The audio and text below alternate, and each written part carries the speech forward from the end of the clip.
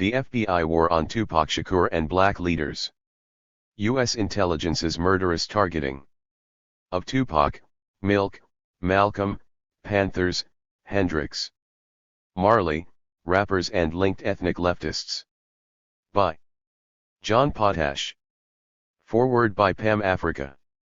With Mumia Abu-Jamal. Afterword by Fred Hampton, Jr. Progressive Left Press Baltimore MD. Foreword by Pam Africa with Mumia Abu-Jamal. Introductory Summary. 1. U.S. Intelligence vs. Newton/Seals Black Panthers Aid to Blacks, Shakur's lead Harlem.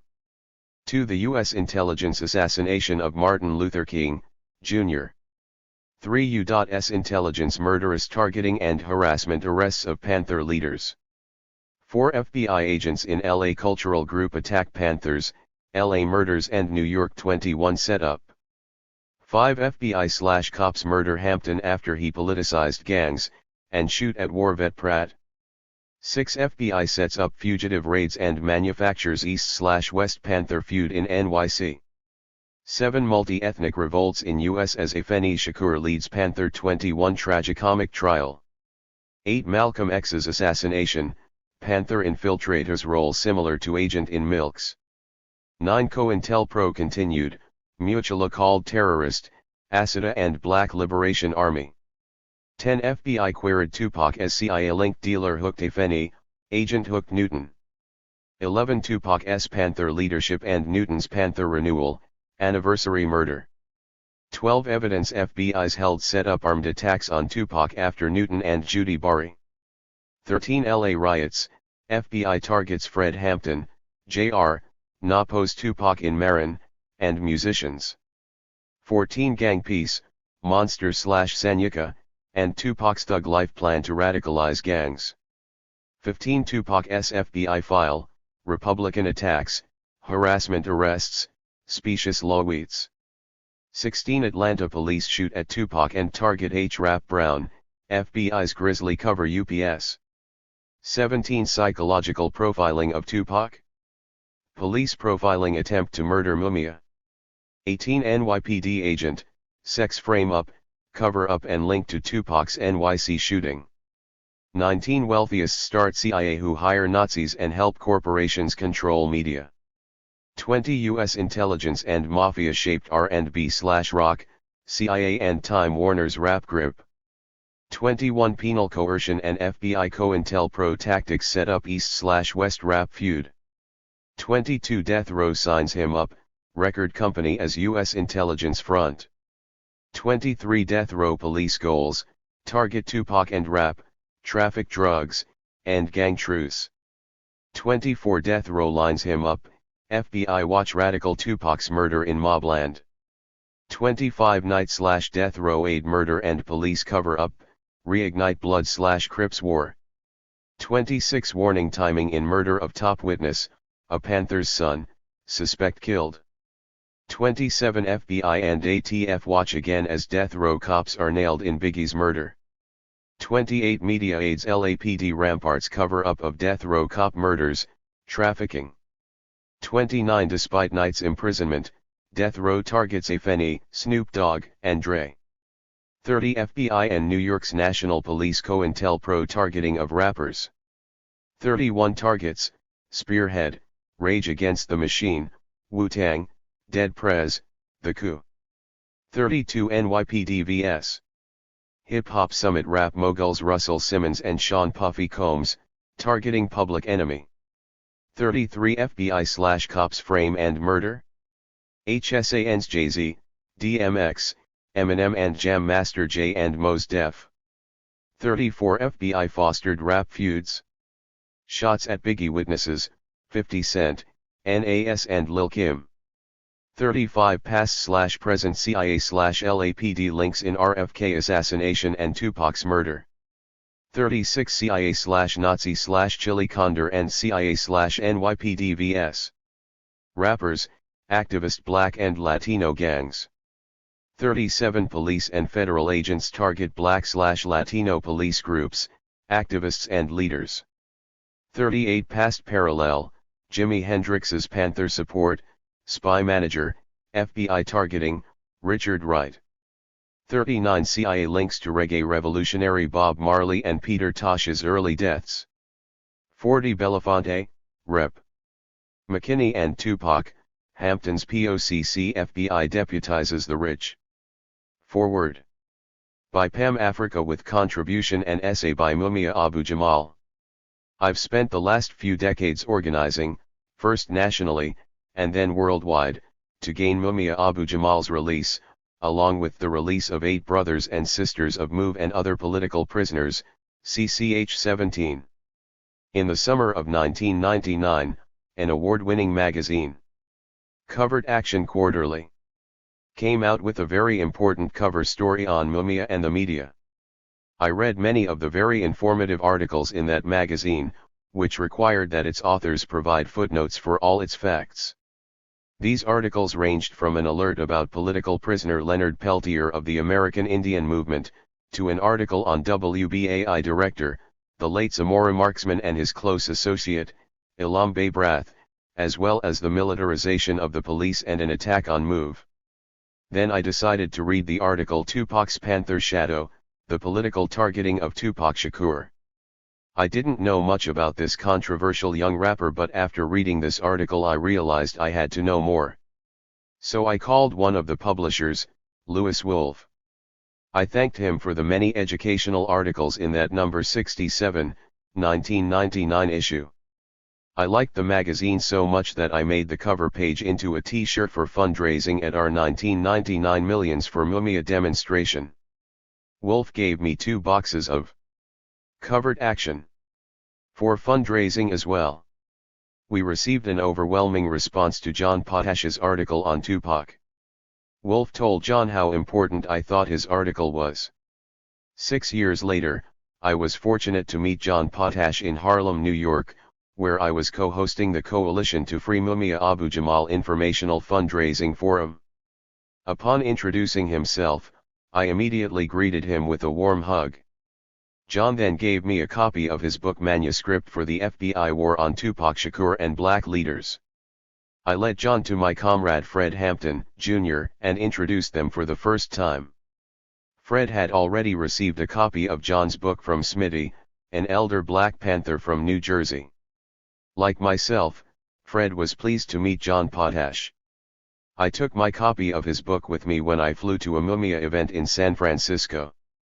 On the plane, I started reading parts that interested me.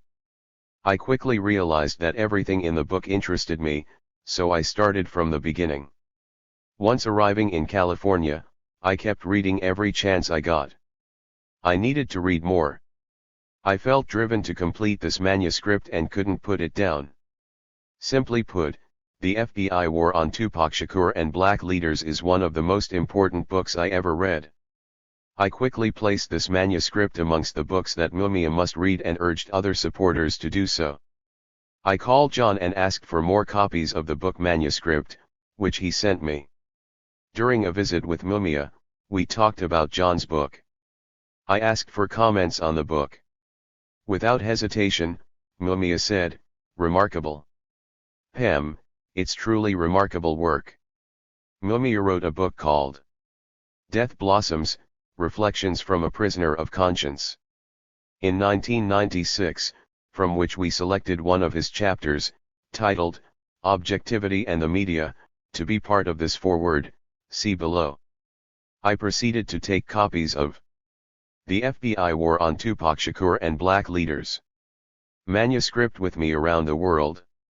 In France, I gave it to my sister in struggle, Julia Wright, a freelance journalist and frontline activist who heads our international concerned Friends of Mumia Abu Jamal in that country.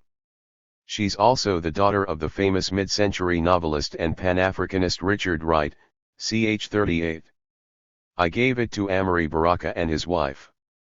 I gave it to Michael Franti, Herman Ferguson, and Black Panthers now living in other countries. I also talked to Kathleen Cleaver, who said this book manuscript had to be published. Through this book, Daruba bin Wahad, former black political prisoner who did over 28 years in prison, learned of the over 4,000-page FBI file on Tupac. He also wanted people to know how political prisoners put protection on Tupac while he was incarcerated.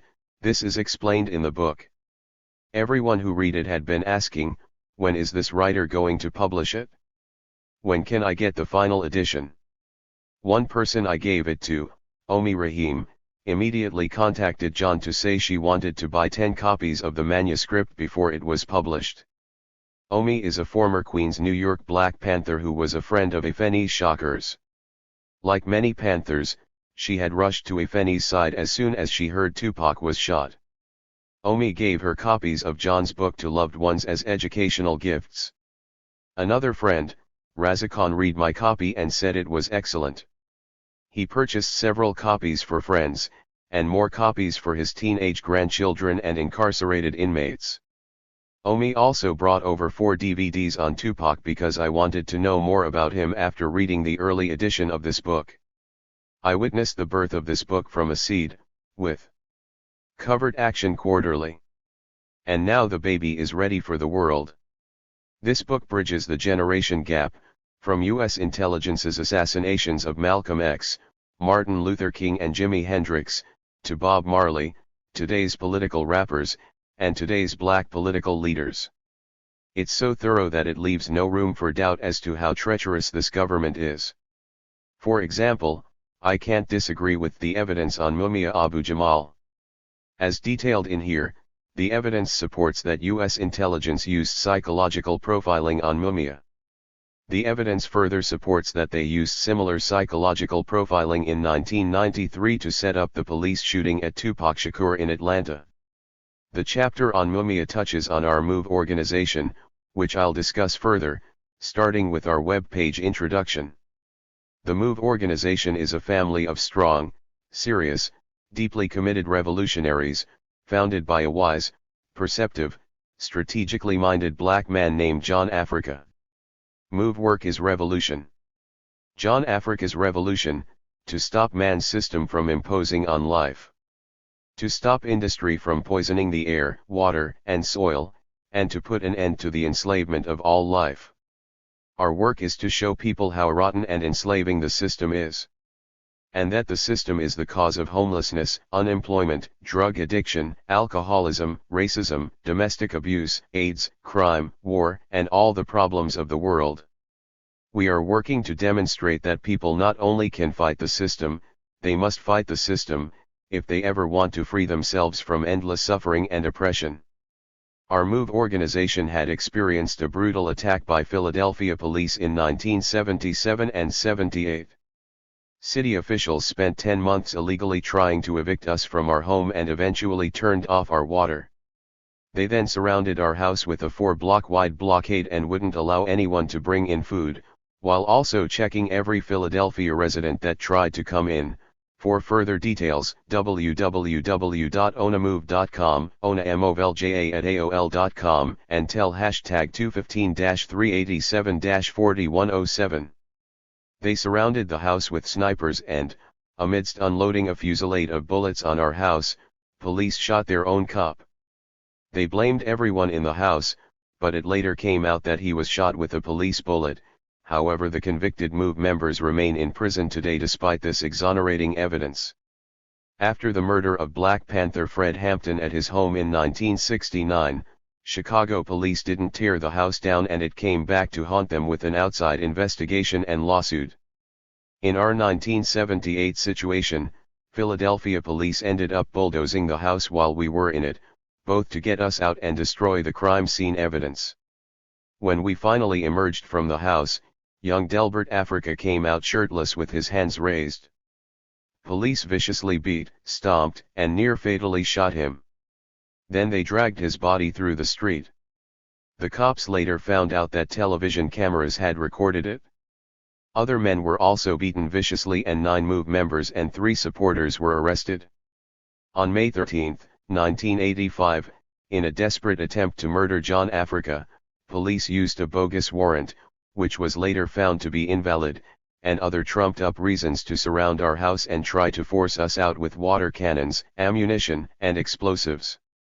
The police fired over 10,000 rounds of ammunition at the house and then dropped a bomb from a helicopter on the roof. They then ordered the firemen not to put hoses on the ensuing fire, leading to the deaths of 11 black men, women, and children. The fire ended up consuming 2 square blocks of Philadelphia, destroying 61 homes and leaving 250 people homeless. The only adult MOVE member to survive, Ramona Africa, was the only one ever charged for the events of that day. She maxed out her 7-year sentence on charges of inciting a riot when it was the police that illegally invaded and bombed our home, viciously murdering 11 of my brothers and sisters. Tupac died just before he planned to talk with Mumia in jail. One of our top organizers from the International Concerned Family and Friends of Mumia Norwalk chapter, the late Susan Burnett, knew Tupac Shakur all his life and knew of his importance. Susan had just finished arranging for Tupac to get on Mumia's visitor list as the two wanted to talk. Susan had married Black Panther Ali Bey Hassan, aka Iverson Burnett, who organized with Tupac's mother Afeni Shakur.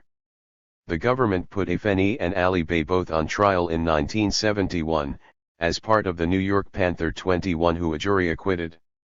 Tupac often stayed at the Burnett's house when he was younger and stayed in touch with them. The government targeted and eliminated their Norwalk chapter, which represented both Mumia and other political prisoners. Mumia referred to Susan and Ali Bey as the dynamic duo. In another example of how the sons and daughters of important leaders get attacked, John F. Kennedy, Jr.'s death deserves attention because I think that was a U.S. intelligence assassination. Mumia's former lawyer, Leonard Weinglass, had just finished an interview that appeared in John F. Kennedy Jr.'s magazine George. JFK, Jr., a young leftist with the ability to get his message to a wide audience, was doing research for an article on our MOVE organization just before he was assassinated. While John Potash covered the assassination of Robert F. Kennedy, similar tactics were used in JFK, Jr.'s death. Just like they did with Tupac and many black leaders, they tried to demonize JFK, Jr. after his death. For more on JFK, Jr.'s assassination, see You Can Handle the Truth, Who Killed JFK Jr., YouTube.com. The so-called powers that be only let influential leaders go so far with their leftist work. Once they cross a certain line, conservative forces have their political police, the vast U.S. intelligence network, to take these people down. The FBI war on Tupac Shakur connects the dots, drawing them into one large, consistent, still running plan by the reactionary forces that dominate the government's executive branch. This plan includes assassinating leftist leaders, particularly those of color. These assassinations include political leaders, musicians, and others. Most of those they don't kill get incarcerated for the rest of their lives. This book further shows how these conservative forces so easily work hand in hand with the corporate media to demonize leaders and destroy the way people remember them. For example, everyone should know that the 2008 Guinness Book of Records has included the MOVE organization under the section on cults. It lists May 13, 1985, the day 11 MOVE members died, as one of the largest mass suicides. We are not a cult, we are an organization, and we certainly did not commit suicide. Philadelphia police dropped a bomb on our house. This is just another example of how the government works with the media. They also mislabel a murderous attack on the Symbionese Liberation Army, in the 1970s, as a cult mass suicide. The media further tries to erase or rewrite the real history of the government trying to kill one of the greatest black leaders, John Africa. How this system gets away with the horrors upon our people is through a lack of knowledge and a lack of media attention to the horrors the system has committed. One goal of corporate media and all of corporate American agencies, governmental and military, locally, nationally and internationally, is to stop people by demonizing anyone, any age, anywhere through lies, fear, and intimidation. This book is one you must read. It's another informed way of finding out how this government really works and its devastating effects on people. There isn't one person I know who has picked up this book and read one page anywhere in this book and wasn't compelled to read on. Their first question was, where can I get it? As one of many unaware people, this book made me aware. I only wish that so many other misinformed people could learn what this book teaches. The late C. Dolores Tucker headed Philadelphia's chapter of Martin Luther King Jr. Center for Social Change. Governmental corporate America misused C. Dolores Tucker, who, willingly or unwillingly, led the attack against Tupac. I wish she could have read this investigative, fact-filled book and understood that Tupac was a victim.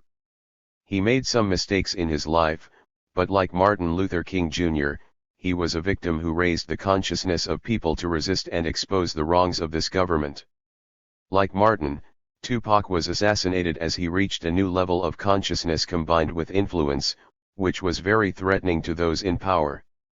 Both had a way of attracting people and speaking directly to them, and both were murdered in the prime of their lives. Tupac lives through those who know him and those that are learning about him, like myself. This book helps people see that Tupac was much more than a rapper, and that Martin Luther King Jr. said much, much more than "I have a dream." It is a tool to connect people to the past and help us understand who these people really were and why they were targeted. This book will be on my table with other books to make people aware of corporate American gangsters and their murderous political police henchmen. We in MOVE will never allow people to forget who John Africa is and what this government did on May 13. Th. 1985. On the move and long live John Africa, the power of truth is final. Pam Africa, January 2008. Book author's note: MOVE members capitalize their group's name and their founder's name to counter the media censorship of them. A call to action.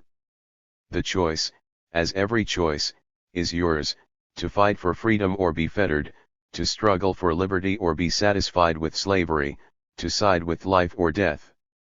Spread the word of life far and wide.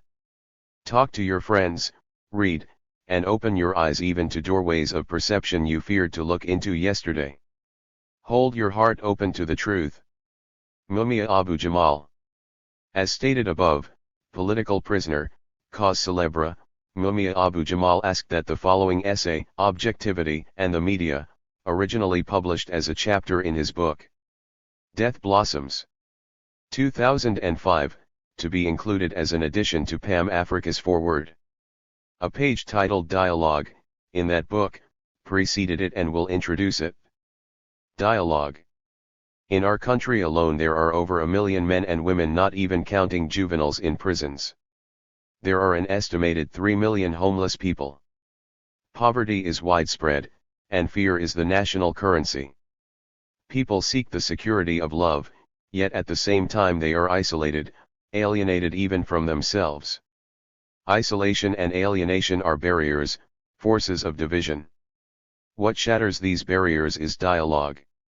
Even in a free democracy, the state always attempts to control dialogue to decide for its own interests the limits of allowable discourse.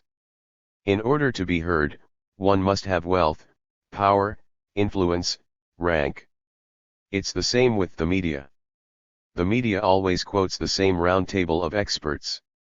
Where are the voices of the poor, the excluded, the powerless? Absent those voices, absent a recognition of their worth, there can be no true dialogue, and thus no true democracy. Objectivity and the media. Objectivity in journalism is an illusion, a hollow word, yet it becomes so real to its perpetrators, who have been poisoned with the lie from the first day of journalism school, that they end up not only believing in it, but letting it form the whole foundation of their profession. It's always been a great ideal, but in reality it's a misguided belief. And they end up using it to justify everything they do. When you look at news today, I'm talking now about national network newscasts, it is astounding that what used to make the local news, if that, is now considered as having national importance. Local crime stories, especially the most lurid ones, become national news stories not because of anything extraordinary about them, but because that is the stuff that sells. It's the old jingle, if it bleeds, it leads. They don't feed the public pieces that stimulate intelligent thought, pieces that might make people talk or even ask questions about the fundamental relationships of power, rank, and status in this country. They're more interested in sensation. It's almost as if the average newscast has been reduced and molded to fit hard copy or some other such show like that. The end product is trash, but it is trash that has been carefully designed to attract you emotionally, to touch you sensationally, to get you looking, but not thinking. It doesn't provoke you or encourage you to question the fundamentals. The real issues behind a story are often ignored. They're not considered important enough to be raised. That's why many people not only move, but other groups who are misunderstood and misrepresented share moves F.T.P. attitude toward the media, fuck the press. By the 70s people began to admit that the media was in the hip pocket of big business. Well, today the media is big business. The major media organizations are not just controlled by it, they are part of it. Many of them are owned by huge multinational corporations. And if you think they don't control what comes over the air, you're in for a surprise. If I control your paycheck, I tell you what to say and what not to say. When Rizzo was mayor, he was always taking the Philadelphia media to task and, especially during the time of the 1978 MOVE confrontation, accusing them of stirring things up with their advocacy journalism. They lacked objectivity, he complained. Well, Rizzo was right on one count, because, as I said earlier, journalistic objectivity is non-existent. Who's objective? But as far as the slant of their advocacy goes, I don't know who Rizzo thinks they were advocating. It sure wasn't MOVE. Neither the brutal police assault on the MOVE compound in August 1978 nor the bombing of their new compound in May 1985, in which 11 of their members were killed, and a whole neighborhood was destroyed, could ever have happened without the media. It was in their interest to create the fires of carnage and hatred, and feed those fires. The media built the scaffolding around the MOVE standoff, and the information they disseminated became the catalyst for the final conflagration. The next step after that was for them to whitewash the whole thing to save face for the investigative commission. The frightening thing is that the press's involvement in the MOVE debacle was in no way unique. It is instructive for the present, the future, and for any number of contexts and loci, not just racist Philadelphia. Don't forget, two things always define the media's perspective: money and power. And the resulting blindness is therefore often willful. I remember being down in Philadelphia at my petition hearing in the fall of 1995.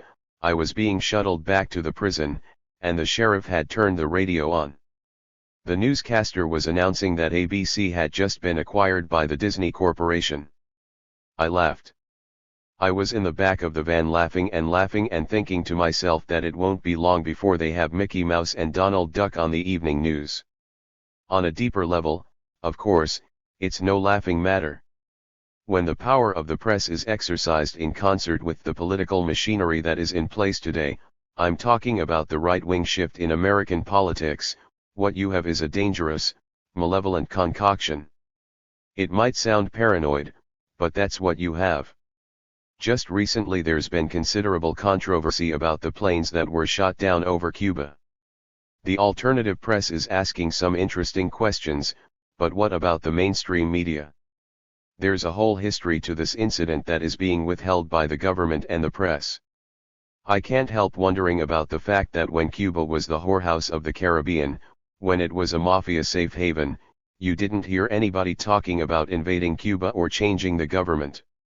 It was only when a government of the Cubans' own choice rose to power and said that they were no longer willing to be our whorehouse, we are an independent sovereign country, and we will have the government we want, not the government that you want, that our government began plotting to kill President Castro and to destroy Cuba through an economic blockade that, according to international law, amounted to an act of war. Has our government, our press, acted on the right side of history? Have they stood on the right side of fundamental justice? Cuba's only one of many examples. Fundamentally, the United States government has allied itself for decades with some of the darkest forces in history for the sake of economic gain, for political self-interest, for the protection of the status quo. And it continues to do so, domestically as well. That's why we have the likes of David Duke running for governor and the likes of Pat Buchanan running for president, in spite of having Klansmen on his staff. It's why everybody is talking about welfare queens and slamming the poor. It is also why the safest political platform of the decade is based on promises of getting tough on crime. Their line is that it's okay to despise the poor, because they have it too good anyway. Besides, they claim, it's the poor, the minorities who are causing a rise in violent crime. What we need is more executions. What we need to do is start chopping people's heads off. The level of political discourse in our country is anti-life. And the press is not innocent. Mumia Abu Jamal, 2005. The FBI war on Tupac Shakur and black leaders. U.S. intelligence's murderous targeting of Tupac. MLK, Malcolm, Panthers, Hendrix, Marley. Rappers and linked ethnic leftists. Introductory summary. Years of accumulated evidence supports that the FBI orchestrated the murder of rap icon Tupac Shakur, and that they used similar tactics to murder other leftist black leaders. Thousands of pages of U.S. intelligence documents, court testimony, and agents' disclosures reveal how the FBI and other intelligence agencies have waged war on black leaders. 1. A review of Black Panther progeny Tupac Shakur's life and times highlights how the FBI maintained the use of similar targeting tactics throughout the last 4 decades of this war. It also shows how U.S. intelligence focused on musicians and on aiding conservative corporate control of the media. The evidence supports that U.S. intelligence murderously targeted political and cultural leftist leaders, including Malcolm X, Martin Luther King, Black Panthers, Jimi Hendrix, Bob Marley, and activist rappers. The U.S. intelligence targeting of Tupac and his Shakur family provides a window into intelligence targeting of leftist black leaders from 1965 to 2005. U.S. intelligence, defense, CIA, FBI, and police intelligence, historically opposed leftists, those working to make changes in society to gain a more equitable sharing of wealth and resources. 2. The CIA's leadership, the director of all intelligence agencies until 2001, was comprised of the wealthiest American families. Their founders also saved thousands of Nazis and supervised these Nazis as they worked on intelligence projects. 3. To stop leftists from achieving their goals of opposing America's wealthiest, U.S. intelligence used tools ranging from propaganda to violence. 4. With historical prejudices not too dissimilar from the Nazis they protected, U.S. intelligence brandished particularly brutal violence against many black leftists. Evidence also supports their violent targeting of ethnic leftist leaders linked to Tupac's activism and targeting. These include Latino gang leaders turned activists, as well as Robert F. Kennedy and environmental leader Judy Bari. The Shakurs worked in many legitimate radical political organizations in the 60s, from Malcolm X's OAAU to the Socialist Black Panther Party. U.S. intelligence's murder of Malcolm X and many Panthers led the Shakurs to a more revolutionary perspective by the time Tupac was born in the 70s. Tupac Shakur's Black Panther mother, Afeni Shakur, raised Tupac as her revolutionary black prince. Afeni's radical activist partner, Mutulu Shakur, and her Black Panther friends also served as Tupac's mentors throughout his childhood. This helped Tupac gain his own revolutionary leadership position before his rap career. Tupac left this position for the entertainment world, but U.S. intelligence focused more on him as he used his fame to further his political agenda. When Tupac's career took off immediately, U.S. intelligence increased their tactics in proportion to his increasing wealth and influence. Tupac used his success to aid a national revolutionary group of former Panthers, led by his business manager, Watani Tyehimba, and national lawyer, Chokwe Lumumba. He hid his revolutionary agenda behind a gangsta rap facade as part of a political plan to aid the growing movement of gangs' leftist politicization. 5.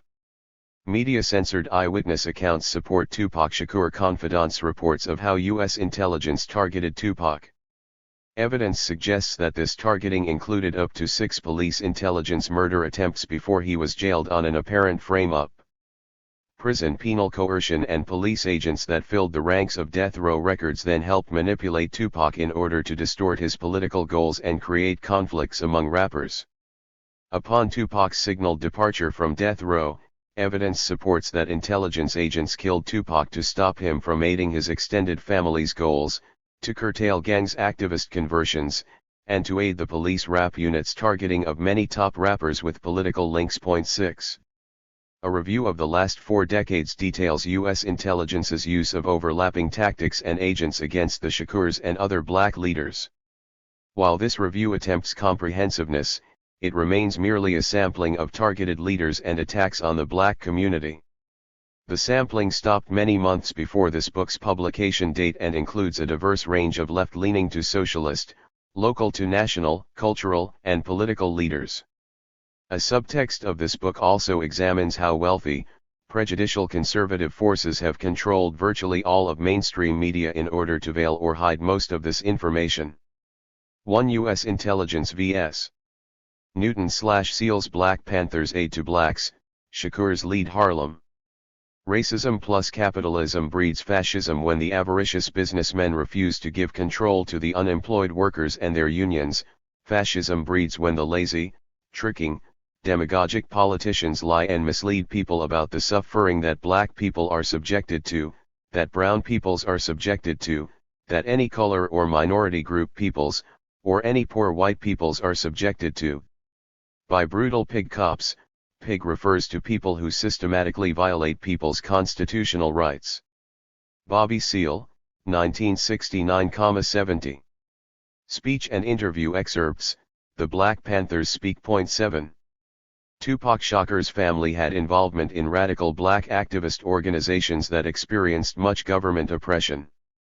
Afeni Shakur gave birth to Tupac in 1971, 3 years after she married a fellow Harlem Black Panther, Lumumba Shakur, the Harlem chapter's founding leader.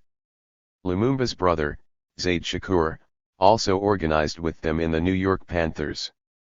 Their Black Panther group had started across the country almost 5 years before Tupac's birth. Huey Newton and Bobby Seale started the Black Panther Party for self-defense in 1966 to counter a century of violence against blacks that the U.S. ignored or aided. Point 8. For example, the National Association for the Advancement of Colored People, NAACP, recorded nearly 5,000 mob lynchings of blacks from 1900 to 1950. Black socialist W.E.B. Du Bois founded the NAACP. U.S. agents spied on Du Bois and revoked his passport. Point 9. In the 1950s, U.S. intelligence agencies, CIA, FBI, police intelligence, etc., began collaborative operations against leftists that were particularly violent against blacks. Point 10. Socialists and other leftists wanted more power for poorer workers. After World War II, the wealthiest families of the American corporate elite had started the supervising intelligence agency, the Central Intelligence Agency, CIA, to counter any leftist activism at home or abroad as it threatened their wealth and political dominance. Ch. 19. The FBI's counterintelligence program, COINTELPRO, typified these collaborative operations. In response to the 50s civil rights movement, Southern racists began a long series of bombings of black churches and civil rights headquarters. Later investigations found that COINTELPRO agents took part in many of these actions. Ch. 19. Lumumba Shakur had formerly been a member of Malcolm X's organization in New York. In 1965, Malcolm X's assassination played an important part in reshaping black organizations. Many believed the accumulating evidence that U.S. intelligence played a role in Malcolm's assassination. Ch. 8. Several black activist groups soon emerged with a more radical stance. Stokely Carmichael, name later changed to Kwame Ture, and H. Rap Brown helped lead the Student Nonviolent Coordinating Committee, SNCC, around that time. Black college students had started SNCC in 1960 as an integrated group helping blacks register to vote in the South. 11 SNCC had worked closely with Martin Luther King's Southern Christian Leadership Coalition. Malcolm X also had spent many hours aiding SNCC leaders he crossed paths with in Africa before his death. Several years after Malcolm's death and murders of its members, SNCC decided to change the nonviolent part of its name to National, and then decided to exclude whites from their membership. 12. SNCC leaders first used the symbol of the Black Panther. They started an Alabama political party that used a Black Panther logo on a flag in 1965. Herman Ferguson and Maxwell Stanford, Jr. Muhammad Ahmed, also organized the Revolutionary Action Movement, RAM, that year. RAM was a semi-clandestine, black nationalist and Marxist group that elected Robert Williams its international chairman and Malcolm X its international spokesman.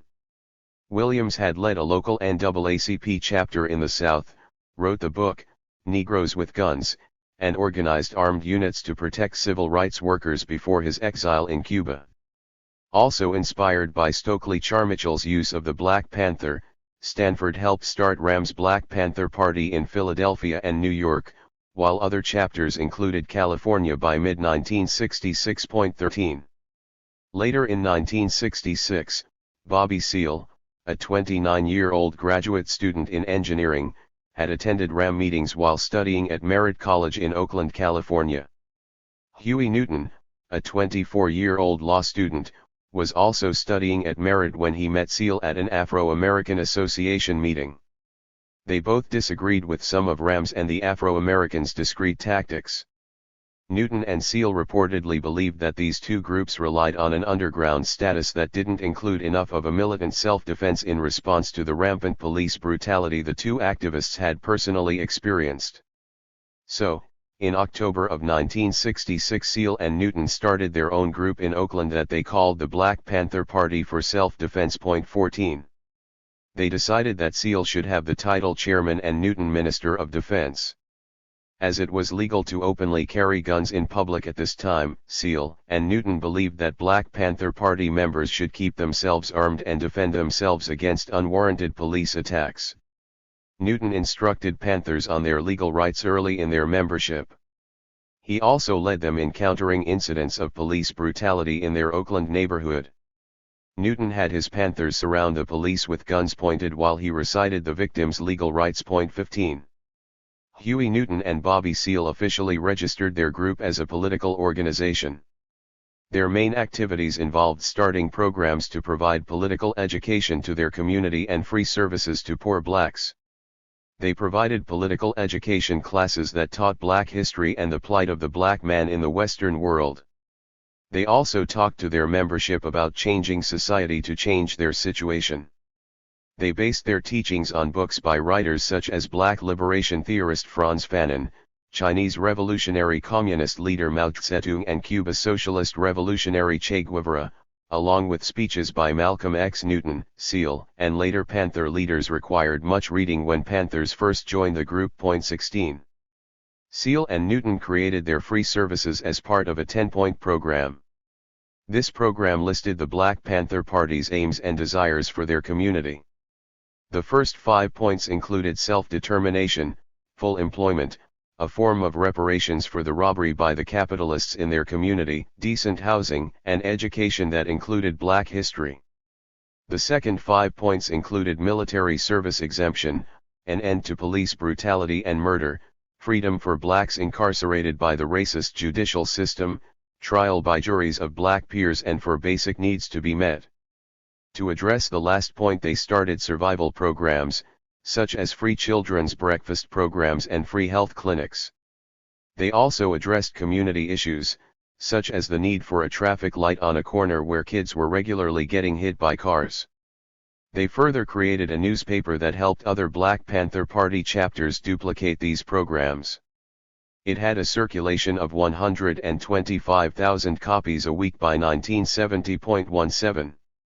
U.S. intelligence targeted both the RAM-based and Seale/Newton-based Black Panther organizations from their inceptions.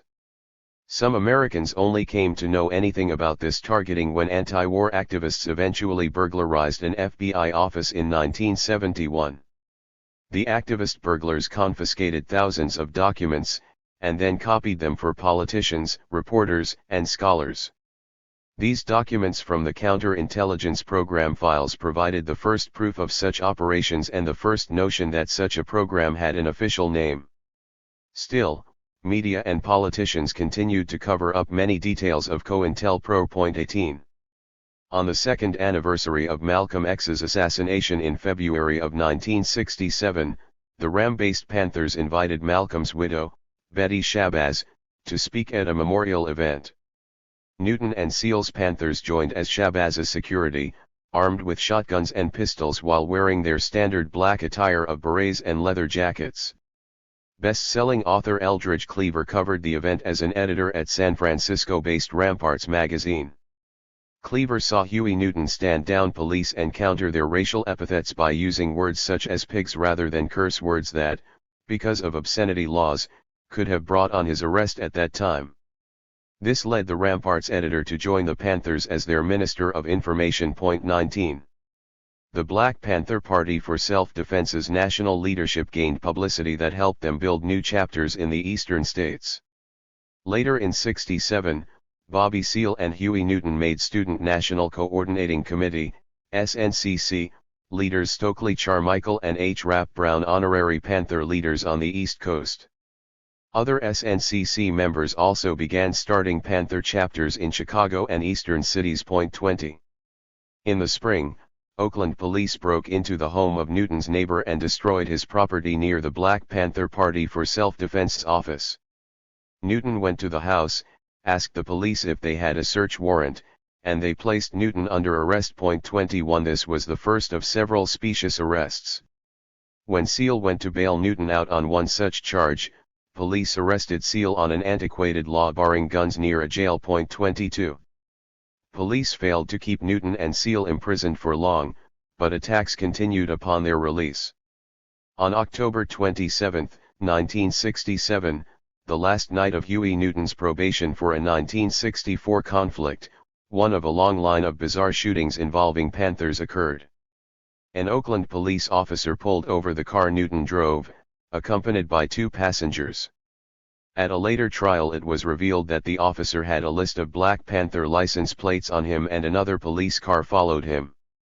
While accounts differ on the details of what happened, a shootout ensued that left one officer dead. Another officer and Newton were wounded. Newton left the scene for a hospital where police soon found, beat, and jailed him. Details of the incident support Newton's claim of not having a gun when police shot him. 23. After over 4 years of legal battles, the state dismissed all the charges against Huey Newton. In that time, a Free Huey movement gained international stature while Panther chapters rose in many cities nationwide. Newton later attained his CIA file that said he was on a U.S. intelligence hit list. This supported that the October of '67 shooting was a police intelligence murder attempt. 24. To the 1968 U.S. intelligence assassination of Martin Luther King, Jr. Human progress never rolls in on the wheels of inevitability. It comes through the tireless efforts and the persistent work of dedicated individuals. Many say the Negro must lift himself by his own bootstraps. They never stop to realize that no other ethnic group has been a slave on American soil. They don't realize that the nation made the black man's color a stigma. 2/3 of the people of the world go to bed hungry while America spends millions of dollars a day to store surplus food, and maybe we spend far too much of our national budget establishing military bases around the world rather than bases of genuine concern and understanding. I am convinced that the Vietnam War is one of the most unjust wars that has ever been fought in the history of the world. It has strengthened the military-industrial complex. Every time we kill one we spend about $500,000 while we spend only $53 a year for every poor person, and we force young black men and young white men to fight and kill in brutal solidarity. We are coming to Washington in a poor people's campaign. Martin Luther King, Jr. 1968. Excerpt: remaining awake through a great revolution. While formerly on the other end of the spectrum regarding civil rights struggle tactics, Martin Luther King had moved closer to the Black Panthers' perspective by 1968. Martin Luther King, Jr. won a Nobel Peace Prize in 1964 after close to a decade of nonviolent civil rights organizing. Martin Luther King, hereafter, King or Milk, helped spearhead many marches and rallies to end segregation and gain voting rights that were denied to so many poor blacks in the American South. 25 That civil rights work involved marches that led to many arrests and beatings by local police. CIA documents and FBI agents revealed how U.S. intelligence stated that their goal was to destroy the increasingly radical Martin Luther King. They had made MLK their #1 black activist target. 26 Historians have debated what most helped get national civil rights legislation passed during King's life. Top sociologists Piven and Cloward effectively argued that riots contributed the most to the passage of national civil rights laws. Mainstream history texts rarely cover the vast violence by racist whites that spurred riotous reactions by black communities. For example, in 1963 a gunman killed Medgar Evers, secretary of the Mississippi NAACP. Also in Mississippi that year, police and Ku Klux Klan killed 1 black and 2 Jewish SNCC activists. The accumulation of these murders helped spark riots in black areas. Militantly racist whites also used other means of violence against blacks. Between June and October of 1964, 24 black churches were bombed in Mississippi alone. Partly in response to these events, Americans held 1,412 separate demonstrations in 1963 according to the U.S. Justice Department. Researchers documented a nationwide series of riots after police brutalized black leaders at some of the peaceful demonstrations. The largest of the riots were in New York, Chicago, Maryland, Philadelphia, and New Jersey in the first half of 1964. Whether responding to riots or sincere about civil rights, President John F. Kennedy initiated the Civil Rights Act just before his assassination in November of 1963. Congress passed the act and President Johnson signed it in July of 1964. 27 Despite police continually arresting and badly beating him, MLK called for nonviolent civil disobedience. But King also defended rioters' actions in saying, "A riot is the language of the unheard." 28 Blacks rioted in a particularly large number of cities in the summer of 1967. U.S. intelligence interviewed 500 jailed blacks in the largest of those riots, a violent outburst in Detroit. When U.S. intelligence asked the rioters who most inspired them, intelligence analysts stated their surprise that most responded with MLK rather than younger SNCC firebrands such as Stokely Carmichael and H. Rap Brown. 29 Several decades after King's April of 1968 assassination, his widow Coretta Scott King and most of the King's adult children hired attorney William Pepper to represent them.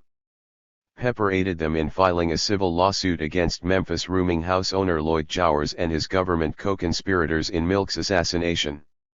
They filed this lawsuit mostly due to a 20-year investigation that Pepper, a former friend of MLK, had undertaken into the real perpetrators of King's assassination.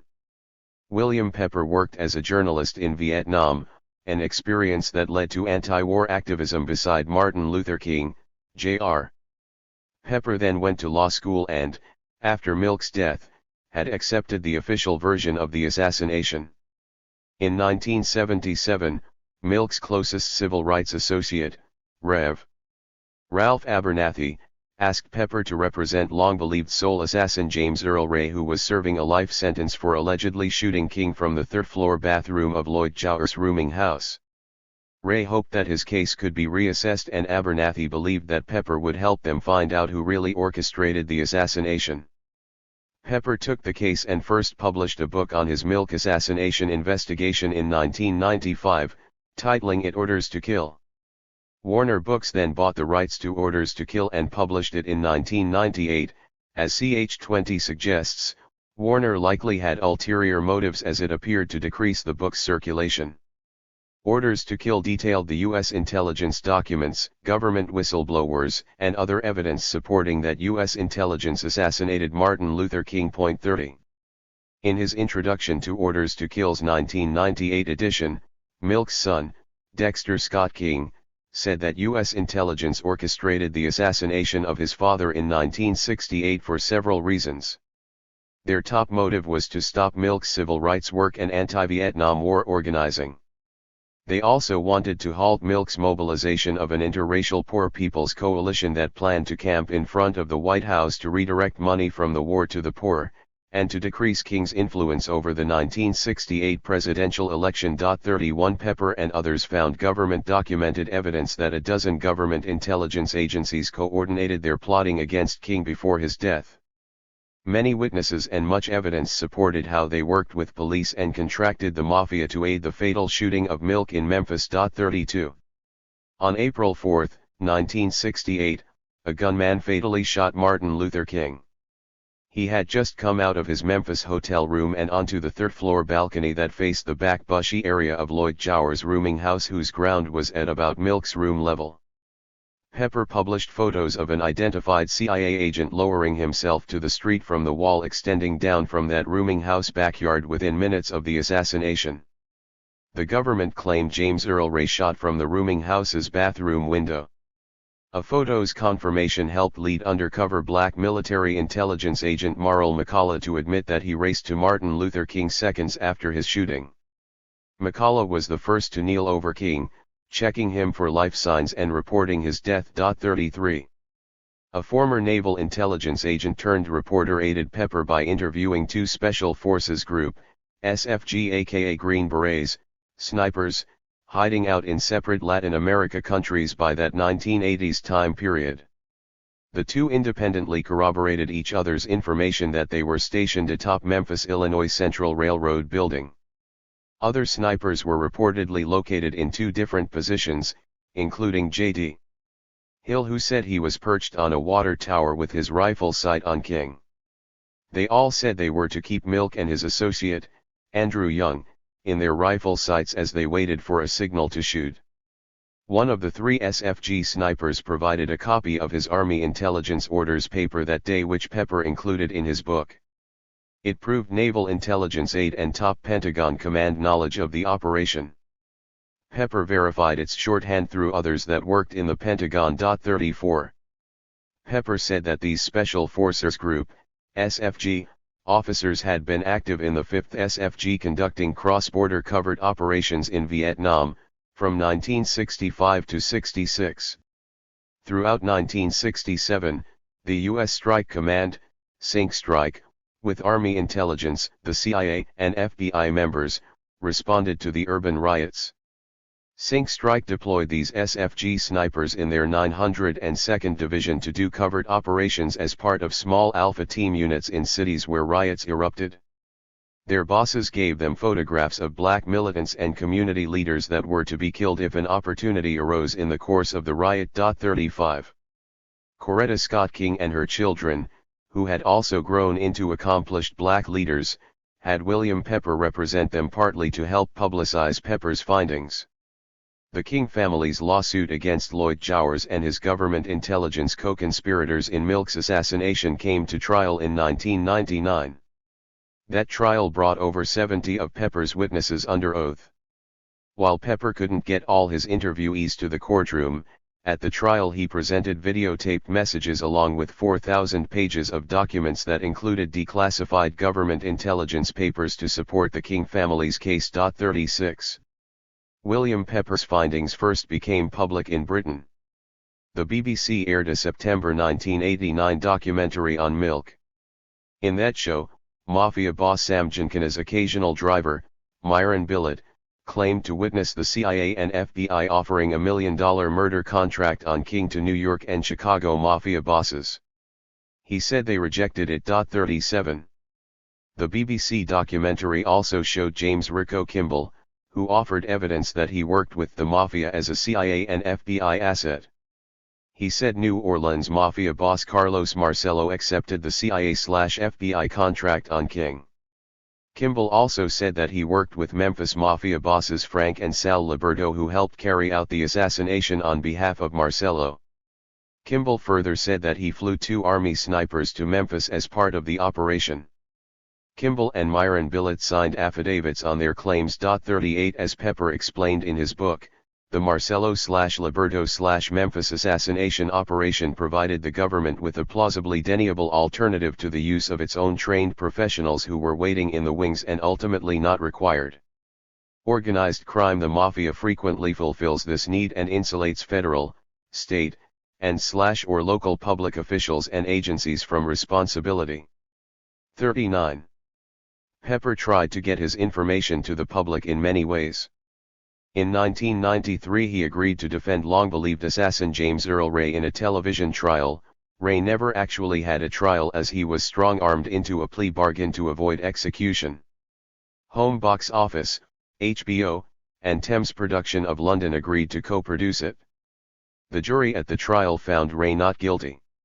While the trial lasted for 50 hours over 10 days, it was aired in a 3-hour show on April 4, 1993, the 25th anniversary of the assassination. Virtually no media covered the event except NBC's Today Show. 40. Out of fear of harsher charges due to Pepper's accumulated evidence, Lloyd Jowers then admitted to part of his role in Milk's assassination. On ABC's primetime Live in 1993, Jowers told Sam Donaldson that mafia boss Frank Liberto paid him $100,000 for his part in Milk's murder. Jowers also cleared James Earl Ray. Jowers' employee at the time of the assassination, Willie Aiken, supported Jowers' account on Primetime Live. 41. Jowers gave further details independently to Pepper, Dexter King and Ambassador Andrew Young. The three tape-recorded their discussion with Jowers and later authenticated it when they replayed it at the 1999 trial. Jowers said that 5 people involved in Milk's assassination planned it at his rooming house. These included an intelligence/mafia liaison named Raul Pereira, Memphis Police Inspector Sonny Barger, military intelligence agent Marl McCullough and a Memphis police sharpshooter, Lt. Earl Clark. Besides Jowers, Young, and King, another 1999 trial witness said he heard Liberto tell someone by phone to shoot him on the balcony the day of King's death. Several more witnesses also testified that Liberto admitted his role in King's assassination. And witness James Milner said that Lloyd Jowers told him how a law enforcement officer fired the fatal shot at Milk. 42. 2 women closely connected to some of these named figures in Milk's assassination backed Jowers' account, while also further implicating him. Jowers' girlfriend at the time, a waitress at his rooming house's grill named Betty Spates, said she saw Jowers bring a rifle in from his backyard seconds after the assassination. 43. Glenda Grabo, a longtime associate of Raul Pereira, better known by his first name, signed affidavits to that fact that Raul stated that he killed King. Grabo had also aided Raul's many illegal activities, including gun running. She said that 2 of Raul's cousins participated in their illegal activities and told her that Raul played a part in King's assassination. 44. Other witnesses at the trial testified that Memphis police chiefs cooperated with U.S. intelligence and mafia contracted individuals in the assassination operation. For example, 2 detectives, one a captain, testified as to how Memphis police superiors ordered him to withhold the usual black security team for King. 45. Amongst much more evidence, former Memphis intelligence officers Jim Smith and Eli Arkin, along with former Fire Department Captain Carthel Wheaton, testified to their parts in aiding Army and military officials with the audio and visual surveillance of Milk prior to and during his assassination. Arkin said these officials were from the 111th Military Intelligence Group, MiG, who had partly based themselves in his office. 46. Undercover agent Marl McCullough worked for the 111th MiG before getting a promotion to the CIA following Milk's death. 47. Furthermore, videotape of known police intelligence informant Rev. Billy Kyles showed him accidentally admitting to his role in the assassination. In cross-examining Kyles at the trial, one of William Pepper's assistant defense attorneys played a videotape of the Reverend making a public speech in 1981 about his being with Milk on that assassination day. Kyles said he was standing outside King's hotel room door and knocked to bring King out of his room and onto the hall balcony. Kyles then seemed to get carried away in that public speech and said in the tape, "Only as I moved away so he could have a clear shot, the shot rang out, leaving the judge and jury looking stunned." When the attorney asked him who he meant could have a clear shot, Kyles had a hard time answering but finally said that he supposed it would have been James Earl Ray. 48. Other testimony came from diverse sources.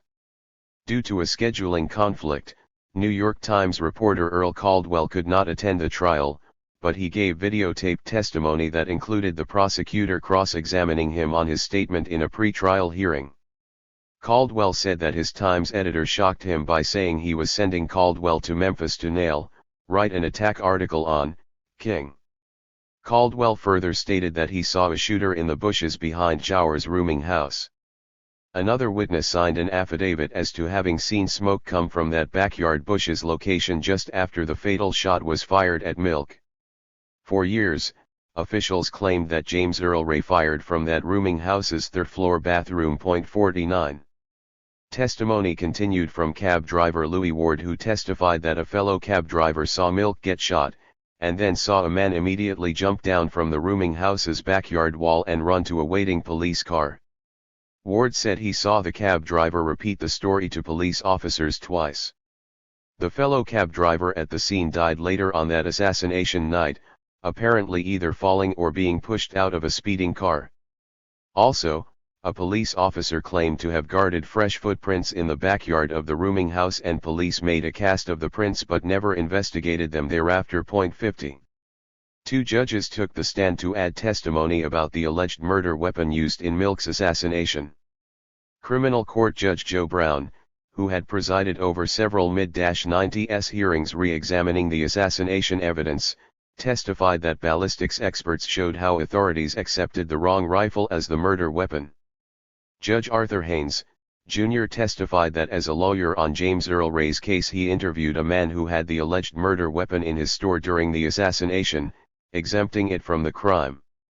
Another witness, James McCraw, had given a deposition saying that Lloyd Jowers showed him the real murder weapon, and McCraw's housemate testified that McCraw admitted disposing of the weapon for Jowers. An ignored FBI report also said the alleged murder rifle failed an accuracy test and didn't match the fatal bullets in MLK. 51. Amongst several dozen more witnesses, key testimony came regarding the U.S. intelligence operatives who disclosed their roles in the assassination operation. Former CIA operative Jack Turrell, an expert witness for the ABC television network as a whistleblower in the Iran-Contra scandal, testified by videotape because he was bedridden with liver cancer. Turrell said that in 1975, his close friend, J.D. Hill, seemed to want to unburden himself and admitted his role, having MLK in his gun scope as a backup Army Special Forces Group, SFG, sniper in the MLK assassination. Hill's murder after his admission sent the other snipers in his unit, described above and below, into hiding. 52. Stanford history professor Claiborne Carson, the 15-year director of the MLK Papers Project, read interviews of the other assigned Army SFG snipers, having already noted their historical significance. As part of his trial testimony, Carson read an interview of a sniper who said that fellow government agents would not be wearing ties, and Marl McCullough was the only person close to MLK's body not wearing a tie. Carson further read the snipers' statements that they would be radioed on whether to fire backup shots or disengage, leave. Apparently, McCullough's job was to rush to the body, confirm the death, and signal that confirmation to the military intelligence group agents conducting the surveillance. They then communicated to the backup snipers to disengage since the first shots killed King. 53 McCullough's role gained importance in scrutiny of Malcolm X's assassination, ch. 8. Professor Carson last read the interview statements of an intelligence agent photographer positioned on a fire station roof who first got pictures of King falling and then took pictures of the actual shooter. He said that agent gave them to a military colonel and kept the still unreleased negatives which showed James Earl Ray wasn't the shooter. Black leader Andrew Young was also a target in their sights, staying in King's Hotel. 54. The jury in that 1999 trial delivered a guilty verdict against Lloyd Jowers and concluded U.S. governmental agencies were parties to this conspiracy. When William Pepper published his last book about the trial and his investigation, An Act of State, the execution of Martin Luther King, Coretta Scott King and the U.S. Attorney General at the time of MLK's assassination, Ramsey Clark, wrote supportive statements for the book's cover. Pepper and Clark have both said how wealthy corporations have too much control over the media in most democracies, so that the research and ideas in books such as Pepper's would receive little attention or support. Ch 19.55 Virtually all American media sources heavily censored this trial. For example, the New York Times had an article on the trial's verdict on its front page, but spent much of the article belittling the King family's claims and minimizing the trial's importance. 56 Milk's family has the entire trial transcript on the King Center's website. 57 3 U.S. Intelligence starts murderous targeting and harassment arrests of Panthers. Rulers perceive the greatest threat to be the national liberation movements around the world, particularly in Asia, Africa, and Latin America. In order for them to wage wars of suppression against these national liberation movements abroad, they must have peace and stability and unanimity of purpose at home. But American blacks too demand liberation. Eldridge Cleaver. The Black Panther. Newspaper, 1969. The systematic attempt to liquidate the leadership of the Black Panther Party, starting with the bullet fired into Huey P. Newton in October, is but the most advanced stage of a national conspiracy in the mother country against black people in the colony. The assassination of Dr. King was a move on a national scale similar to the attempted assassination of Eldridge Cleaver on a local scale. Both attacks were against the politics of coalition. Both King and Cleaver joined diverse groups into a single movement against poverty and racism. Kathleen Cleaver. The Black Panther. 1968. 58. Black Panther leaders strongly suspected that U.S. intelligence orchestrated Martin Luther King's assassination. They also strongly suspected that police particularly targeted them for arrest and murder. Later revealed FBI documents detailed the U.S. intelligence's harassment arrest strategy. Other documents, mentioned previously, showed that they had a hit list of black leaders and they had Huey Newton on that list. 59. Several pages of FBI documents described how they instructed local police intelligence units to employ a harassment arrest strategy against RAM and other black activist groups in 1967. The pages detailed their strategy of draining black activists of their time, money, and freedom.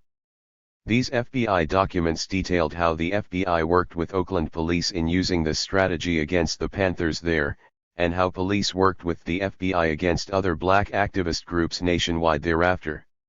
60. U.S. intelligence increased the violent nature of their attacks in direct proportion to the perceived threat of the Black Panthers' expansion and success with their programs. After police wounded and jailed Panther co-founder Huey Newton, U.S. intelligence next focused on the remaining Panther leaders. By the end of '67, Bobby Seale and Eldridge Cleaver made alliances with white radicals to form the Peace and Freedom Party presidential ticket. The group made Cleaver their U.S. presidential candidate and Students for a Democratic Society co-founder Tom Hayden their vice presidential candidate. In the first 2 months of 1968, police raided and ransacked Eldridge Cleaver and his wife Kathleen's Oakland, California home. Kathleen Cleaver was the communications secretary for the Panthers, making statements on national television. A month later, police arrested 25 Panthers in the area, including Seale and Panther office chief David Hilliard. 61. When Martin Luther King's assassination occurred on April 4, 1968, Eldridge Cleaver worried that, with Seale and Newton in jail, police would use any excuse to kill him and any remaining Panther leaders. Just after the assassination, blacks responded by rioting in over 100 cities, setting various sections of most major urban areas in flames. Despite having the largest per capita black population, Oakland remained calm. The Black Panthers had spread the word that police would use the excuse of a riot to kill their membership. 62. Police took matters into their own hands. On April 6 they shot at Cleaver and several other original Panthers. Police reported a gunman in the neighborhood as the reason to fire over 1,000 rounds of ammunition for 90 minutes at a house in whose basement cowered Cleaver and 18-year-old fellow Panther Bobby Hutton. Another 20 minutes of tear gas shells caused a fire, and one hit Cleaver in the chest. While also suffering a gunshot wound in the foot, Cleaver told Hutton they needed to come out naked with their hands up to save themselves. He said that if they didn't, police could use the excuse that they were carrying guns, in order to shoot them. Naked, Cleaver survived and was arrested, but the more modest Hutton came out behind him only shirtless with his arms raised and was fatally shot. 63. With Hutton's murder, the FBI and California Police Intelligence had begun their murderous decimation of the Northern California Black Panthers. Several undercover agents ended up revealing how they set up Panther Field Marshal, George Jackson, in the San Francisco Bay Area's San Quentin prison. Jackson's prison books, Soledad Brothers, and Blood in My Eye, inspired many. Professor Angela Davis taught at UCLA when she headed Jackson's defense committee, before the university's dismissal of her for such radical work. Attacks on Jackson culminated with his eventual murder in prison in 1971. 64.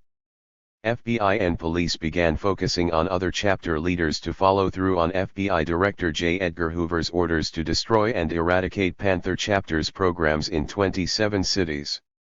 65. Various sources estimated that the New York Black Panther membership ranged from 400 to well over 800 members months after its April of 1968 inception. New York Panther leaders claimed a much higher membership, saying they signed up 800 new members in a single month. This caused immediate work against the New York Panthers by the FBI as it quickly became the largest Panther chapter.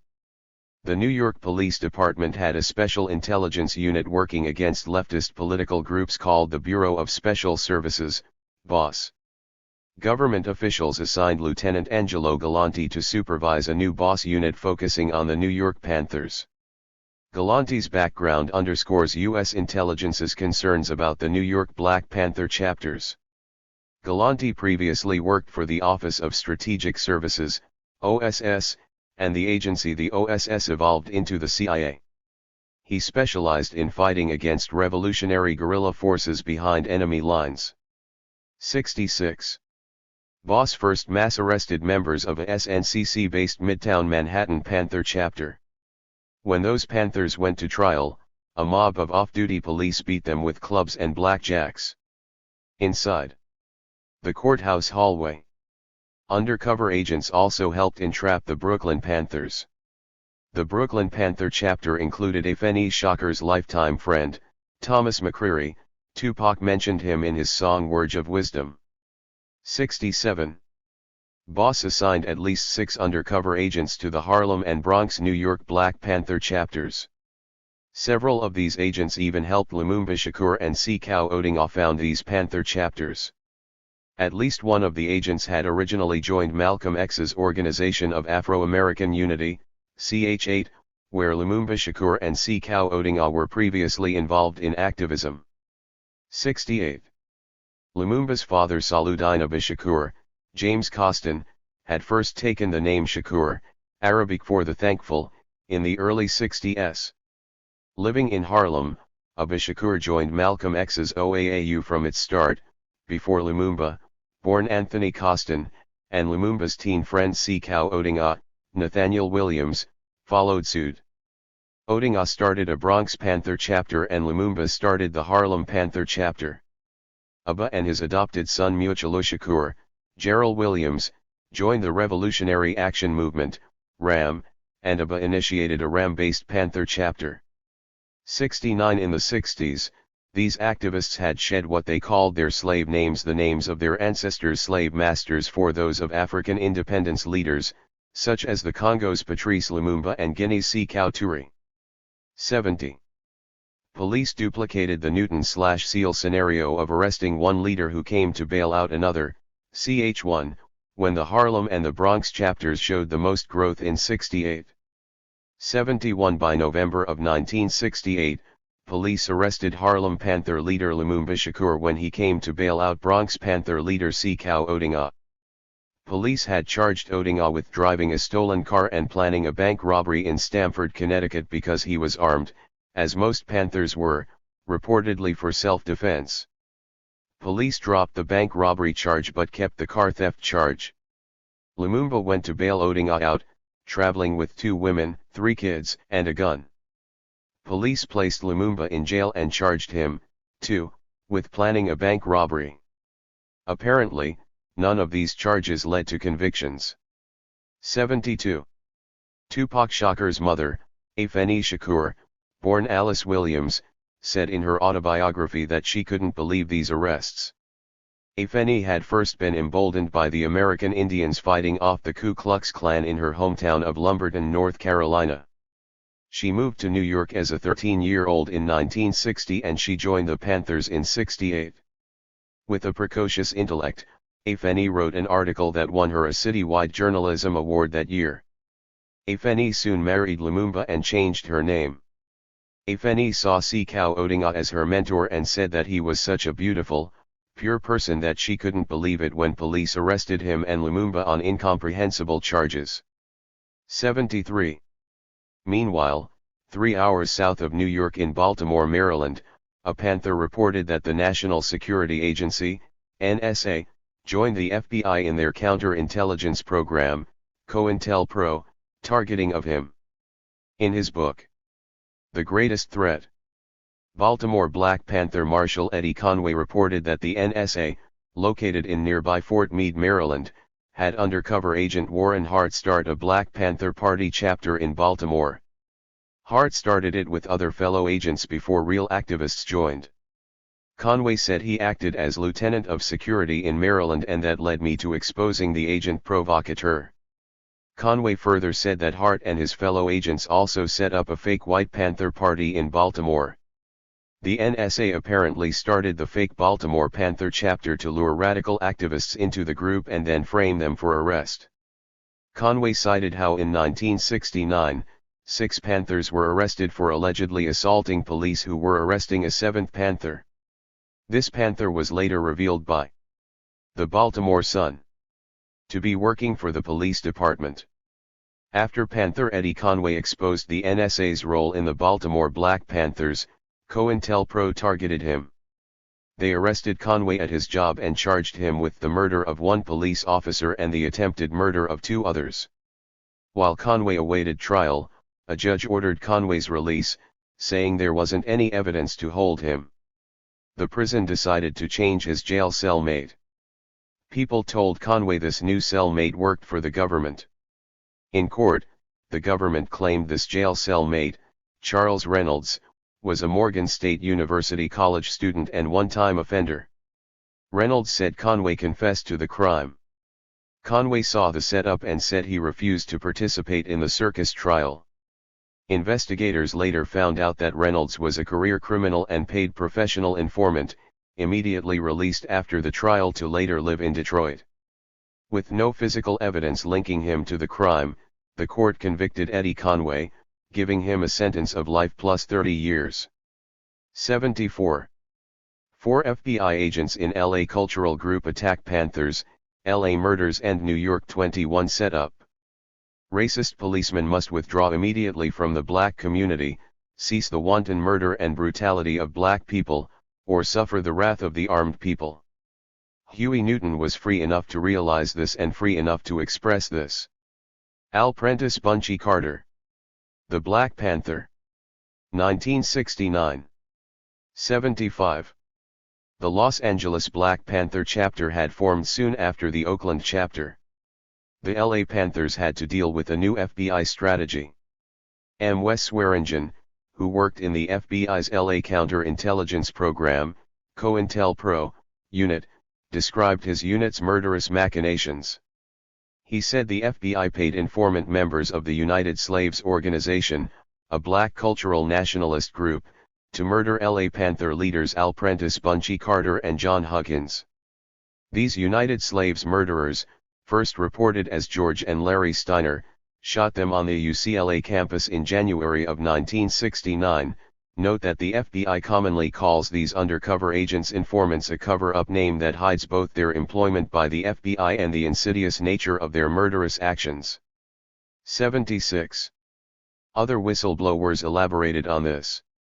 LA Police Intelligence Agent Louis Tackwood also revealed the regular money, guns, drugs, and orders he gave to United Slaves leader Ron Karenga to attack the Panthers. 77 Tackwood testified to this in court and before a Senate Intelligence Committee. He further passed a polygraph test. Various aspects of Karenga's life contradict his supposed cultural revolutionary persona. A. Wall Street Journal article detailed Karenga's ownership of gas stations. The Journal further noted Karenga's ties to the LA mayor and the Rockefellers, along with his secret meetings with Governor Ron Reagan and the police chief following Milk's assassination. 78. While the Wall Street Journal article may have been a false smear of Karenga, later events suggest otherwise. After the Carter and Huggins murders, the FBI's United Slaves informants murdered 4 more Black Panthers. 79 Furthermore, Swearingen verified Hard Perry's claims that the FBI then engineered the prison break of several United Slaves murderers. 80 And finally, New Haven Panther George Edwards said that he attained a U.S. intelligence document reporting Karenga's meetings with Governor Reagan, funding by the Rockefellers, and the Steiners' work with U.S. intelligence. 81. It's important to note some debate as to whether the United Slaves, U.S., was a legitimate black nationalist cultural group or an FBI front. When Huggins and Carter were killed, they had left a tape saying that if anything happened to them, they wanted Panther Elmer Geronimo Pratt to take over, and Pratt took over as the LA Panther leader. 82 years later, Geronimo Pratt said that U.S. as a group shouldn't be held accountable for the FBI agent infiltrators who carried out these murders of Panthers. Geronimo, who later changed his last name to G. Jaga, said that an undercover agent in the Panthers started the conflict that led to Carter and Huggins murders when that agent slapped a United Slaves member. 83. Geronimo gave a more detailed description of this undercover agent in an email that Kathleen Cleaver helped distribute. Geronimo said that in 1968, as he helped Bunchy Carter with security when Eldridge Cleaver was giving a speech at UCLA, a young woman named Elaine Brown ran up to the security gate crying and begging to meet Cleaver. After discussion with Cleaver, Carter allowed it. Pratt said that Brown had sex with Cleaver and then had sex with LA leader John Huggins while his wife Erica was pregnant. Pratt said he was more suspicious of Brown with each of these incidents. Pratt further said that the murderous January of '69 UCLA between the United Slaves, U.S., and Panthers was carefully prearranged. He said Elaine Brown slapped a U.S. member with whom she had also been having sex. She then immediately ran from the U.S. member to Huggins, saying that the U.S. member was attacking her. Pratt said Huggins took out his gun and shot at the purported attacker. The U.S. member proceeded to shoot and kill Huggins and Carter. Pratt claimed that Elaine Brown then testified in court and falsely accused George and Larry Steiner. Pratt accused Brown of working as an undercover federal agent and wreaking further havoc amongst the Panthers thereafter, as he tried to get her expelled from all Panther chapters, CHS 6,10. 84. Other credible witnesses hold Geronimo in high regard while still giving a different view. For example, FBI whistleblower M. Wes Swearingen worked in the Los Angeles COINTELPRO unit at the time. He said the Steiners were informers, getting paid by the FBI, and an FBI agent named Eric Galt arranged the Steiners' murder of Carter and Huggins. Swearingen further said that Hard Perry, a self-admitted and publicly acclaimed informer for the FBI, filed an affidavit in a Black Panther Party lawsuit against the government charging that he knew the United Slaves members who were responsible for the murders of the Panthers were FBI informers. 85. The Steiners went to jail in 1969. Perry claimed the FBI engineered their prison break from San Quentin in 1974, never seeing jail again. New Haven Panther George Edwards, who also has great respect for Pratt, says he trusts Pratt's statements about the Carter and Huggins shooting. Edwards said that he only disagrees with Pratt's account about the Steiners. Edwards said that, along with the fact that he saw an intelligence document which implicated their work with the Steiners, These brothers were identical twins and wouldn't have escaped for good so easily without government help. 86. Thus, most sources agree that U.S. intelligence orchestrated the murders of LA Panther leaders Carter and Huggins. The disagreement only lies in which particular individuals or groups remain responsible. Many people support that the FBI at least ran their murderous operations inside the United Slaves through undercover infiltrators without a number of United Slaves members realizing it. This appears similar to U.S. intelligence targeting the Nation of Islam's Elijah Muhammad, while also infiltrating both the Nation of Islam and Malcolm X's group to predominantly target Malcolm X, ch. 8. 87. During Pratt's LA Panther leadership, the FBI agents, purportedly in the United Slaves, continued murdering Panthers with little to no retaliation.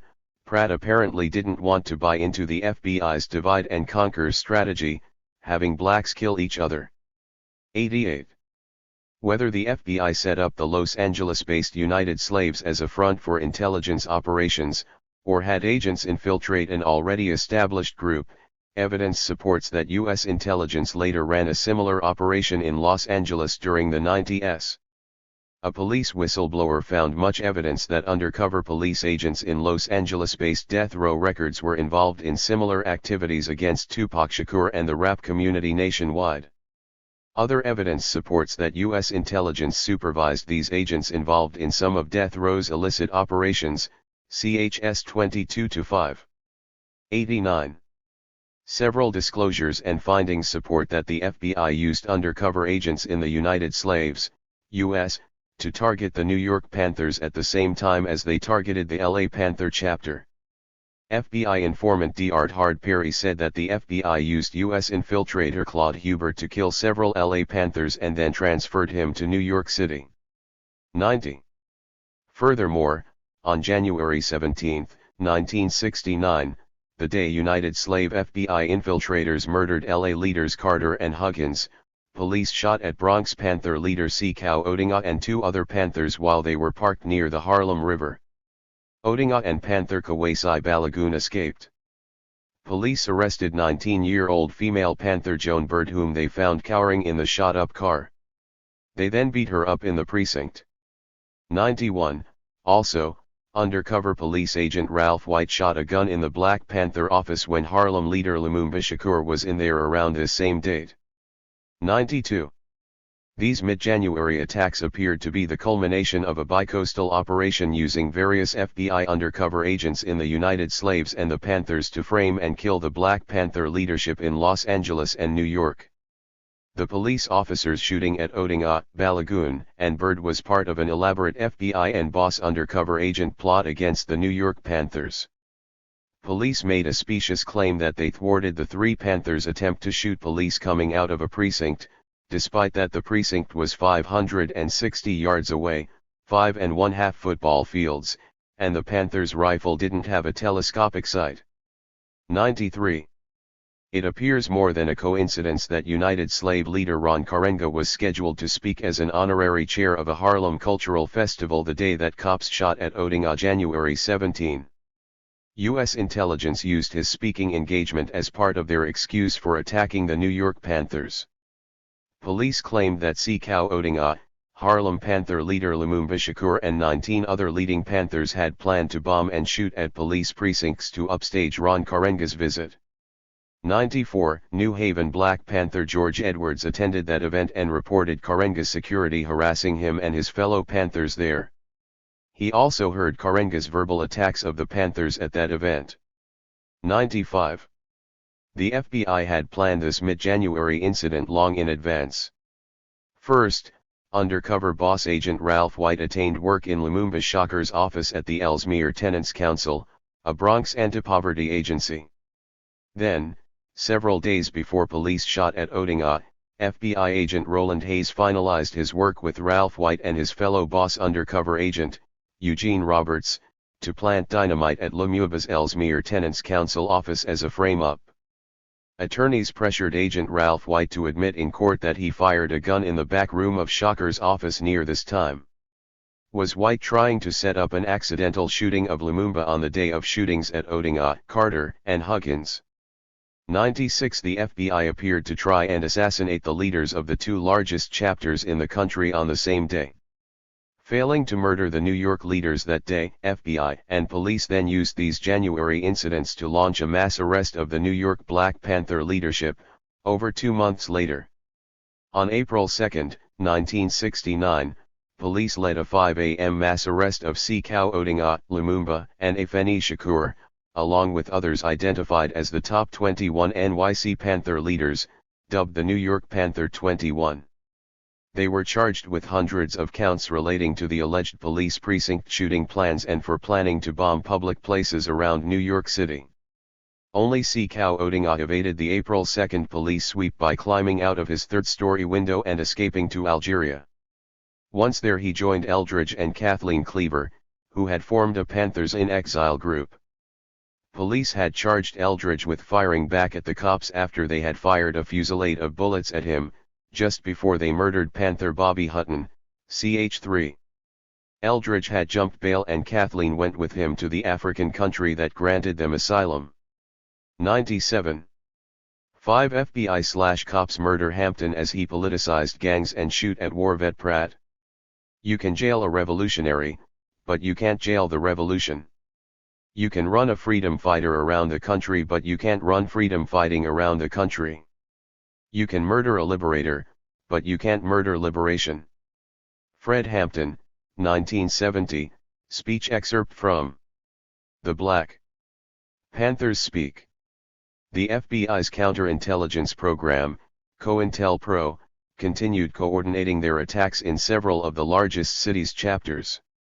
On April 2, 1969, as police intelligence mass arrested the New York Panther 21, the FBI had a key agent initiate an assault on the Chicago Panthers. On that day, an undercover FBI agent in the Chicago Panthers, William O'Neill, personally started an armed clash between the Chicago Panthers and Chicago's largest gang, the Blackstone Rangers, later changed to El Ruin. The FBI gave O'Neill a pay raise for his purposeful provocation that successfully ended the Chicago Panthers' progress at politicizing the Blackstone Rangers and merging with them. 98.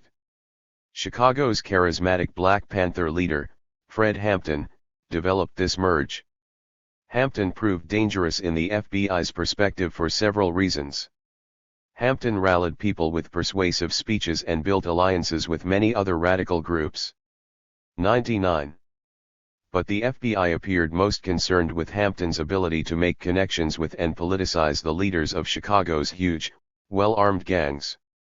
Hampton convinced Chicago's 3,000-member Blackstone Rangers gang to make the conversion to a radical political force as a new Black Panther chapter.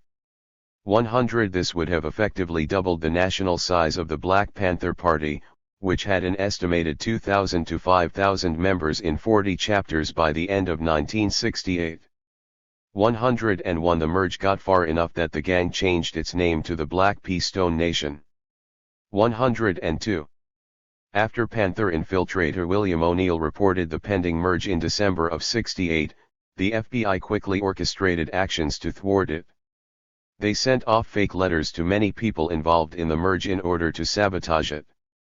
O'Neill also verbally exacerbated tensions between the group's leaders before he initiated the armed conflict. O'Neill further destroyed merger negotiations with two other Chicago gangs, the Vice Lords and the Mau Maus. 103. O'Neill next damaged Panther work with other radical political groups.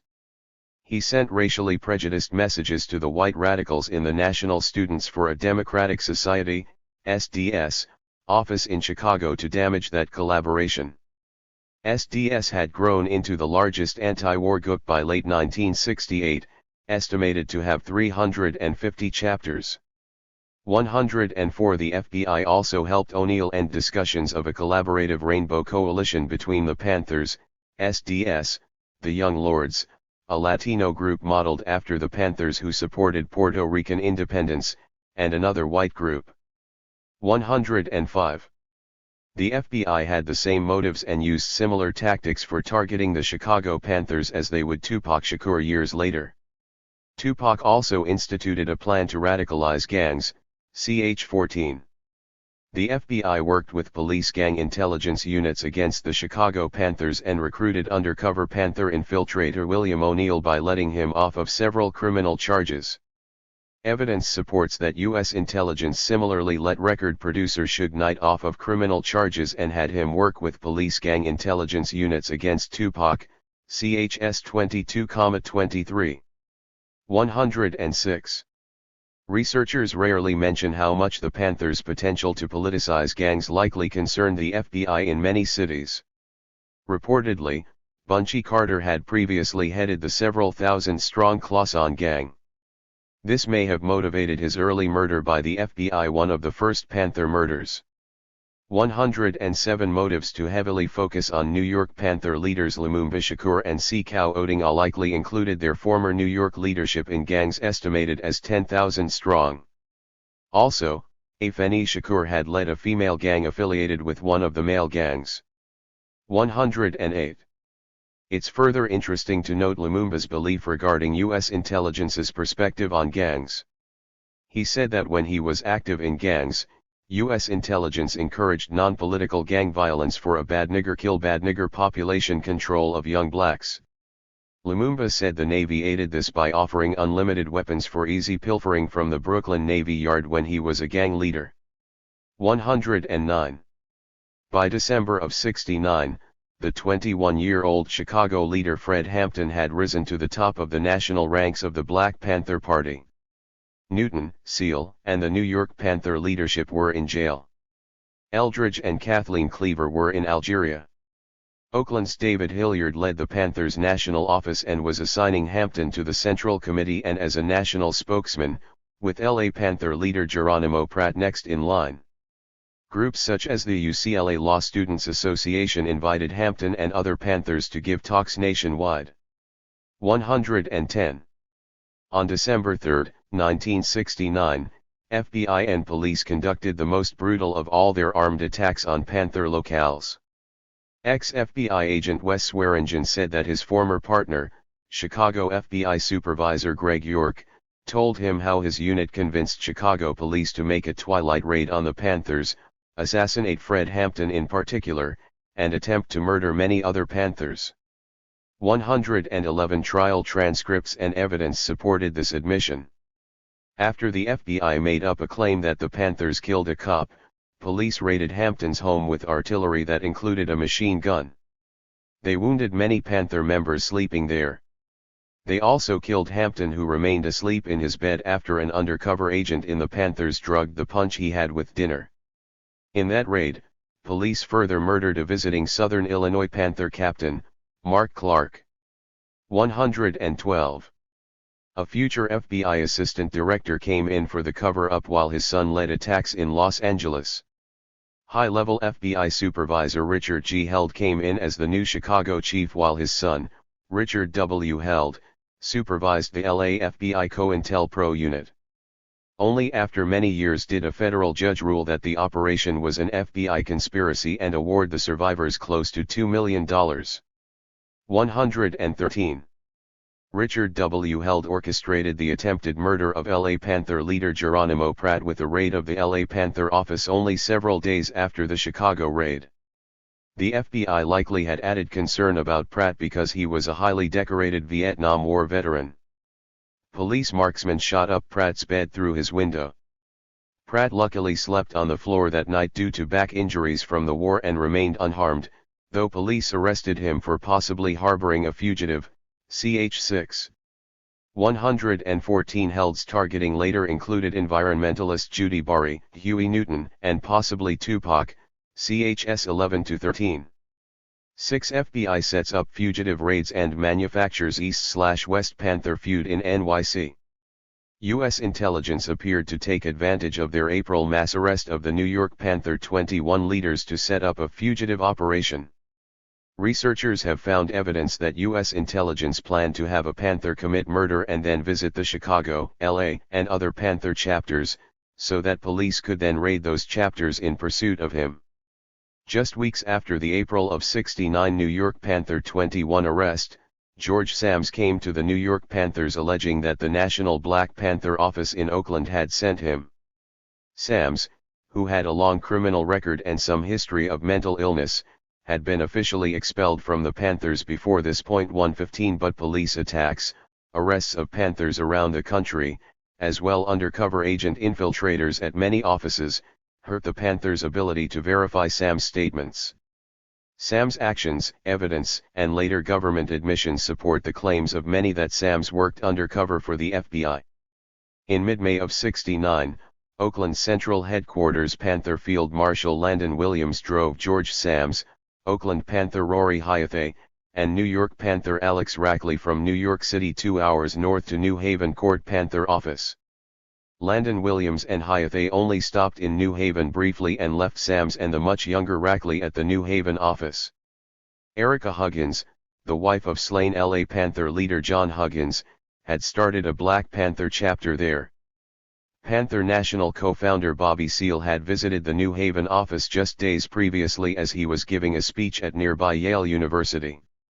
When Sams and Rackley got to that office, Sams put a gun to Rackley's head, and similarly held a gun to New Haven Panther George Edwards. He ordered other New Haven Panthers to tie them up, claiming they were undercover FBI agent infiltrators. Edwards, an Air Force veteran and highly committed Panther, told his fellow New Haven Panthers that Sams better shoot him now or let him go. Edwards saved himself. Rackley ended up fatally shot. 116. Huey Newton said at a press conference that George Sams was an FBI agent that the FBI apparently then cut from employment. 117 Several aspects of events following this murder support his statement. First, George Sams proceeded to travel to many Panther offices, allegedly on the run from the FBI and police. Police and FBI then used the excuse of trying to apprehend Sams to go on murderous raids of over 8 Panther offices around the country, such as those in Chicago and Los Angeles that left Hampton dead and Pratt's bed shot up. 118 All of these raids came just after visits by Sams. Professor and playwright Donald Freed's published account said that an armed Sams actually walked right through the police and FBI line in Chicago. Police used the charge of harboring the fugitive Sams as a reason for jailing Panthers in all the city's Panther offices they raided. Legal expenses bankrupted most of these chapters. 119. Also, when police finally took Sams in custody, they charged Bobby Seale and 11 of the top New Haven Panthers with the murder of Alex Rackley. Similar to how New York kept the Panther 21 in jail awaiting trial for up to 2 years, New Haven kept Seale and New Haven chapter founder Erica Huggins in jail for 18 months awaiting trial. One report said that Sams was the only first-hand witness called into the courtroom. That the prosecution reported basing their charges on material provided by a trusted 10-year informant provides strong evidence that this was Sams. 120 The judge dismissed the charges against Seale and Huggins. New Haven Panther Captain Lonnie McLucas was acquitted of murder and other charges but convicted of conspiracy to murder and got 12 years in jail. Ultimately, Sams ended up in prison for ordering the shooting. Newton said it was because the FBI abandoned him. 121 Sams received a life sentence but was granted parole after 4 years. 122 The FBI had also used various tactics to pit many Black Panther leaders against each other. Jailing various leaders helped the FBI gain success with these strategies. It similarly helped them with divisive strategies they used on Tupac in the 90s. While Huey Newton was in jail, the FBI first created conflicts between him and his honorary East Coast Panther leaders who also led SNCC, Stokely Carmichael and H. Rap Brown. The FBI divided Newton from the SNCC leaders with the use of undercover agents and fake letters they wrote. They sent letters in the names of these leaders to each other, or signed them as anonymous sources. 123 But a key divide and conquer strategy they used against the Panthers evolved into the East Coast versus West Coast feud, pitting the New York Panther 21 against the Oakland National Office. The FBI first set up this feud by using fake letters and other tactics to pit Huey Newton against Minister of Information Eldridge Cleaver in Algeria. Mainstream media aided them in this effort. 124 The FBI also created fake letters and used undercover agents to divide Newton's Oakland office from Afeni's imprisoned New York 21. The FBI's media collaborators then helped this become the East versus West war, a strategy later used against Tupac Shakur and other rap figures, CHS 2134.125. Murders of important Panthers on both coasts began. For example, someone killed Black Panther newspaper editor Sam Napier, and the other Panther faction was blamed. Undercover agents reportedly influenced Newton to believe that Geronimo Pratt and his wife, Sandra, sided with Cleaver and the New York 21, ch 10. Professor Ward Churchill and researcher Jim Vander Wall said a statement of expulsion of Pratt and most of the New York 21 in the Black Panther newspaper was apparently proposed and prepared by Elaine Brown, widely suspected among former party members of having been a police agent. 126. Years later, Pratt said that Newton told him how Elaine Brown manipulated him, particularly before a key televised debate with Eldridge Cleaver. Newton only realized it after the expulsions, at which time he tried to expel Brown, but her backers convinced him otherwise. 127 While Pratt hid from California police just after his expulsion, his pregnant wife Sandra was murdered. Panther Communications leader Kathleen Cleaver said that when she came back to the U.S. from Algeria she barely avoided murder in the East versus West war. Evidence suggests that undercover agents perpetrated most of this East/West War's murders. 128.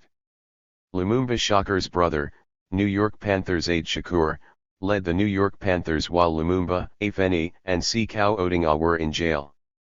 Zaid worked hard to quell the East versus West feud.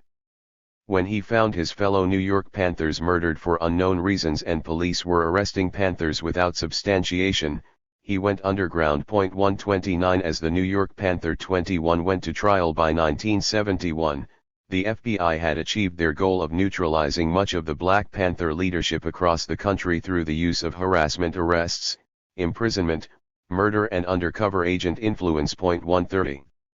7 Multi-ethnic revolts in U.S. as Afeni Shakur leads Panther 21 tragicomic trial. Black Panther historians argue themselves over the beginning at the spirit of the Black Panther Party. Some say it had its beginnings around 400 years ago when you first decided we were not human beings. Others attribute it to the 100 million or so that you killed on slave ships. Others to Gabriel Prosser, Denmark Vesey, Nat Turner, and of course military general and Haitian slave rebellion leader Toussaint L'Ouverture. Some even say it began at the time of the Fugitive Slave Act and the Dred Scott decision.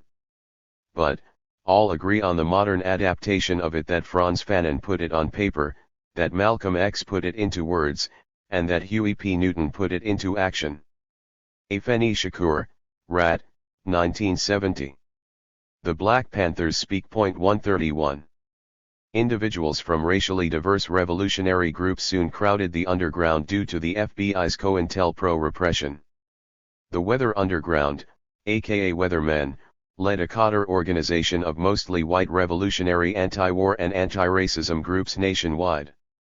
Other Panther-aligned groups modeled their programs after the Panther programs and experienced similar, though less brutal, repression.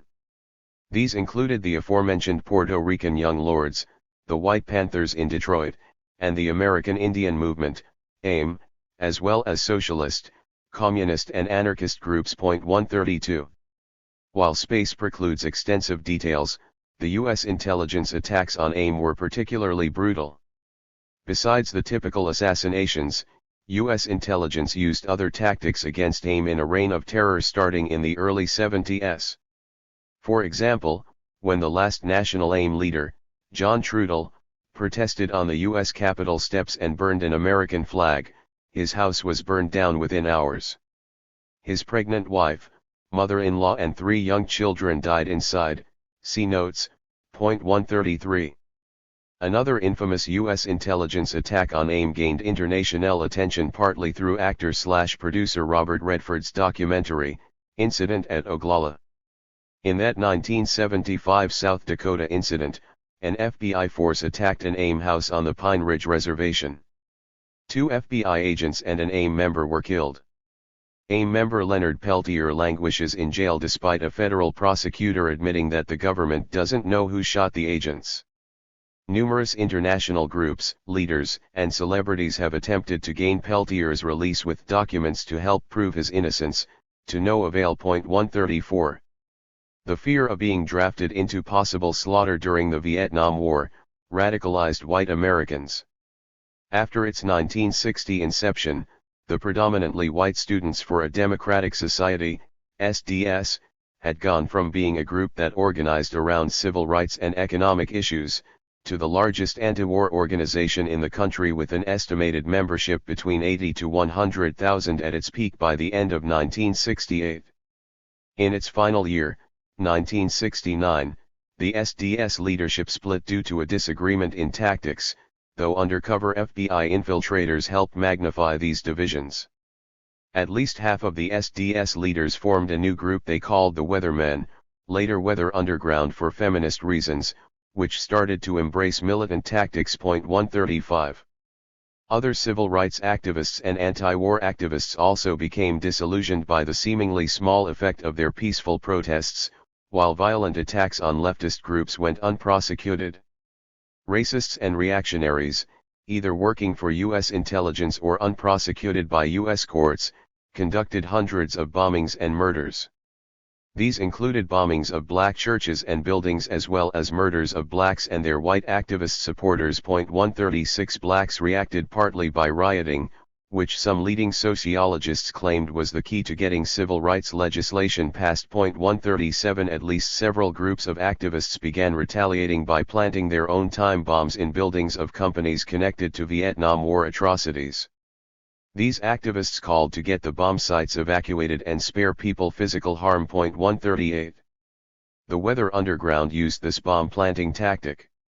They also used a myriad of other tactics that included newspaper and book publishing in response to the U.S. military and police assaults on black and third world people. In response to Fred Hampton and Mark Clark's murders, for example, they blew up Chicago police cars and a Haymarket Square police statue. They also claimed to always evacuate people from the area of bombings and proceeded to carry out at least 20 more bombings in the early 70s. These were a small percentage of an estimated several thousand student-linked political bombing incidents, in a 2-year period alone, to protest the Vietnam War and racist government actions. 139. The Weather Underground, the Panthers and other revolutionary groups survived for a number of years because of above-ground support. Various celebrities, politicians, and activists helped them. These included actors such as Donald Sutherland, Jane Fonda, Marlon Brando and Gene Seberg, who was particularly targeted amongst actors, politicians Tom Hayden and Shirley Chisholm, and musicians such as John Lennon, Jimi Hendrix, CH-38, and composer Leonard Bernstein. Bernstein held fundraisers for the New York Panthers and helped accumulate money towards their huge bail. 140. The New York Panther 21 gained huge international publicity. Several books exclusively covered them in various ways. As time went on from the arrest to the end of the trial, the 21 Panther defendants dwindled down to about 13. Some were held on charges elsewhere while others, such as Deriba, born Richard Moore, and Setwayo, born Michael Tabor, gained release on bail and escaped to join Odinga and the Cleaver faction in Algeria. The indictment counts also dwindled down from 30 counts charged to each defendant, to 12 for each. 141. Afeni Shakur rose to stardom as a leader and her own trial lawyer during this time. The New York 21 had chosen Afeni for first release on the raised bail. They made her their spokesperson and Harlem leader as they awaited trial for close to 2 years. During this release, Afeni became pregnant with Tupac. Most media reports claim New Jersey Panther Billy Garland was Tupac's father. Lumumba, still jailed, divorced Afeni upon hearing the news of her pregnancy. After several months the judge then revoked all bail and Afeni was back in prison. Afeni fought to keep her pregnancy while studying to defend herself in court as her own attorney. She petitioned for a daily glass of milk and an egg to keep her fetus healthy as she studied law books in prison. She had time, as a major publisher said the Panther 21 trial was the longest trial in the history of the state and, possibly, the longest trial in the history of the U.S. 142. Afeni was up against a lot. The Assistant District Attorney, ADA, prosecuting the case, Joseph Phillips, introduced 6 undercover agents as witnesses. The judge showed his continual bias throughout the trial, from setting each Panther's bail at an exorbitant $100,000 to prompting Ada Phillips about what to say. A former Justice Department lawyer also complained that the judge and prosecutor met nightly to improperly confer on how to gain a guilty verdict. Regarding the bail, when Phillips showed a film in the court, The Battle of Algiers, as evidence the Panthers used this movie to learn bombing tactics, several Panthers with obstructed views responded, "We paid $100,000 for a ticket and can't see the movie." 143. But Afeni's legal study paid off, as did her brilliant court queries. When the judge denied most every legal motion by Afeni, she showed the jury how he had completely stopped listening to what she was even saying. The judge had denied several objections by Afeni to the district attorney's lies and illegal tactics. So, Afeni finally queried, "May we ask the district attorney to cooperate in having a just trial?" "Request denied," said the judge, causing Panther-supporting courtroom spectators to erupt with laughter.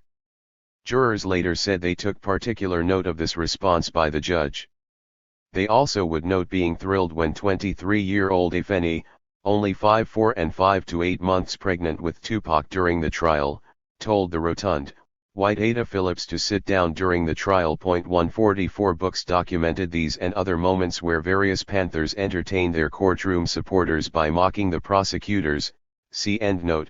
145. Many revolutionary anti-war Panther supporters watched the New York 21 trial closely in the courtroom and the news. But one group took action against the judge's particular show of bias.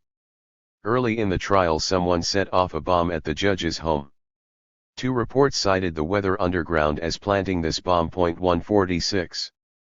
In the end, half of the drained and embattled Panther defendants finally found freedom after 2 years of incarceration. The jury went out to decide their verdict for about 2 hours. When they came back, the court clerk repeated each of the 12 counts individually for all 13 defendants, saying, "How do you find, sir?" To each count of every defendant, 156 total, the foreman of the jury responded, "Not guilty." Afeni Shakur sobbed quietly, as did Panther defense attorney Gerald Lefcourt and several jurors. Spectators called out, "Right on, and power to the people."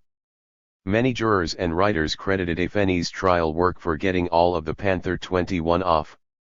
Lumumba Shakur and 5 others remained in jail, as the state had lodged warrants against them for other crimes. 147. 8. Malcolm X's assassination, Panther infiltrator's role similar to Agent in MLK's. You are out of touch with reality. For a few in several smoke-filled rooms, you're calling that remaining free while the masses of the people, white and black, red, yellow, and brown and vulnerable, are suffering in this nation. The seal and the Constitution reflect the thinking of the Founding Fathers that this was to be a nation by white people and for white people. Native Americans, blacks, and other non-white people were to be the burden bearers for the real citizens of the nation. Malcolm X's speech excerpted and played in Tupac Shakur's White Man's World, under alias Machiavelli, Don Killuminati, The 7-Day Theory, 1996. No Malcolm X in my history text. Why is that? 'Cause he tried to educate and liberate all blacks. Tupac Shakur, Words of Wisdom, Tupacalypse Now, 1991. Not long before the jury went into deliberations on their verdict at Afeni Shakur's New York Panther 21 trial in early 1971, one of the Panther 21 defense attorneys cross-examined undercover agent Eugene Roberts and reopened an important chapter of history. Afeni and Lumumba Shakur, as well as Huey Newton and so many other Black Panther leaders, had looked to Malcolm X as their inspiration. In her New York trial, Afeni implied that the Nation of Islam wasn't the real force behind Malcolm's assassination. Among the undercover police agents infiltrating the New York Black Panthers, Eugene, Gene, Roberts and 2 others were there from its inception. Bureau of Special Services, BOSS, Agent Roberts had formerly infiltrated Malcolm X's Muslim Mosque No. 1. In 1964, Malcolm X attempted to rebuild this mosque after Elijah Muhammad excommunicated him. Malcolm also started the activist group, Organization of Afro-American Unity, OAAU, that year. Roberts had become one of Malcolm X's bodyguards, moving up to the top among Malcolm's OAAU security. 148. After Panther 21 defense attorney Carol Lefcourt cross-examined Jean Roberts on his testimony regarding the Panthers, her husband and fellow attorney Gerald Lefcourt asked Roberts about a different subject. "Isn't it a fact that you helped murder Malcolm X?" "Yes." Afeni cried out from her chair. 149. Much research backed defense attorney Lefcourt's accusation. Closer scrutiny of Malcolm X's life leading up to his murder supports that U.S. intelligence orchestrated his assassination. With the compendium of evidence that the U.S. military intelligence apparatus effected Martin Luther King's assassination, ch. 2, it's important to note an FBI memorandum of March 4, 1968. It discussed the long-range goals including, prevent the rise of a messiah who could unify, and electrify, the militant black nationalist movement. Malcolm X might have been such a messiah. Martin Luther King, Stokely Carmichael, and Elijah Muhammad all aspire to this. Particularly King, should he abandon his supposed obedience to white liberal doctrines, nonviolence. 150. This and other documents showed how Malcolm X had clearly emerged as U.S. intelligence's top threat. 151. Malcolm X's life path to become this top threat also overlapped the Shakur's lives several times before Jean Roberts joined the Panthers. Afeni's father-in-law, Abba Shakur, had joined Marcus Garvey's Universal Negro Improvement Association, UNIA, in its founding location of Harlem. Malcolm X's father, Earl Little, worked as a preacher and led a chapter of Marcus Garvey's UNIA in Lansing, Michigan during the 1920s. 152.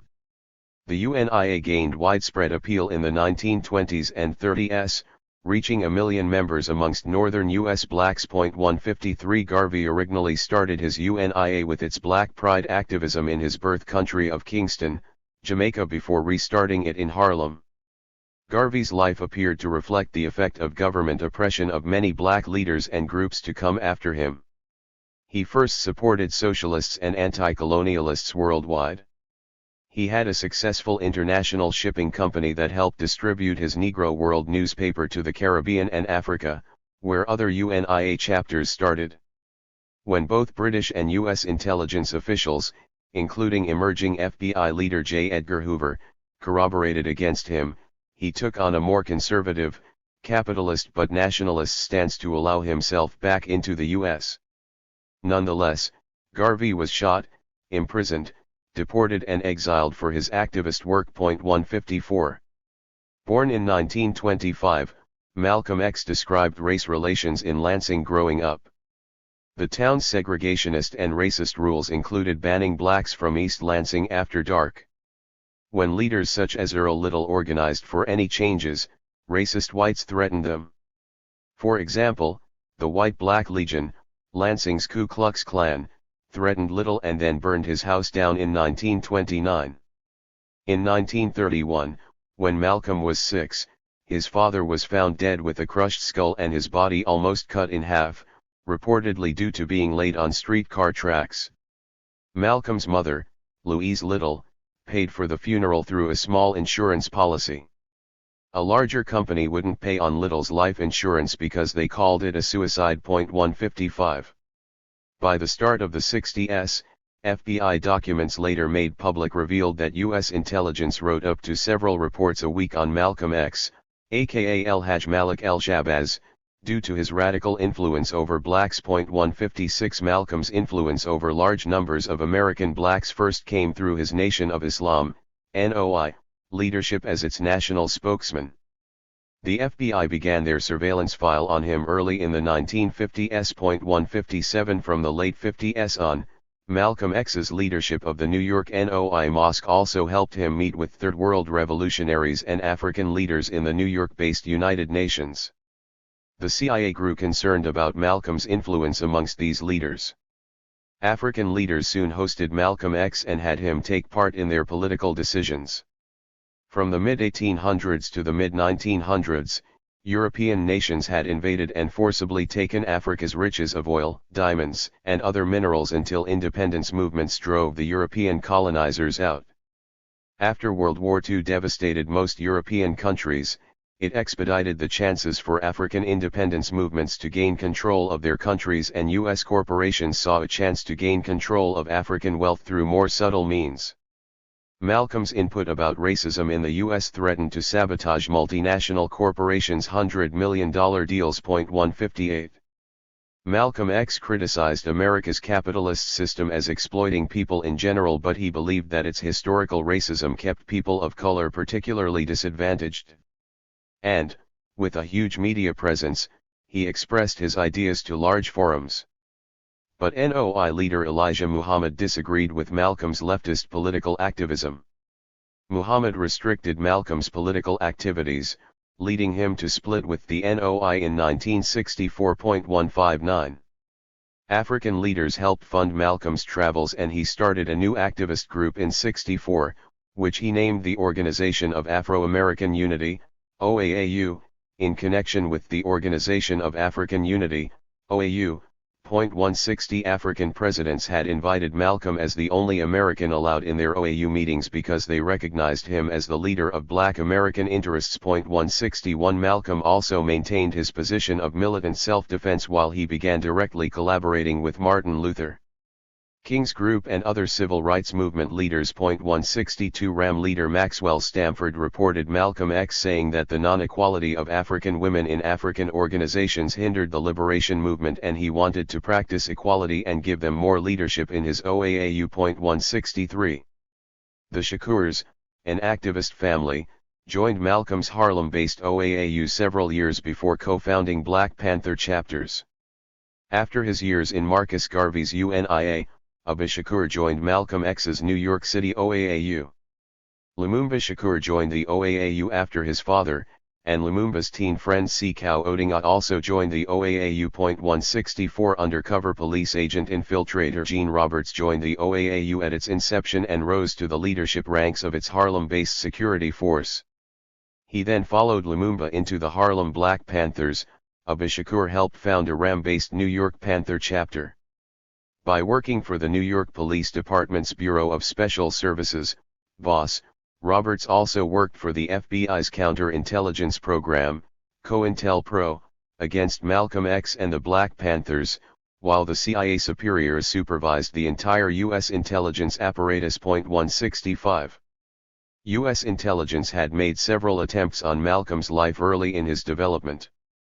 As early as 1958, New York detectives shot up Malcolm X's office, for which the city settled with Malcolm in a $24 million lawsuit. 166 FBI undercover agent, John X. Alley, who infiltrated the Nation of Islam, NOI, could provide the floor plan since he was living with Malcolm at the time. 167. Agent John X. Alley also reportedly played a part in orchestrating the firebombing of Malcolm's house in 1965. Alley had risen to a national secretary assignment, one of the highest leadership positions in the NOI. 168 NOI leader Elijah Muhammad's son, Wallace Muhammad, said several FBI undercover agents in the NOI national staff helped Alley make that rise, as also attested to by FBI documents. 169. Malcolm X believed that U.S. intelligence further set up his near-fatal poisoning in Cairo, Egypt late July of 1964. He said CIA agents made their presence obvious to try and intimidate him as he traveled through Africa. They didn't want him to present a planned United Nations appeal to African leaders that the U.S. was violating American blacks' human rights. At a Cairo restaurant, Malcolm said that just as he felt the poison in his food, he realized that he recognized the waiter as someone he saw in New York. Rushed to the hospital, he was barely saved by his stomach pumping. The attending doctor said there was a toxic substance in his food. Malcolm had been concerned about NOI death threats, but he knew that they didn't have a global spy capacity. 170. Several other disclosures support Malcolm's belief that this was a CIA attempt on his life. A high-level African diplomat later said that the French counter-espionage department reported that the CIA planned Malcolm's murder, and France barred Malcolm for the first time in fear of getting scapegoated for the assassination. 171 The FBI director wrote a confidential memo on Malcolm's travel plans through Britain and France.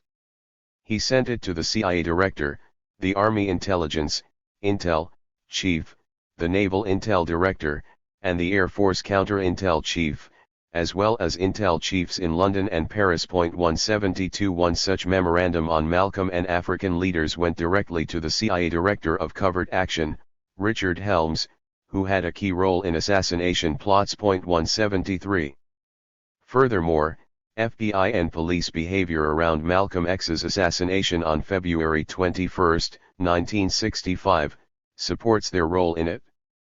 An FBI document said undercover agent John Alley met with Talmadge Hayer, aka Thomas Hagen, one of the gunmen that shot Malcolm X, the night before the assassination. Hotel information on Ali's stay in New York those days supports this. 174 At the Audubon Ballroom Hall where Malcolm X gave his last speech, uniformed police left the area despite usually filling inside and outside the halls where Malcolm gave speeches. 175 When cross-examined at the New York Panther 21 trial in 1971, undercover police agent Gene Roberts said he was the first to arrive at Malcolm's body and he proceeded to give Malcolm X mouth-to-mouth resuscitation. 176 But Roberts revealed more, in interviews decades later, which supports that his real role appeared to be checking Malcolm X's vital signs to confirm the assassination's success. Roberts described the actions of Joan Roberts, who was with him at the event. When Malcolm X was shot, Malcolm's wife Betty Shabazz first tried to cover her daughters and screamed, "They're killing my husband."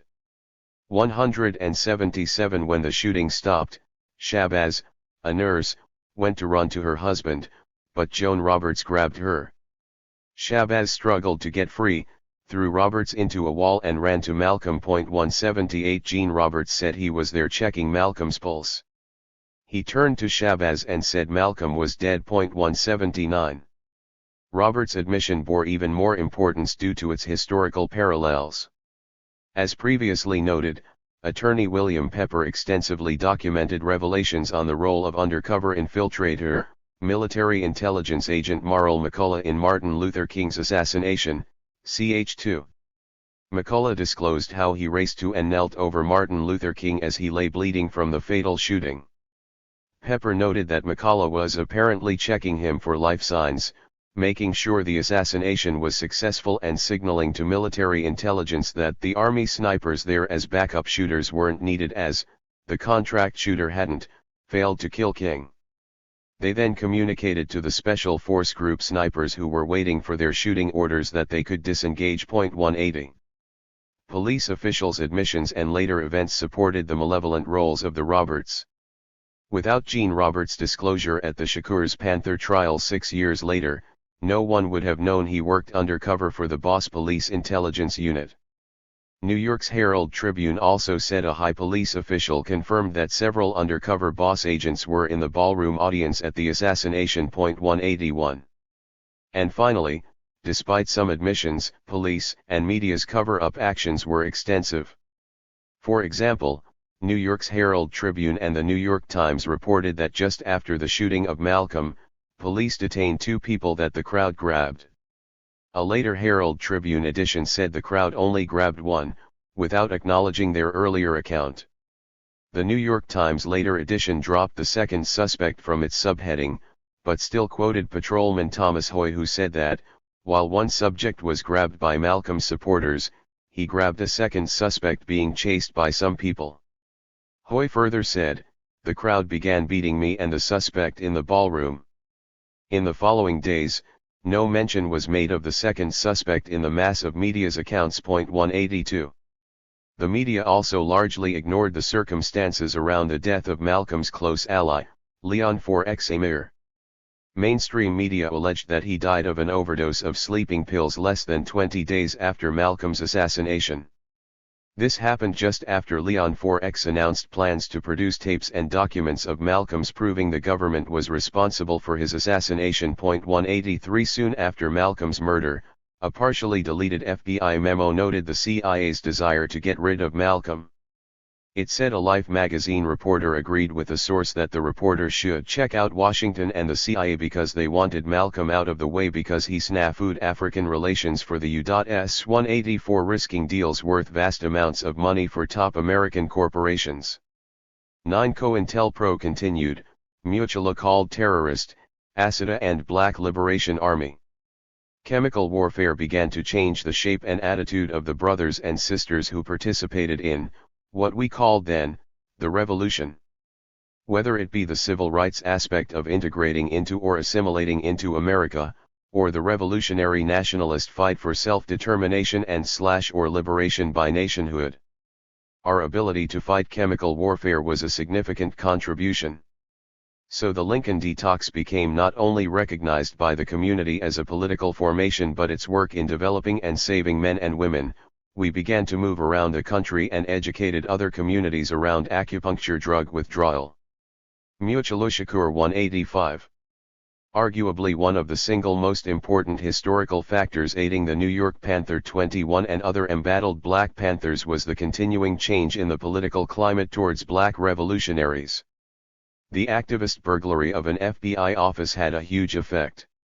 In March of 1971, 2 months before the Panther 21 trial ended, activists broke into a Media, Pennsylvania FBI office. They removed 1,000 documents and exposed the FBI counterintelligence program, a vast program against law-abiding citizens protesting against the Vietnam War and for civil rights and economic justice. The documents also showed the FBI's sophisticated tactics and collaborative work with local police and many mainstream media outlets nationwide. The activists' distribution of these documents forced Congress and mainstream media outlets to at least acknowledge some of these brutal FBI illegalities with COINTELPRO. 186.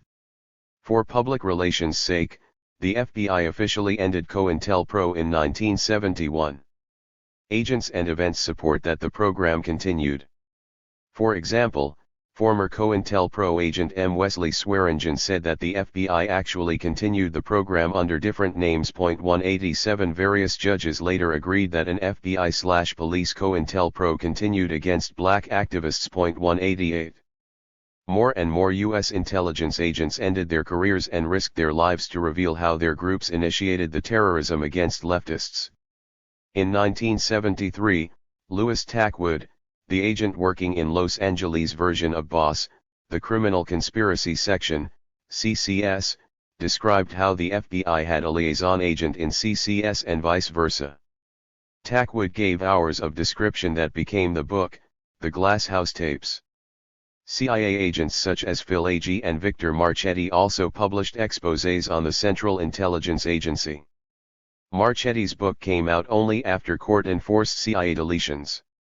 Agee circumvented CIA censorship by first publishing his book in England. 189.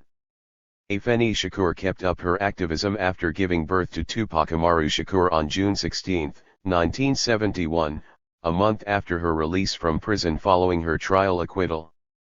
She immediately set him on a revolutionary course. Calling him her Black Prince of the Revolution, she named him after the last Incan leader to die trying to fight off the Spanish invaders. She also named her close friend, LA Panther leader Geronimo Pratt, Tupac's godfather. Some sources say Afeni further named her close friend Asada Shakur as Tupac's godmother. 190. By that time, police began new attacks on Geronimo Pratt. Wes Swearingen and other agents testified that LA FBI informants set Pratt up on a murder frame-up. In his memoir, former FBI agent Swearingen said he looked into the FBI's file on Pratt and saw that they had on audio tape that Pratt was hundreds of miles away in Oakland just before and after the murder. 191. An FBI paid lawyer had infiltrated Pratt's defense counsel, according to the California Attorney General's office in a declaration filed in court, and the FBI paid another person on Pratt's defense team. This led to Pratt's conviction and imprisonment for over 25 years. 192. Afeni regularly traveled to the West Coast to help with Pratt's legal defense team of activist lawyers who helped Pratt for years. While they initially failed to acquit Pratt, the lawyers did uncover the various forces teamed up against him and eventually exonerated him. A judge finally ruled in his favor. Geronimo dropped his birth name and changed his last name to G. Jaga by that time. The U.S. ended up awarding Pratt several $1 million for false imprisonment. Pratt's lawyers found that the CIA had joined forces with the FBI in their attacks on Pratt. New York Times journalist Seymour Hersh found that the CIA went against its charter, to not work against Americans inside U.S. borders, by spying on many American leftists inside the U.S. 193. Afeni continued her activism and accepted invitations to speak at Harvard, Yale, and many other colleges nationwide. With the assistance of Lumumba's adopted brother, Mutulu Shakur, she then worked on an historic lawsuit against the New York police. This suit gained the broadest restriction on any city's police intelligence activities. 194. By 1973 Afeni moved in with Mutulu, a co-founding leader of the Republic of New Africa, RNA. 195 The RNA was politically aligned with the Panthers, had similar goals and experienced similar police repression. The RNA formed in 1968 when 500 grassroots activists had met in Detroit to declare independence for the black nation inside the U.S. The following year, police attacked the RNA convention at Reverend C.L. Franklin's, Queen of Soul Aretha's father, New Bethel Church in Detroit. Police fired 800 rounds in the church and then held 150 people incommunicado before a judge set up court in the police station and got most of them released. 196. Lumumba and Mutulu's brother, NYC Panther Zaid Shakur, started a new militant self-defense group. Zaid, who had gone underground after having his life threatened trying to mend the East/West Panther Rift, worked with Panther Sekau Odinga to form the Black Liberation Army, BLA. The BLA reportedly protected activist leaders from armed police assault by regularly positioning snipers in various rooftop locations. 197. Afeni and Zaid's close NYC Panther friend Assata Shakur, born Joanne Chisimard, had quit the Panthers because of the East/West feud. The respect Assata attained amongst other Panthers due to her vast political knowledge and speaking abilities led to continued targeting despite her exit from the group. She continued finding white detectives following her around her Harlem neighborhood. One day in 1970, she saw her picture on the front page of the Daily News saying police wanted her for questioning regarding a cop's murder. In fear, she joined her close friend Zaid in his underground hiding. Tupac knew Assata as his aunt. 198. The FBI started a propaganda campaign against Assata Shakur, calling her the revolutionary mother hen of the Black Liberation Army. They accused the BLA of murdering a number of New York City police officers.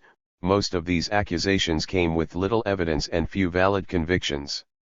The FBI conducted a nationwide manhunt for Assata in 1972. 199 posters with her face appeared in police precincts and banks that cited her involvement in serious criminal activities, putting her on the FBI's most wanted list, and to all levels of police she became a shoot-to-kill target. 200. In May of 1973, New Jersey police pulled over Zaid and Assata Shakur's car. Police fatally shot Zaid, while wounding Assata and former Panther 21 member Sundiata Akalai.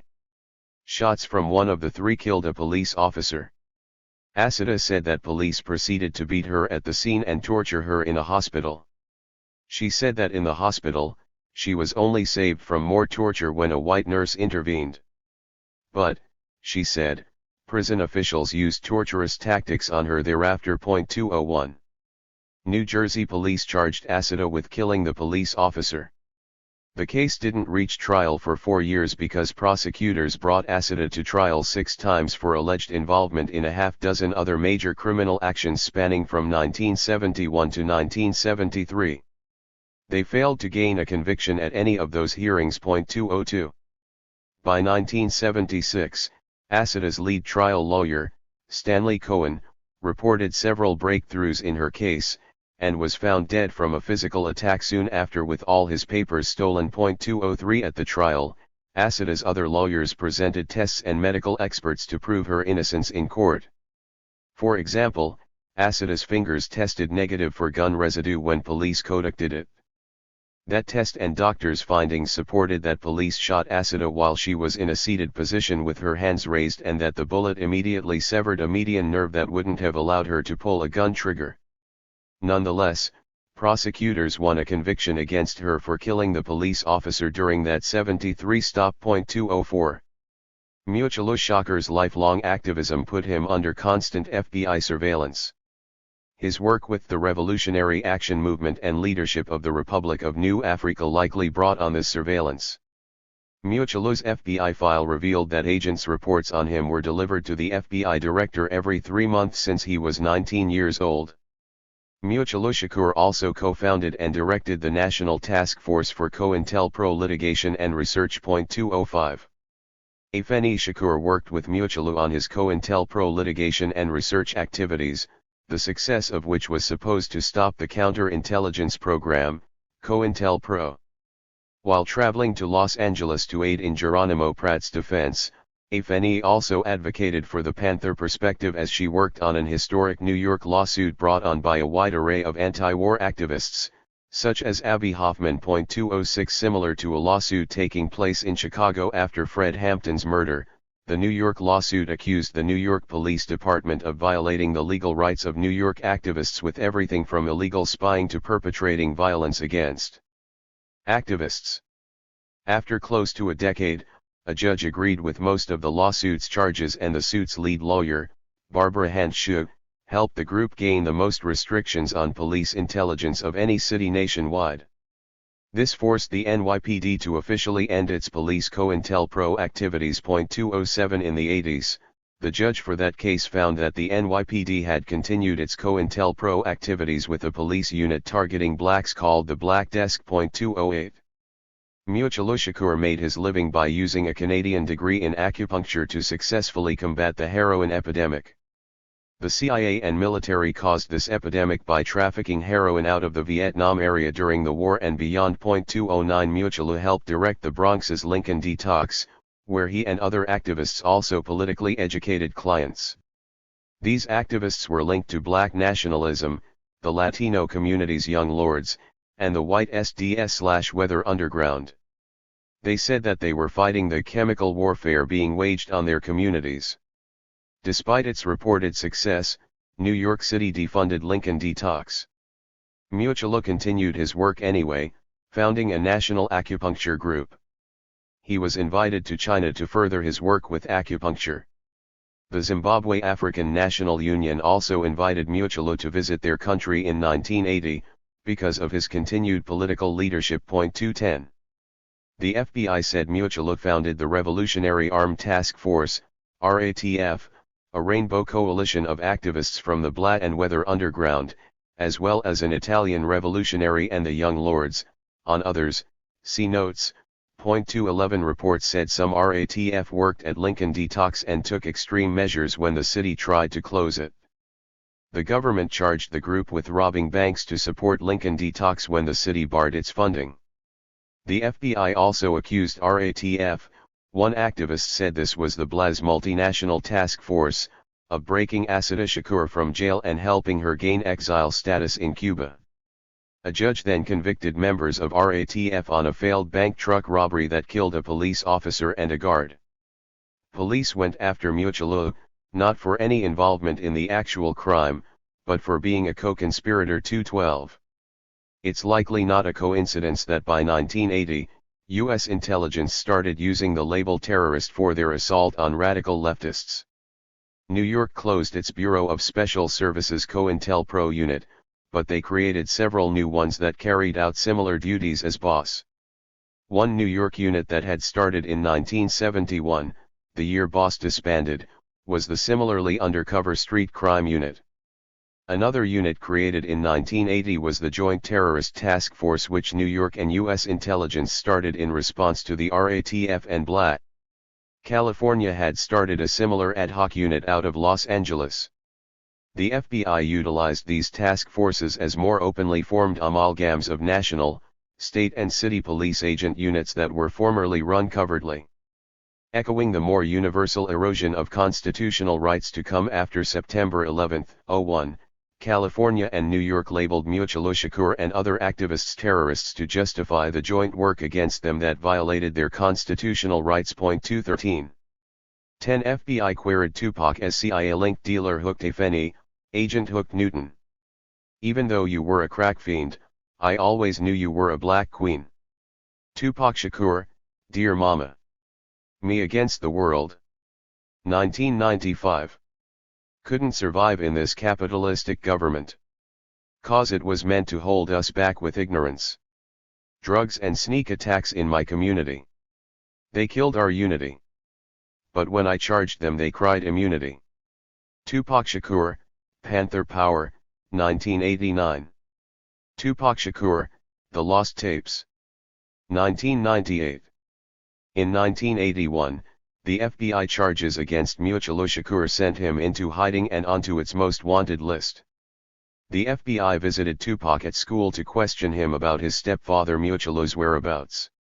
Murderous later said that Tupac became politically precocious by this time through attending political meetings with him. Tupac also experienced the deaths of his parents' revolutionary friends and imprisonment of his aunt Asada. Also in 81, Rev. Herbert Daughtry said he asked 10-year-old Tupac what he wanted to be when he grew up. Tupac responded, a revolutionary. Daughtry said this reflected his mother's revolutionary view of the world in wanting to make a complete change for the better. 214. The FBI continued targeting Afeni Shakur. They reportedly visited her job sites for many years and intimidated employers into firing her or not hiring her. The beleaguered Shakurs moved dozens of times, but Afeni managed to stay politically active, writing a chapter of a book. Human Rights for Everybody. Co-written by other activists including her ex-husband Lumumba Shakur, Howard Zinn, Noam Chomsky, Grace Paley, and Juan José Pina. 215. By 1982, a drug dealer named Kenneth Legs Saunders, aka Legs McNeil, entered Afeni's life. After moving through dozens of homes and homeless shelters, Afeni moved into Legs' home. 216. Legs eased Afeni's poverty while she tried to raise Tupac and his younger sister Sikiawa. Sikiawa was Afeni's daughter by mutual. Afeni said Legs got her into using crack, that was our way of socializing. He would come home late at night and stick a pipe in my mouth. 217. Much research supports that U.S. intelligence inserted Legs into beleaguered Afeni's life. Radio reporter Richard Boyle, who covered the trial of Vietnam veterans against the war leaders in the 70s, said that an undercover female government agent moved in with the anti-war group's leader. He said this wasn't uncommon since U.S. intelligence often uses women, or men, to get in personal relationships with their targets. 218. Legs' connections support that this was his role in 82. He was an associate of New York drug lord Nicky Barnes. 219. Barnes assisted the first national black drug kingpin, Frank Matthews, who worked untouched for years. The Justice Department indicted Matthews' entire network in 73, but dropped charges on 9 of them due to their CIA ties. Matthews left the U.S. with millions of dollars. Barnes took Matthews' place from 73 into the late 80s. Barnes' ability to remain jail-free suggested he was either one of the 9 with CIA ties or that he had similar U.S. intelligence support. Professor Clarence Lausanne said that Barnes won so many acquittals on gun, narcotics, bribery, and murder charges, the New York Times called him Mr. Untouchable. 220. Afeni Shakur's relationship with Barnes' associate, Legs, only ended when she made her move to Baltimore. She reported that after several years with Legs, when she moved to Baltimore, he apparently went to jail for credit card fraud. When she called to talk to him in jail, the prison officials claimed he died of a crack-induced heart attack. 221. About the same time as Nicky Barnes and Legs were dealing cocaine, the CIA was running a California-based cocaine trafficking operation with a similar network that also later affected Afeni and Tupac. As supported by a CIA Inspector General's findings, during that mid-80s time period, U.S. intelligence supplied the nation's West Coast-based top drug trafficker, Freeway Ricky Ross. 222 A longtime probation officer for Ross said that drug lord Michael Harris was one of two top dealers buying from Ross and learning from him. Harris later provided seed money for the Death Row Records music label that produced Tupac's last two CDs, CH-22.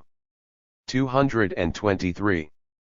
Other examples of U.S. intelligence's use of undercover agents support that an intelligence group inserted legs into a Feni's life. The New York Times described how an FBI informant, paid FBI employee, became the boyfriend of Malcolm X's daughter, Qubila Shabazz, and then ensnared her in a plot to assassinate Nation of Islam leader Louis Farrakhan. The boyfriend convinced Shabazz that Farrakhan plotted against her mother, Betty Shabazz. The article claimed that the elder Shabazz blamed Farrakhan for some aspect of Malcolm X's death. It's possible that the boyfriend also contributed to Shabazz's apparent drug problem, as the government agreed to drop the charges if Shabazz agreed to see a psychiatrist and get drug treatment. 224. U.S. intelligence also used similar tactics against Huey Newton. Black Panther co-founders Newton and Bobby Seale had originally barred any Panthers' use of drugs. That attitude changed with the huge use of marijuana among youth, but no reports were found of Panthers receiving drug-dealing charges. Reports cited various undercover agents trying to get close to Newton after he was released from prison. One in particular, Earl Anthony, said he worked for the FBI and CIA as he dealt bulk weed to Newton. 225 Seale said Newton started selling cocaine at this time. Newton claimed he wasn't involved in heavy drugs and cited the FBI's failed attempts to arrest him for drugs. 226 Several sources claim that Black Panther Elaine Brown helped get Newton using cocaine. Geronimo G. Jaga, formerly Pratt, said Newton told him in 1988 that Brown kept cocaine and sexy women on him every day/night. 227. As previously discussed, evidence supports many Panthers' belief that Elaine Brown, Huey Newton's lover around 1970, was an undercover agent, CHS 4-6. Panthers such as Communications Secretary Kathleen Cleaver and New Haven Panther George Edwards added to researchers' claims that Elaine Brown was widely suspected among former Black Panther Party members of having been a police agent. Brown became Newton's lover just after his prison release. 228 Other evidence that Elaine Brown helped Earl Anthony influence Huey Newton's drug involvement includes her arrest for cocaine possession in 1976. Unlike other Panthers who often received heavy sentences for small charges, a judge only sentenced Brown to complete a series of yoga lessons. 229. Cleaver and Edwards believe Brown's spy work led to murders of Panthers. Many Panthers more particularly believed that Brown influenced Newton to expel Geronimo and his wife, Ann Sandy, Sandra Red Pratt, from the Black Panther Party, after which pregnant Ann Sandy was found bullet-riddled and stuffed in a sleeping bag on a roadside. Reportedly there was no serious police investigation of her murder. 230.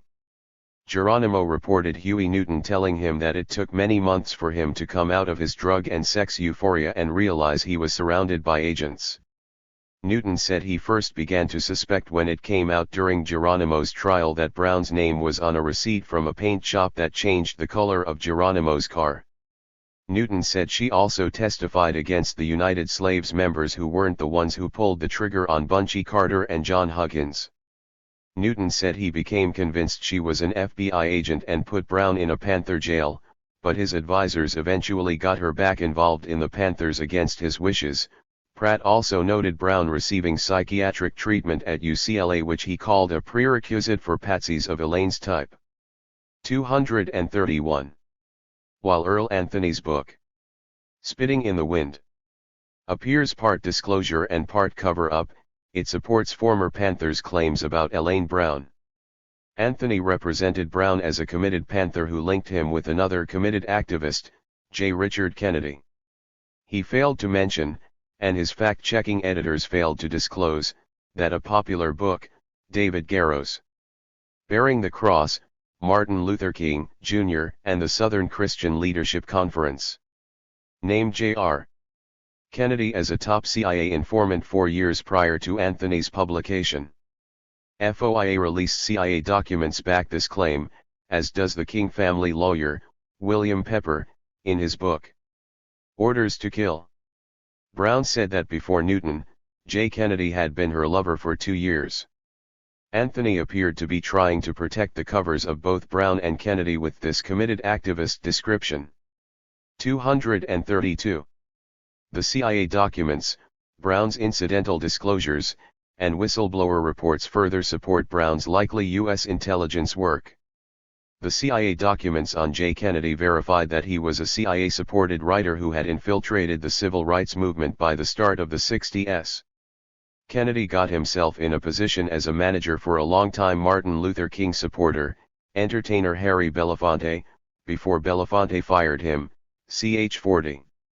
233. Brown incidentally revealed evidence of her undercover work when she cited J. Kennedy as a lifelong mentor whom she went to for guidance as late as the 90s, despite that the published reports on J. Kennedy's CIA work started appearing in the mid-80s.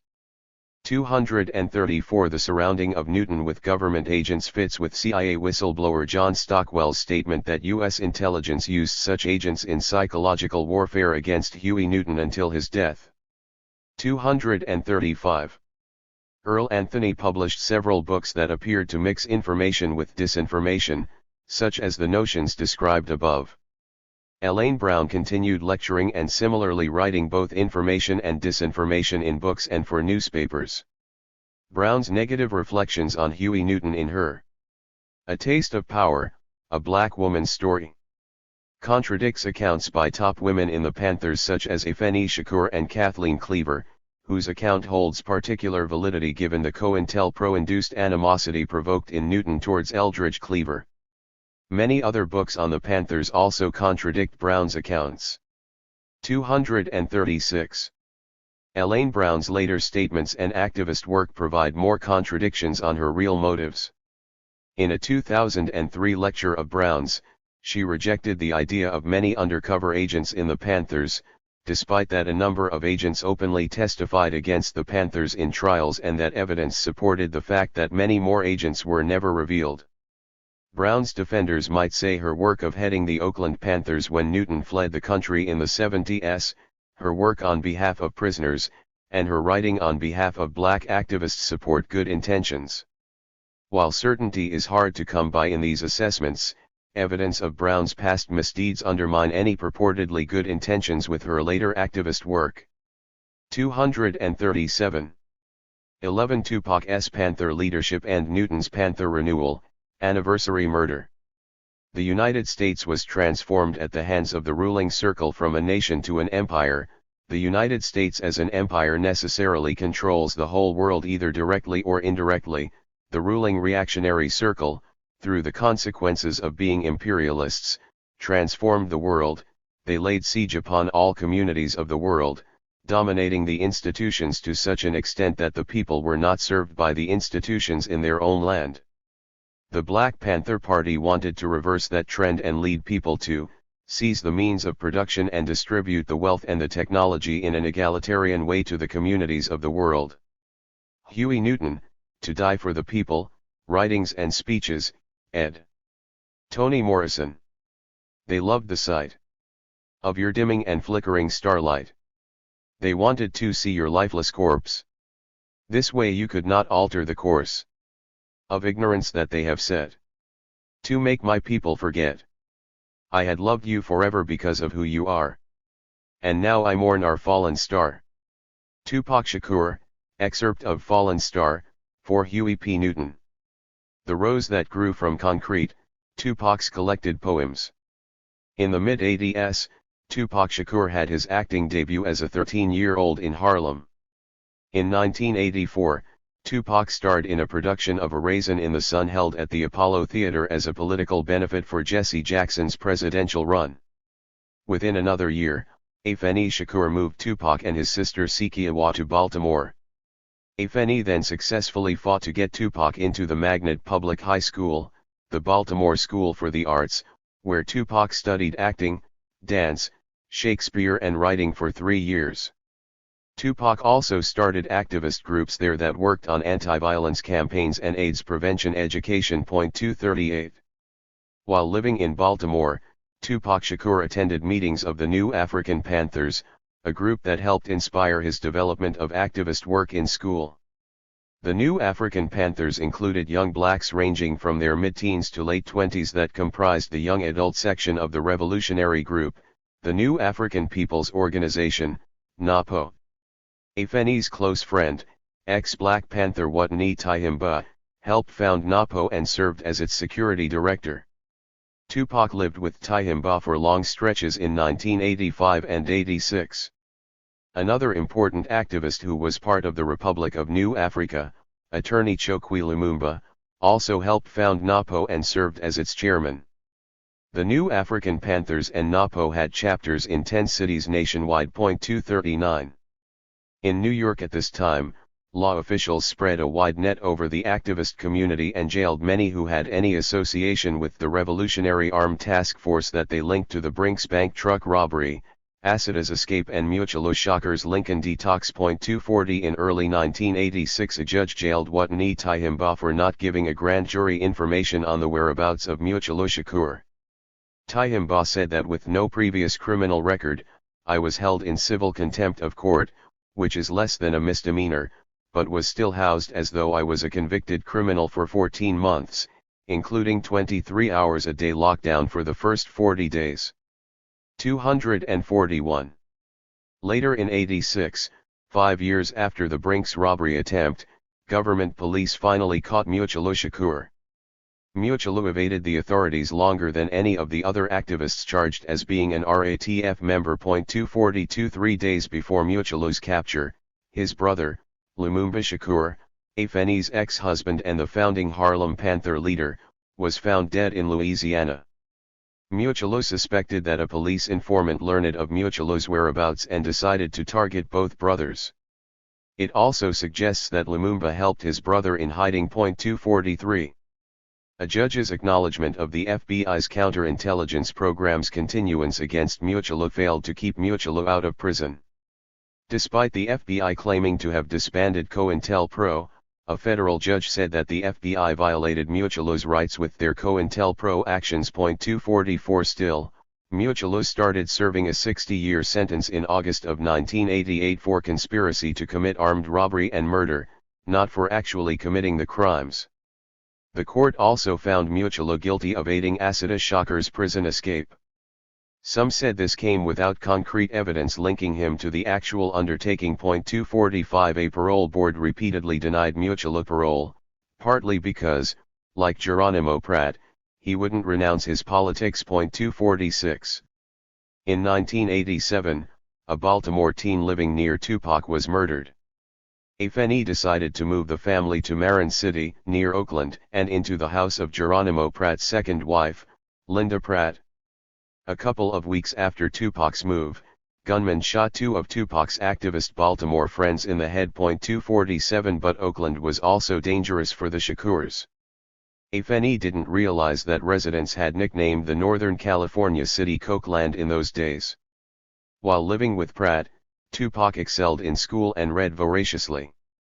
He also directed and starred in Shakespeare plays that he rewrote with modern dialogue. Tupac got into conflicts with his mother due to her drug problem, but never lost sight of his goals. When Afeni's crack problem intensified, Tupac left home and high school in his senior year. He remained virtually homeless until taken in by his eventual first manager, Leila Steinberg. Tupac quickly impressed the similarly political Steinberg with his photographic memory and his precocious ability to plainly communicate a Marxist analysis of America's class system and other political issues. For example, in an interview for a video while he was a little-known teen in high school, Tupac explained that for the upper class, George H.W. Bush was a perfect president. That's how society is built.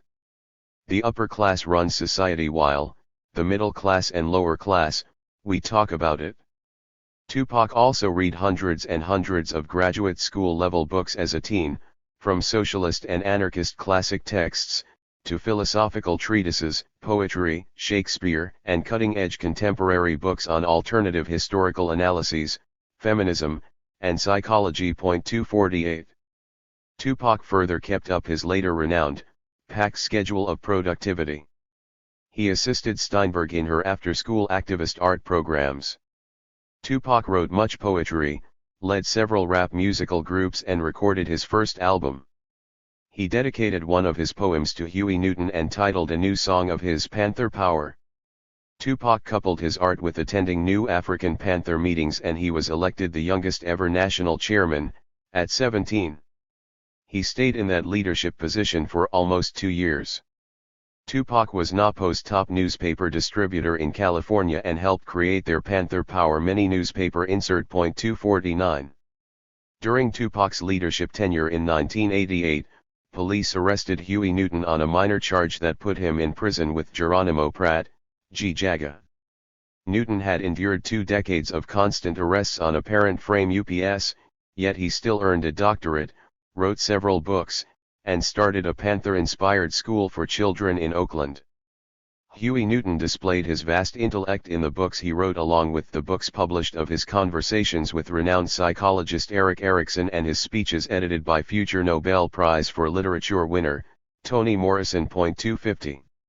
In prison, Geronimo Pratt took Newton under his wing. Reportedly Newton was in drug withdrawal in prison, and the two compared their intelligence files. They commiserated about how the FBI and CIA set them against each other for the last 18 years. On August 22, 1988, the day officials were to release Newton from prison, he chose to remain incarcerated and announced a press conference for the following day. There, he said that he wouldn't leave prison until officials freed Pratt. Then Pratt asked Newton to leave and help him from the outside. 251. Once out, Huey Newton worked for Pratt's release while also likely consulting with and possibly gaining inspiration from Tupac.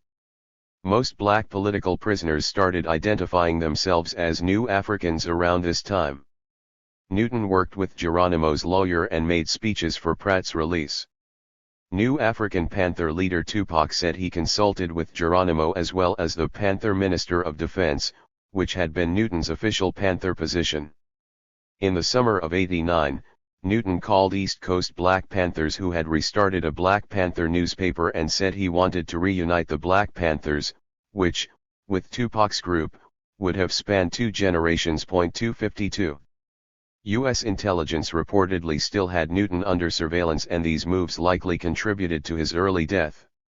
On August 22, 1989, exactly 1 year after Huey Newton refused prison release on Pratt's behalf, a gunman murdered Newton in Oakland. A minor conviction for gun possession led Newton to stay unarmed, while undercover police continued watching his every move. The assailant shot Newton 3 times, including twice in the head as he lay on the ground. 253. In addition to its anniversary timing, many other aspects of Newton's murder suggest that it was a U.S. intelligence assassination. The San Francisco Examiner caught Oakland police Lt.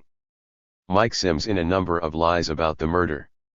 When Sims repeatedly said the police had no suspects, no clues, the Examiner reported that police had been videotaped arresting 3 men near the scene within minutes of the murder. Then Sims said only 2 were arrested, neither of whom were linked to Newton's murder. Oakland police corrected Sims the following day, saying the 2 were suspects, though they only named and charged 1. As detailed more later, it's also important to note that Richard Held spoke with Lt. Sims at his press conference regarding Newton, ch. 12, 254. The FBI and police claimed that the accused shooter, Tyrone Robinson, appeared to have acted in self-defense when Newton pulled a gun after an argument over money he owed Robinson for cocaine. But this claim is contradicted by the earlier police statement that they didn't find a gun belonging to Newton at the scene, and the account doesn't explain why the shooter would put 2 extra bullets in Newton's head as he laid on the street from the first bullet. As a Special Forces commando described for an unrelated article, putting 2 extra bullets in the head is a signature move in a combat military execution, later attempted on Tupac, ch. 18, 255. Furthermore, Witness Michelle Johnson, who lived just across the street from where Newton was killed, gave a description of the murder that was consistent with a murder setup. Johnson heard a brief argument and recognized one of the two men as Huey Newton. The other man ordered Newton into a car. Newton protested, "Man, I ain't getting in your car." She next heard shots, peeked out her window and saw Newton slumped on the sidewalk. This first-hand account refutes that Newton was killed over drugs, instead showing that Newton's assailants had kidnapping and murder plans. 256. Johnson's description, along with more aspects of the murder, supports the contentions of Newton's brother and area activists that the FBI murdered Newton. 257 That Newton was murdered exactly a year after refusing his prison release and calling a press conference on behalf of Pratt also deserves more scrutiny.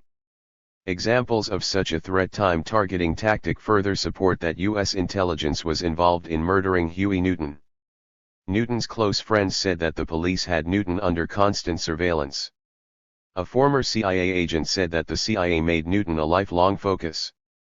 These factors, alone, support that U.S. intelligence set up his assassination. 258.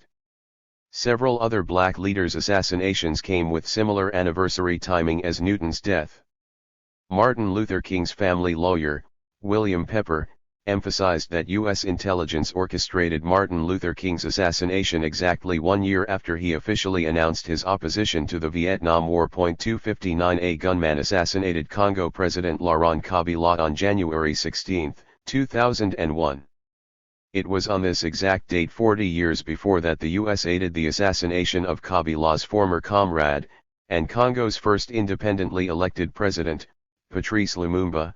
According to CIA documents. 260 This apparent tactic engenders a conscious or subconscious warning with regard to an incident whose timing marks the anniversary date of a previous incident. U.S. intelligence also appeared to use this tactic against Tupac Shakur, CHS 13-26. 12 Evidence FBI set up armed attacks on Tupac after Newton and Judy Bari. I see no justice, all I see is niggas dying fast. The sound of a gun blast, then watch the hearse pass. Just another day in the life G, gotta step lightly. Cause cops try to snipe me. Fuck you to the Marin County Sheriff Department. Fuck you to the FBI.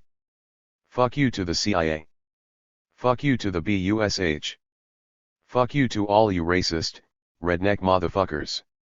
Tupac Shakur, Tupacalypse Now, I don't give a fuck. 1991. The other key figure quoted in the cover-up of Huey Newton's death, Richard W. Held, had a serial killer's resume. As son of an FBI assistant director, Held gained high leadership status at a young age. At 27 he headed the FBI Counterintelligence Program Unit in LA and directed the FBI-paid informants in the United Slaves who murdered the Panthers. Held also framed Geronimo Pratt after Held failed in his attempt to murder the LA Panther. He then directed infiltration and murder within the American Indian Movement, and covered up FBI murders of Puerto Rican independence activists. 261. The FBI sent Richard Held to head the San Francisco office as Special Agent in Charge, SAC/Director, in 1985, where his cover-up activities suggest that he continued his murderous COINTELPRO work. When Held came to the San Francisco area he took over his earlier duties of targeting Pratt. Newton's support of Pratt posed a setback to Held's sabotage of Pratt's defense team.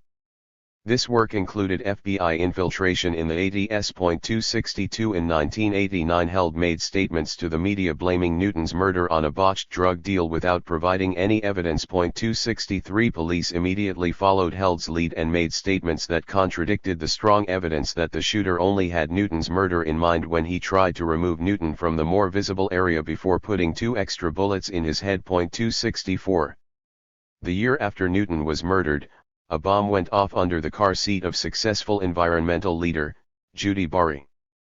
Evidence and disclosures eventually indicated that the FBI was likely behind this bombing. Bari headed the Earth First environmental group's Redwood Summer Campaign.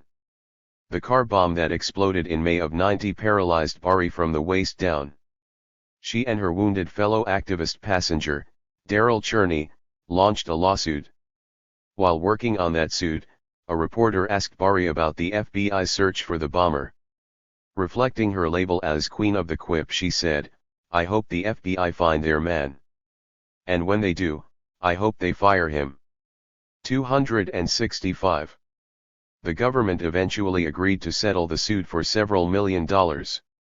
A judge noted how the FBI directed the Oakland police to say Bari was transporting the bomb to use against the logging industry she battled.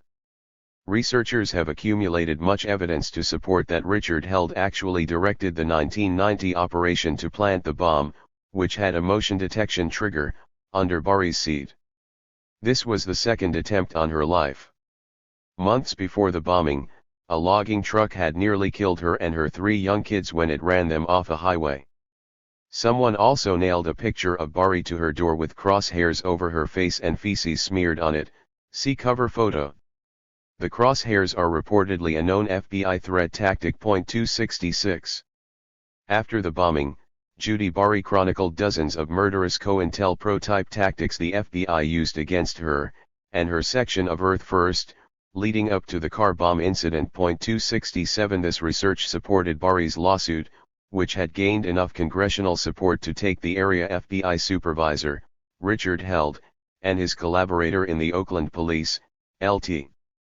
Mike Sims, to court. Held and Sims had extensively collaborated with the Newton murder cover-up a year earlier. Former colleagues and writers say the Bari suit sent Held into early retirement in 1993, though not before 3 armed and murderous attacks took place on new entertainment star Tupac Shakur in Held's Bay Area. 268. Many aspects of Tupac Shakur's time in the San Francisco Bay Area support that Richard Held kept a close eye on him. Held returned to Geronimo Pratt's locale and continued with FBI cover-up work on Pratt's case. As Held led the FBI fight against Pratt's defense team that Newton aided with public speeches, Tupac performed musical benefits to raise money for his defense and discussed strategy with his godfather, Pratt. 269. Tupac Shakur only left his national leadership of the New African Panthers due to a break into the music world, but he didn't give up his activism. Grammy-nominated Digital Underground, DO, took him on their national rap tour in 1990. He then recorded with and joined DO on their world tour in 1991. Tupac also started a new activist project at that time called the Underground Railroad to nurture young black activist leaders. 270. As soon as Tupac's impending stardom became apparent, police assaults began with telltale timing. By 1991 Tupac landed a solo record deal for his Tupacalypse Now and a top movie role in Juice. His first radical political single had its world premiere on MTV in mid-October. Several days after his video's release, Oakland police stopped Tupac for jaywalking, beat his head against the pavement and choked him until he was unconscious. Both of these police brutality tactics have led to victims' deaths. Tupac sued for $10 million and received a $15,000 settlement several years later. 271. The timing of a second armed attack just after another major entertainment release also suggests COINTELPRO ace Richard Held's orchestration. In January of 1992, strangers conducted a drive-by shooting of Tupac's limousine. The limousine was taking him from his San Francisco premiere in his debut movie, Juice, to its after-party. Luckily no one got hit. 272. Evidence and witnesses of another drive-by shooting reveals that police have conducted drive-by murders in unmarked cars. In an early 90s incident, an officer shot a police cadet scheduled to testify against the LAPD in a racial police brutality case involving a pro football player. The officer claimed self-defense, while witnesses described a drive-by execution of the cadet with no evidence of him firing.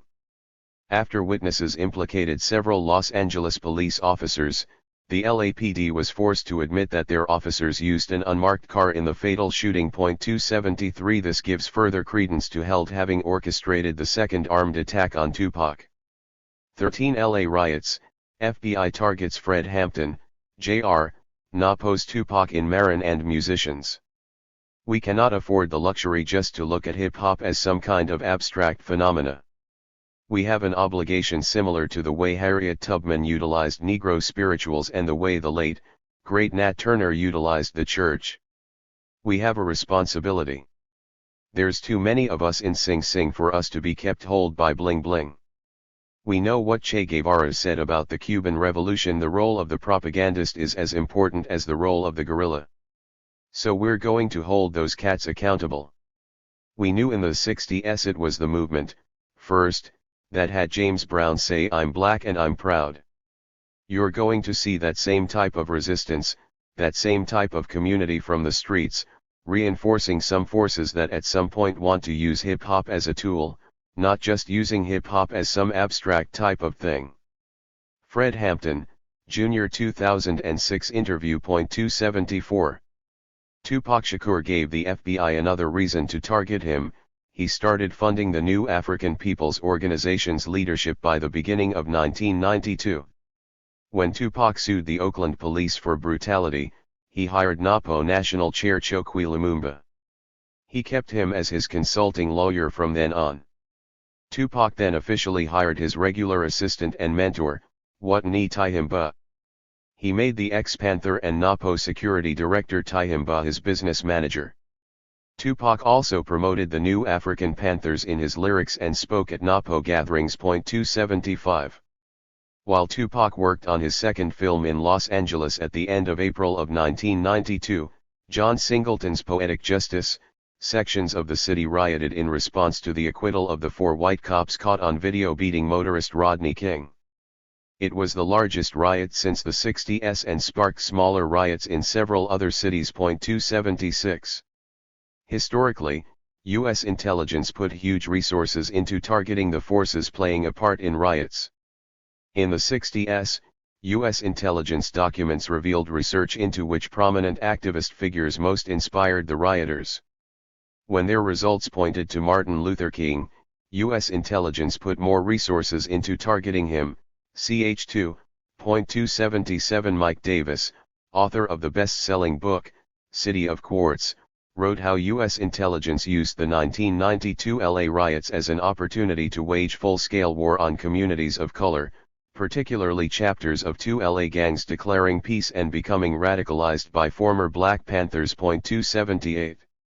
After the 1992 riots, which raged for several days, evidence supports that U.S. intelligence also targeted particular activists whose parents were Panther leaders, including Chicago's Fred Hampton, Jr. and Tupac Shakur.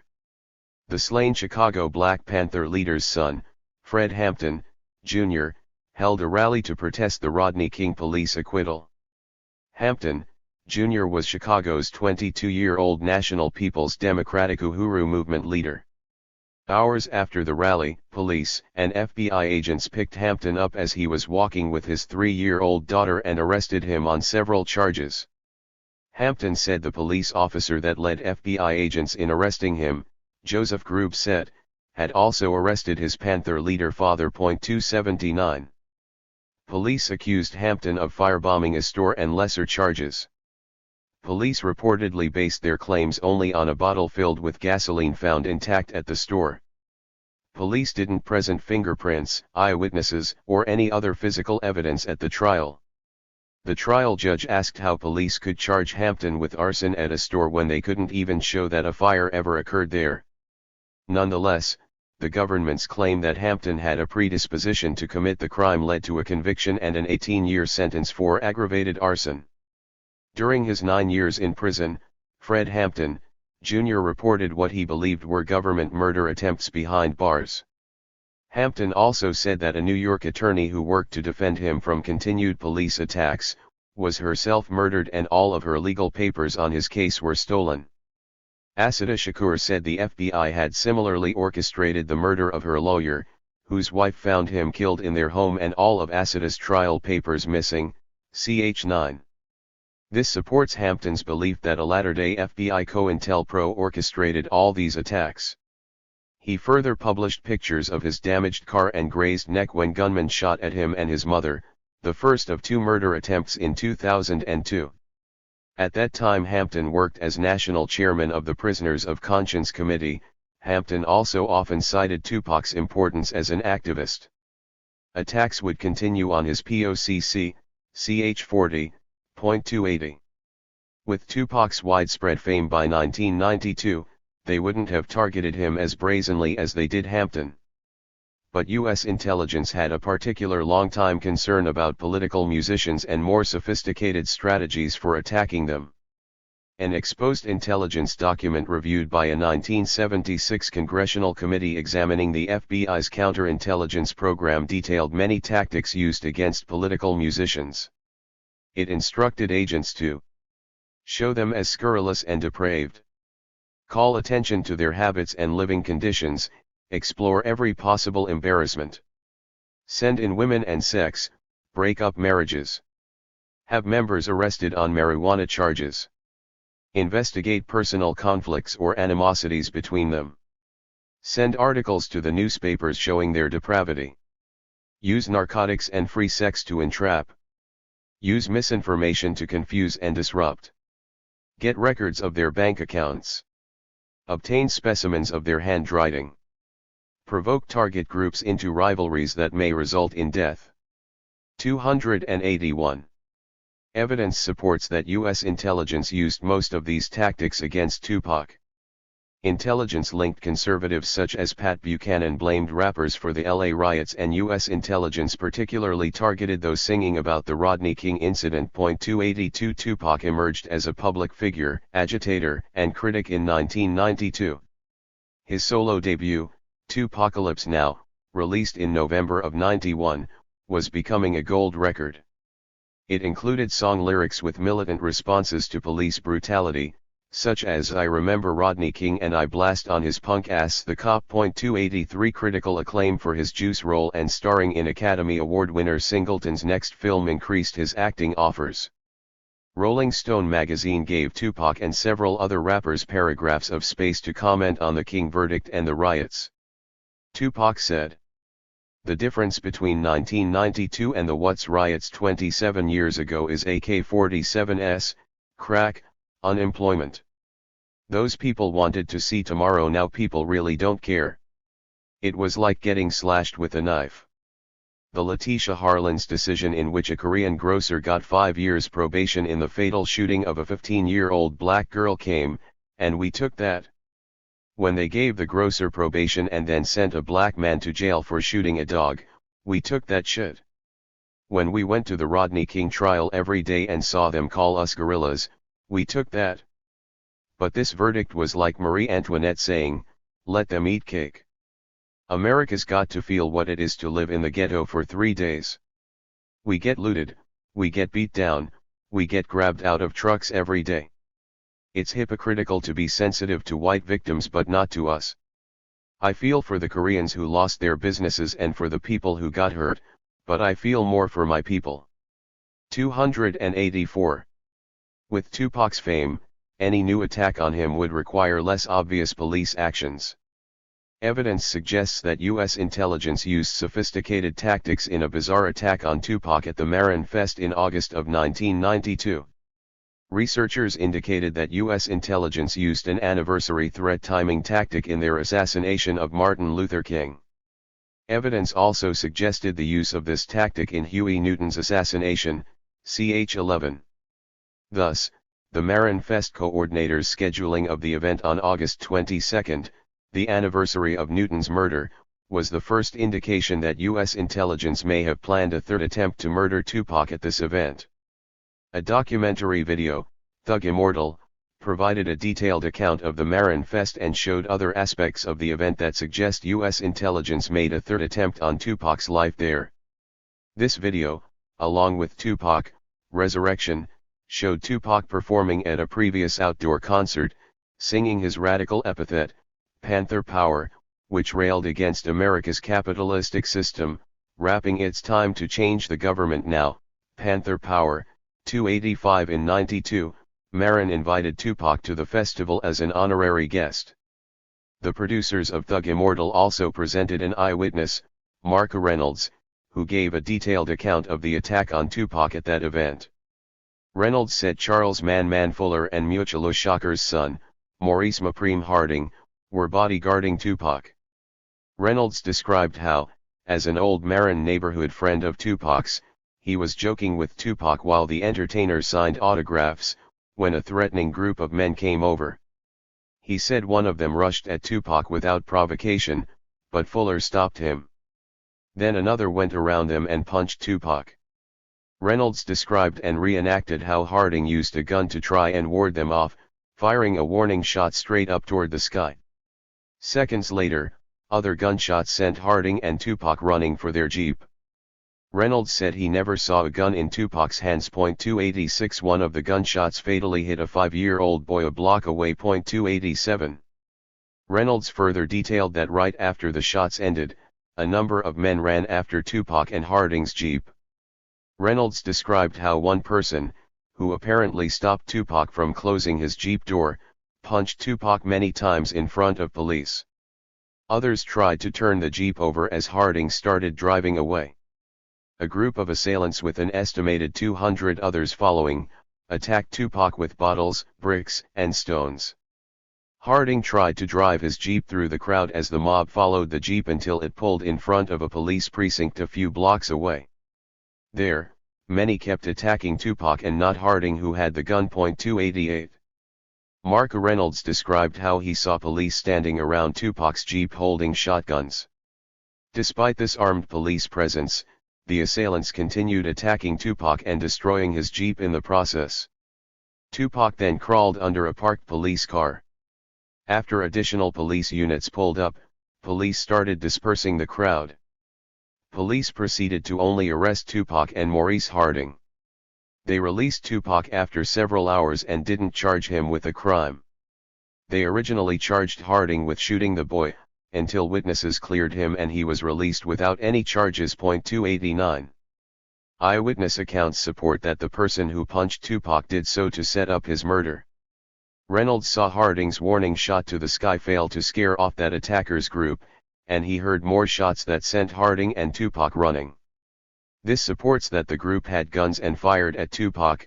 A Thug Immortal technician or editor distinctly cut out an important part of Reynolds' account, what happened between Harding's shot and Harding running. Other eyewitnesses also supported that this group of attackers shot at Tupac when the witnesses came to the police after the incident. These witnesses said they saw the shooter of the 5-year-old boy. When police showed them a lineup with Harding, they said he wasn't the one who fired the fatal shot. Harding was recognizable since he lived in Marin City. 290 Furthermore, police actions suggest their link to an FBI-planned murder attempt. That police at the Marin Fest merely watched people punch Tupac and try to overturn his Jeep, without intervening, suggests foreknowledge. Police standing around with shotguns when Harding's Jeep reached the precinct also failing to stop the attack also suggests a stand-down order. It appeared that police only breached this order when Tupac got out of the Jeep and crawled under the police car, risking damage to the vehicle by the mob. While they may have only been waiting for additional police units to arrive, that they only arrested the victims and not any of the assailants' top culprits for the boy's murder provides more support of certain police authorities' foreknowledge. Then police and prosecutors dropped all charges against Harding and made no charges against anyone else at the scene. Was this to avoid details coming out in a trial? Prosecutors similarly dropped a case involving Tupac in Atlanta faster than expected. Ch 16.291 FBI COINTELPRO veteran Richard Held's tactics and expertise show his fingerprints on this event and may better explain these bizarre circumstances. As previously detailed, much evidence implicated Held in the murderous attacks on Huey Newton and Judy Bari in that San Francisco Bay Area within the last several years. Ch 12. Bari wrote detailed articles of how Held used similar COINTELPRO tactics against the Black Panthers, the American Indian movement and her group. She cited these tactics as including intimidation, propaganda in the media and fake vigilantes, to create a lynch mob mentality, as well as local police and government complicity. 292 Upon closer scrutiny, Richard Held appeared to use all these tactics around this Marin Fest event. For example, local government complicity could have come in having Tupac invited as an honorary guest at the event and holding it on the 3rd anniversary of Newton's murder. The FBI previously used a black community cultural fest, the Harlem Festival, in orchestrating an attack on Afeni Shakur's New York Panthers, CH4. FBI Supervisor Richard Held continued his work against Pratt and Newton in that San Francisco Bay Area when Newton joined Pratt's defense team. Tupac had also done benefits for his godfather, Geronimo Pratt, there, ch 12.293. This further suggests one use of the intimidation factor Judy Bari mentioned, as its threat timing gives a conscious or subconscious warning. Within several years, 2 other key people in Tupac's life were later murdered on important threat time dates, ch 26.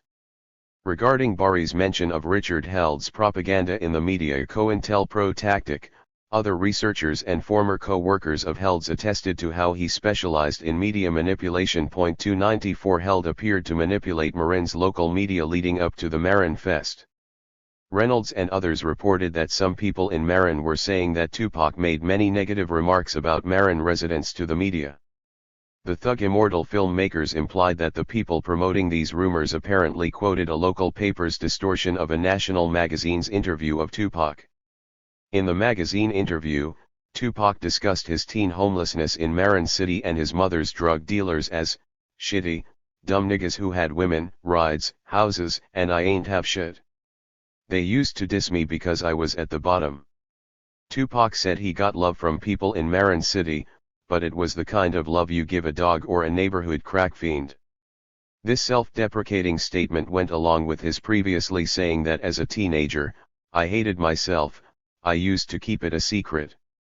The local Marin newspaper spun this interview by implying that Tupac denigrated Marin City residents as mostly dogs and crack fiends. Some people further hyped this newspaper's allegations of Tupac putting down Marin, and they threatened Tupac when he visited in the weeks leading up to the Marin Fest. 295 These false rumor tactics are also referred to as whisper campaigns in political battles. The allegations provided the Marin Fest assailants a cultivated excuse for attacking Tupac, shielding the FBI from suspected orchestration. The allegations may have further provided a fallback plan, in case the attackers failed to fatally shoot Tupac. Judy Bari had detailed Held's FBI COINTELPRO tactic of cultivating a lynch mob mentality. This gained more immediacy when the Marin Fest crowd was led to believe Tupac, not the attackers, was to blame for the child's shooting. Mark Reynolds lent particular credibility to his description and the use of this tactic when he cited his own bizarre behavior. Despite saying that he was a friend of Tupac's, he never saw Tupac holding a gun, and he only saw Harding shoot a warning shot straight up. Reynolds joined the crowd in angrily going after Tupac. The assailants were the top suspects for influencing the crowd to develop this lynch mob mentality. 296 The media continued to blame Tupac for the boy's murder despite that eyewitnesses said Harding hadn't even fired the fatal shot, leading to the dropped charges.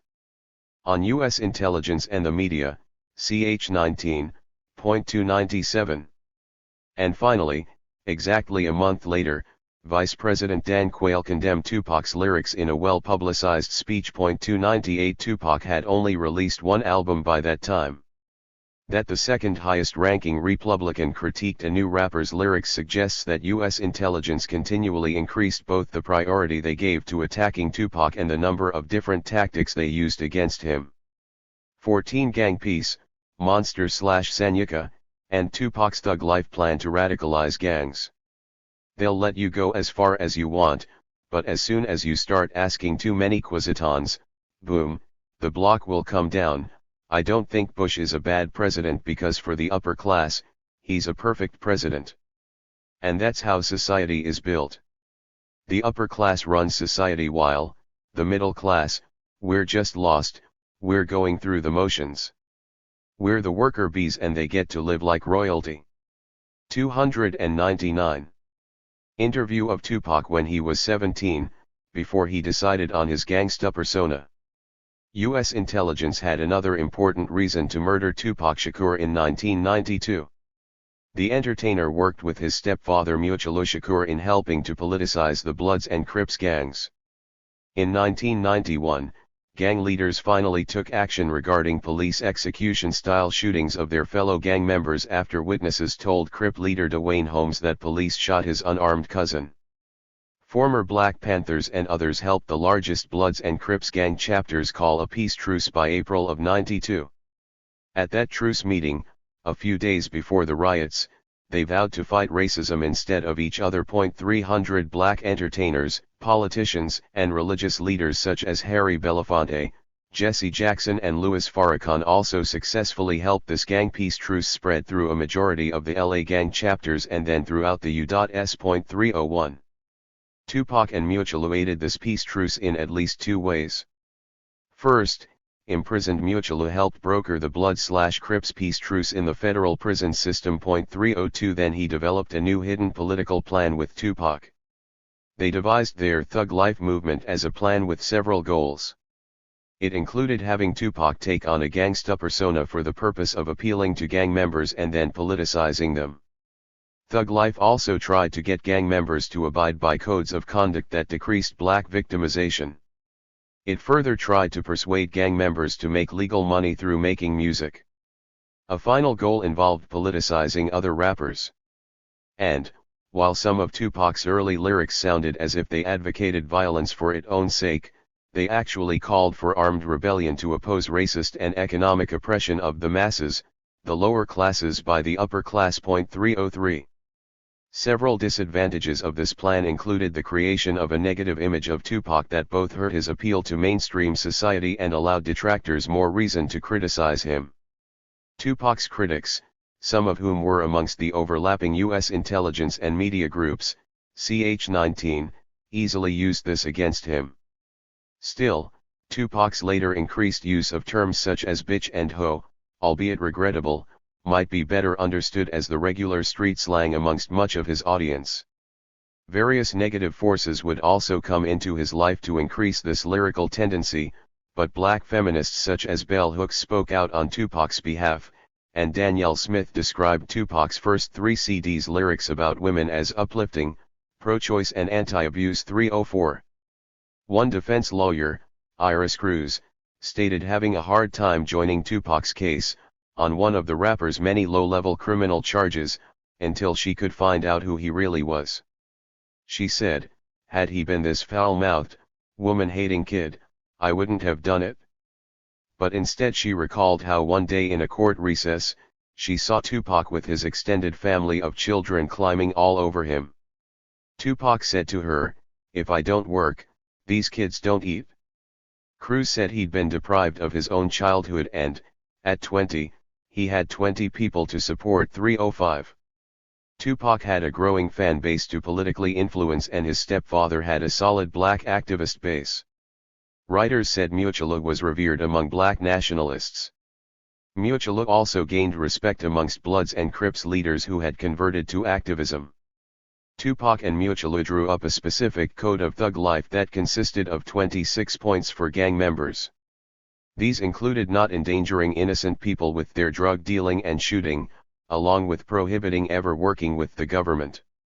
It was used to help increase the number of gang sects taking part in the Blood/Crips peace truce.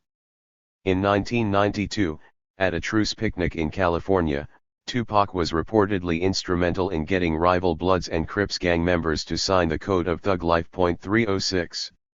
Muchalu and Tupac further inspired former Crip gang leader Monster Cody Scott to change his name to Sanyuka Shakur as he joined the New African Movement. Tupac later said he planned an activist collaboration with Sanyuka. Sanyuka's book, Monster, detailed his and other gang members' embrace of black nationalism and revolutionary socialism. 307 After the LA riots, Bloods and Crips including Sanyuka Shakur, as Monster Cody Scott, first revealed gang community improvement plans in The Nation magazine. This included a written proposal from the Bloods and Crips truce leaders. 308. Government officials didn't appreciate Sanyuka Shakur's politicization.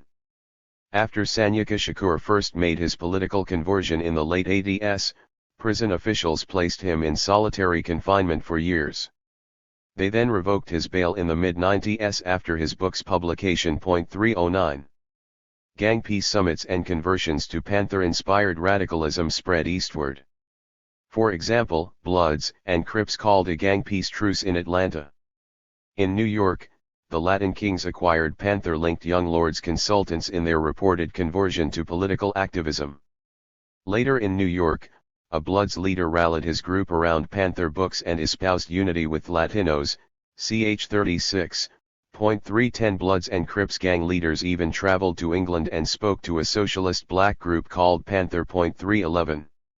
U.S. intelligence and conservative government forces had many reasons to find the movement of gang members converting to leftist political activism a huge concern. The Bloods and Crips not only encompassed a large majority of the estimated 100,000 gang members in Los Angeles 312, but reports acknowledged how the two gangs had spread to states across the U.S. from Texas to New York. Studies showed 1,100 individual Bloods and Crips gangs active in 115 cities nationally. 313. By 1995, the Bloods and Crips were even reportedly active in all four branches of the armed services and at more than 50 military bases around the U.S. 314. U.S. intelligence reacted to these gang activist conversions in several ways.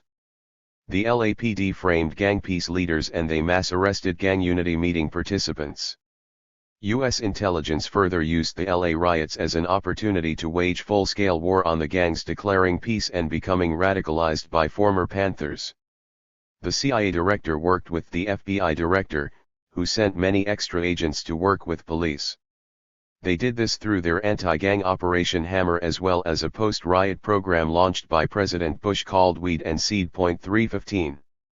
Also, by a presidential executive order, federal authorities formed Joint Task Force Los Angeles, JTF Law. This task force echoed the Joint Terrorist Task Force used in New York against Tupac's stepfather Murderous Shakur. The JTF Law used U.S. Army and Marine forces, as well as aid from the National Guard, the FBI and the Bureau of Alcohol, Tobacco and Firearms, in working with Los Angeles police. The California National Guard commander, Major General James Delk, now retired, said that gang members' opposition led his group's role to be more akin to low-intensity conflict, or urban warfare, than riot control. 316. Prison officials collaborated with U.S. intelligence objectives in the federal prison system. They put Murderous Shakur in the country's most restrictive confines, apparently due to gang work with young blacks and his work with Tupac. Out of concern over his outside contacts and influence over the younger black element, prison officials transferred Murderous to the most maximum security underground prison in Colorado. 317. U.S. intelligence later used such prison placement and anti-gang forces against Tupac. 15. Tupac's FBI file, Republican attacks, harassment arrests and specious lawsuits. I never had a record until I made a record. Tupac Shakur, 1994. Quote. U.S. intelligence and their Republican, GOP, political supporters increased their focus on Tupac Shakur. The Los Angeles FBI office continued accumulating documents that eventually came to over 4,000 pages in their file on Tupac, according to a Freedom of Information Act, FOIA, Justice Department worker. They guarded this file closely as a FOIA request only released 99 partially deleted pages. 318. But any documentation of operations against Tupac Shakur remained unavailable because of legal changes President Ronald Reagan made in the 80s. Reagan and Bush began keeping documentation of U.S. intelligence operations under wraps and outside of FOIA requests reach through President Reagan's Executive Order 123,333. The order privatized NSC National Security Council intelligence operations and permitted agencies other than the CIA to carry out special operations without reporting its activities. Allowing any private enterprise the NSC set up, to carry out covert operations. 319. U.S. intelligence began using new strategies against Tupac and enlisted the White House for help. While Tupac had only one CD, George Bush, Sr.'s Vice President Dan Quayle focused on him and one other amongst the many so-called gangsta rappers. As previously mentioned, on September 22, exactly 1 month after the Marin Fest attack, See timing tactic discussion in CHS 12, 13, 26. Quayle made a widely publicized speech, saying that Tupac's CD has no place in our society. Billboard also noted how in that speech Quayle used the same words that he used in a speech against rapper Ice-T 3 months earlier. 320. This repeated statement supports that intelligence planned the speeches to help bring the ensuing censorship of Ice-T and Tupac. Ice-T had joined Tupac in railing against the government in Rolling Stone's post-riot issue, except Ice-T more directly called for taking the riot to the White House. Like Tupac, Ice-T also proposed a violent response to the Rodney King police brutality incident, in his song Cop Killer. 321. The case of Ice-T appeared to show Time Warner's true intent in supporting U.S. intelligence's repressive agenda, ch 20. Ice-T had sung the song Cop Killer with his band, Body Count, at every stop of the sold-out 91 Lollapalooza tour. No police complaints ensued. He then released the song on his band's CD, which hovered between number 32 and number 45 on the Billboard charts for weeks. The LA riots ended in early May of '92, and 2 Texas police groups held a press conference in June protesting the CD. After many congressmen joined the protest over the next 45 days, Ice-T announced his removal of the song from the album. Despite largely increased sales from the publicity, Time Warner dropped Ice-T within 6 months. 322. Tupac likely brought on Quayle's denunciation for several reasons. Some included Tupac's attacks of George Bush in his debut CD's lyrics. Tupac was also about to release his second CD with more attacks on Bush and Quayle just before the presidential election. These critiques mentioned Republican leaders by name while also saying they've got money for war but can't feed the poor. Between Tupac's debut CD on Interscope Records and the release of his second CD, Time Warner increased its ownership of Interscope's music label from 25% to 50%. 323. Time Warner then delayed Tupac's second CD's release for a year, well after the election. 324. Other Republican politicians also singled out Tupac in their speeches. Republican presidential candidate Bob Dole and former Bush cabinet member William Bennett said Time Warner needed to ban Tupac's recordings. A former Pennsylvania state office holder who headed a private group she called the National Congress of Black Women, C. Dolores Tucker, joined Bennett in a suspicious campaign against Tupac, see below. 325. Politicians were brought into the tactical strategy more officially in 1993. Sundance Award winner Nick Broomfield, who produced the documentary Biggie and Tupac, said that a bipartisan Senate subcommittee formed out of concern over rap's subversive elements in '93. He also said that the FBI began spying on rappers that year, though they clearly started in 1988 or earlier.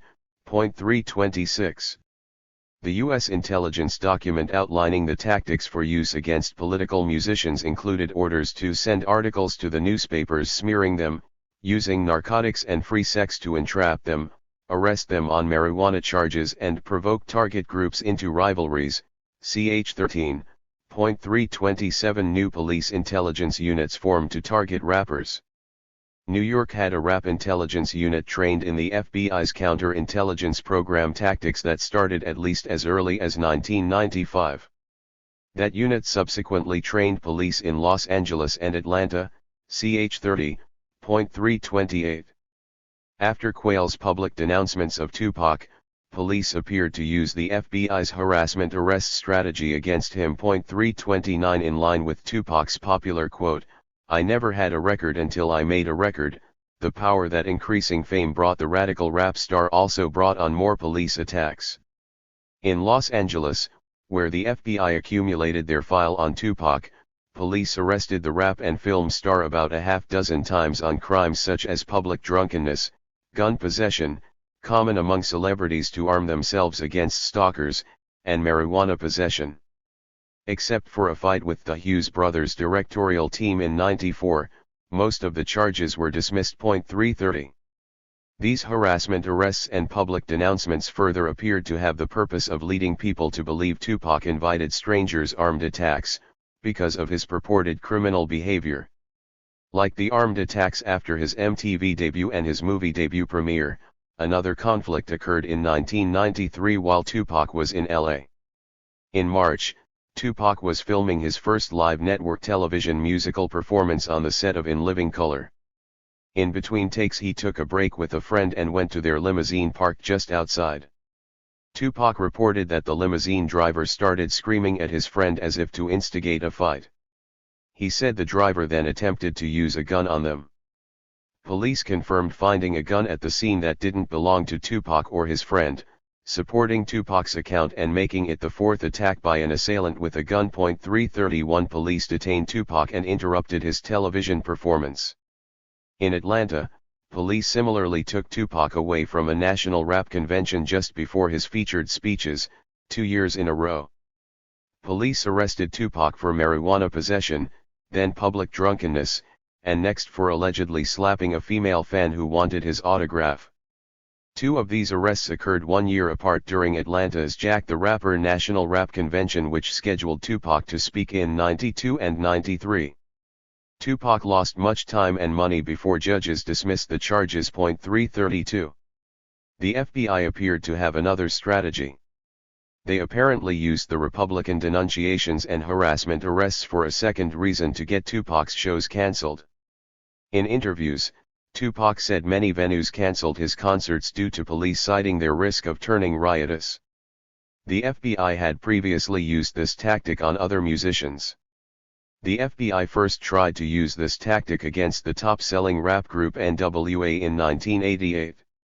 After the FBI sent NWA a warning letter about their "Fuck the Police" song, the FBI then sent faxes to the police department in every city that NWA toured.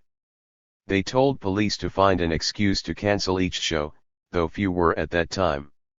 After success against Tupac, they tried to use it against the rap tour of top political musical group Rage Against the Machine when they toured with rap group Wu-Tang Clan. Rage lead singer Zach De La Rocha said that police called concert venues and said they wouldn't provide security because the show posed too much risk of a riot occurring. 333. By the mid to late 70s, researchers found that U.S. intelligence started a new version of the harassment arrest strategy in the form of a harassment lawsuit strategy. As early as the 70s, COINTELPRO researchers found that the U.S. Justice Department brought many activists to trial, often on unprosecutable conspiracy charges in order to deplete the funds and energy of the left. 334 A vast number of civil suits began against Tupac and continued against other wealthy, leftist-linked black entertainers, chs 30-34. Over a dozen people risked sanction and penalization for frivolous lawsuits when they filed seemingly specious civil suits against Tupac starting in 1992. Did U.S. intelligence advise certain plaintiffs to take the risk of financial penalties? The bizarre nature of several lawsuits, along with links to U.S. intelligence and top conservative figures, suggests such a new intelligence tactic. For example, see Dolores Tucker, who had joined in television advertisements against rappers with President Bush's drug czar, William Bennett, filed a civil lawsuit claiming Tupac's lyrics hurt her sex life. 335. Most of the other lawsuits appear just as specious and had similar high-level conservative links. Vice President Dan Quayle's public denunciation of Tupac came in support of a multi-million-dollar lawsuit a Texas police officer's widow filed against Tupac. Quayle claimed that Tupacalypse Now bore some responsibility for the fatal shooting of this Texas state trooper. 336 Also, the Atlanta autograph seeker, as previously mentioned, filed suit alleging that Tupac slapped her. Witnesses said that the woman hounded Tupac as he was rushing to an appointment, a female associate of Tupac's intervened, and the autograph seeker started a fight with her. They said that Tupac merely got in between the two to stop the fight. A judge dismissed the case. 337. Furthermore, a woman claimed she was shot and paralyzed at a Tupac concert because Tupac created a riotous atmosphere at the show. 338 And finally, the limo driver who Tupac said tried to use a gun on him during his first live network television musical performance, joined the others in suing the rapper. 339 The driver did this despite that the police report backed Tupac's claim that he tried to use the gun on Tupac. This scenario of an apparent attempt on Tupac's life leading to a lawsuit would repeat itself in Atlanta that year. U.S. intelligence attacks continued in direct proportion with Tupac's ever-increasing wealth and influence. His trials and tribulations kept him on edge. The Source magazine reported one particular incident that may have particularly concerned the intelligence community. It occurred when Tupac exploded in anger and alluded to a latter-day Black Liberation Army. The incident also displayed the devotion members of the Nation of Islam security team had for Tupac. This incident came about when Tupac awaited trial for the sole charge he agreed he was guilty of a fist fight on a film set with young black directors Albert and Alan Hughes. Source magazine reporter Dream Hampton followed Tupac at the time. On the day of the trial in a Los Angeles courthouse, Tupac stood outside the courtroom with Hampton and others. He saw the Hughes brothers surrounded by the Nation of Islam security for hire Fruit of Islam, FOI. Tupac walked up to one of the bow-tied FOI and asked why they were protecting the Hughes brothers from him. Accusations between the brothers and Tupac ensued, when an FOI guard pushed Tupac and he charged the group. Tupac backed the brothers and their 4 guards against the wall. "You gon' need motherfucking Farrakhan to calm me down. You got that? Farrakhan. You beanpea slinging, bow-tie wearing bitches. You wear booties. Remember that? I'll have niggas from Crenshaw with axe and rags up here.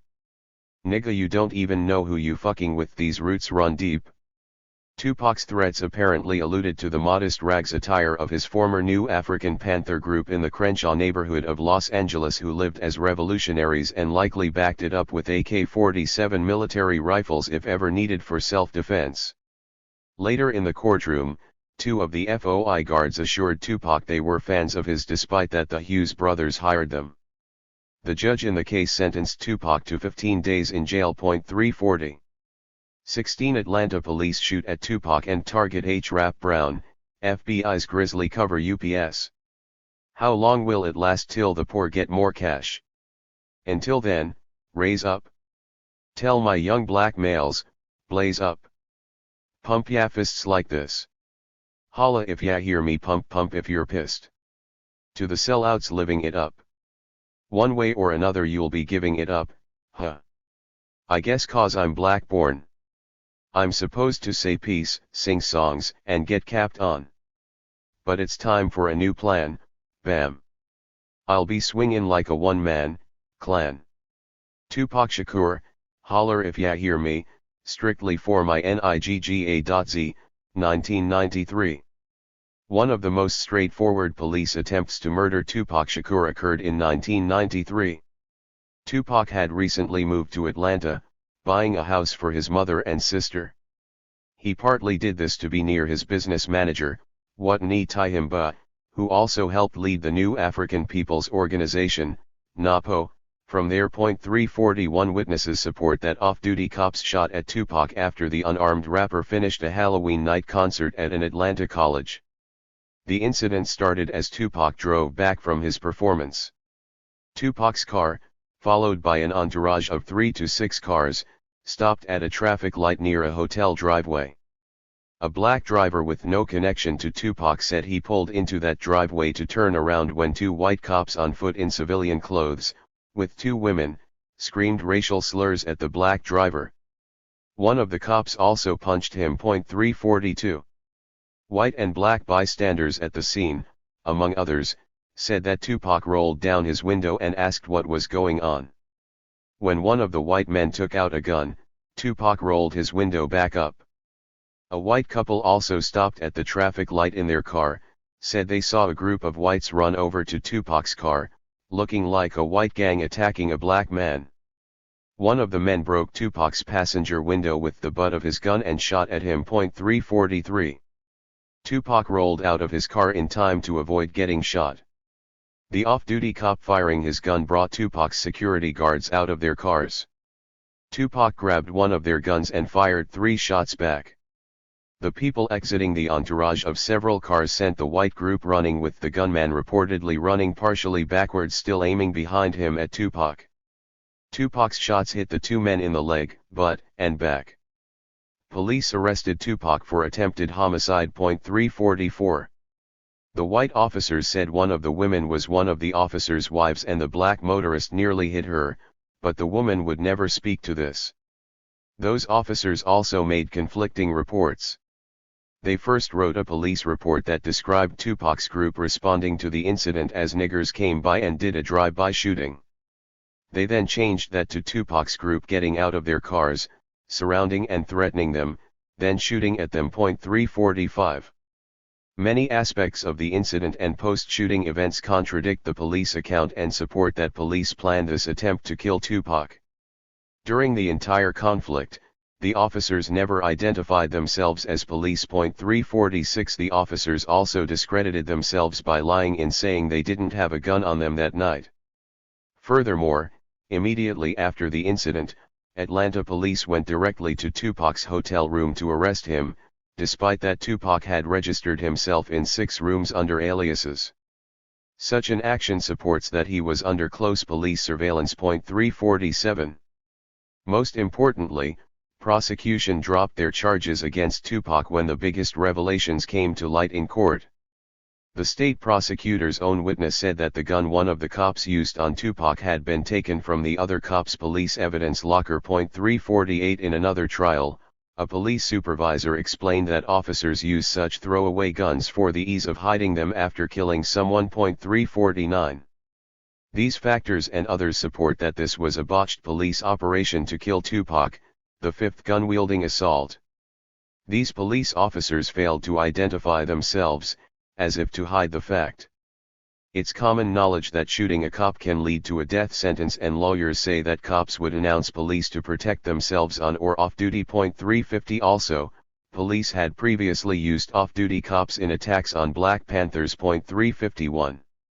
Attacks on former Student Nonviolent Coordinating Committee leader H. Rap Brown in Atlanta in this 90s time period further supports that these Atlanta police were carrying out a U.S. intelligence operation against Tupac Shakur. The FBI continued using its counterintelligence program tactics against H. Rap Brown from the 60s to the 90s. U.S. intelligence made Brown a huge COINTELPRO target while he led SNCC with Stokely Carmichael in the late 60s, and the Black Panthers made Brown an honorary Panther leader. 352. In 1967, U.S. Congress used an incident to aid the FBI targeting of H. Rap Brown. An hour after Brown spoke at a summer rally in Maryland, 2 black auxiliary police officers shot at the SNCC leader, grazing his head. Blacks reacted by rioting. When later asked about the truth of rumors that organizers snuck him out of town in a coffin, Brown replied, "I've never said. The government probably would have liked me to leave in a coffin." U.S. Congress then passed the Rap Brown Amendment, making it illegal to go across state lines and give a speech that provokes a riot. 353. When prosecutors brought Brown to trial in 1970, the FBI appeared to target 2 of his SNCC successors, Ralph Featherstone and Che Payne. A fatal bomb detonated in their car as they headed for the courthouse to support Brown. The FBI was similarly implicated for using this tactic in planting the car bomb that paralyzed Judy Bari in 1990, ch. 12. 354. After 5 years imprisonment in the 70s, Brown moved to Atlanta, Georgia. In Atlanta, H. Rap Brown changed his name to Jamil Al-Amin and became the city's imam, spiritual leader, of the second largest community of traditional Muslims in the United States. 355. Imam Jamil Al-Amin rose to national prominence as an Islamic leader. He chaired Atlanta's Council of Imams, a member of the national community that has 30 to 40 affiliate mosques across the country with 20,000 to 30,000 followers and, unlike the Nation of Islam, was the sect that most Muslims in the world follow. Muslim leaders credited Al-Amin for helping increase membership at many of their mosques. 356. Al-Amin's work included successfully clearing drugs out of neighborhoods, according to the Daily Atlanta Journal-Constitution. 357. In 1993, When Atlanta police attacked Tupac, they were also targeting Imam Jamil Al-Amin in several ways. From 92-95, Atlanta police intelligence worked with the FBI in infiltrating Al-Amin's mosque, allegedly to investigate a possible homicide. Several years and tens of thousands of documents failed to produce any charges. 358 In 1995, a man was shot in a park near Al-Amin. Police first claimed Al-Amin shot him, but ended up dropping the charge when the man claimed police forced him to say that Al-Amin shot him. 359. Then, in 1999, U.S. intelligence appeared to wage their largest attack on Imam Jamil Al-Amin. Police claimed that Al-Amin fatally shot a police officer. 360 Jamil Al-Amin's problems with the law that year started when he was driving a friend's car and a police officer pulled him over. Al-Amin had a police badge a local mayor had given him as an honorary auxiliary officer for helping to get drug dealers out of a neighborhood. The officer that pulled Al-Amin over charged him with theft and impersonating a cop. 361. Police then said that Jamil Al-Amin missed his court date for that charge. Al-Amin said he never received the notice in the mail. Atlanta police sent 2 black cops out to arrest Al-Amin with a note that the imam was armed and dangerous. One of these cops said Al-Amin fatally shot his fellow officer. 362 Much evidence supports that this was not Al-Amin and that these officers were sent after, or must have come upon, a different person. The officer said he shot and wounded Al-Amin. Police investigators also said Al-Amin left a trail of blood from where he was shot. Upon arrest several days later, Al-Amin didn't have a mark on his body, but he still ended up on death row for allegedly killing a police officer. Former Tupac manager Watani Tyehimba and Tupac's New York lawyer Michael Tariff Warren have worked to help Jamil Al-Amin's defense appeals. 363. Media organizations claimed that the FBI couldn't have continued their COINTELPRO targeting of H. Rap Brown, Al-Amin, in Atlanta because blacks had gained leadership positions in that city. Events both before and after Jamil Al-Amin's Atlanta conviction undermine this claim. For example, a strip club owner tried to pay an FBI informant $20,000 to rough up Atlanta's black mayor, Bill Campbell, yet the FBI failed to inform the mayor. Mayor Campbell called the FBI the forces of evil, in 2001, recalling their surveillance of Rev. Martin Luther King Jr. 364 After leaving office in 2002, federal authorities leveled a 7-count indictment against Campbell, alleging bribes, illegal campaign contributions, and filing false income tax returns. 365 After a 7-year FBI and IRS investigation of Campbell, a jury found him not guilty on all charges except 3 counts of tax evasion.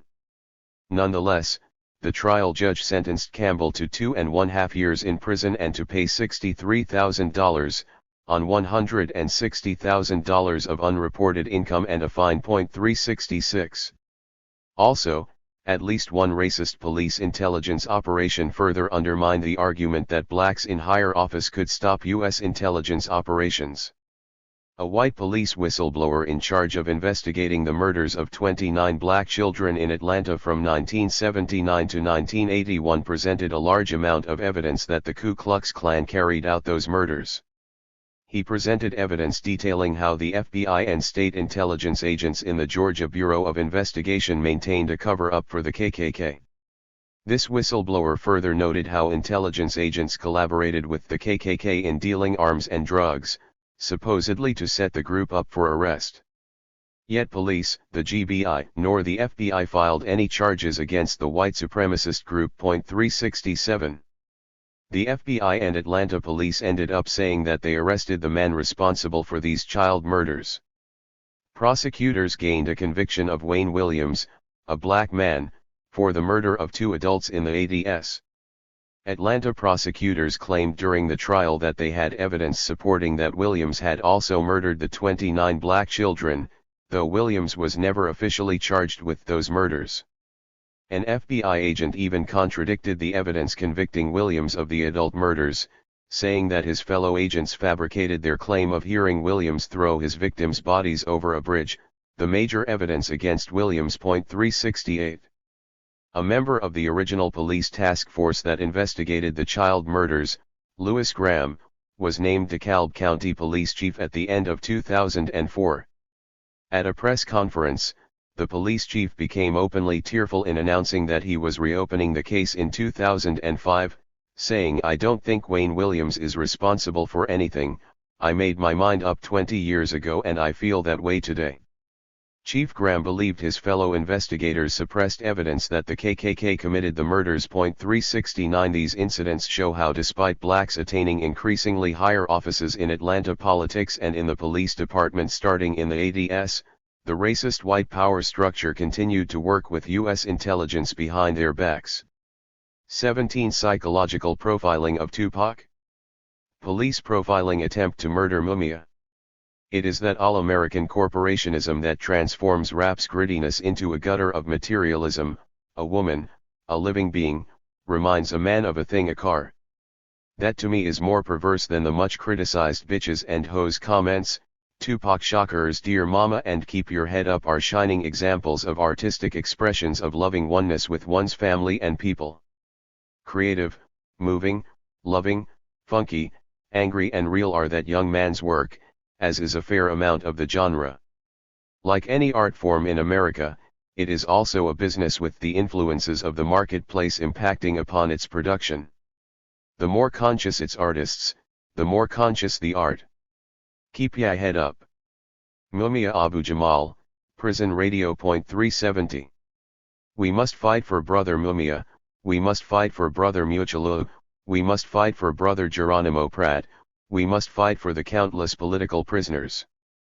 On Tupac Shakur, White Man's World, Don Killuminati, The 7-Day Theory, 1996.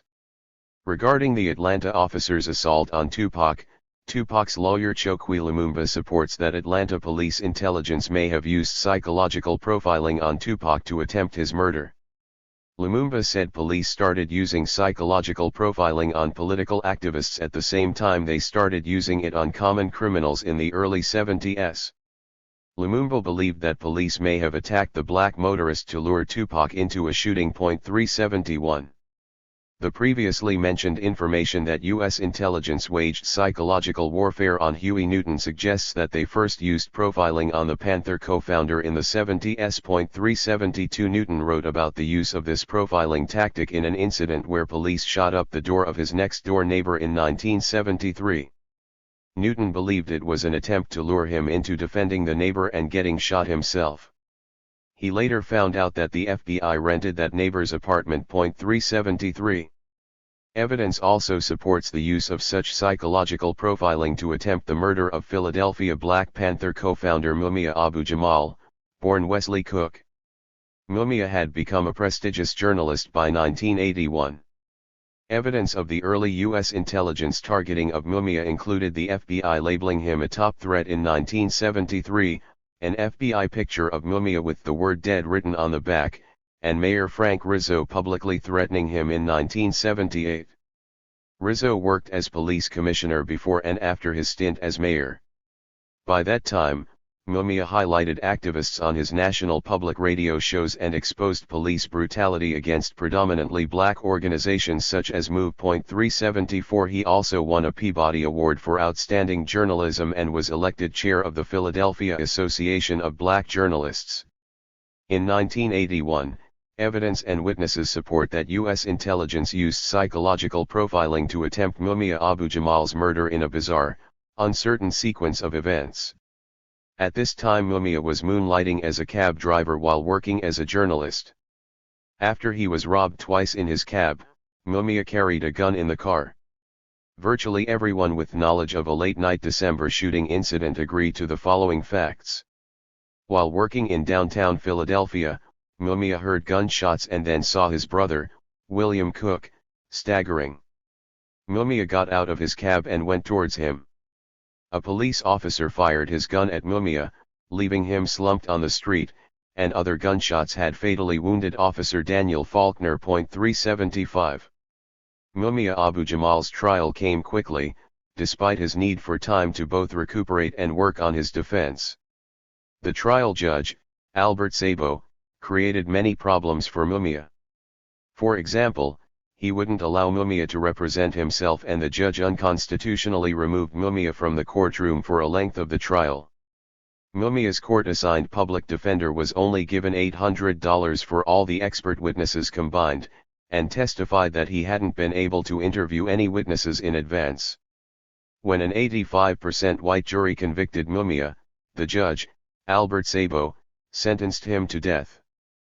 Sabo led the nation in death sentences and incidentally revealed his plans for Mumia in the judicial chambers. 376 A court clerk signed an affidavit stating that just before the trial he overheard Judge Sabo discuss how he planned to help prosecution in the case, saying, "I'm going to help them fry the nigger." 377.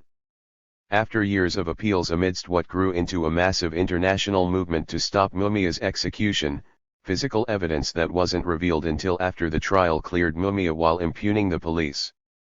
Police didn't test Mumia's gun after the incident to see if it had been used, nor did they test Mumia's hand for nitrate residue that would have been there if he fired it, according to an expert. 378 Police also tried to hide the medical examiner's report on the fatal bullet having been a .44 caliber that Mumia's .38 caliber gun couldn't have fired. 379 The pages of Mumia's FBI file they allowed to be released also incriminated their involvement in an operation against Mumia.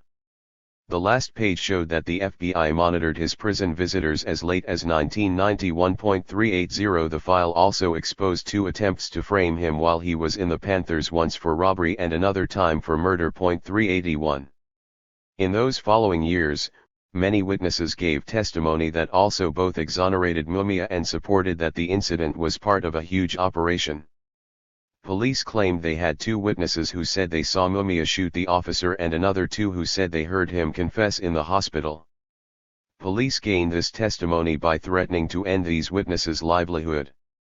For example, cab driver Robert Chobert was on probation for a felony arson conviction and had 2 other convictions for driving while intoxicated, which could have cost him his taxi license, making him very susceptible to police pressure. 382 Another key prosecution witness, prostitute Veronica Jones, testified about police similarly threatening her to previously make false statements. At a 95 hearing, she made statements clearing Mumia and said that police told her they had given another prostitute, Cynthia White, favors for providing false testimony. White had 38 previous arrests and was wanted on 3 open cases. 383 Also, police alleged that Mumia confessed to the murders, yet their witnesses Faulkner's partner Gary Bell and hospital security guard Priscilla Durham said Mumia made the confession when he first arrived at the hospital. Police only claimed this after Mumia filed a charge of police brutality, 2 months after the shooting. Bell told ABC's 20/20ths, in 1999, that he didn't mention the confession for 2 months because it shocked him so much that he suppressed it. Durham first lied in saying she never knew Faulkner and then claimed Mumia screamed the confession at a time when many police officers were in Mumia's hospital room, none of whom heard it. The police officer assigned to follow Mumia to the hospital and sit with him in his room, Gary Wachschul, wrote in his report that Mumia made no comments there. 2 attending doctors reported not hearing any confession and finding that Mumia was barely conscious at the reported time of the alleged confession. 384 Years after the shooting, a startling affidavit came from Arnold Beverly, a career hitman serving time in jail. Beverly said that the mafia paid him to shoot Faulkner and that another paid gunman also shot the cop. He said the mafia told him that they did so on behalf of other police who were receiving mafia payoffs and that Faulkner threatened these transactions. Beverly said other cops were at the scene to back him up and provided help with his getaway. 385 Mumia's release campaign chair Pam Africa said Beverly passed 2 lie detector tests with this affidavit. 386 More affidavits and witnesses support that Mumia didn't shoot Officer Faulkner, but they also support that Faulkner had a malevolent assignment before his own shooting. An affidavit of Mumia's brother, Billy Cook, described the scene that night, saying his childhood friend Kenneth Poppy Freeman was with him and led him towards the area where the shooting would take place. Despite that Cook worked the same late hours as his brother, Cook said he had never crossed paths with Mumia at that time of night. Freeman led him to the area, reportedly to get some beer. Officer Faulkner tailed Cook on that street and pulled him over. Cook said that he wasn't sure where his license and registration were, and Freeman gave him something to show Faulkner. Faulkner then had him get out of the car and words were exchanged. Faulkner suddenly beat him over the head with a stick or flashlight until he was bleeding.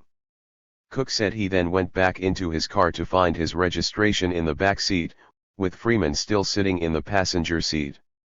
Cook said that while searching for his registration he heard shots fired and saw flashes of a gun out of the corner of his eye about where Faulkner had been standing. He looked up and Freeman was gone, with his passenger door open. Cook then got out of his car.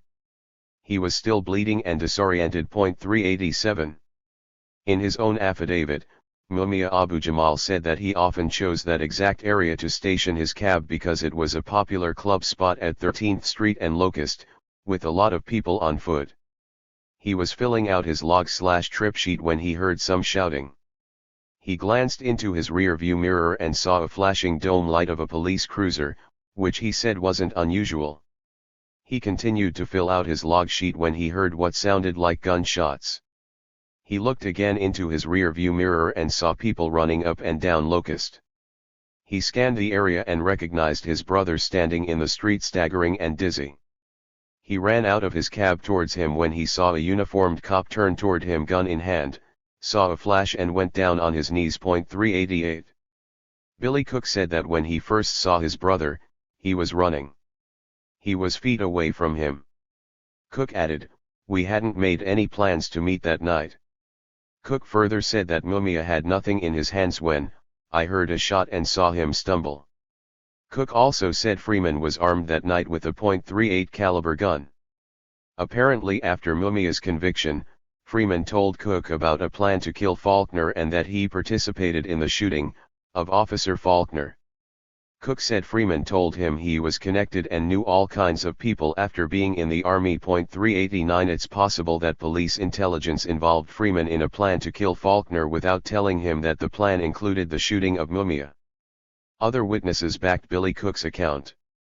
Added up, these accounts suggest that police intelligence set the scene up this way as part of a psychological profiling operation to lure Mumia out of his car to be shot. The operation appeared to include the murder of Officer Faulkner, which police could then blame on Mumia. A police captain witness for the prosecution said that a driver's license with the name Arnold Howard was found on Faulkner at the scene, and some detectives did pursue reports that Faulkner's shooter fled the scene. Arnold Howard testified that he had given his license to Ken Freeman. 390. Further cover-up ensued. 3 years later, Philadelphia police tried to serve an illegal warrant on the activist organization that Mumia supported, MOVE, at their city row house. The warrant was later found to be invalid. Police infamously dropped a C4 military explosive from a helicopter on the roof of the house. The FBI and Bureau of Alcohol, Tobacco, and Firearms, agencies that joined forces against rappers and Panthers, gave Philly police this explosive for use against MOVE. The explosion caused raging flames and police wouldn't let firefighters put hoses on the fire for several hours. 11 men, women, and children of MOVE, and their pets, burned to death. The ensuing fire also burned down 2 whole city blocks. Only 2 survived and police jailed one of them. 391. The Village Voice said that the following day, Freeman was discovered dead in Philadelphia under mysterious circumstances. 392. In a 1995 appeals hearing summary, both prosecution and defense witnesses backed Cook's statement. These witnesses said that Officer Daniel Faulkner beat Billy Cook in front of Mumia, after ordering a paddy wagon to the scene. 393. Credible witness William Singletary also supported Cook's statement and Mumia's innocence. Singletary, a black businessman and decorated Vietnam veteran with friends in the Philadelphia Police Department, said he told police what he saw at the shooting scene, but detectives tore up the transcript of his first statement and threatened him into signing a false statement. Singletary gave a description of Ken Freeman getting out of a Volkswagen, shooting at Faulkner and fleeing. Singletary also said that he saw Mumia approach the scene without a gun and that he saw Officer Faulkner shoot Mumia. It's uncertain if this was Faulkner or a different cop. Singletary further said he saw other police arrive and beat Mumia, who was slumped wounded on the ground. Singletary also added to the discrediting of top prosecution witness Cynthia White. He said that she came up to him after the shooting and asked him what had happened. White witness Deborah Korvinsky and black witness Desi Hightower corroborated Singletary's account of seeing the man who fit Freeman's description fleeing the scene. 394. Mumia Abu Jamal's case remains on appeal due to the global public protest that has united entertainers, writers, and politicians worldwide in support of Mumia. See end note. 395. The international coverage also brought more witnesses and evidence to light. By the end of the 90s, Mumia had problems with one of his lead lawyers and changed his counsel, suggesting similar FBI tactics used to sabotage Geronimo Pratt's legal defense in the 70s. 396. Mumia Abu Jamal still sits on death row amidst appeals. Despite his desensitizing confines, he continues his prolific writing that includes several books and countless articles. He can also be heard giving his regular political commentaries from prison on the Pacifica Radio Network in New York, Washington, D.C., L.A., San Francisco, and Houston. 18 NYPD agent, sex frame-up, cover-up and link to Tupac's NYC shooting. Listen while I take you back and lace this rap. A real live tale about a snitch named Haitian Jack. Knew he was working for the feds, same crime, different trials. Set me up, wet me up, niggas stuck me up. Heard the guns bust but you tricks never shut me up. Tupac Shakur, Against All Odds, Don Killuminati, The 7-Day Theory 1996. 2 weeks after the 1993 Halloween night Atlanta attack, a new friend of Tupac's, Jacques Agnant, aka Nigel, name Ricardo Brown used in court, Haitian Jack, helped set up Tupac's most serious legal charge in New York. Agnant, a purported music promoter who originally came from Haiti, often traveled with his associate, Trevor, real name Rick Lindsay. They escorted Tupac to a Greenwich Village dance club in mid-November. That weeknight in the club started out great for Tupac as several professional athletes approached him to say they were fans. Then Agnant and Trevor introduced Tupac to a 19-year-old black Naval Yard employee named Ayanna Jackson. Jackson said that she was with a man she'd been dating for 2 to 3 months. Within minutes, she danced with Tupac, put her mouth on his penis on the dance floor, then left her date to have sex with Tupac at his hotel. 397. In the several days following the dance club and late-night tryst, Ayanna Jackson left messages on Tupac's hotel answering service about wanting repeat sex. When she came over again, Agnant, Trevor and Tupac's road manager, Charles Man Fuller, entered her and Tupac's room. She made several forced sodomy charges against Tupac, Agnant, and Fuller, though she later said Fuller only watched. Police also charged Tupac with illegal gun possession. Trevor eluded arrest. 398. One of the first of many questions about Jackson's honesty regarding the incident came when a female doctor examined Jackson at a hospital after the charges and said that there was no evidence of forced sexual activity, as Tupac claimed. 399. Tupac had become accustomed to police arrests and media groups' seemingly biased criminal portrayal of him by this time. He came to use some of this media as sound bites in his songs and video. One of his music videos had the actual footage of police arresting him outside the hotel.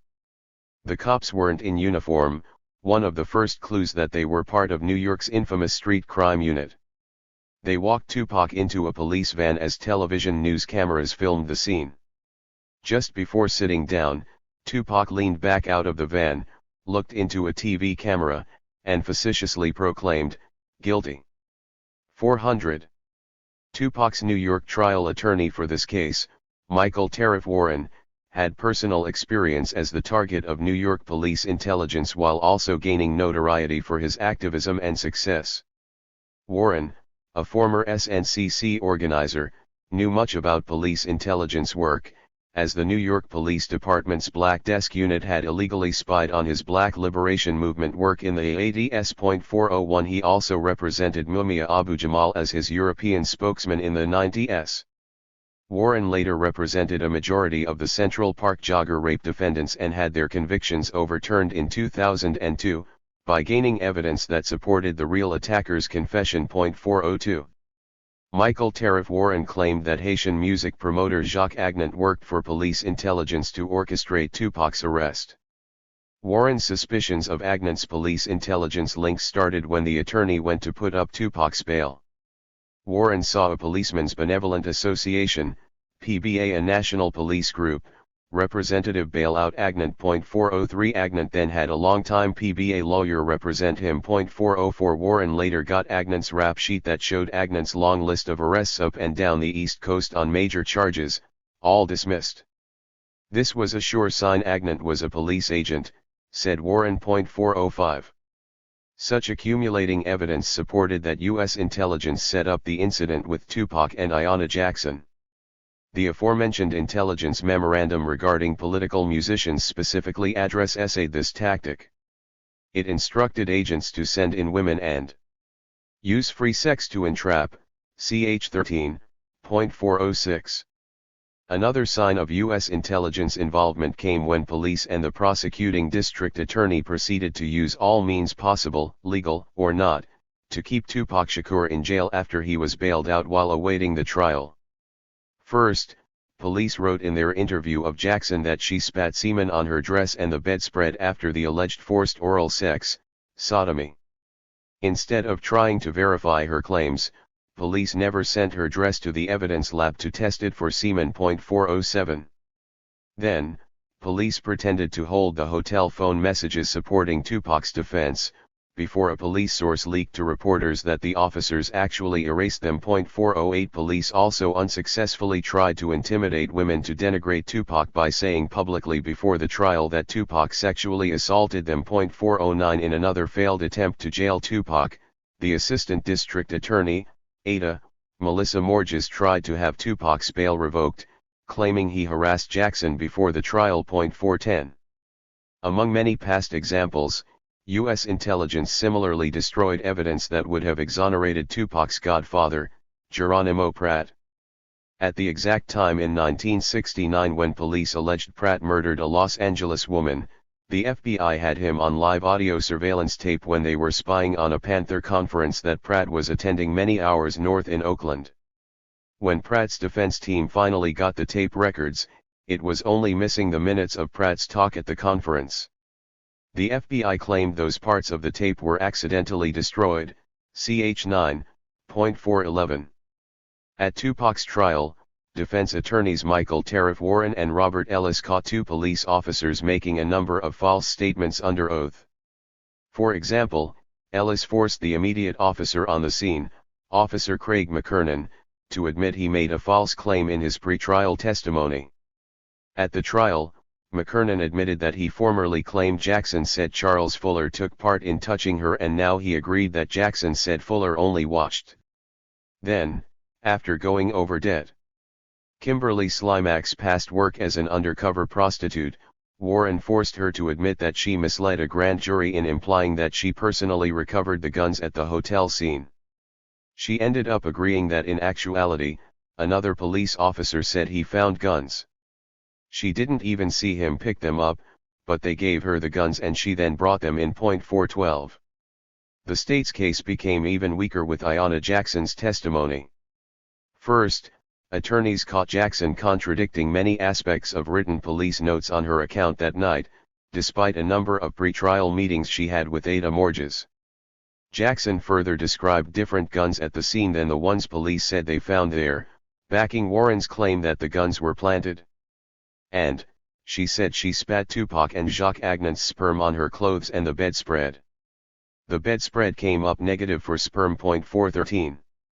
Ada Morges apparently got desperate and made unsupported claims.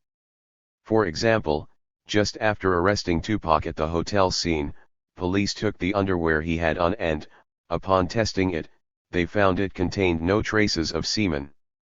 Despite that the tested underwear also matched Jackson's description of it, Morges said that police tested the wrong underwear of Tupac's without giving a reason for such a claim. 414. While the jury deliberated a verdict, Ada Morges offered a mistrial, apparently due to how poorly she saw the case going. Murderous offered this mistrial after admitting her office withheld evidence from the defense, allegedly because they just found misplaced pictures at that time. Even though he would have automatically avoided jail, Tupac refused the mistrial offer, believing he had won the case and wanting to clear his name of the charges. Murderous may have offered this mistrial to avoid Tupac's acquittal on all counts, as it would have decreased any negative publicity against Tupac and hurt Jackson's coming civil suit. 415. The jury found Tupac not guilty of all the major charges including forced sodomy, attempted sodomy, assisting forced sodomy, and gun possession. This upheld the doctor's finding that there was no evidence of forced sodomy. Since the police said they found guns in Tupac's hotel room, the jury finding supported attorney Warren's contention that police must have planted these guns. Nonetheless, the jury found Tupac guilty on 3 counts of sexual abuse, specifically detailed as 1 count of touching Jackson's butt against her will and 2 counts of assisting Jacques Agnant's touching her butt against her will. 416. Michael Tariff Warren also cited the district attorney's mission to put Tupac in jail and the judicial irregularities that aided this mission. The judicial bias never reached the level of Afeni Shakur's New York Panther 21 trial, but it had a grave effect on Tupac's life. While making an appeal on the sexual abuse conviction, Warren sought bail for Tupac. Warren cited many ways the district attorney made the denial of Tupac's bail a top priority. The DA claimed that Tupac would try to skip bail and flee. This claim was highly dubious considering that as an entertainer, Tupac would lose his main source of income if he fled. The judge's improprieties included allowing the jury to consider a second count of Tupac assisting Agnant's touching of Jackson but, despite the fact that Jackson said Agnant only touched her once and Murderous gave no evidence of Agnant touching her another time. 417. As seen in Panther frame UPS and trials, the prosecutor showed preferable treatment for suspected police agent Jacques Agnant. First, Warren said that prosecution showed their bias in favor of Agnant in allowing him to sever his case from Tupac's. They then allowed Agnant to plea bargain down to 2 misdemeanors. Melissa Murderous' cover-up statements regarding her office's incredible leniency towards Agnant supports their roles in this targeting. New Yorker editor Connie Bruck noted how Murderous said her office let Agnant off easy because Jackson didn't want to go through the trauma of another trial. Bruck noted, however, that Jackson had already planned another trial with a civil suit against Tupac. 418. Furthermore, other aspects of Jackson's actions that came out in the trial suggests Jackson was more perpetrator than victim. While men's abuse of women in our society does deserve more attention, 419 Jackson's actions support that she collaborated with a U.S. intelligence attack on Tupac. First, by her own admission and witness reports, Jackson didn't try to leave the hotel when she was alone in the hallway after the alleged assault. Then, despite claiming that she was traumatized by the hotel sex incident, 19-year-old Jackson immediately called and employed high-profile lawyer, Michael Kaplan. Attorneys say that police and prosecution normally speak on behalf of victims alleging crimes. A victim only retains a lawyer if they decide to file a civil lawsuit, almost exclusively after the criminal case goes to trial, to bar the appearance of a money motivation for the claim. Also, defense attorneys need to take time reviewing a case before accepting it and addressing the media about it. After the late-night incident and arrest, Kaplan spoke to the media on Jackson's behalf early the following day and proceeded to file a civil suit. This suggests pre-incident planning. When questioned about her retention of Kaplan by defense attorneys at the trial, Jackson lied, saying she doesn't know anyone named Michael Kaplan. And finally, Jackson undermined her purported long-term trauma when admitting that between the time of the incident and the trial, she saw Tupac's new movie on which she knew Tupac was working when he allegedly sodomized her against her will. 420. Ayanna Jackson's actions long after the trial continued to suggest her purposeful involvement in a frame-up. For one, Jackson didn't file a civil suit against Agnant, despite his reported display of wealth. 421. Then, in 1995 Jackson allegedly authored a letter to Vibe magazine. That letter, written from her first-person perspective but signed anonymous, appeared to be co-written by a libel lawyer in the way it strongly implied that Tupac and the others raped her without quite saying it actually happened. For example, in the letter Jackson said she did not deserve to be gang-raped, a Vibe editor chose to extract and highlight the statement in a box on the page. Jackson further described assisted forced sodomy. This first assertion had astutely careful phrasing since, of course, Noon deserves to be gang-raped, but this claim and the forced sodomy assertions were contradicted by the jury's verdict. No one was ever even charged with rape nor convicted of forced sodomy or assisting forced sodomy. 422 Journalists later repeated such falsehoods as truth, ch. 19. During the deliberation of the Jackson sexual assault trial, a sixth armed attack on Tupac occurred. All 6 physical attacks by armed assailants had aspects suggesting U.S. intelligence orchestration or police cover-up. Jacques Agnan's link to this event, the gunman's actions, and police inaction support that U.S. intelligence attempted to murder Tupac yet again in New York City on November 30, 1994. By the end of November, Tupac had dumped Agnan as a friend, but Tupac's cousin saw Agnan following Tupac. 423 Several nights later, Agnan's associate Booker called Tupac. Booker offered him $7,000 to come to a Times Square recording studio and provide vocals for another rapper. 424 Upon arriving, alleged muggers shot Tupac 4 to 5 times in the lobby. Contrary to media accounts, a doctor's report gave details that depicted how these gunmen conducted a military-style execution.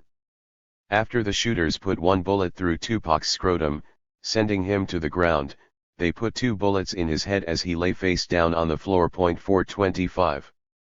Many curious aspects of this attack include a gunman waiting in the studio for Tupac, the items left behind, and the police presence. First, someone had let one of the gunmen into the locked Quad Studios. With dozens of artists, from Madonna to the Rolling Stones, recording hit records at Quad Studios, it had tight security with a video camera surveillance of the locked doors allowing only the artists recording in the studio to buzz someone into the studio front doors. This supported that someone knowingly admitted the gunman into the lobby. 426. Secondly, police maintained that the incident was simply another Times Square mugging. 427 These alleged muggers took other jewelry but left a diamond-encrusted Rolex watch on Tupac. With guns in hand they then ran out the door into the extremely well-lit Times Square area where a police car reportedly hovering nearby failed to go after them. 428. Even the usually sensorial mainstream media cited how a particular amount of police foul play accumulated up to this point.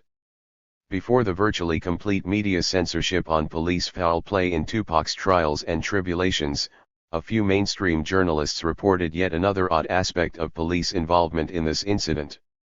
For example, the Washington Post commented how in another strange twist to Tupac's trial, the same officers immediately arriving on the scene had first arrived at his alleged sexual assault scene. 429 An NYPD officer implicated these officers as part of the street crime unit, the unit believed to have taken over some counterintelligence program duties. 430 A former police detective later said that he worked for New York's official rap unit found to have targeted rappers and that plainclothes street crime unit members took part in that unit, ch. 30.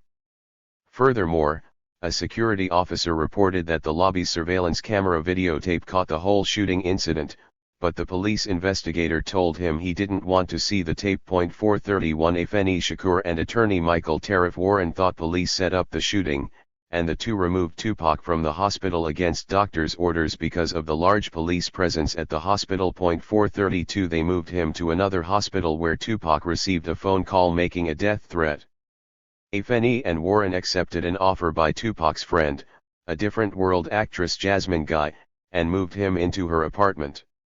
Despite the entrance and exit holes in Tupac's head, the bullets miraculously failed to hit his brain and he survived. 433 Tupac had first rejected the notion that Jacques Agnant, aka Nigel, was a police agent. But he eventually said it in lyrics implying that Agnant set the shooting up with his associate Booker on behalf of the FBI. In the last CD he finished producing, due out within 2 months of his death, Tupac rapped with slang about Haitian Jacques working for the FBI to set him up for that shooting, see quote at start of chapter, point 434. 19 Wealthiest start CIA who hire Nazis and help corporations control media. My message to the censorship committee. Who's the biggest gang of niggas in the city? The critics or the cops? The courts or the crooks? Don't look so confused, take another look. All you punk police will never find peace on the streets till the niggas get a piece, fuck 'em, they kill you to control you. Pay top dollar for your soul. Real niggas don't fold, straight soldier. Tupac Shakur, Suja is revenge, strictly for my N.I.G.G.A.Z,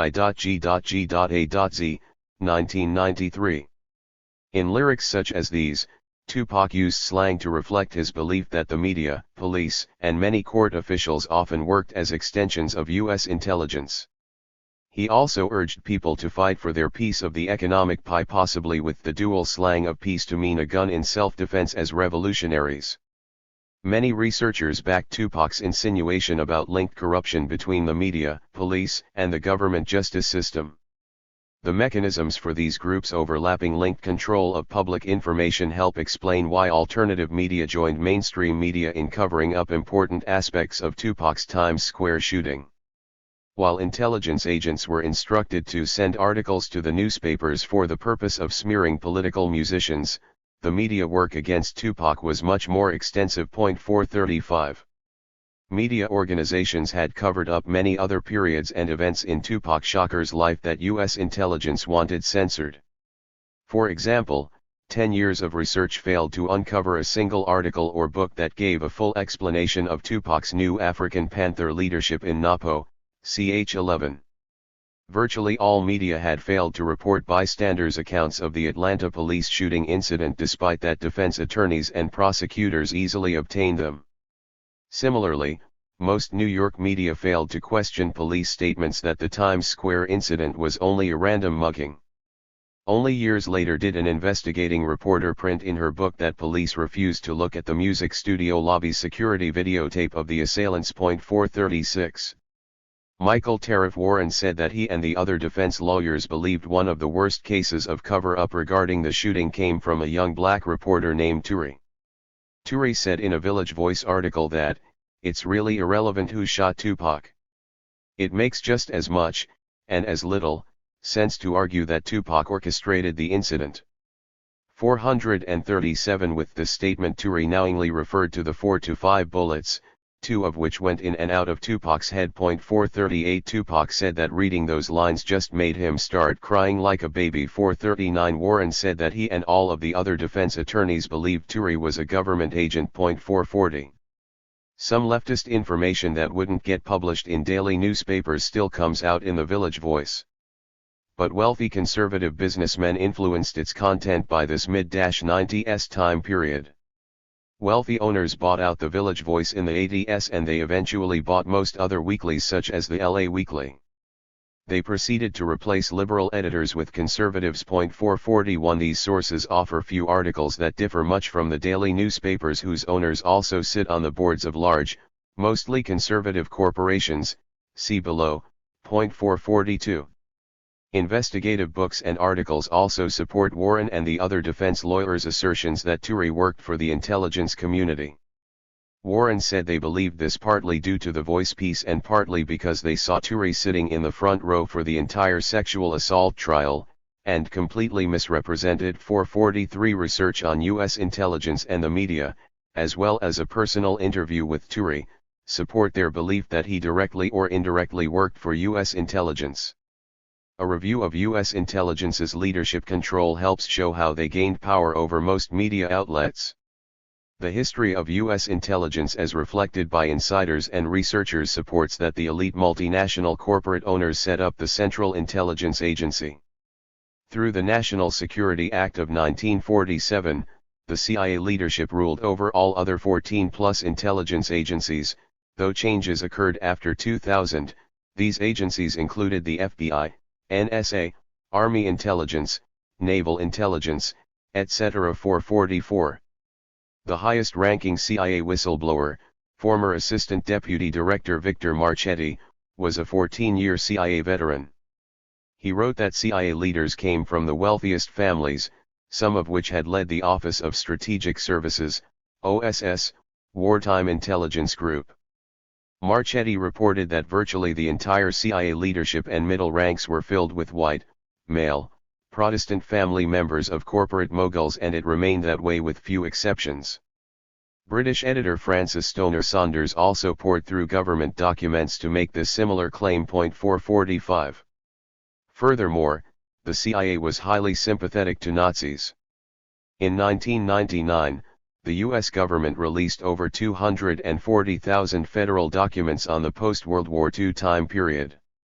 President George W. Bush had CIA, FBI, and Pentagon officials publish limited summaries of the documents in a book, U.S. Intelligence and the Nazis.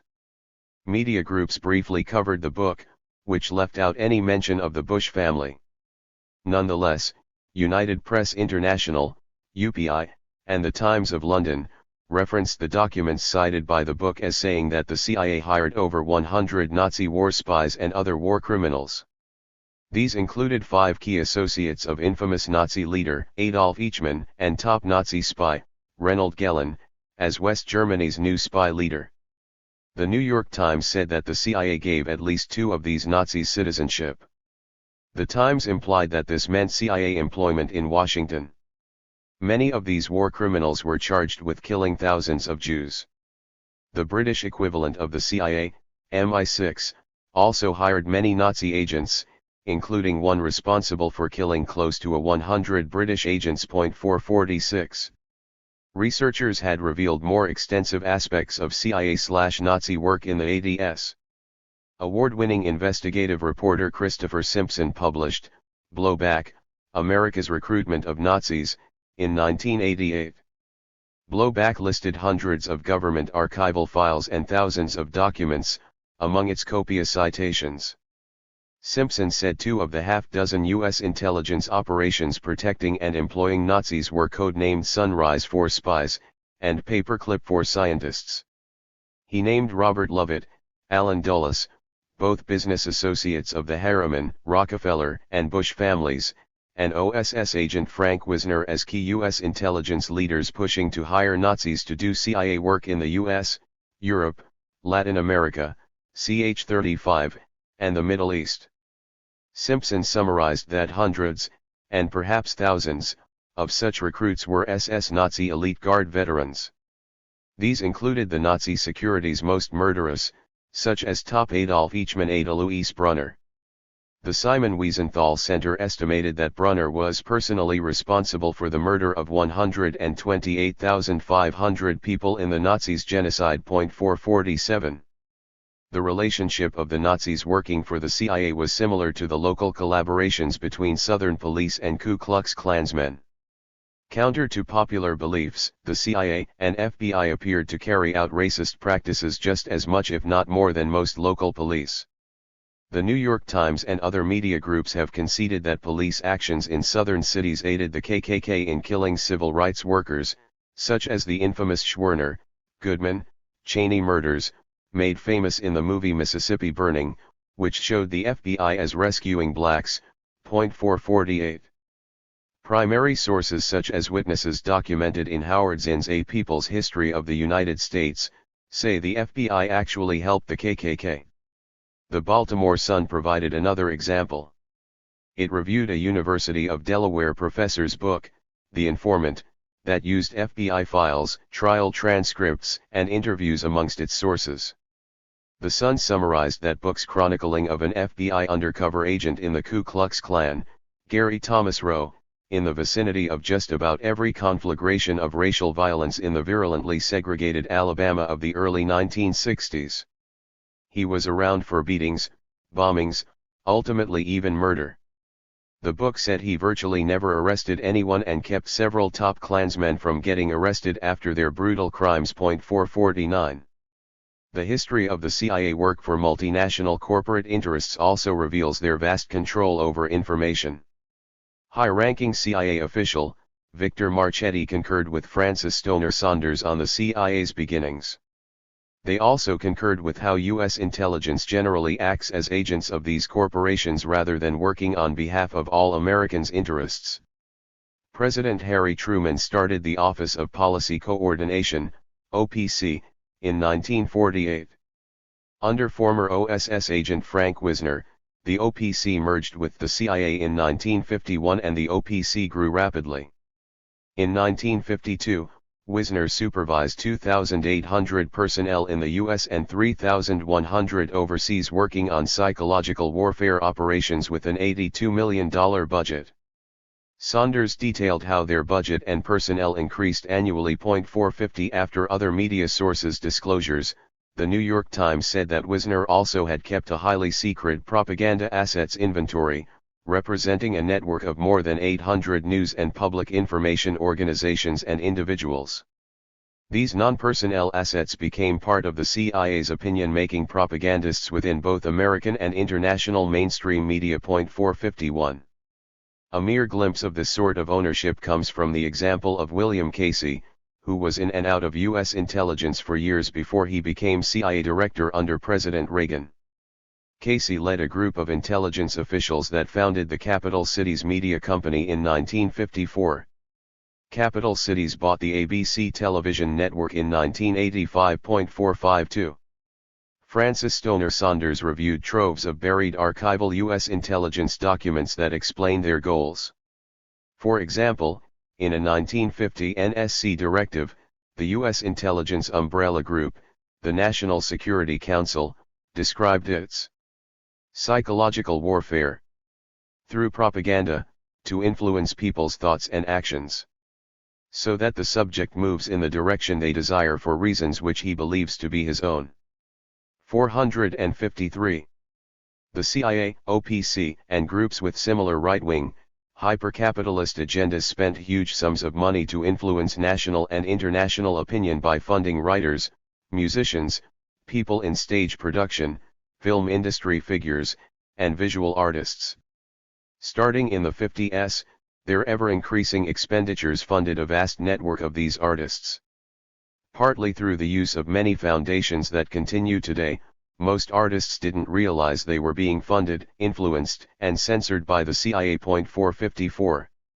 One of these foundations, the Madison Center for Educational Affairs, MCEA, that was founded in 1953, made student recruitment its top emphasis.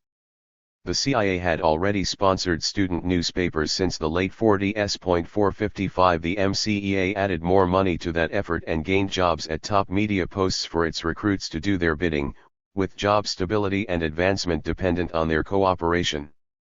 The MCEA said that at a university of 10,000, there are perhaps 30 or 40 right-leaning students willing to take a stand.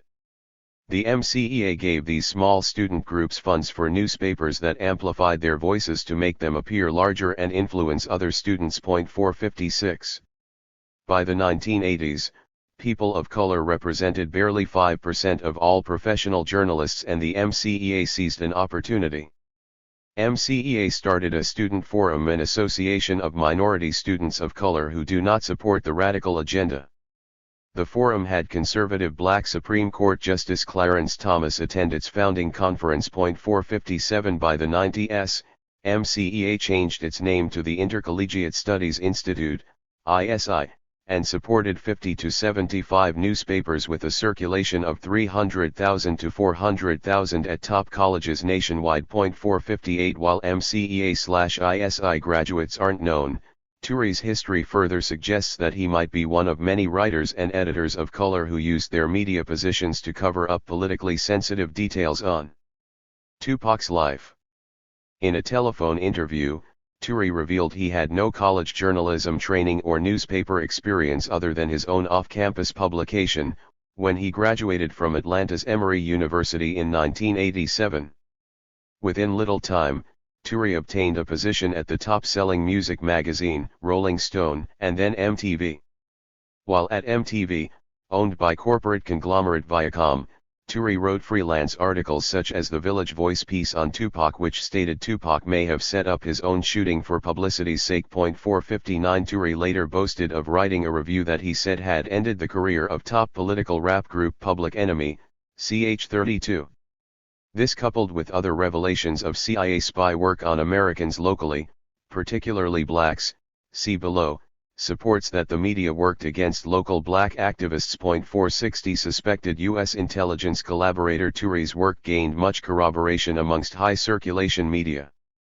For example, Village Voice editors failed to fact-check when another writer, likely persuaded by Turi, later repeated Ayanna Jackson's false claim that Tupac held her down while another guy forced her into sexual acts. Other media added to the stated falsehoods regarding this incident, including People magazine, which claimed that Tupac raped Jackson. 461 It bears repeating that court documents state that the jury found Tupac innocent of forcibly sodomizing or raping Jackson. And they found him innocent of assisting any forced actions. The jury only convicted Tupac for placing his hands on Ayanna Jackson's buttocks and aiding Jacques Agnant as he placed his hands there. 462. U.S. intelligence perpetrated this type of cover-up regarding events in Tupac's life and other targets' lives with ease. U.S. intelligence leaders had such extensive control over the media that they boasted about it. In the 50s, CIA propaganda chief Frank Wisner said that he could play the media like a mighty Wurlitzer. Former veteran CIA agent Ralph McGehee obtained a CIA memo in '91 claiming the agency had representatives in every media outlet in the country who help spin and censor the news. 463. Also, Watergate muckraking reporter Carl Bernstein wrote a seminal 1977 expose on the media. Despite his earlier 70s Watergate fame, only Rolling Stone magazine published this revealing article. A Senate Intelligence Committee forced CIA Director George Bush, Sr. to admit that more than 400 journalists had lived double lives, maintaining covert relationships with the CIA, Bernstein wrote. Others in the CIA told Bernstein that the number was far higher. The Senate committee found that virtually all of the leading media companies have top executives, editors, and journalists who are paid by the CIA to, for example, reprint CIA-written articles verbatim under their names. Other disclosures included the fact that some of these media and CIA employees were first hired by the media, while others were first hired by the CIA. He also found that their duties fell under the category of covert operations, rather than foreign intelligence. The covert ops category implied work inside the U.S. against Americans, which went against the CIA's mandate. 464. As previously noted, the CIA supervised the whole of U.S. intelligence and its leadership came from the families that owned the multinational corporations. Ben Bagdikian, Dean of the University of California Berkeley School of Journalism, explained how multinational corporate owners gained even tighter controls over public information. During a sabbatical to study the media industry, Bagdikian set out to research another topic before he found out about the ever-consolidating media ownership. Bagdikian detailed how the media industry experienced a huge consolidation trend approaching monopolization by a smaller and smaller number of controlling multinational corporations. Bagdikian, a Pulitzer Prize-winning former reporter, further explained that most major media outlets have directors on their company boards that also sit on the boards of these major multinational corporations. For example, the board of directors of Time magazine and the industry standard-bearer New York Times also sit on corporate boards involved in military defense contracting, oil, and pharmaceuticals, as well as banks, finance, and insurance companies. Bagdikian explained that under law, the director of a company is obliged to act in the interests of his or her own company. 465. Thus, for example, a director of both a defense company and a media group should oppose the promotion of Tupac due to his lyrics. Tupac's money for war but can't feed the poor lyrics criticized government policies that enriched defense companies and neglected others. He also advocated for organizations of the less privileged to get more from the rich and preached for armed self-defense. 466. The rare disclosures by the New York Times and other mainstream news sources usually came despite their ownership's political agenda. These disclosures do come more often in the New York Times than the more blatantly conservative news sources such as the New York Post, but editors usually limit the content of the disclosures or print other articles that contradict the disclosures. Yale-trained political science professor Michael Parenti explained mainstream media's occasional disclosures by brashly stating in his introduction, "Like any liar, the press is filled with contradictions," without a word of explanation. 467. Bagdikian further noted the historical precedent for corporate media control. He detailed how the reform-minded journalism of the early 1900s helped elect reformist politicians such as President Theodore Roosevelt. But, he added, the Rockefeller and J.P. Morgan interests bought control of the most influential media outlets. These conservative robber barons installed their own managers and stopped them from publishing information that could hurt their profits or promote populist politicians. Film, America, Freedom to Fascism, by the director of Trading Places also cites this information, first stated in the Capitol by U.S. Congressman Oscar Callaway in 1917. 468. The world's most famous scientist also weighed in on this issue. Albert Einstein published a 1949 article, Why Socialism, in a new magazine. He started with a defense of his ability to discuss economic and social issues. He cited the fact that conquering peoples monopolized land ownership and established a priesthood from their own ranks. The priests, in control of education, made the class division of society permanent, and people are, to a large extent unconsciously, guided in their social behavior. He stated the need to advance beyond this predatory phase of human development, and we should not assume that experts are the only ones who have a right to express themselves on questions affecting the organization of society. He later noted the development of an oligarchy of private capital which cannot be effectively checked even by a democratically organized political society. Private capitalists inevitably control, directly or indirectly, the main sources of information, press, radio, education, drastically reducing people's ability to make informed use of political rights. 469. In the later 1900s, to further tighten the elite's control of public information, U.S. intelligence also gained direct ownership over the vast majority of information sources. For example, one of their own publications, Armed Forces Journal International, revealed that the Pentagon, military intelligence, published 371 magazines in 1971, making it 16 times larger than the nation's biggest publisher that year. This number increased to 1,203 different periodicals by 1982. 470. The quantity suggests that these 1,200 magazine and journal titles straddled many areas of life, thus controlling information that could make it to the pages of news, fashion, and sports magazines crowding book chain outlets. In the mid-70s, a Senate Intelligence Committee issued a report stating that the CIA owned outright more than 200 wire services, newspapers, magazines, and book publishing complexes, according to Professor Michael Parenti in his book, Inventing Reality, and Washington Post reporter Morton Mintz in his book, Power Inc. Following these reports and Carl Bernstein's Rolling Stone expose, the New York Times published one of its few disclosures, the aforementioned piece by Cruden, on the CIA and the media. The Times reported another 50 media outlets run by the CIA and added that the CIA secretly commissioned over 1,200 books by 77, including 200 in 1967 alone. Mintz quoted a Senate Select Committee on Intelligence Activities 1976 report describing how the CIA promoted their own propaganda in that a book written by one CIA operative was reviewed favorably by another CIA agent in the New York Times. 471. Another apparent tactic for corporations' conservative media control comes through advertising. Disclosures from media insiders present general agreement on advertisers' huge influence over media content. For example, New York Times publisher Arthur Oakes Sulzberger openly admitted that he had his editors put forth the auto industry line in censoring auto safety and pollution issues because otherwise it would affect the advertising.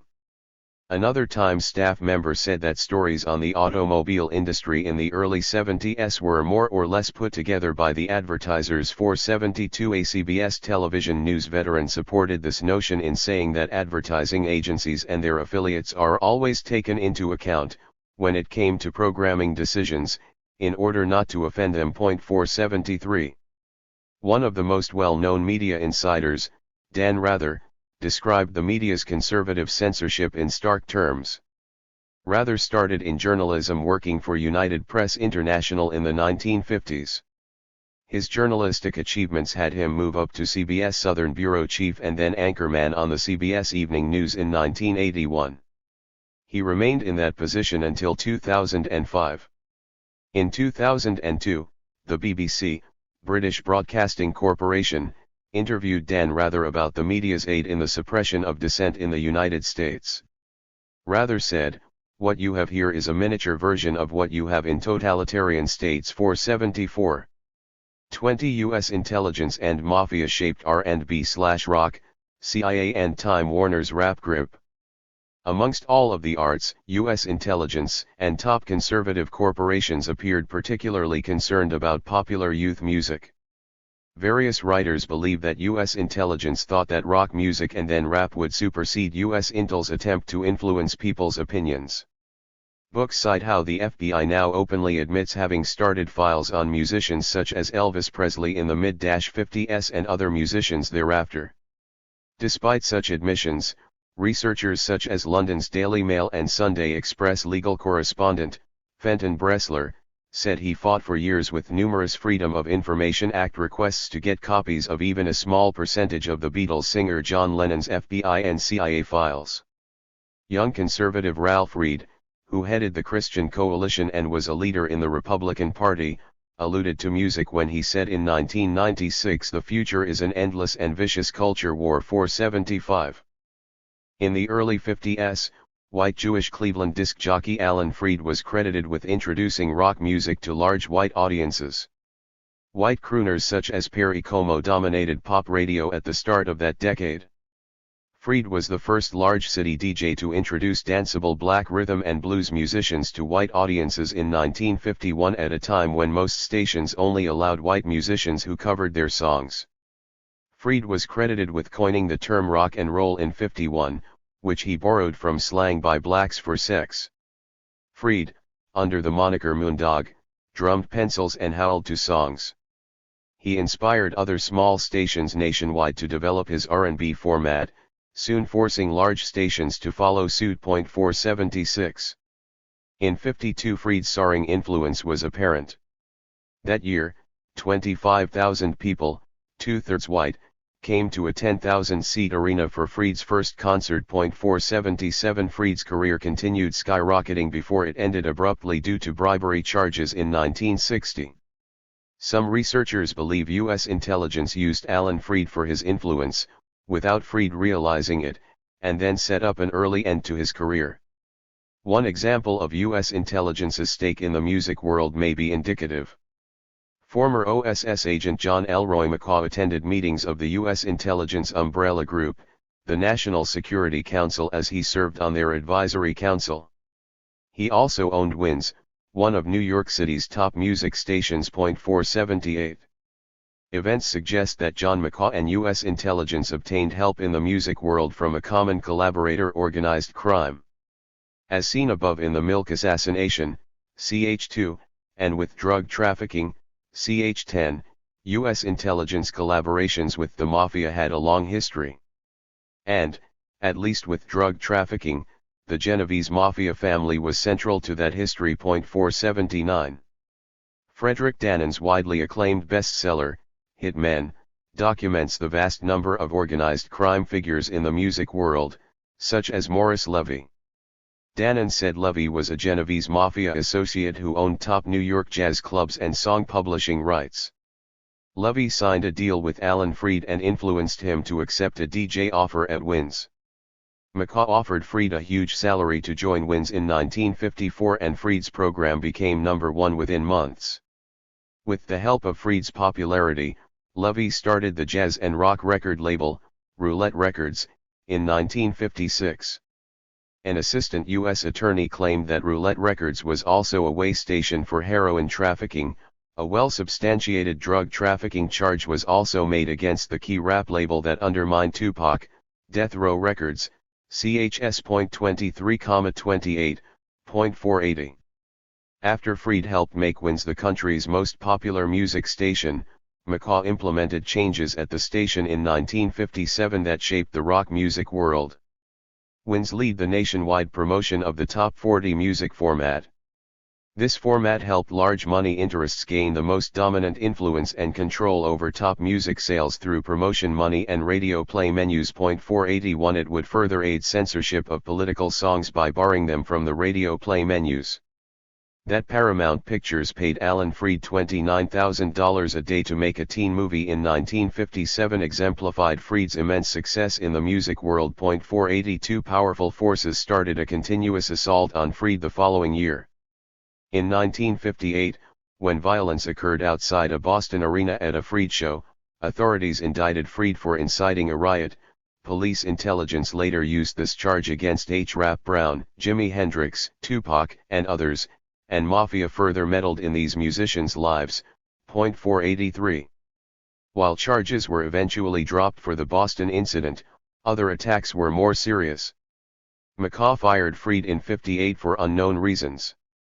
The day he was fired, a gunman, allegedly an upset concert promoter, looked for Freed in the Wynn studio before Freed escaped. 484 Freed went to work for WABC, but in 1959 researchers believe Freed was set up and scapegoated when Orrin Hatch's congressional committee focused exclusively on him in the payola scandals. The term implied a bribe to play certain songs. Morris Levy, the source of much of the payola, bribe, money to play his records, was never called to testify. Hitman author Frederick Dannon said that these deals weren't illegal then and were only considered misdemeanors thereafter. Nonetheless, the scandal effectively ended Freed's career. 485. John McCaw's four sons followed in their U.S. intelligence advising father's footsteps. They gained influence over the media by way of large ownership in cable television networks and other communications companies. The sons accumulated a net worth of at least $750 million, each. 486 Other U.S. intelligence leaders set up similar spheres of influence in music and entertainment. 487. The Mafia continued influencing music ownership and work in music clubs, labels and promotion. It also controlled record distribution and music tours through its power in the Teamsters Union. 488 At least one publisher, Lou Wolfe of Covert Action Quarterly, further said that the Mafia owned East/West, the sole magazine distributor to kiosks and newsstands. Wolfe further believed that East/West collaborated with the CIA in barring his and most other leftist magazines. 489. When Time Incorporated and Warner merged in the 1980s, it became the world's largest media conglomerate, which gave it vast power to censor Tupac and cover up events in his life. 490 Both Time and Warner have a history of supporting conservative Republicans, such as backing Richard Nixon's presidency. Warner also showed its loyalty to U.S. intelligence regarding a book, Counter-Revolutionary Violence, by Professors Noam Chomsky and Ed Herman, printed by Warner subsidiary, Warner Modular Books. After its printing, the parent company destroyed 10,000 copies because it criticized U.S. intelligence policies. 491. Of 17 media companies he listed as working closely with the CIA in his seminal article, The CIA and the Media, Carl Bernstein said that CIA officials singled out Time Incorporated as doing the most collaborative work with the CIA. Bernstein said that Time, and Life magazine founder, Henry Luce, was close friends with CIA Director Allen Dulles. The vice president of Luce's Time Life Media Company, Charles Douglas, C.D. Jackson dueled as a leader of U.S. intelligence. He co-authored a CIA-sponsored study recommending the reorganization of the American intelligence services. 492. British editor Francis Stoner Saunders also confirmed that the Time Life vice president, C.D. Jackson, had a huge historical role in shaping U.S. intelligence, particularly regarding culture manipulation. By poring through a huge library archive of Jackson's papers, Saunders found that during his decades-long career at Time Life, Jackson took several breaks for U.S. intelligence leadership work. He was deputy chief of the Psychological Warfare Division. He then had a job as an outside director of CIA covert operations. He further worked as special advisor to the President Eisenhower for psychological warfare.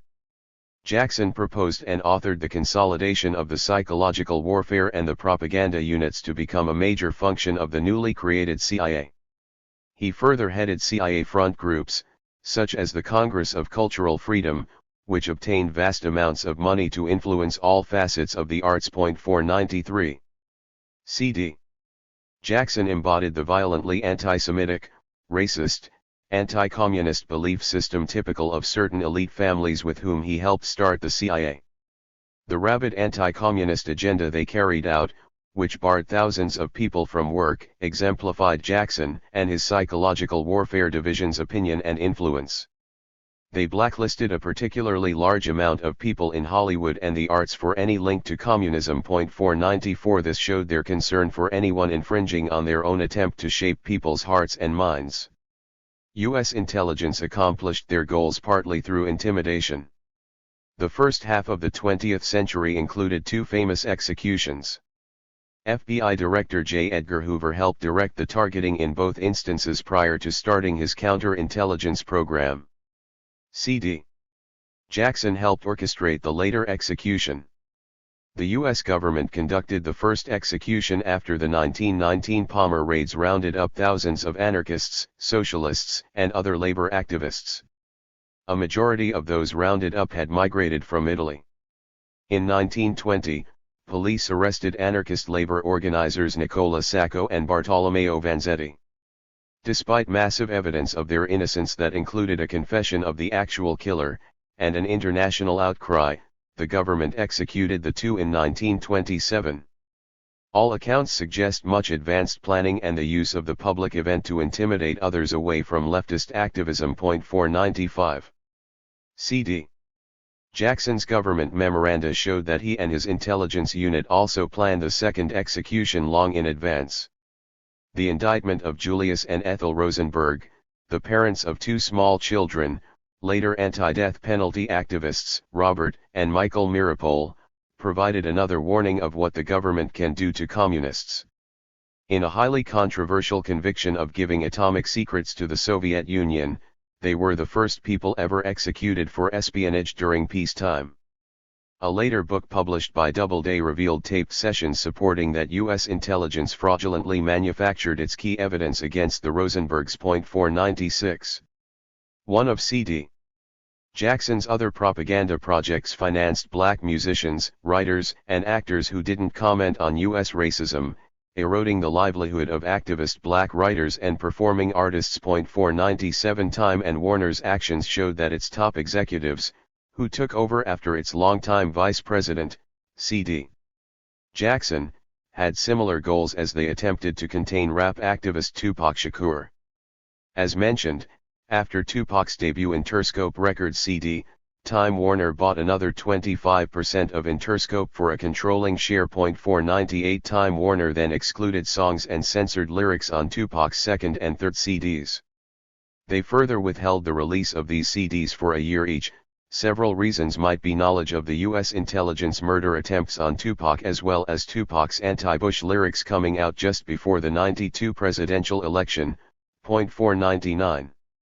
Time Warner appeared to have bigger sights on rap in general.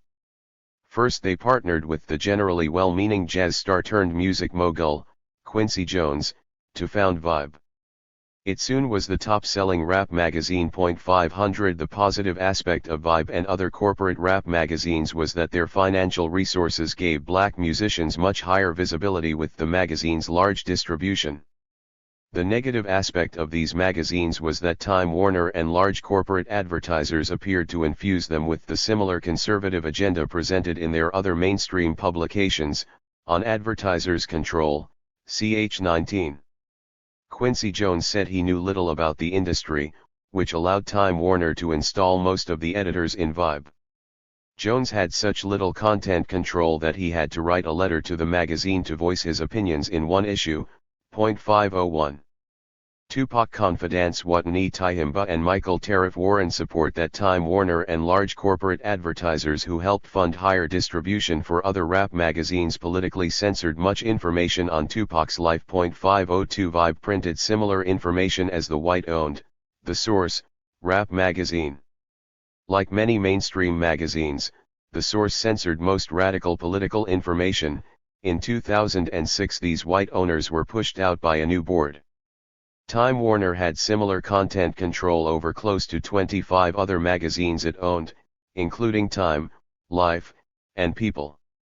Rap started dominating music sales by the early 90s and Time Warner dominated rap by that time. 503 After several 80s rap albums broke into the top of Billboard sales charts, including radical political rap, media giant Time Warner began heavily buying into the industry. 504 In 1992, the Los Angeles Times said Time Warner's vast record label ownership included the great bulk of the rap stars. 505 Within 8 more years, Time Warner had ownership of 20 formerly independent rap labels. 506. As well as most of the rock music labels, see endnote. 507 But Time Warner provided huge initial funds to promote its rap label, Death Row Records.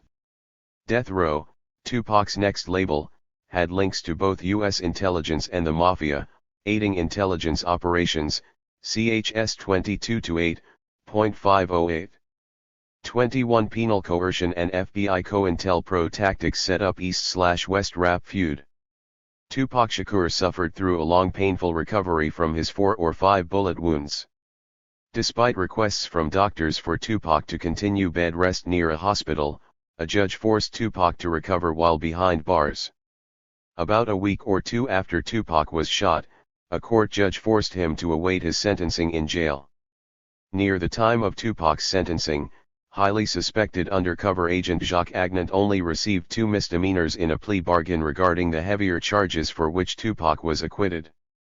Meanwhile, with respect to Tupac's conviction on lesser charges of sexual abuse touching following consensual sex, the judge gave Tupac a 1.5 to 4.5 year prison sentence at the start of '95. This discrepancy is particularly noteworthy given Tupac only having 2 misdemeanors on his record versus Agnant's lengthy rap sheet. 509 Tupac's severe sentencing, prison placement, and oncoming prison manipulation suggest further U.S. intelligence influence. The judge gave Tupac an exorbitant bail to pay a counterintelligence tactic used against his mother. Legal experts wrote how during Afeni Shakur's Panther 21 trial, the judge did intelligence's bidding by requiring a vast amount of money for bail and directly collaborated with the prosecution in an attempt to gain a guilty verdict. 510 Tupac's judge set bail at $3 million. He refused Tupac's offer of a $1.3 million bail package, despite that only 10% of bail is usually needed for release with a bail bond.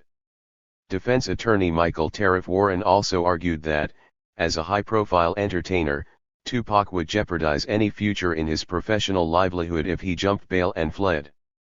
The judge refused to acknowledge this. 511. Tupac's third CD, Me Against the World, debuted on top of the pop music charts while he was in jail 45 days after his sentencing hearing. Interscope Records ended up selling 2 million copies of the CD in 7 months. Many reporters tried to get interviews with Tupac, giving him more of a mouthpiece for his leftist political views. In one interview, Tupac asked, "What did the USA just do, flying to Bosnia '95, before full-scale bombing?"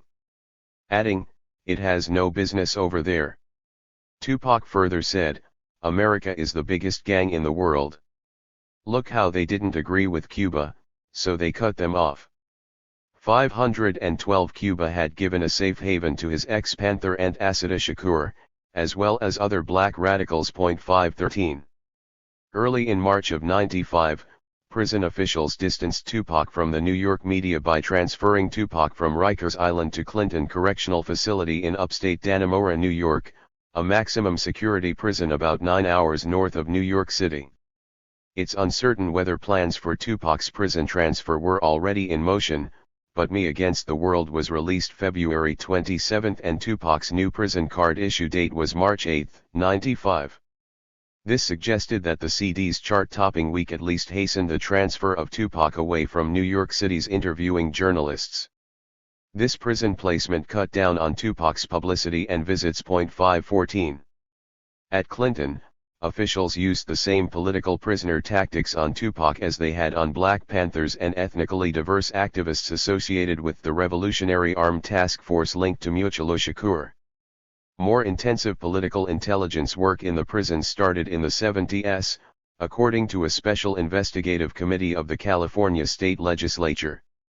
They found that the U.S. Department of Corrections had a Special Services Division to carry out operations on prisoners. 515 researchers working from divergent groups, such as the Bureau of Prisons and Amnesty International, described several particular prison tactics as akin to both torture and brainwashing, and referred to them as penal coercion. 516. University of Wisconsin professor Alfred McCoy put the penal coercion techniques in proper perspective. In his book, A Question of Torture, McCoy presented the decades of research the CIA conducted to perfect their techniques at breaking down prisoners with various forms of torture. McCoy found that the CIA came out with their leading manual on effecting these goals that was titled, Kubark Counterintelligence Interrogation Handbook. The Kubark book explicitly cited the importance of using the penal coercion techniques developed by the Bureau of Social Science Research, headed by Albert Biederman. 517. A 1983 Amnesty International report on torture presented the original documents on these CIA-cited techniques, Biederman's chart on penal coercion, which writers Churchill and van der Waal reprinted in their, the COINTELPRO papers. Biederman listed 8 general penal coercion methods prison officials used to psychologically tear down individuals in order to manipulate them.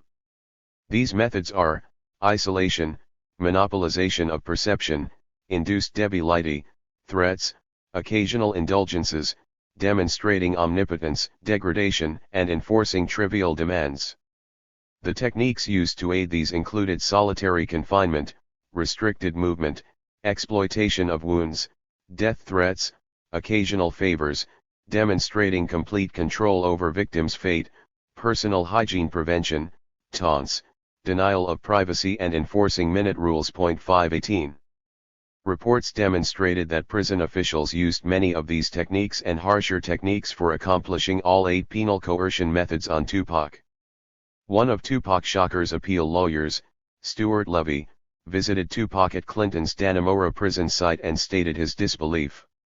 Levy said that prior to one of his visits, Tupac had a rectal search when he came into the visiting area. We spent 6 hours there in full view of the guards. Then the guards started saying Tupac. Tupac, in this falsetto voice, putting up their fingers with these plastic gloves, waving them. It's time. It's time. Why a second rectal search, when he'd been sitting there in plain view with his lawyer? Why, except to humiliate him? 519. These rectal searches aided many aspects of penal coercion, such as the induced debility. The Amnesty International report described this induced debility's purpose as weakening mental and physical ability to resist. 520. Professor McCoy noted how the CIA's Kubark research stated that the most long-lasting penal coercion torture techniques came from the victims playing a part in their own pain. Thus, Tupac may have had to endure these painful anal probes in order to see visitors while he was in solitary confinement for 8 months. McCoy reprinted Biederman's penal coercion note that the threat to inflict pain can trigger fears more damaging than the immediate sensation of pain. 521. In a court affidavit, the doctor that attended to Tupac long-term after his Times Square shooting described his still healing groin and head wounds. The doctor also noted that Tupac suffered from post-traumatic stress disorder, PTSD, after the shooting. 522. Tupac's PTSD symptoms continually had him waking up sweating and screaming. 523. Family friend Yasemin Fula, who visited Tupac often, said he had both guards threatening to kill him, and inmates threatening to kill him. 524. Tupac confirmed this.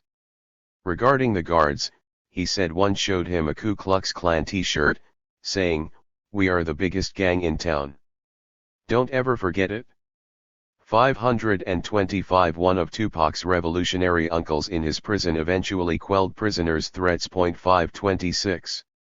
Prison officials used isolation and monopolization of perception on Tupac by placing Tupac in solitary confinement 23 hours a day for 8 months, allegedly for flunking a drug test.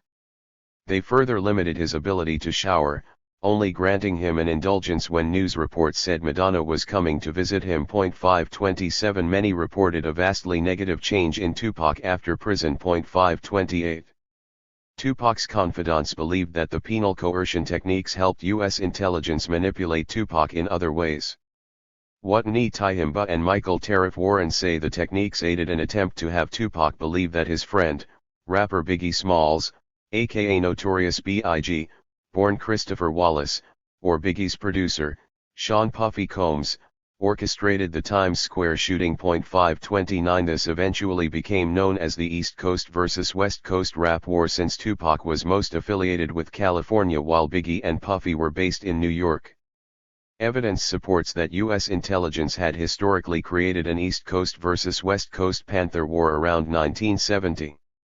The FBI influenced Oakland, California-based Huey Newton, while he was in and out of jail, to come into conflict with Afeni Shakur's New York Panther 21 fellow prison inmates. As previously detailed, this evolved into the East versus West Panther War that later had Geronimo Pratt and the New York Panther 21 aligned with Eldridge Cleaver, ch. 6.530.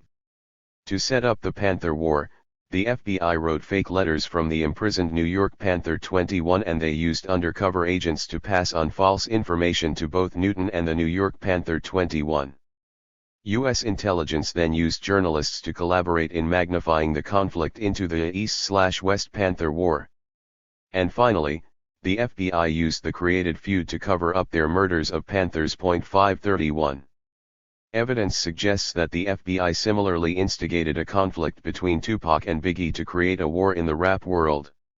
Recall that U.S. intelligence agents were instructed to obtain specimens of their handwriting apparently to generate dissension through fake letters. Provoke target groups into rivalries, regarding political musicians, ch. 14.532. The FBI remains the most likely culprit for writing anonymous letters to Tupac and paying prisoners that Tupac said had influenced him to believe that Biggie and Puffy were behind his shooting. Tupac's road manager, Charles Man Fuller, said that Tupac got anonymous letters in prison saying Biggie set up the Times Square shooting. Strangers in jail also told Tupac that Biggie had him shot. 533 U.S. Intelligence's Special Services Division of the Department of Corrections had a history of placing undercover agents and informants in prison to carry out this kind of work. 534. Tyehimba tried to convince Tupac that Biggie likely had no part in the shooting.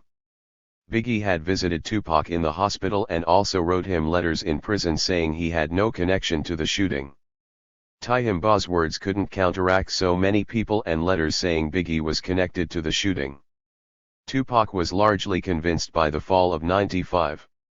Still, Tupac's biological cousin, Billy Lesane, said that Tupac eventually came to think that Biggie simply should have either warned him or worked harder to help find out who shot him. 535.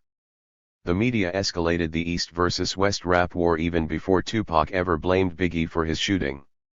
By the summer of '95, media outlets began discussing an East versus West rap war that had nothing to do with Tupac or Biggie. Journalists then appeared to take several quotes of Tupac's out of context to magnify the assertions of suspected agent Jacques Agnant's associate Booker, who said Tupac blamed Biggie for his shooting.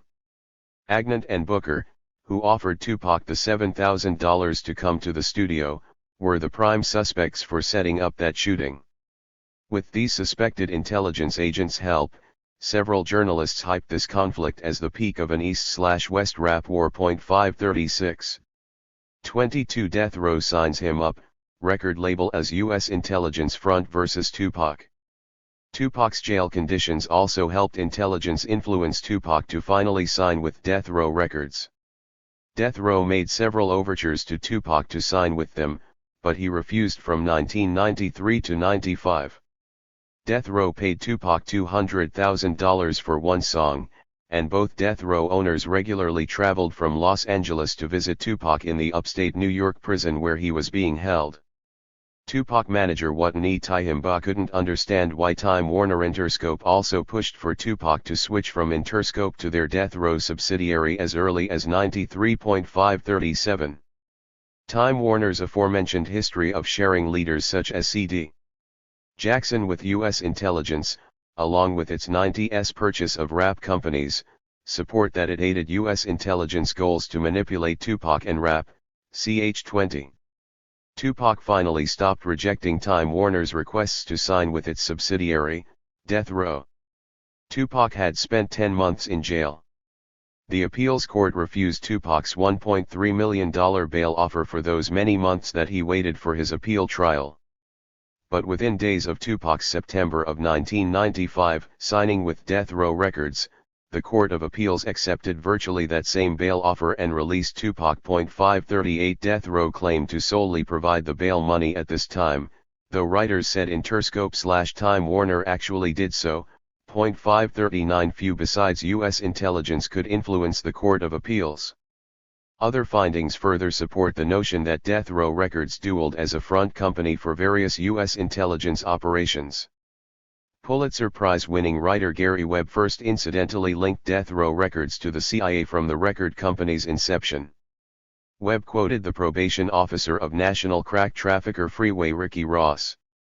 That probation officer said that Death Row's silent partner Michael Harris was one of Ross' two understudies. 540 The New Yorker magazine and other media described how Vice President George Bush helped run key components of the CIA/Contra/crack operations with CIA Director William Casey. 541 Webb detailed the CIA cocaine trafficking network, and a CIA Inspector General backed his findings in 1998. 542 Webb said Ross was their national point man, trafficking multimillion-dollar cocaine shipments across America. 543 This would have made Michael Harris and Death Row Records important assets. Ricky Ross worked closely with CIA collaborating cocaine traffickers such as Daniel Blandon and Ron Lister in the ADS. Also, at that time, Lister met regularly with former CIA Covert Operations Director Bill Nelson. Nelson had worked under George H.W. Bush at the CIA. 544. As vice president, Bush appeared to renew that relationship when researchers say he also oversaw the National Security Council, which supervises the CIA. 545 This became the Iran-Contra crack scandal of the ADS that involved illegal arms sales to Iran, as well as drug trafficking profits, to illegally provide funds to the Nicaraguan Contras. The Contras tried to overthrow the socialist Sandinistas that had usurped the Nicaraguan governance in 1979 from a U.S.-backed brutal dictator, and then won an '84 election. U.S. Congress held hearings investigating Reagan/Bush officials and CIA-linked associates indicted on drug trafficking, murder and related charges. Some were convicted, but Bush pardoned many others as president from 88-92. Retired U.S. Navy Lt. Commander Al Martin, who worked in the Office of Naval Intelligence, blew the whistle on Iran-Contra. Martin detailed how Bush, Sr. oversaw most of these operations before Bush, Jr. nominated Iran-Contra co-conspirator Bill Gates to Secretary of Defense. 546. Of further note, Death Row's silent partner Michael Harris's work with Ricky Ross in the CIA-supplied network on the West Coast reflected a similar CIA cocaine network on the East Coast which affected Afeni Shakur's life. The primary owner of Death Row Records was attorney Dave Kenner. He represented drug kingpin Harris. Kenner introduced Harris to Death Row's managing partial owner, Suge Knight. Kenner then created a shell company with oversight ownership to gain ultimate control. 547. As previously detailed, a member of the crack-dealing East Coast network also appeared to do undercover work against the Shakur family. Ken Leg Saunders got close to Afeni Shakur and sabotaged her life by repeatedly pushing crack on her in the ADS, ch. 10. This bore a striking similarity to the way Kenner got close to Afeni's son Tupac and subsequently manipulated him to fulfill U.S. intelligence goals. 548 Also, the insertion of a spy as an activist entertainer's manager had at least one historical precedent, with CIA spy J. Richard Kennedy becoming a manager for activist entertainer Harry Belafonte, chs 10,40. 549.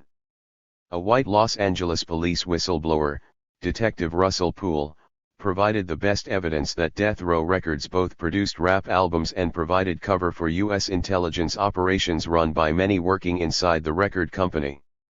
Death Row started its operations in early 1992 during George H.W. Bush's presidency. Poole found that dozens and dozens of his fellow police department officers were doing more than just moonlighting as security guards at Death Row Records. 550 Poole investigated Death Row with fellow LA officer Ken Knox. When the two asked their superiors about all the cops working for Death Row, they were told that some of these cops who worked for Death Row weren't considered security guards, but were more like confidants or troubleshooters or covert agents. Emphasis added. 551. Suge Knight's apparent police intelligence collaboration likely started around 1990, as seen in his 1L guilty pleas from 1990 to 1995, mostly on violent charges, without the authorities ever revealing he violated his earlier probation. In 1990, a judge had issued him a 2-year suspended sentence and 3 years probation for felony assault with a deadly weapon. Knight pled guilty to at least 5 more criminal charges within the next 2 years, but he never spent a day in jail during that time. 552. From 1993 to 1995, Knight violently assaulted people many times without police charging him with a crime. For example, a security guard said Knight pounded him at black musician Prince's Glam Slam Club, causing spleen injuries that required multiple surgeries in 1993.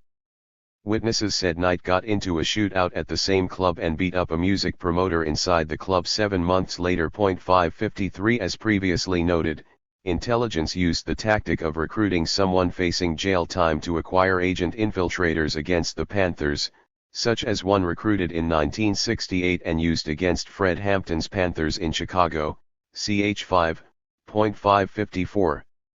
Some writers suggested that one California assistant state's attorney, Lawrence Longo, protected Knight after the Death Row manager gave his daughter a recording contract. But interactions with any of the Longos only started in the middle of 1995, whereas only one of Knight's 11 guilty pleas came after 1992. In a 1995 trial on a 1992 case, some writers believe Longo got Knight a suspended sentence despite very credible charges. In that case, 2 Death Row contracted music employees brought police, curiously accompanied by the FBI, back to Death Row studios to show them the bullets lodged in a wall where they said Knight shot at them after first beating them. Knight received one of many suspended sentences at the trial.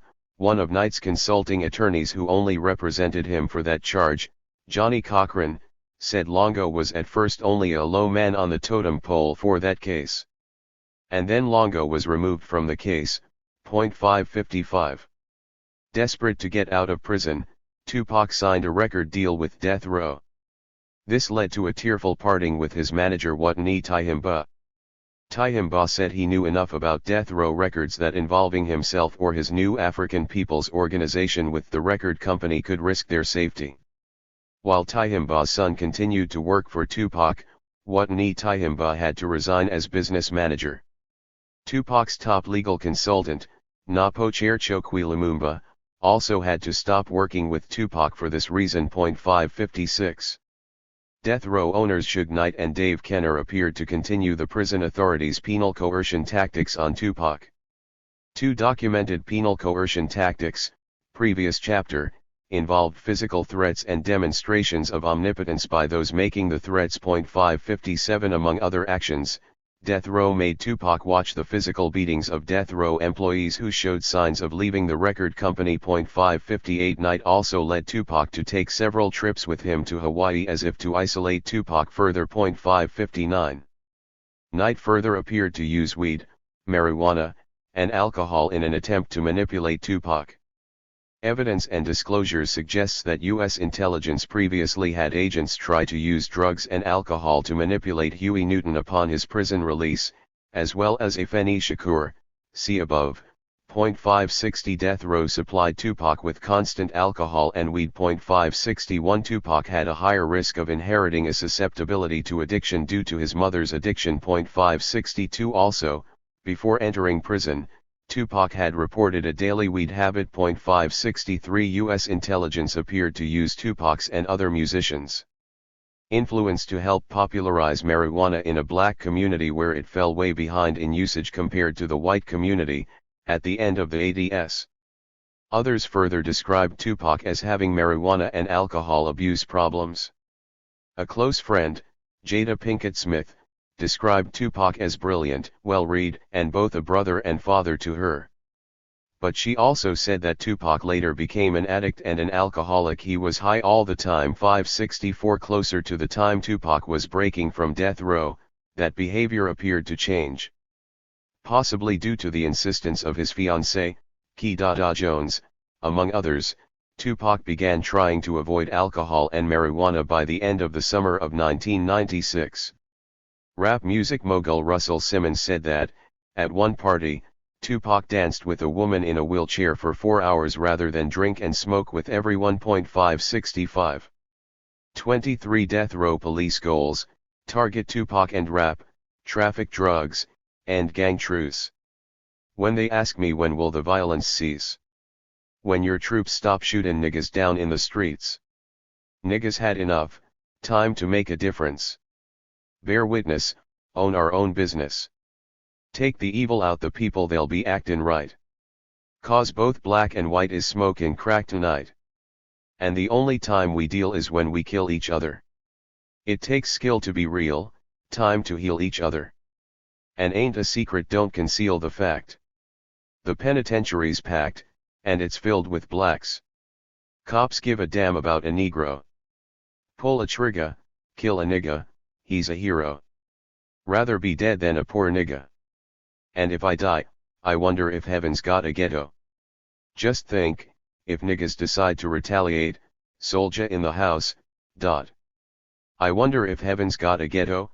Tupac Shakur, are you still down? Remember me. Released in 1997. Dave Kenner and Suge Knight appeared to have an agenda to negatively manipulate rap from the time they first founded the record label at the end of 1991. Suge Knight first divided top 80s rappers such as NWA, whom the FBI had targeted with a warning letter and attempts to cancel their concerts in the late 80s, ch 15. After influencing rappers D.O.C. and Andre Dr. Dre Young to leave NWA, Knight got Dr. Dre involved in negative promotion and behaviors. After Dre rapped against marijuana use on an NWA track, Express Yourself, Knight convinced Dre to promote weed use, titling his CD after the slang name for particularly strong weed, The Chronic. 566 Knight also started public brawls around Dre, in which only he, not Dre, avoided arrest. 567. Suge Knight next set his sights on getting East Coast rappers linked to activism to leave their labels and join Death Row. Knight tried to get New York's Def Jam rappers to sign to his label. Def Jam produced top political rappers Public Enemy and former NWA star Ice Cube. Suge Knight and Death Row also attempted to use strong-arm tactics to sign New York rappers Wu-Tang Clan, who were affiliated with Black Liberation Movement leader Sonny Carson and Panther-inspired hip-hop activists, Zulu Nation. Def Jam and Wu-Tang Clan rebuffed Knight's advances. 568. Suge Knight and Death Row further tried to disrupt rap events. Knight instigated violence in rap venues nationwide. These included the National Rap Convention in Atlanta, at which Tupac was to speak, and in Miami, where rap group 2 Live Crew had a music label. 569 That Knight provoked violent conflicts at these events, yet police failed to arrest him much of the time, provides further evidence of his U.S. intelligence-linked work. As detailed in previous chapters, FBI COINTELPRO undercover agents aided U.S. intelligence in pitting activist leaders and groups against each other, such as creating the East/West Panther War, as an apparent excuse for agents' murders of Panthers, ch 6. Similarly, Death Row's Suge Knight helped instigate the East/West Rap War. Knight initiated these actions before Tupac had even signed with Death Row and before Tupac directly accused Biggie and his producer, Sean Puffy Combs, of orchestrating his shooting in Times Square. Knight criticized Combs at an awards ceremony in the summer of '95, and he blamed Combs for the murder of a Death Row associate. Knight also threatened and beat rap industry figures associated with Combs' Bad Boy Records. Combs had no past trace of such violent behavior. 570. Knight and his employees, on the other hand, had a violent history. Knight was charged with many attacks and his police guards were highly suspected of murdering rap manager Bruce Richardson, who was popular with both Bloods and Crips gang members. Richardson, a 6'5" black belt, easily defended himself against Knight and his guards in public, after Richardson had confronted Knight about stealing rappers.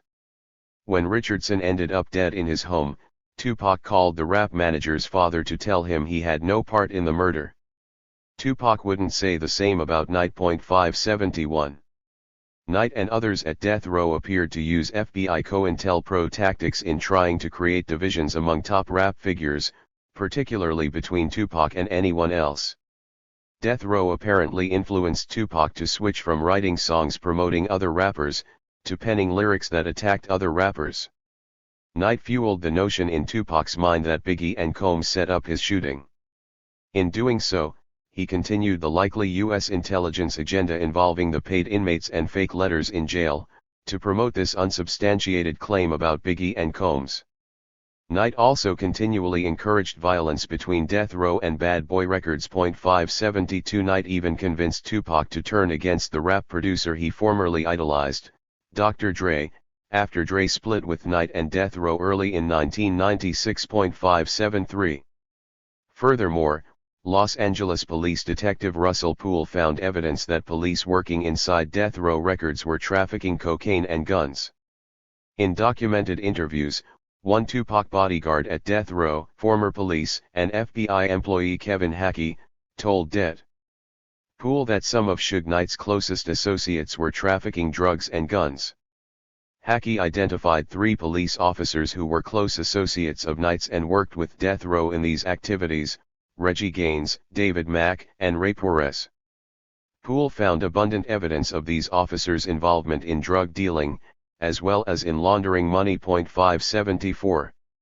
Bodyguard Kevin Hackey said that Suge Knight and his Death Row security director, former cop Reggie Wright Jr., also had a history with Knight's drug-dealing friends. Hackey said that when Reggie Wright Jr. worked for the Compton, California police, he ripped off drug dealers and helped Knight's dealing friends when they got in trouble. And, finally, a female Death Row employee told police detectives that she could provide information that Death Row owner Dave Kenner was a major drug dealer. While police superiors said they failed to substantiate her claim, they also told Poole to drop his findings. Police further failed to act on other informants' reports of Death Row's drug and gun trafficking and money laundering. 575. While Death Row participated in these criminal operations, they also aided another U.S. intelligence objective. Writers and activists, such as best-selling author Mike Davis, said police worked with the FBI in framing individuals who helped lead the Bloods and Crips gang peace summit and conversion to activism. Despite that, Crips gang leader Dwayne Holmes led the drive for gang members to shift their work into legal community businesses. A judge jailed him on a $10 theft charge at a gang unity dance. Congresswoman Maxine Waters and former Governor Jerry Brown spoke on behalf of Holmes but couldn't keep him from getting a multi-year jail sentence for petty theft. 576. Furthermore, people convicted of murdering unarmed gang peace leaders got off easy. 577. Under Operation Hammer, LA police agents targeted the gangs coordinating the peace summits. That operation included 100 FBI agents assigned to assist them after the LA riots.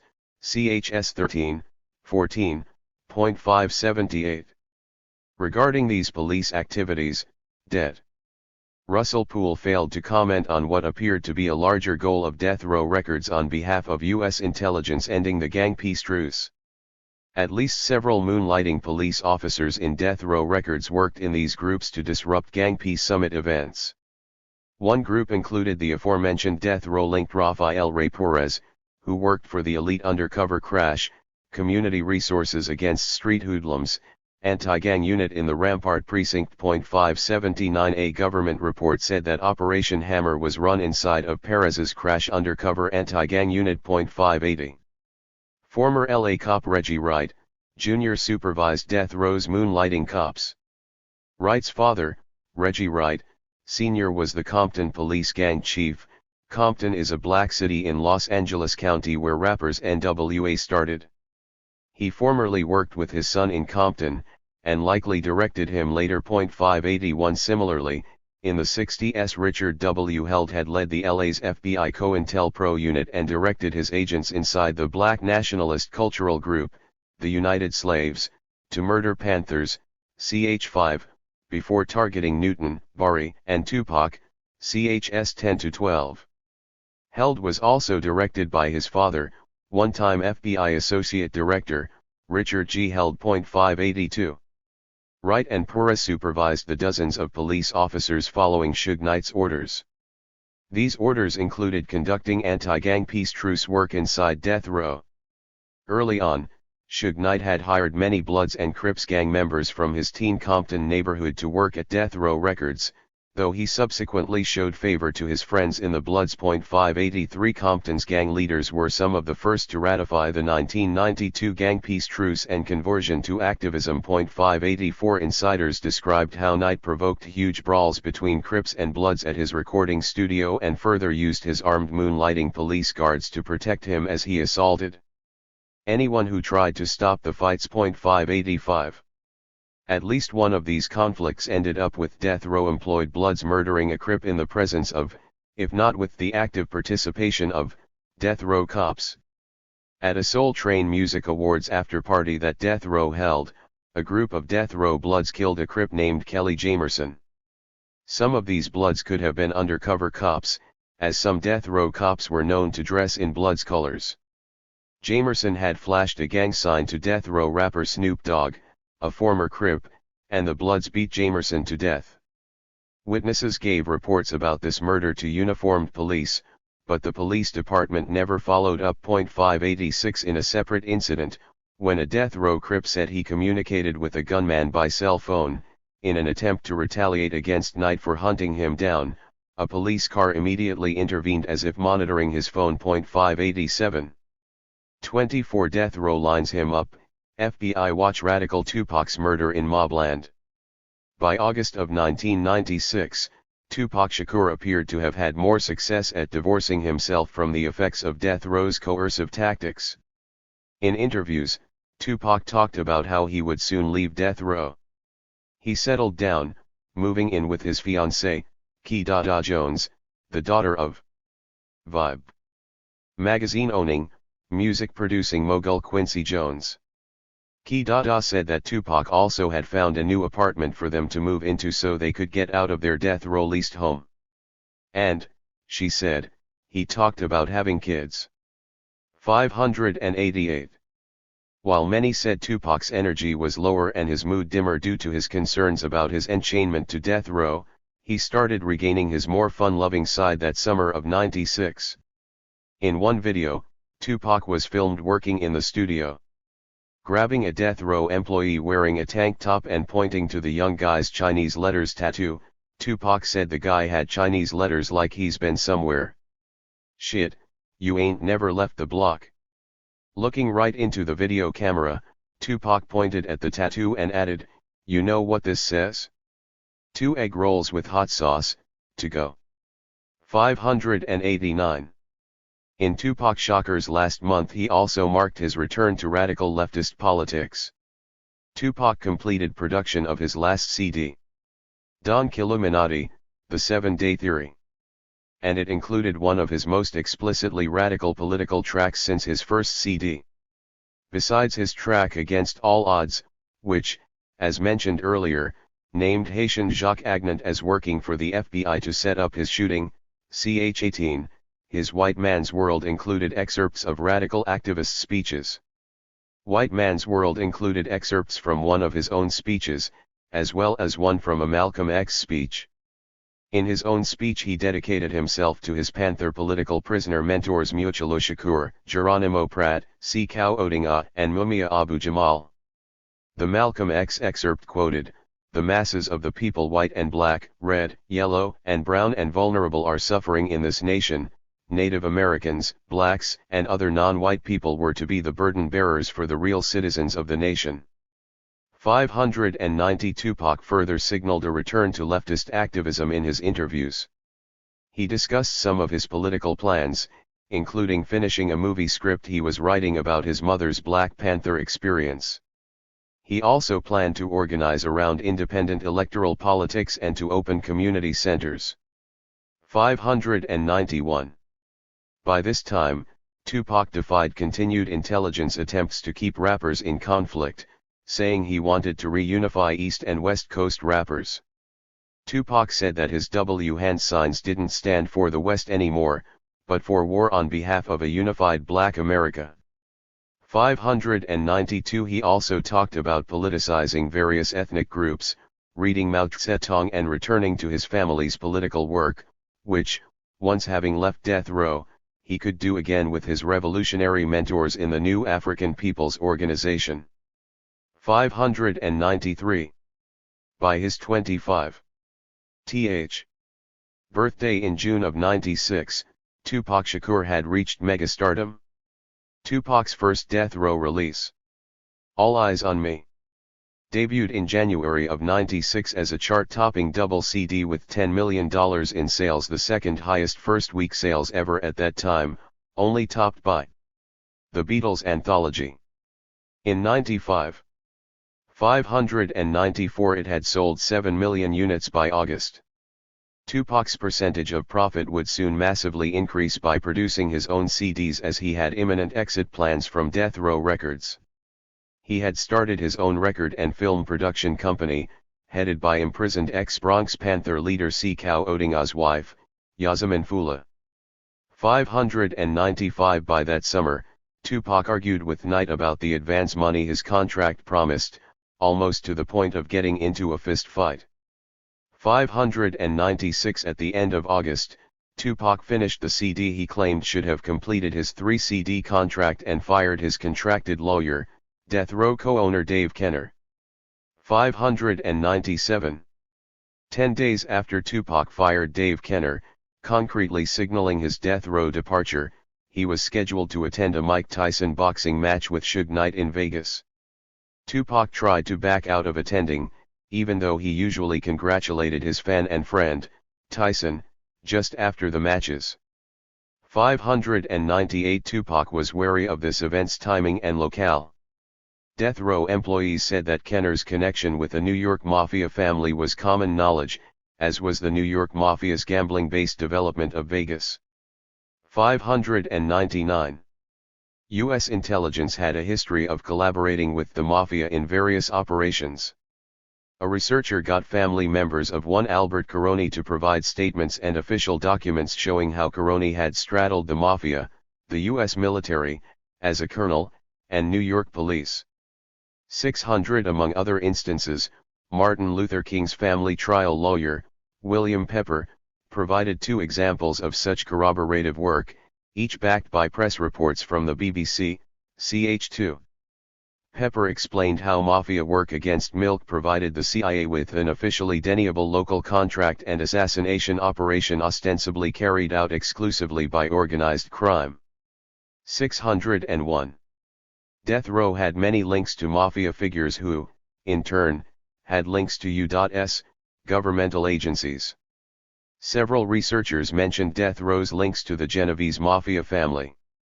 602 The Mafia family with the longest history of U.S. intelligence work. 603 Death Row attorney Oscar Goodman acted American Samoa the Consigliere for the Mafia, keeping members jail-free for years. Goodman was elected mayor of Las Vegas by the end of the 90s.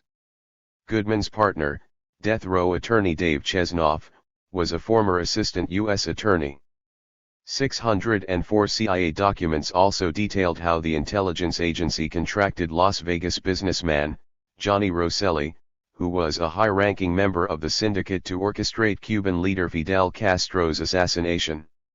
605. Despite his worries about Vegas as a setup, Tupac decided to attend the Tyson fight with Knight on September 7, 1996.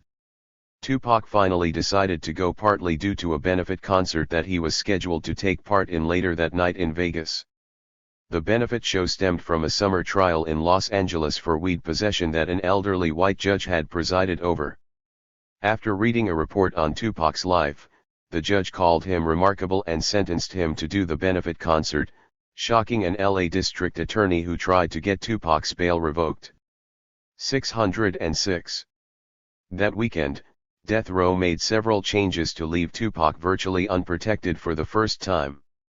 A day before Tyson's boxing match, Death Row fired one of Tupac's two main bodyguards, Kevin Hackey. The reasons given for this vary, but Hackey reportedly had been encouraging Tupac to move to Atlanta. Suge Knight and Reggie Wright found out about this and fired Hackey. 607. The following day, Tupac's other bodyguard, Frank Alexander, said that Reggie Wright told him he couldn't carry his gun because Death Row had forgotten to register it. Wright further gave Alexander a cell phone with a dead battery. 608. Hours before the Saturday night Tyson fight, Suge Knight held a party with much reported alcohol and weed at his Vegas mansion. Moonlighting Las Vegas cops attended this party with the moonlighting LA cops in Death Row. 609. They then went to the MGM Grand Hotel, which housed the boxing arena, where they watched Tyson knock out his opponent in the first round. After the match, the Death Row group walked through the MGM's huge lobby. Death Row employee Traven Lane and others influenced Tupac to join them in a conflict with a young guy they saw standing in the lobby named Orlando Anderson. The Death Row employees convinced Tupac that Anderson had previously been with several Crips who attacked them. That Tupac may have drank or smoked at the party, as well as the fact that two Crips had once punched him for no reason, may have helped the Death Row group get Tupac to join in this beating. Tupac also was less than a year removed from his 10 months of imprisonment. The group briefly attacked Anderson in the hotel lobby and then left, unstopped by the many guards and police who immediately came to the scene. 610. Soon after the incident, the large Death Row entourage began the drive to Tupac's post-match benefit concert. Many disclosures about the drive support that it was a U.S. intelligence-planned procession to Tupac's murder. Knight convinced Tupac to drive with him rather than taking the Hummer Tupac had originally planned to drive. A Death Row bodyguard also said that the security for the drive was unlike any he had previously done for Death Row. He said that two armed bodyguards would normally ride in the car with Knight and Tupac, but no one rode with them on this occasion. Unarmed guard Alexander followed in the car behind Knight and Tupac. 611. Just fired bodyguard Kevin Hackey, who also worked for the FBI but had grown loyal to Tupac, ch25, claimed that he had FBI documents to prove that an FBI agent and an ATF agent were in the entourage of cars following Knight and Tupac. 612. Las Vegas Sun. Police reporter Kathy Scott concurred about the FBI presence. She wrote that it had been widely printed that Tupac was under surveillance by the FBI at the time of his shooting. 613. Many reports also placed Death Row's Los Angeles police officers, such as Richard McCauley, accompanying other Death Row security in Vegas. 614. Tupac sat in the passenger seat as Knight, followed by the Death Row entourage, stopped at a light by a crowded sidewalk in front of the Maxim Hotel just off the Strip, Las Vegas Boulevard. With a Death Row car in front of them and behind them, Death Row employee Traven Lane pulled up to the left of Knight and Tupac, but a little ahead of them. A car full of women stopped just behind Lane's car. The women grabbed Tupac's attention by calling out to him. Just then, a white Cadillac stopped to Tupac's right partly ahead of him, and one or two gunmen from the car fired over 13 rounds. 4 bullets hit Tupac, including 2 in the chest. Knight's forehead was reportedly cut, though most say that only a ricocheting bullet fragment or glass shard hit him. Reports also claimed that no guards in the following cars fired at the assailants. The Cadillac fled from the scene and was never apprehended. 615. 25 Knight/Death Row aid murder and police cover-up, reignite Blood/Crips war. in the event of my demise. When my heart can beat no more, I hope that I die for a principle, or a belief that I had lived for. I will die before my time, because I feel the shadow's depth. So much I wanted to accomplish. Before I reached my death, I have come to grips with the possibility, and wiped the last tear from my eyes. I loved all who were positive. In the event of my demise. Tupac Shakur, in the event of my demise, from the rose that grew from concrete, his collected poems. The scenario of Tupac Shakur's shooting both suggested Suge Knight's involvement and suggested that he was a low man on the U.S. intelligence's operation hierarchy.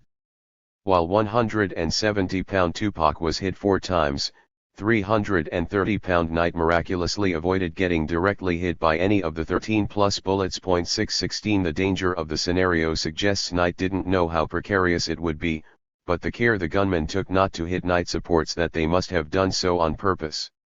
Tupac reportedly tried to jump into the back seat and Knight said in a police interview that he pulled him down.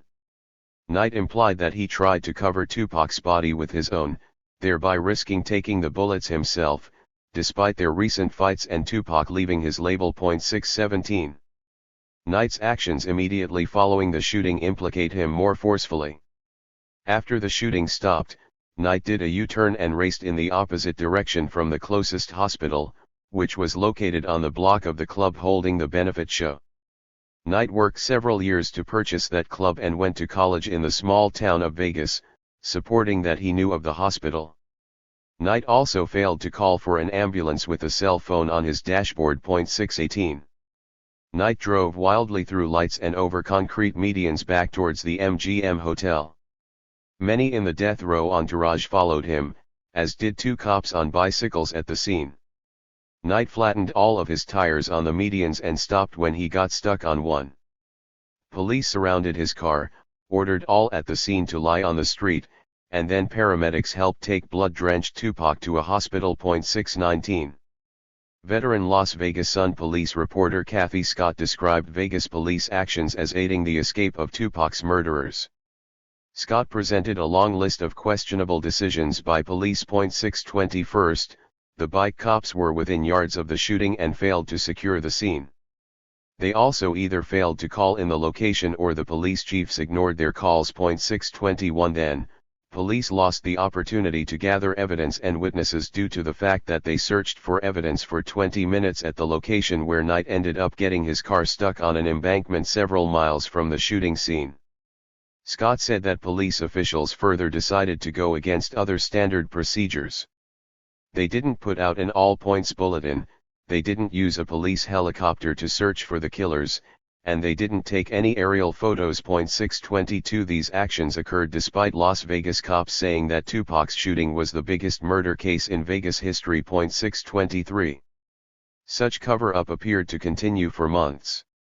Eyewitnesses to the shooting said that Vegas police ignored them, and some officers contradicted official police statements that said they had no forthcoming witnesses. 624 Tupac's backup rappers and bodyguard in the car following his all said they saw the assailants. Rappers Yafu Fula and Malcolm Greenridge both said they thought they could identify the shooter, while bodyguard Frank Alexander said he saw the assailants before the gunfire. Police appeared to ignore the three's assertions until the Los Angeles Times reprinted their statements. 625 Police then failed to cooperate with media groups trying to assist with the investigation, including TV's Unsolved Mysteries coverage of the murder and promotion of the police call-in tip line. Police reporter Kathy Scott said that police shows like Unsolved Mysteries usually help police, and this particular show inspired many phone calls. These calls included one that appeared to be a good tip.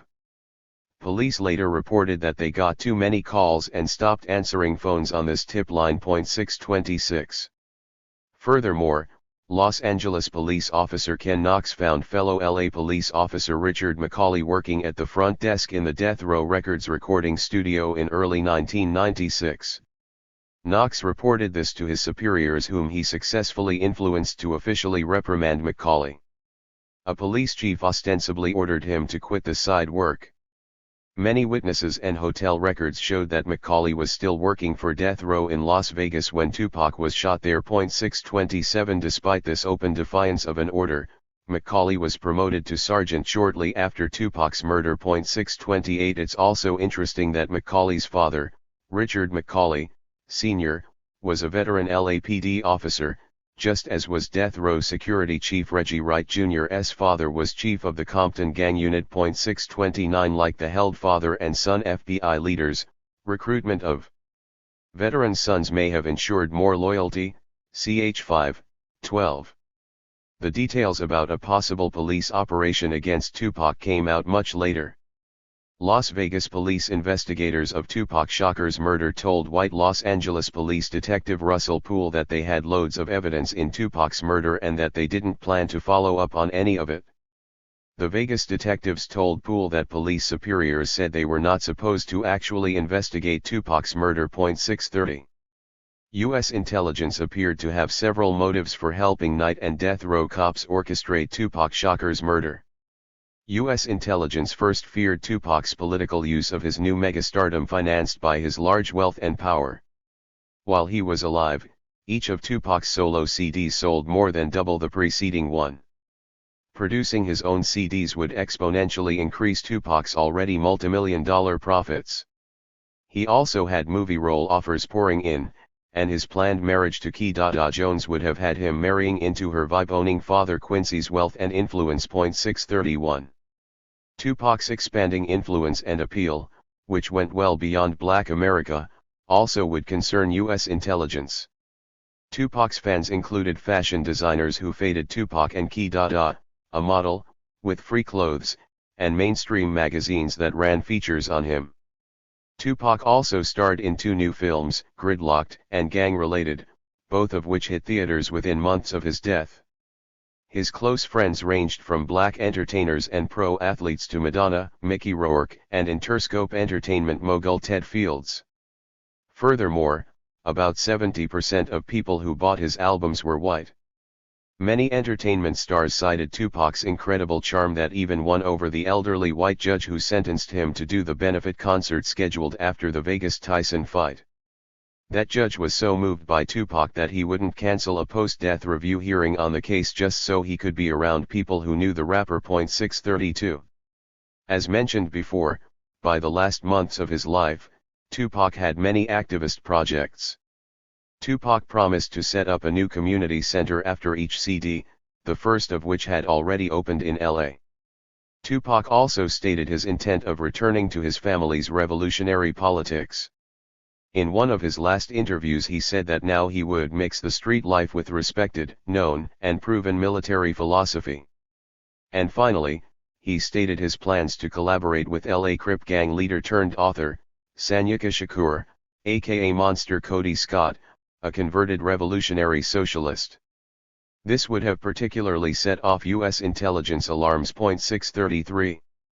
Regarding Tupac's plans with Sanyika Shakur, U.S. intelligence had yet another motive for murdering the rap star. They apparently saw an opportunity to both end Tupac's goal of radicalizing gangs while also using his shooting to reignite the Bloods vs. Crips gang war with the aid of Death Row and Suge Knight. Eyewitness Frank Alexander believed Suge Knight had paid alleged Crip Orlando Anderson to wait for the Death Row group in the hotel lobby after the Tyson fight and take a beating from them as a cover-up reason for Tupac's murder. 634 Dead. Russell Poole said that Alexander and Tupac's other bodyguard, Kevin Hackey, both said that they believed Knight, Reggie Wright, Jr., and Anderson all helped set up Tupac's murder. Documentary director Nick Broomfield got Hackey to say on film that Death Row was behind Tupac's murder. 635. Years after Tupac's death, Hackey disclosed publicly that he had worked undercover for the FBI the whole time he worked for Death Row. From 1992 to 1996. 636 He had apparently become close to Tupac and defied his employer in telling Tupac to move to Atlanta and avoid Las Vegas. Afeni Shakur concurred with Hackey about Tupac's animosity towards Knight, saying Tupac's work for Knight was living in bondage. Tupac's aunt Yasamin Fula agreed with Hackey on Tupac trying to go to Atlanta instead of Vegas his last weekend. Hackey encouraged Tupac to move near his family and mentors in Atlanta, likely for protection. Napo security director Watani Tihimba lived there near Ifeni, while Tihimba's son worked for Tupac in LA. Death Row fired Hackey days before the Vegas shooting. After Poole tried to use his reports from Hackey against Death Row cops, Hackey said authorities framed him and he spent months in jail. 637. Hackey disclosed working undercover for the FBI when he sat as part of a panel discussion for a presentation of the DVD Tupac, Assassination, and got into a debate with a police officer in the audience. 638. This DVD presented Death Row bodyguard Michael Moore, who was a backup guard for Tupac. Moore also backed Frank Alexander's assertion that Reggie Wright told all of the Death Row bodyguards they were not to carry guns that night due to a lack of state permits. Moore said this shocked him and he, alone, said that he has a personal gun and permit. Moore said he then debated Wright all day about guarding Tupac, as the regular substitute for the recently fired Hackey. Moore finally gave in and left Tupac's side to go directly to Club 661 with Wright. Moore said that at about the time Tupac was shot, he heard a voice come over Wright's radio saying, "Got him." 639. Within several days of Tupac's shooting, Knight visited the Las Vegas Police Department at least twice and talked to the FBI at least once. Sources described only one of these three communications as related to the shooting. One reason given for talking to the FBI, including reporting as an ex-felon in a new state, remains dubious since Knight owned a house in Vegas and often traveled there. 640. But most curiously, within those first 72 hours after Tupac was shot and he lay dying in the hospital, Knight was talking to the FBI and the police. Knight was also helping to restart the Bloods vs. Crips gang war in that short time period. Suge Knight and Death Row Bloods members' actions motivated these gang killings on September 9 in LA, 2 days after Tupac's shooting. 641. In LA, a Compton police informant's affidavit stated that Suge Knight and his anti-gang crash unit confidants helped spark the war by having their Bloods spread the rumor that lobby scuffle victim Anderson killed Tupac. Anderson lived with his uncle, known Compton Crip Dwayne Keith Cuffy D. Davis. Death Row employees such as Travon Lane, who encouraged Tupac's scuffle with Anderson, along with Bloods working at Death Row, quickly spread the word that the Compton Crips killed Tupac. 642.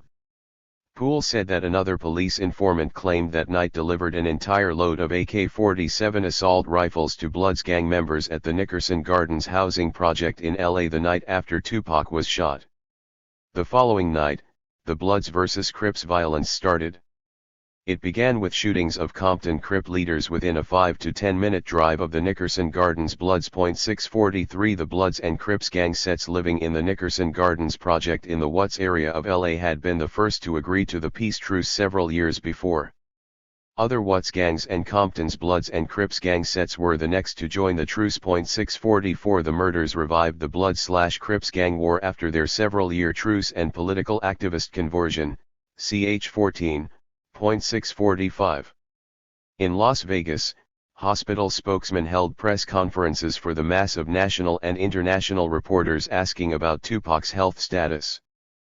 Political activists, entertainers, and athletes joined Tupac's family and extended family at the hospital. Fiancée Kidada Jones described sitting by Tupac's bedside, asking Tupac if he knew she loved him. She said he gave a slight head nod and movement of his foot. Kidada then played Don McLean's Vincent, a song Tupac loved because it was about Vincent van Gogh, whose art Afeni Shakur had given him as a kid. McLean sang, "Now I understand, what you tried to say to me, how you suffered for your sanity, how you tried to set them free. They would not listen, they did not know how, perhaps they'll listen now." People close to the reignited Blood/Crips gang violence might have felt this way about Tupac, as they soon spread a message to stop the violence. Tupac slipped into a coma, his heart failed several times, and Afeni Shakur decided to pull the life support on September 13, 1996. 646. 20 Crips and Bloods died in the revived gang war in the 7 days after Tupac's shooting. But on September 13, while many mourned Tupac's death, Activists spread the word that the Crips may not have been behind Tupac's murder, and the shootings ended. 647. 26 Threat timing tactic in murder of top witness, a Panther's son, suspect killed. In time I learned a few lessons: never fall for riches. Apologize to my true sisters, far from bitches. Help me raise my black nation. Reparations are due, it's true. Especially black, bear with me, can't you see? We're under attack. I never meant to cause drama. To my sister and mama. Will we make it to better times? In this white man's world. This is dedicated to my motherfucking teachers, Murderous Shakur, Geronimo Pratt, Mumia Abu Jamal, C. Cow Odinga. Tupac Shakur, White Man Z World, Machiavelli, Don Killuminati, The 7-Day Theory, released 8 weeks after his death, November 5, 96. Tupac Amaru Shakur, assassinated by COINTELPRO. Murderous Shakur, www.daretostruggle.org. The cover-up of Tupac's murder appeared as large of an operation as the accumulated attempts to murder him, and it continued for years. Las Vegas Sun reporter Kathy Scott heavily investigated Tupac's murder and found out that Yafu Fula was a forthcoming witness. After Scott pressed police spokesman on the issue of Fula, they admitted to her that he said he thought he could identify Tupac's murderer in a photo lineup. But in press conferences police maintained that there were no forthcoming witnesses. Scott detailed how police then proceeded to ignore Fula for 2 months. 648. In November of 96, the night of Mike Tyson's next boxing match, a gunman shot Yafu Fula in the head in his girlfriend's stairwell while he reportedly wore a bulletproof vest. 649. This suggests that U.S. intelligences used their threat timing tactic, CH-11. Media repeated police saying Fula's murder was drug-related, despite no evidence to support the claim and Fula not having a criminal record. 650. U.S. intelligence had several reasons to use a timing tactic on Tupac's backup rapper Fula. Fula was the top witness in Tupac's murder. Fula also represented another radical political potential entertainment star, as he had Hollywood good looks and his father was the imprisoned former Bronx Black Panther leader, C. Cow Odinga. Also, Yafu's mother, Afeni's longtime friend Yazaman, managed Tupac's new record company. 651. Past incidents suggest they had already used this tactic regarding Tupac, CH-11-2. As mentioned, gunmen had attacked Tupac on the anniversary of Huey Newton's death and other gunmen murdered the top forthcoming witness to Tupac's previous New York shooting, Randy Stretch Walker, exactly 1 year after gunmen shot Tupac in Times Square. 652. As previously detailed about Newton and Milk's deaths, the use of this threat timing would provide a conscious or subconscious warning to others. Other murders linked to Tupac support a continuing cover-up around Tupac's death. Increasing evidence supported that hotel lobby beating victim, Orlando Anderson, played a part in Tupac's murder. As mentioned, death row bodyguard and eyewitness Frank Alexander believed that death row paid Anderson to take that beating as a setup for Tupac's murder. 653. Anderson contradicted himself as to why he was at the MGM. He was also caught lying about how he got a Tyson fight ticket. Many said that Anderson acted very strangely the night of his assault at the MGM Grand Hotel. MGM security said Anderson didn't want to file a complaint or say who attacked him, and they said he wasn't angry at all, he just wanted out of there. A friend said he saw Anderson a few minutes after the incident, and he didn't appear to be too upset about what happened, saying everything was cool. 654. Reports on the next 2 days after the shooting further incriminated Anderson. An affidavit filed in court by Compton, California police said that the Tupac murdering gunman's vehicle was taken to an auto shop in Anderson's Compton neighborhood 2 days after the shooting. Vegas detectives reportedly had a vast amount of such evidence they purposely ignored. Ch 25. 655. Also, within 48 hours of Tupac's shooting, a woman saw Anderson transporting guns into his Crip uncle Cuffy D. Davis's house with other known Crips that day. The gang peace truce ended that night in Compton. Police found many arms and ammunition in Kaffidi's house as well as a house from which Crip Jerry Monkbons reportedly fled. 656. Several key people believed Anderson played a role in Tupac's murder setup. Dead. Russell Poole believed Suge Knight staged the lobby scuffle with Anderson to have it on hotel security videotape to set up a motive for the killing of Tupac Shakur that would point the blame at the Compton Crips. 657 Filmmaker Nick Broomfield referred to Anderson as the Lee Harvey Oswald of Tupac's murder. During off-film interviews with Orlando Anderson's friends, family, and lawyer, Broomfield learned that Anderson received payments from an unknown source, and that he'd acquired a very expensive car shortly after Tupac's murder. 658 Also, Afeni Shakur filed a wrongful death lawsuit, claiming that Anderson shot her son and that Crip Jerry Bonds drove the gunman's car. 659. Further investigation into Orlando Anderson's life supported the police intelligence funding to which Broomfield alluded. Writers said Anderson lacked the regular gang trappings. Friends said that he didn't drink, smoke, use drugs, or sport tattoos, and he didn't have any criminal convictions. He did appear to attain illicit funds from somewhere. Anderson, known also as Baby Lane, lived a lower middle-class lifestyle in the Compton area of Los Angeles. He fathered 4 children by the age of 23 and had never been gainfully employed. He had never filed a federal tax return and had no obvious means of support. Anderson was also starting up his own record company without any known source of financing. 660. Death Row guard Kevin Hackey believed Death Row killed Orlando Anderson as further cover-up. A gunman murdered Anderson in May of '98 at a Compton car wash. Police reported that it happened in a shootout over money. The shooting ended in 2 other deaths and 1 arrest. 661 Russell Poole said he found a mixed amount of reliability among police department reports and found more consistent credibility in informants such as Hackey, who believed the Death Row security director and former police officer Reggie Wright participated in Anderson's murder. Hackey said Wright owned a champagne-colored Chevy Blazer that matched the description of the suspect's car in the Anderson shooting. 662. U.S. intelligence also appeared to target other important people close with Tupac besides just Yafu Fula. Tupac's political mentor and business manager, Watani Tihimba, had a son, Yaki Sizwe Tihimba. He was close to Tupac's age and kept working closely with Tupac in Los Angeles. Yaki Sizwe ended up dead shortly after Tupac's murder. 27 FBI and ATF watch again as death row cops are nailed in Biggie's murder.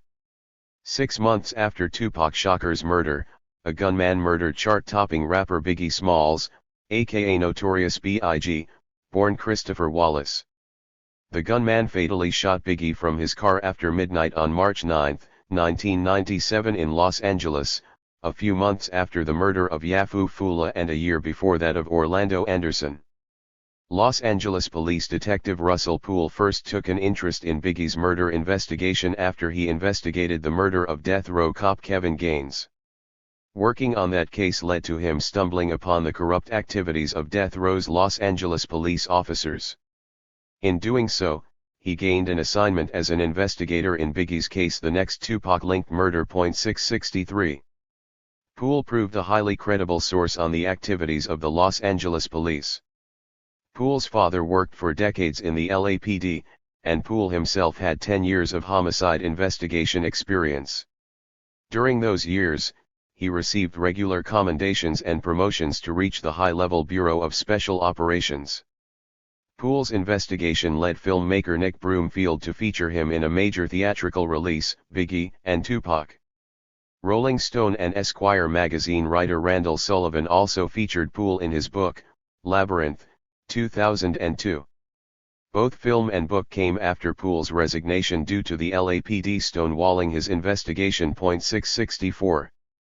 Poole's investigation, with the help of fellow officer Ken Knox, accumulated direct witnesses and solid evidence that LAPD cops working with death row orchestrated Biggie's murder and trafficked drugs.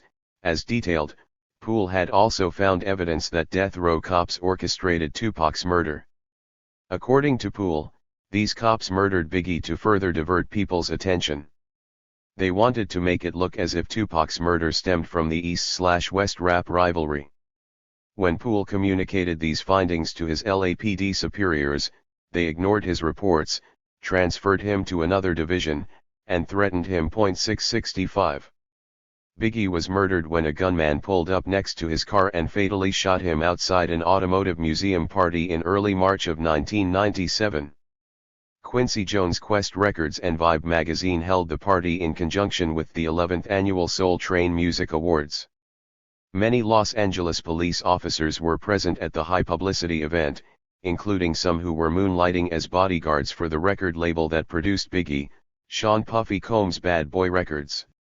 But few attempted to pursue the gunman, and the guards reportedly couldn't even get a partial license plate number or a good enough description for police to trace the gunman's car. 666. Biggie's friends, rapper James Lil C's Lloyd and Damian D-Rock Butler, were riding in the backseat of Biggie's car when he was murdered.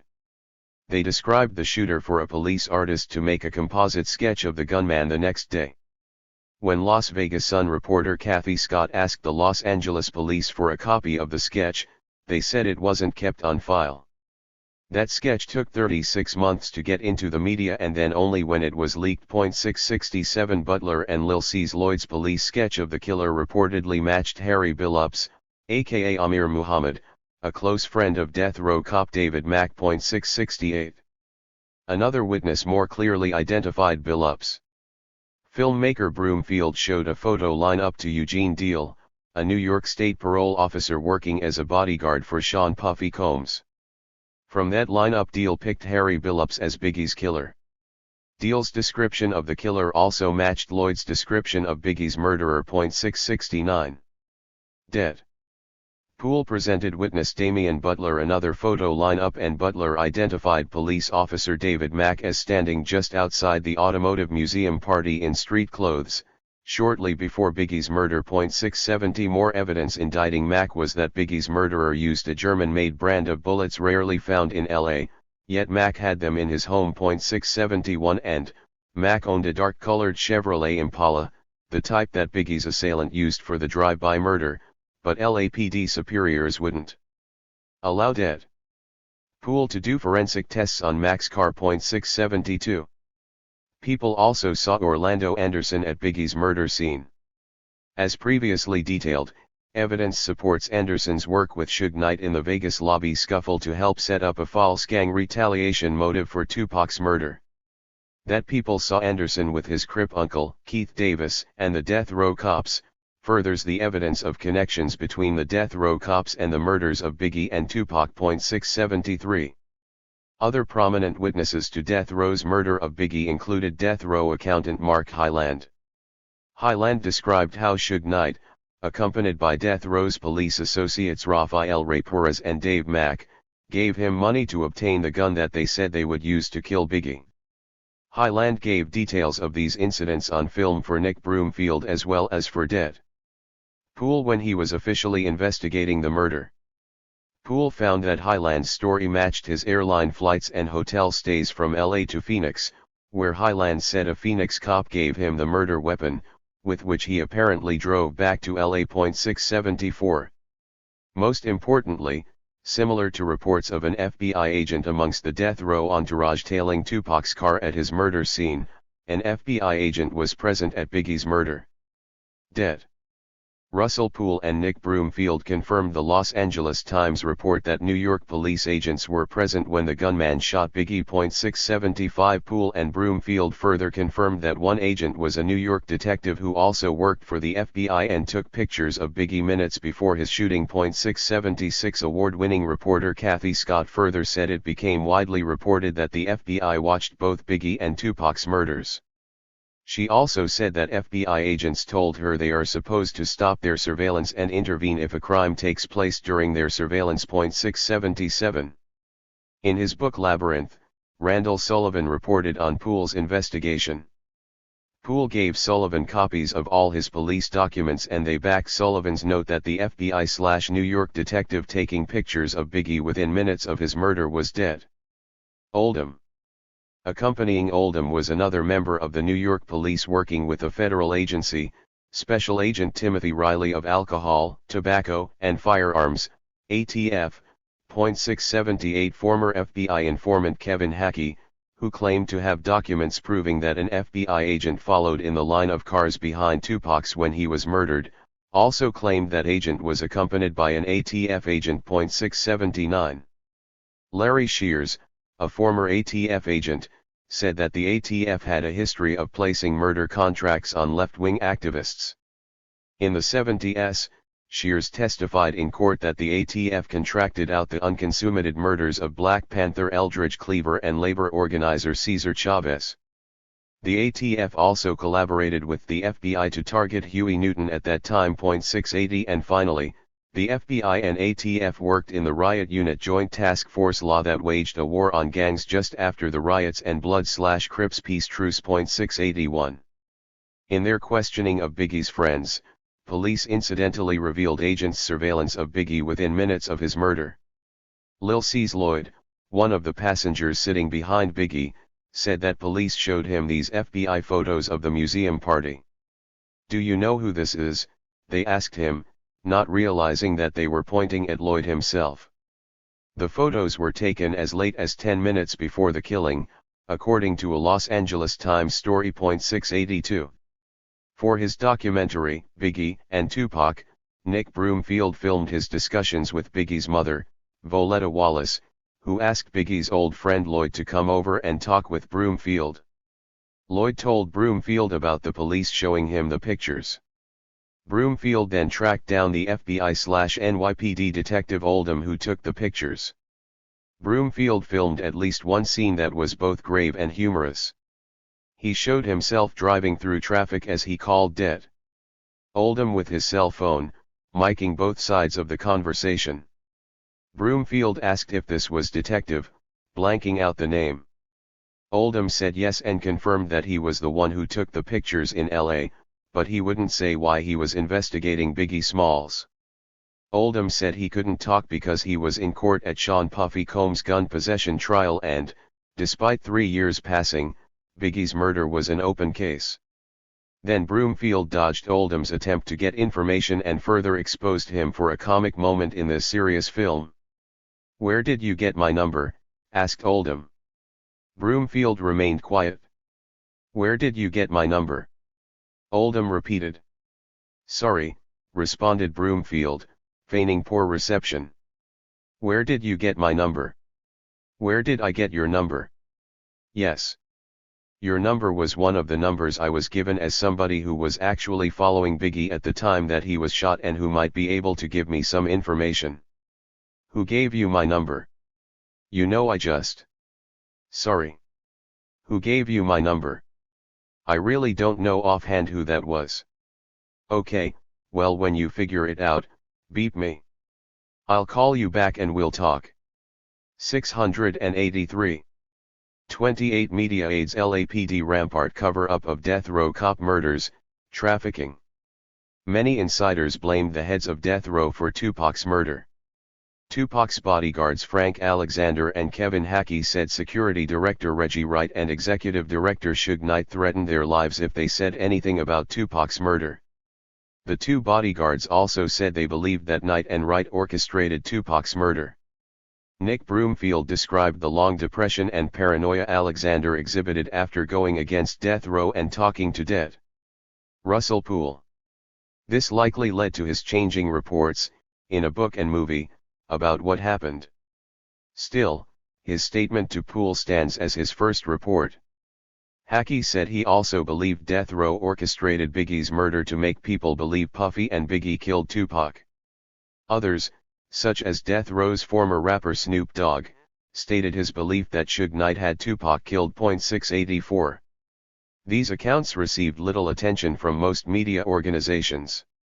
As explained earlier, conservative corporate media owners have had a shared political agenda with U.S. intelligence who, as the CIA was pressured to admit in 1977, dually employ well over 400 media figures, ch 19. Except for the investigation by Las Vegas Sun reporter Kathy Scott, virtually all media groups cooperated extensively with the cover-up of Tupac's murder by Las Vegas police, death row cops, and top Los Angeles Police Department officials. Media sources such as the LA Weekly repeated false claims exemplified by SGT. Richard McCauley's statement that he was the sole officer working for death row. LAPD officers Russell Poole, Ken Knox, and even death row security chief Reggie Wright, cited many LAPD officers working with death row records. 685. The largest apparent cover-up story on Tupac's murder was a widely reprinted Los Angeles Times article by Chuck Phillips. Phillips wrote that Biggie Smalls brought a gun to Las Vegas and then paid the Crips $1 million to kill Tupac with that gun. Phillips said it was all set up between the lobby scuffle with Orlando Anderson and the shooting. But Phillips had apparently revealed his biased support of Suge Knight in advance. When Phillips' article came out, Randall Sullivan's book was already in stores reporting Phillips' previous statement vowing to vindicate Suge Knight in the Biggie murder case. 686. Also note that Russell Poole had given copies of all his police files to the LA Times but nothing came of it. Veteran mainstream magazine journalist Robert Sam Anson wrote a long dismissal of Chuck Phillips' piece, for Vibe. Anson's article pointed out how Phillips claimed to have many sources but named few of them. Anson's article also quoted Randall Sullivan questioning Phillips' lack of witnesses to the 395-pound, easily recognizable Biggie's presence in Vegas the weekend of Tupac's murder. 687. Vibe further interviewed people in Vegas and found that the timing of Phillips's explanation also did not pan out. And finally, lawyers for Biggie Smalls' mother, Voletta Wallace, sent much proof of Biggie's presence in the New York area the night of Tupac's murder, but the press barely mentioned it. 688. Other writers similarly dismissing Phillips' piece included noted former Vibe writer Kevin Powell and hip-hop writer David E. 689. In 2008, Phillips again published what the LA Times called a long investigative article on Tupac. That article claimed to have FBI documents and informants confirming that Sean P. Diddy Combs orchestrated Tupac's shooting in New York. Within 10 days other news sources showed that the article's alleged FBI documents were likely fake and the alleged informant lacked credibility. The LA Times apologized for the article, admitted that Phillips couldn't substantiate most of the article's premises, and they retracted the story. They never explained why they didn't fact-check the article, which glaringly misinterpreted some of Tupac's lyrics by leaving lines out. They also likely knew that the article's web printing attained over 1 million hits before they retracted it, so the damage was already done. 690. Meanwhile, it seems telling that author Randall Sullivan had 3 conservative groups trying to stop him or smear him in the time between his publishing an article on death row cops' corruption and the release of his book on the subject, Labyrinth. Sullivan first published his findings in an extensive Rolling Stone article that announced Labyrinth's coming release. Sullivan expressed his particular surprise that the LA Times joined Death Row Records and the LAPD in trying to persuade him to leave out much information from Labyrinth. Sullivan said that when he refused to edit out parts of his book, these groups then tried to discredit him. 691. Furthermore, Death Row's whistleblowing accountant Mark Hyland revealed other corrupt activities of the LAPD officers working with Death Row. Hyland said he worked to launder drug money for 2 Death Row cops, including David Mack, who he and others implicated in Biggie's murder. A police investigator found a long paper trail backing up Hyland's claim of laundering money for Mack and 3 other Death Row-linked cops, including Mack's longtime partner, Ray Perez, and 2 others. Kevin Hackey also said Perez was Suge Knight's close confidant. Hyland said the 4 cops made a fortune dealing drugs and had a real estate scam involving Hispanic gang members they had arrested in the Rampart Division. 692. When dead, Russell Poole came forward with his findings. The Los Angeles District Attorney's Office appeared to force the LAPD superiors to stop stonewalling Poole and investigate their own officers' illegal activities. An LA Assistant District Attorney, for one, cited Poole's work as opening the lid on Los Angeles Police Department's worst scandal in decades, the Rampart scandal. Los Angeles police superiors first formed a robbery/homicide task force, allegedly to follow up on Poole's investigative findings. The task force's name was changed to the Rampart Task Force when it found that many of the cops involved, such as death row-linked Perez, came from the Special, Anti-Gang Crash Unit, Community Resources Against Street Hoodlums, located inside the Rampart Precinct. 693. Poole said that the Rampart Task Force became intent on covering up his findings. These findings, which focused on the illegal activities by death row-linked cops, included the murders of Tupac Shakur and Biggie Smalls. Poole said the task force completely diverted its attention away from the murders of Tupac and Biggie. The task force also worked to hide the scandal of death row cops' drug and gun trafficking, and they're restarting the gang war. The Rampart Task Force initially made Crash Cop Ray Perez its star witness. This allowed Perez to protect most of his fellow death row-linked cops involved in the illegal activities while getting dozens of other cops suspended for such activities. 694. Poole resigned from the LAPD, got censored in media coverage and ended up filing a lawsuit against the LAPD. He said that he saw this as his last resort to get some information to the public. Poole also stated that everyone around him told him not to share his information with the FBI, but he did anyway, in a case of false hope. Poole later decided to help out Biggie Smalls' bereaved mother, Voletta Wallace, in a wrongful death lawsuit against the LAPD. 695.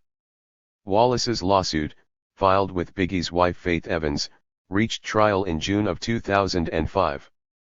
By the first week of July, the judge declared a mistrial because the LAPD withheld documents from the Wallace family. These documents revealed that an LAPD informant told police that officers Rafael Perez and former officer David Mack acknowledged working for death row and murdering Biggie. This also supported Wallace's claim that they hired Mack's college roommate Amir Muhammad, aka Harry Billups, to pull the trigger. 696. Wallace and Evans probably received one of their biggest judicial decisions in January of 2006. Their trial judge ordered the city of Los Angeles to pay the family $1.1 million in legal costs. The judge made the order due to her finding that the LAPD intentionally withheld tapes and over 200 pages of documents that supported the Wallace's charges, after they were found hidden in two drawers of an LAPD detective. 697. A month before, Randall Sullivan published his most far-reaching article on the case in Rolling Stone magazine. The article detailed that the hidden documents related to assorted hearings and investigations regarding prison inmate Kenneth Boagna. Boagna said that Rafael Perez confessed to his involvement in crimes that included the murder of Biggie when they were cellmates. A panel member overseeing one of those hearings said he found Boagna totally credible but said that an LAPD representative quickly cut Boagna off. 698. Sullivan packed much into his 23-page article, including testimony from the Wallace/Evans trial against Los Angeles. Several other witnesses' testimony stood out. For example, another witness at the Biggie family trial said his brother worked with Amir Muhammad/Harry Billups as part of a group of contract killers. A cellmate of Suge Knight's named Mario Hamons also testified that Suge Knight said he had Biggie killed with the help of Reggie Wright Jr. as well as Mac and Muhammad, both of whom Hamons said he previously met through Knight before their jail stints. Hamons further said that Bay Area rappers Too Short and E40 offered him money to kill Knight because he killed Tupac. The judge rescheduled the Wallace/Evans retrial for late 2006, and then apparently rescheduled it again. The plaintiff's attorney said political figures called the Wallace family attorney. They worried that he would win the case and the jury would award the rapper's estimated lost earnings to his family. They said that those lost earnings were estimated at over $360 million and could bankrupt the city. 699. Wallace, Poole, and media spokesman who presented Poole's story, Randall Sullivan and Nick Broomfield, did great work at uncovering what happened in Tupac and Biggie's murders. Their suppositions only appeared to fall short in not fully presenting LAPD superiors' motives for their cops' work in death row. In summary, this work included murdering Tupac, covering it up with Biggie's murder, trafficking drugs and guns, and restarting the Blood/Crips gang war. As previously noted, U.S. intelligence has a history of trafficking drugs and guns, particularly into Black and Latino neighborhoods. Sullivan suggested that LAPD superiors covered up Poole's findings for racial reasons and out of embarrassment. Broomfield alluded to a U.S. intelligence operation when he referred to Anderson as the Lee Harvey Oswald of Tupac's murder case in a post-film release interview. True or not, many are aware of researchers' claim that Oswald was a patsy for some U.S. intelligence leaders who they say orchestrated President Kennedy's assassination. 729. Despite Knight's imprisonment, death row and feds targets Afeni, Snoop Dogg, and Dre. The murder of Tupac, attacks on rap figures, and provocation of Blood/Crips gang members appeared to be the key objectives of death row director Suge Knight. Only after Knight accomplished these tasks did a judge finally sentence him to jail, suggesting U.S. intelligence partly gave up on him. Judges had previously allowed Knight to stay out of jail for 7 years, despite at least 9 guilty pleas or convictions, ranging from shooting at the Stanley brothers to beating a club security guard seriously enough to send him to the hospital in critical condition. Within 45 days of Tupac's death, Knight received a 9-year prison sentence for kicking Orlando Anderson in the MGM hotel lobby the night of Tupac's murder. 701. Poole and his collaborating LA police officer, Ken Knox, revealed enough in their investigations to help send several death row figures to jail, but intelligence operations continued. When Knight and several of his corroborating cops went to prison, Reggie Wright, Jr. took the helm. 702. Det. Russell Poole and the police partner of Crash anti-gang unit cop Ray Perez said that Perez worked with Wright in Death Row Records' criminal operations. Poole and Perez's partner also said that Perez regularly stole cocaine from dealers and the police evidence locker, and then resold it. They also said Perez had shot at unarmed gang members. Perez ended up doing 3 years jail time on a 5-year sentence for 1 count of cocaine theft. He then got a 2-year sentence for shooting an unarmed gang member. 703. After his October of '96 incarceration, Knight gained release from prison in August of 2001. In 2003 he violated his parole for punching a nightclub valet and did 10 more months in jail. 704. Knight's imprisonment suggests he remained lower on the totem pole regarding U.S. intelligence operations at Death Row Records. Dave Kenner and Reggie Wright, Jr. likely had the upper hand in directing the U.S. intelligence work. As previously detailed, Kenner was the attorney for national cocaine trafficking freeway Ricky Ross associate, Michael Harris, and had the indirect link to intelligence. He had also set himself up as the primary owner of Death Row Records and had represented many mafia figures, chs 22-24. Reggie Wright, Jr., through his Compton Police Gang Unit chief father, also wielded much power and remained free of any legal charges. Death Row Records' actions involving Tupac's estate further supports that they had a U.S. intelligence agenda. Death Row tried to devalue the estate that former Black Panther Afeni Shakur had inherited from her son. While working for her son in his last years of life, Afeni, with her imprisoned former partner Mutulu Shakur, aided the successful campaign to gain Geronimo Pratt G. Jaga's prison release in 1997, after his 1970 frame-up, ch. 9. U.S. intelligence had used vast resources in their 20-year campaign to keep ex-Panther leader Geronimo G. Jaga incarcerated. Tupac recorded 3 songs a day in the 11 months between his prison release and death. Afeni Shakur won a lawsuit to obtain the master tapes of these songs, which had an estimated worth of over $100 million. But Death Row defied the judge's orders, delivering only a third or fewer of Tupac's hundreds of unreleased songs. Death Row also allowed over 100 songs on closely guarded master tapes to reach the underground bootlegging market. One bootlegged CD became Europe's top seller. With little to no profit to be made by the original release of these bootlegs, only U.S. intelligence had a motive to devalue Afeni's estate and confound her future activism. 705. Besides the apparent targeting of Biggie, Orlando Anderson, and Afeni's estate, Death Row also created problems for Tupac's backup group, the Outlaws. Evidence supported that U.S. intelligence had murdered the rap group's Yafu Fula by the end of '96, ch. 26.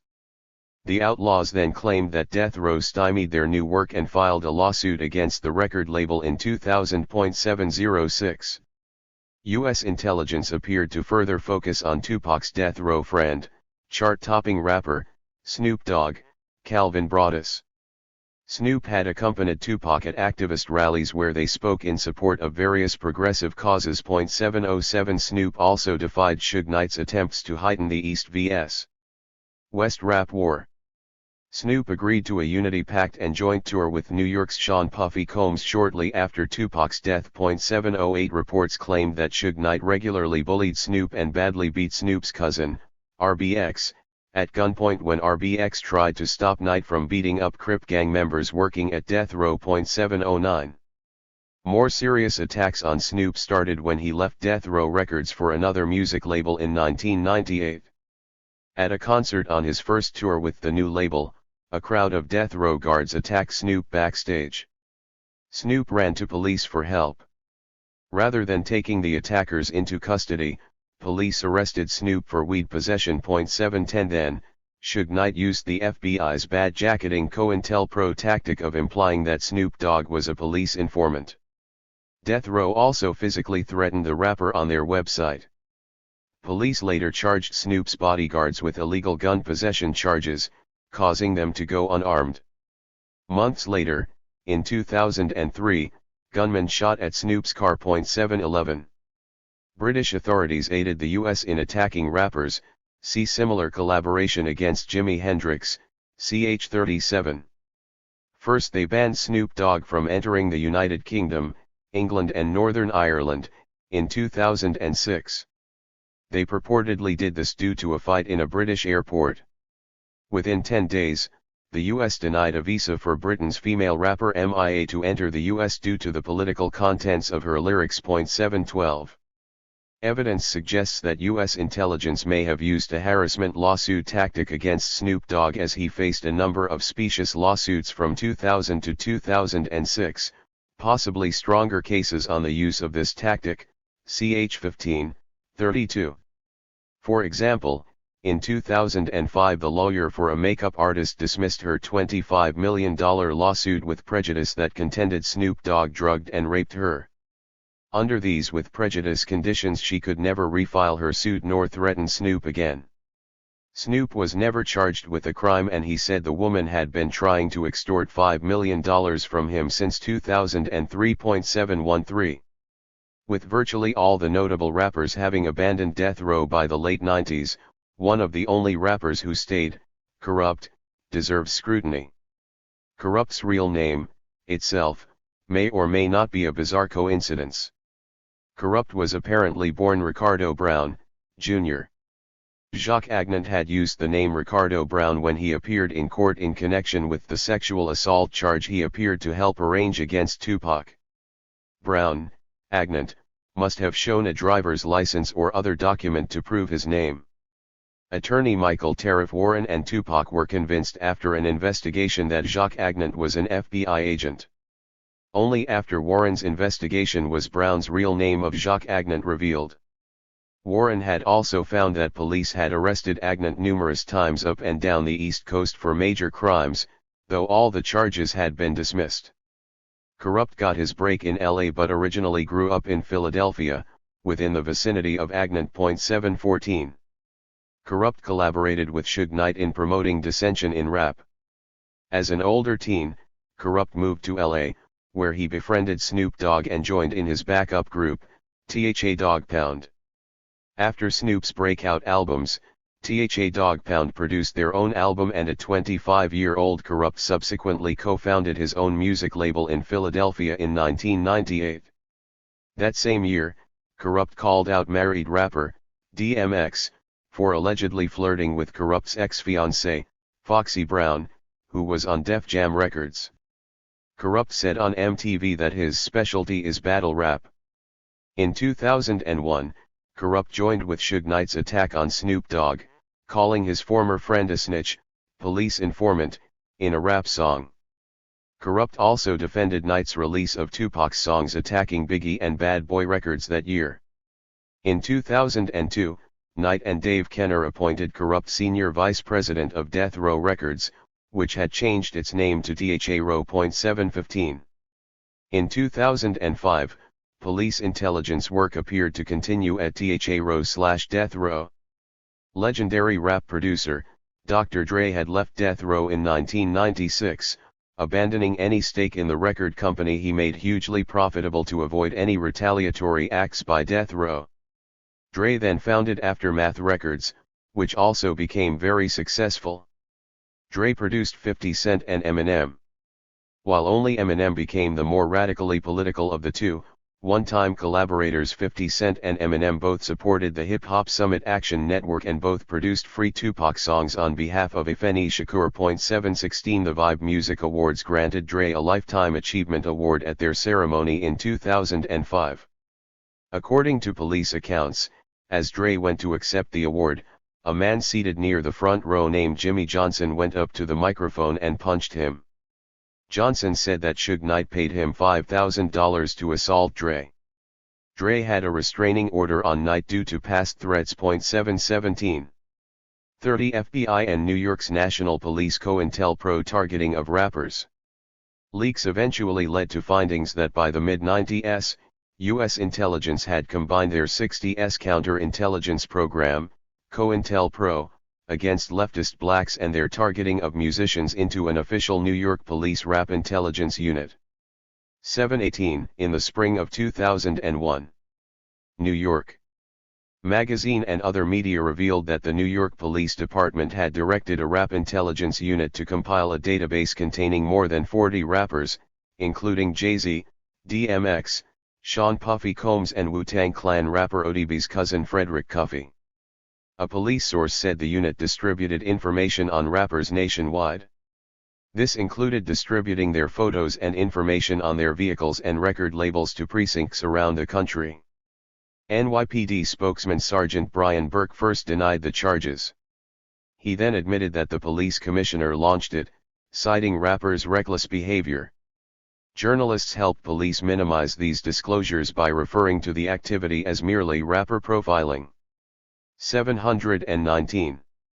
A 2004 leak by a Miami police officer led to a series of articles that revealed much more. These articles began with a Miami police whistleblower saying that New York's rap unit trained other police departments to help them develop rap intelligence units nationwide. 720 The training included distributed binders on rap industry figures that had detailed personal information dating back to 1995, suggesting that the New York unit's collection of data started at least that early. 721 One journalist reported that in some California communities the police chief determines what rap acts are allowed to perform. 722.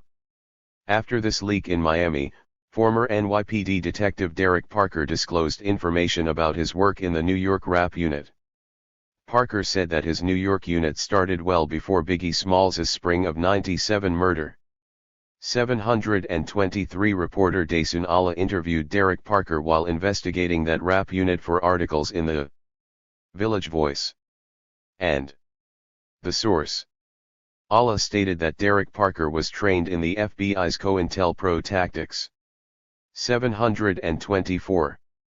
The Source appeared to print one of its few revelatory articles to make up for the criticisms it received from the Hip Hop Summit Action Network, CCH33. Also note that Dasun Allah rose, briefly, to editor-in-chief, but was fired by his top editor/publisher within a year or two. That publisher was then ousted himself. Months later, Allah was sentenced to 6 months jail time for a suspiciously motiveless assault. 725. Parker's disclosures further support evidence that New York police targeted Tupac Shakur with a frame-up and then a murder attempt. Parker said that several undercover units, including the Street Crime Unit, had officers who also worked in the Rap Intelligence Unit. Parker said that a particular former Street Crime Unit officer arrested many rappers. 726. The Street Crime Unit was thought to have replaced the FBI overlapping, Panther Targeting Boss Unit. The NYPD disbanded Boss in 1971, when the FBI officially ended its counterintelligence program, COINTELPRO, after the activist raid on an FBI office that year exposed the program. Nonetheless, former COINTELPRO agents said that the FBI continued COINTELPRO activities after 1971, but just used different names, CH9. Researchers believe that the Street Crime Unit, which started in 1971, continued boss activities. A police officer named Heinz inadvertently admitted that one or more officers who had Tupac under surveillance were part of the Street Crime Unit. These cops also had erased voicemail tapes that supported Tupac's defense in the sexual assault charge, and they refused the evidence on a security camera videotape of the gunman shooting Tupac in the Times Square recording studio, ch18. 727. Parker contradicted some NYPD officials' denials of exporting their rap cops, saying that the NYPD sent him down to Houston and Miami to aid police in this work. 728 events support that these New York-trained rap unit officers used the same murderous COINTELPRO tactics that had been used against the Panthers. The Miami Herald failed to note but incidentally revealed the important timing of rap murders. After the Miami police had been trained by the New York unit to focus on rappers in the summer of 2001. The Herald article noted no problems with rappers in Miami until a September 2001 murder of a popular rap DJ, a January 2002 murder of a hip-hop promoter, and a September 2003 murder of a rap record company owner. 729.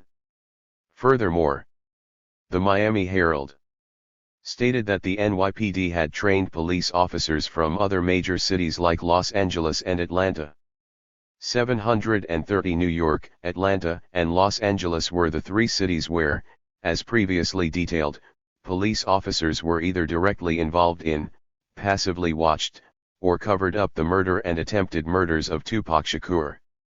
A final key support for the existence of this new COINTELPRO against rappers came from filmmaker Nick Broomfield, writer Randall Sullivan, and former Dead Russell Poole. They helped reveal that some cops on this New York Police Intelligence Rap Unit also worked for the FBI. For example, as mentioned earlier, the NYPD's Dead Oldham took pictures of New York rapper Biggie minutes before his death in LA and monitored Sean Puffy Combs' gun possession trial in New York, 3 years later, CHS 2732. Dead Oldham's dual role as an FBI agent aided the ease of his work in other jurisdictions such as LA. 731. 31 targets: Spearhead, Rage Against the Machine, Wu-Tang, Dead Prez, The Coup. Organize the Hood under I Ching banners. Red, black, and green instead of gang bandanas. FBI spying on us through radio antennas. I'll take a slug for the cause like Huey P. While all you fake niggas try to copy Master P. Bring the power back to where the people live. I'm sick of working for crumbs and filling up the prisons. Dying over money and relying on religion for help. We do for self like ants in a colony. Organize the wealth into a socialist economy. A way of life based on the common need. And all my comrades are ready. We just spreading the seed. Dead Prez Police State. Let's Get Free, 2000. As previously mentioned, in a memorandum revealed by a Senate Intelligence Committee in 1976, U.S. intelligence detailed particular tactics to use against political musicians. The excerpt of that memo on 60s anti-war musicians bears repeating. It directed agents to show them as scurrilous and depraved. Call attention to their habits and living conditions, explore every possible embarrassment. Send in women and sex, break up marriages. Have members arrested on marijuana charges. Investigate personal conflicts or animosities between them. Send articles to the newspapers showing their depravity. Use narcotics and free sex to entrap. Use misinformation to confuse and disrupt. Get records of their bank accounts. Obtain specimens of their handwriting. Provoke target groups into rivalries that may result in death, ch 13, .732. Evidence detailed above supports that U.S. intelligence used these tactics to target Tupac from 1991 to 1996. Even a small sampling of news in the music world presents evidence supporting that U.S. intelligence also used these tactics against other black musicians with links to leftist political activists. Tupac's friend Michael Franti, a politically radical San Francisco musician, headed an auspicious political rap debut in 1991. The Disposable Heroes of Hypocrisy, Sunday morning news shows interviewed Franti due to his excellent political lyrics. After Franti ended work with his partner in Disposable Heroes and started the band Spearhead, he said that intelligence agents showed a group member's mother years of surveillance pictures they'd taken of Spearhead.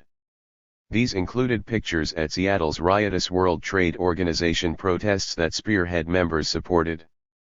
Franti further noted how British press reported that MTV had sent emails to their affiliates banning any band's videos that had anti-war messages. Their multinational corporate owner Viacom apparently had a pro-war agenda. 733. While U.S. intelligence unsuccessfully tried to get NWA's rap shows cancelled in '88, they had a larger program and more success against Tupac in '93, ch 15. They also worked to cancel the shows of Oakland-based political rapper Paris, according to at least one news article, likely due to his 1992 lyrical attack on the president, Bushkilla. Paris also produced a Public Enemy comeback CD in 2005. 734. As mentioned, police intelligence further tried to cancel the shows of radical activist musicians, Rage Against the Machine, when they toured with rappers Wu-Tang Clan in 1998. Stadium managers first cancelled their shows when police wouldn't provide security, stating too much risk of a riot, but Rage's threat to file lawsuits got the tour shows reinstated. 735. Rage Against the Machine collaborated with several rappers, such as Public Enemy's Chuck D at a Mumia Abu Jamal benefit that police also unsuccessfully tried to cancel. 736. U.S. intelligence put much focus on Wu-Tang Clan for several reasons. Besides touring with Rage, the Grammy-nominated Wu-Tang Clan worked with a founding member of the Republic of New Africa, Brooklyn's Sonny Carson, Mwalimu Amory Abubadiki. Carson had also worked with Tupac's New York lawyer Michael Tariff Warren on black liberation causes. Papa Wu, the brother of one of Wu-Tang's lead rappers, O.L. Dirty Bastard, ODB, birth name, Russell Jones, founded a music studio with Carson in the Bedford-Stuyvesant neighborhood of Brooklyn. Wu-Tang also worked with the Panther-inspired, worldwide hip-hop activist organization, Zulu Nation. 737. U.S. intelligence had many reasons for concern over Sonny Carson's work with rappers topping the pop charts. As detailed more later, Zulu Nation revered Carson and the group was inspiring new chapters worldwide, ch 36. Also, Carson's son, Lumumba Carson, had started a highly influential Brooklyn group called Blackwatch. That group was one of the first to explicitly meld black nationalist politics with hip-hop. Blackwatch spawned many activist rappers, including Lumumba Carson's own group, X-Clan, where Carson took on the moniker, Professor XX. Clan's late 80s start had them reach number 11 on Billboard's rap/R&B charts, before their early 90s breakup. 738. Rap activists report that the music industry aided the more subtle attacks on rappers. For example, Public Enemy's former member, Professor Griff, said that people in the record industry tried to create a conflict between his group and X-Clan. 739. Time Warner did buy up a majority of rap labels and the CIA architect who headed Psychological Warfare, C.D. Jackson, also headed Time Inc. ch 20. Thus, the company had a long commitment to placing U.S. intelligence agents and carrying out such operations against black activist musicians as an extension of its COINTELPRO tactics, also see CHS. 634. In the late 90s, events supported Wu-Tang Clan rapper ODB's claims that the FBI had targeted him. ODB, Wu-Tang's more eccentric rapper, told friends and relatives that the FBI killed Tupac for being a rap activist. he changed his name in the futile hope of avoiding being framed or murdered due to his own activism. From 1998 to 99, police arrested ODB 4 times around the country on trivial charges, suggesting their use of the FBI harassment arrest strategy. In the summer of 98, strangers broke into ODB's New York home and shot him, but he survived. 740. Later, possibly using a version of the U.S. intelligence threat timing tactic, police orchestrated their most blatant and deadly attack on ODB and his rapper cousin, Fred Cuffey, on Martin Luther King's birthday. As mentioned, it was later revealed that the NYPD Rap Intelligence Unit had a file on Cuffey, CH-30. On that mid-January night in '99, 2 plainclothes New York Street Crime Unit cops wearing bulletproof vests and driving an unmarked car in Brooklyn, sirened ODB to pull over. One of the officers put a gun to the head of ODB's passenger, Cuffey. The other cop told ODB to get out of the car, according to the rappers. Out of fear, ODB stepped on the gas and fled. The cops then fired at the rappers. 741. A different group of uniformed cops then came upon the rappers, surrounding ODB's car just outside his aunt's boarding home. These street crime unit cops that had shot at the rappers likely didn't want to reveal their identity after their apparently unprovoked murder attempt. While the new group of cops didn't find a gun on ODB or Cuffey, the street crime cops claimed ODB was driving with his headlights off and that the rapper fired at them first. A police source said ODB's lights were on and a grand jury ruled in favor of ODB and Cuffey's account. Months after that New York shooting, police arrested ODB and held him on $115,000 bail for wearing a bulletproof vest. 742. In 2000, the Village Voice said the FBI had paid an undercover agent to become a Wu-Tang Clan manager. The Voice reported that a confessed bank robber and ecstasy drug-dealing young mafia kingpin, Michael Caruso, had gone undercover to work for the FBI. The Voice said Caruso's work appeared to include becoming a personal manager for Wu-Tang Clan. Caruso said he managed 2 Wu-Tang rappers. The FBI said they and the Bureau of Alcohol, Tobacco, and Firearms, ATF, were investigating Wu-Tang on suspected gun running, but the FBI never charged anyone with a crime. 743. The source Rap Magazine ran an interview of Caruso joking about the charge of his FBI spy work months later, but Caruso failed to say that Wu-Tang immediately fired Caruso after reading the Voice article, and the interviewer failed to mention it. 744. From 1999 to 2004, police subjected ODB to trivial arrests, and prison doctors reportedly forced medications on ODB in jail. Still, most of his solo CDs topped the pop music sales charts. In 2004, ODB died just before his 36th birthday. It mysteriously took over a month for a coroner to announce that ODB died from a heart attack due to mixing cocaine with a prescription painkiller. 745. Sonny Carson's business partner, Papa Wu, aka Freedom Allah, disagreed with the coroner's report, saying that his brother ODB was drug-free at the time of his death. Papa Wu also implied political reasons for his brother's death, saying that he and ODB were attending activist rallies together at that time. 746. Large police groups such as the Policemen's Benevolent Association, PBA, and the Fraternal Order of Police, FOP, also helped local and federal intelligence agencies target black activist celebrities. The Village Voice said the PBA tried to ban entertainers throughout New York City, including Rage Against the Machine and New York rapper Mos Def, because of their support for political causes. Most of the PBA and FOP censorship took place in the New York area, but they had a strong national reach. The PBA even protested a Bruce Springsteen tour when he sang about police brutality against blacks.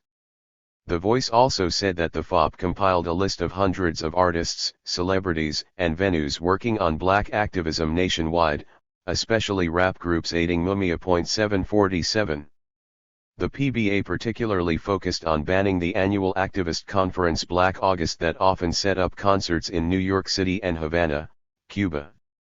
At the 2000 event in New York, the PBA effectively pressured venue owners to cancel their deals with Black August organizers, reportedly due to the presence of Dead Prez, an activist rap group they had hounded.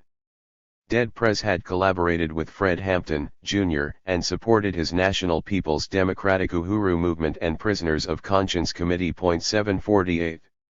Other rap shootings suggest that U.S. intelligence continued murderous attacks on rappers in many cities nationwide. For example, one of the top rap activists, Boots Riley, formed the coup. Riley also served on the Central Committee for the Progressive Labor Party, headed the International Committee Against Racism, and helped publicize campaigns by organizations such as the Women's Economic Agenda Project, the International Campaign to Free Geronimo Pratt, and anti-police brutality groups. While Riley's rap group, The Coup, had never got close to top 10 pop chart sales, their star was rising with the help of their newest member and hype man, Terrace Jackson. Riley started appearing on various national news shows as he and Jackson did a 36-city, 3-week tour by mid-November 2005. Just at the end of it, two gunmen forced their way into Jackson's home and murdered him. 749. 32 NYPD vs Hip Hop Summit rap moguls Russell Simmons and Sean Puffy Combs, targeting Public Enemy. 1. We want freedom and the social, political, and economic development and empowerment of our families and communities, and for all women, men, and children throughout the world. 2. We want equal justice for all without discrimination based on race, color, ethnicity, nationality, gender, sexual orientation, age, creed, or class. 3. We want the total elimination of poverty. 4.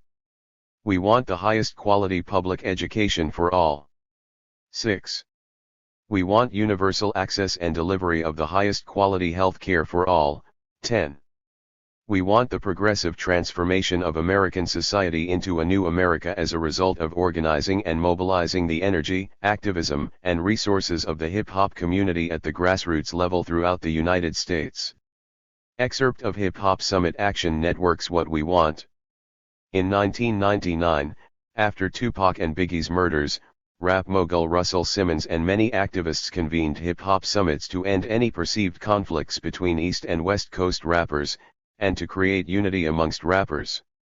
Simmons had a vast influence amongst rappers that stemmed from his co-founding of one of the most successful rap labels, Def Jam Records.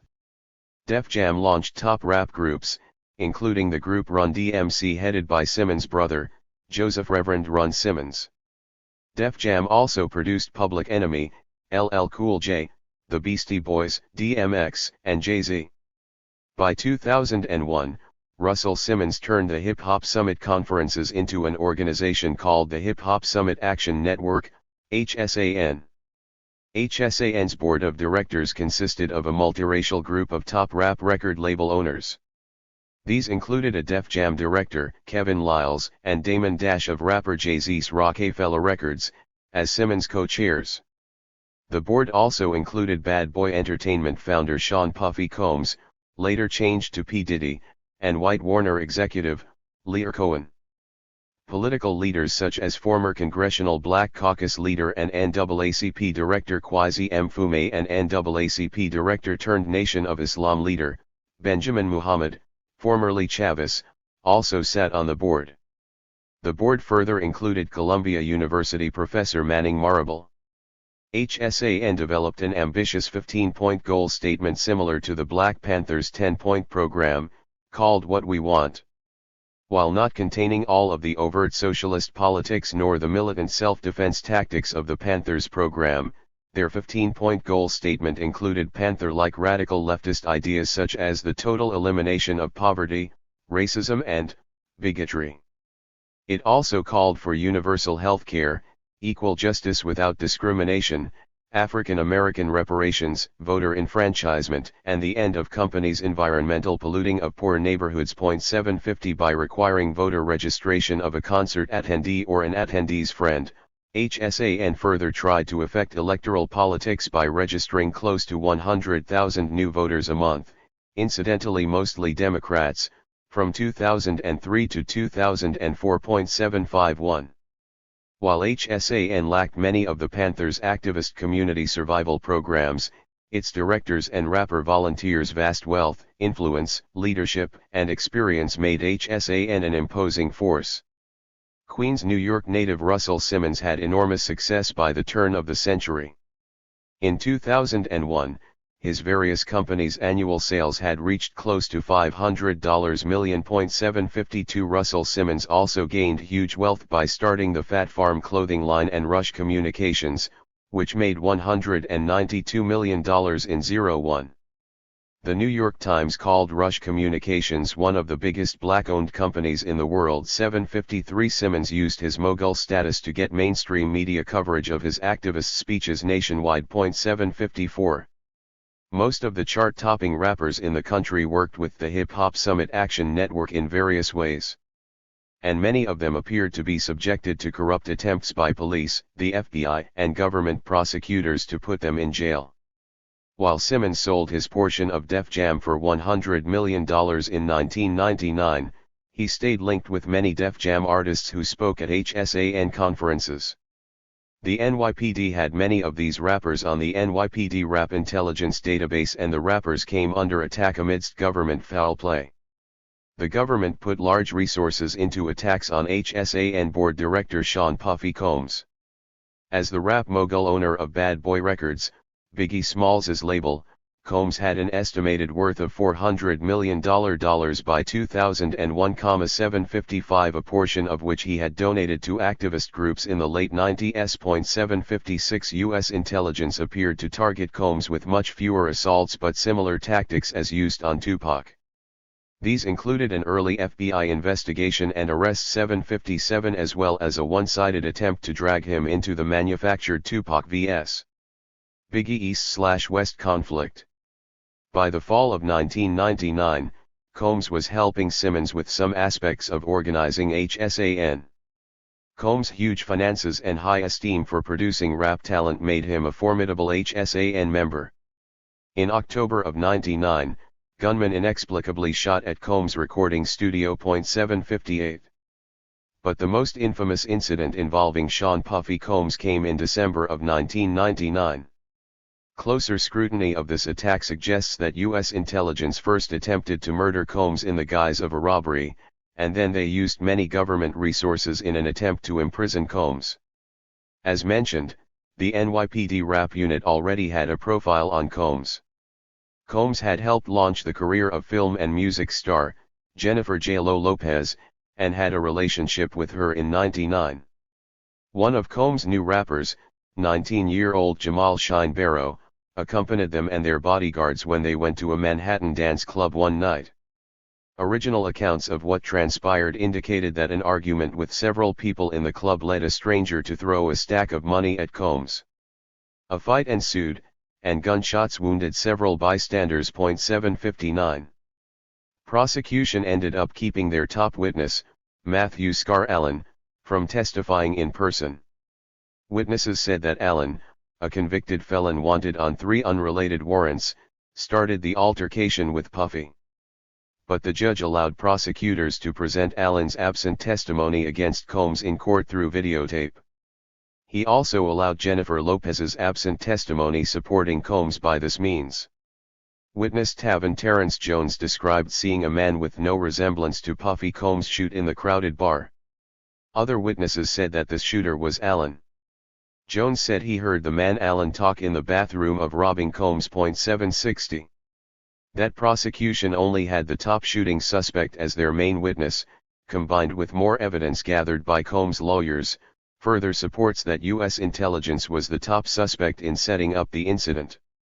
The longtime New York District Attorney, Robert Morgenthau, notorious for aiding U.S. intelligence in trials against Assata Shakur in the 70s and Tupac Shakur in the 90s, initially filed many charges against Combs. Morgenthau eventually dropped all but a gun possession charge. Combs' high-powered legal defense team then revealed various links between U.S. intelligence and the witnesses that prosecutors used for that lone charge. Morgenthau's prosecutors claimed that a street person saw a black man in Puffy Combs' car throw a gun out the window when driving away from the club incident.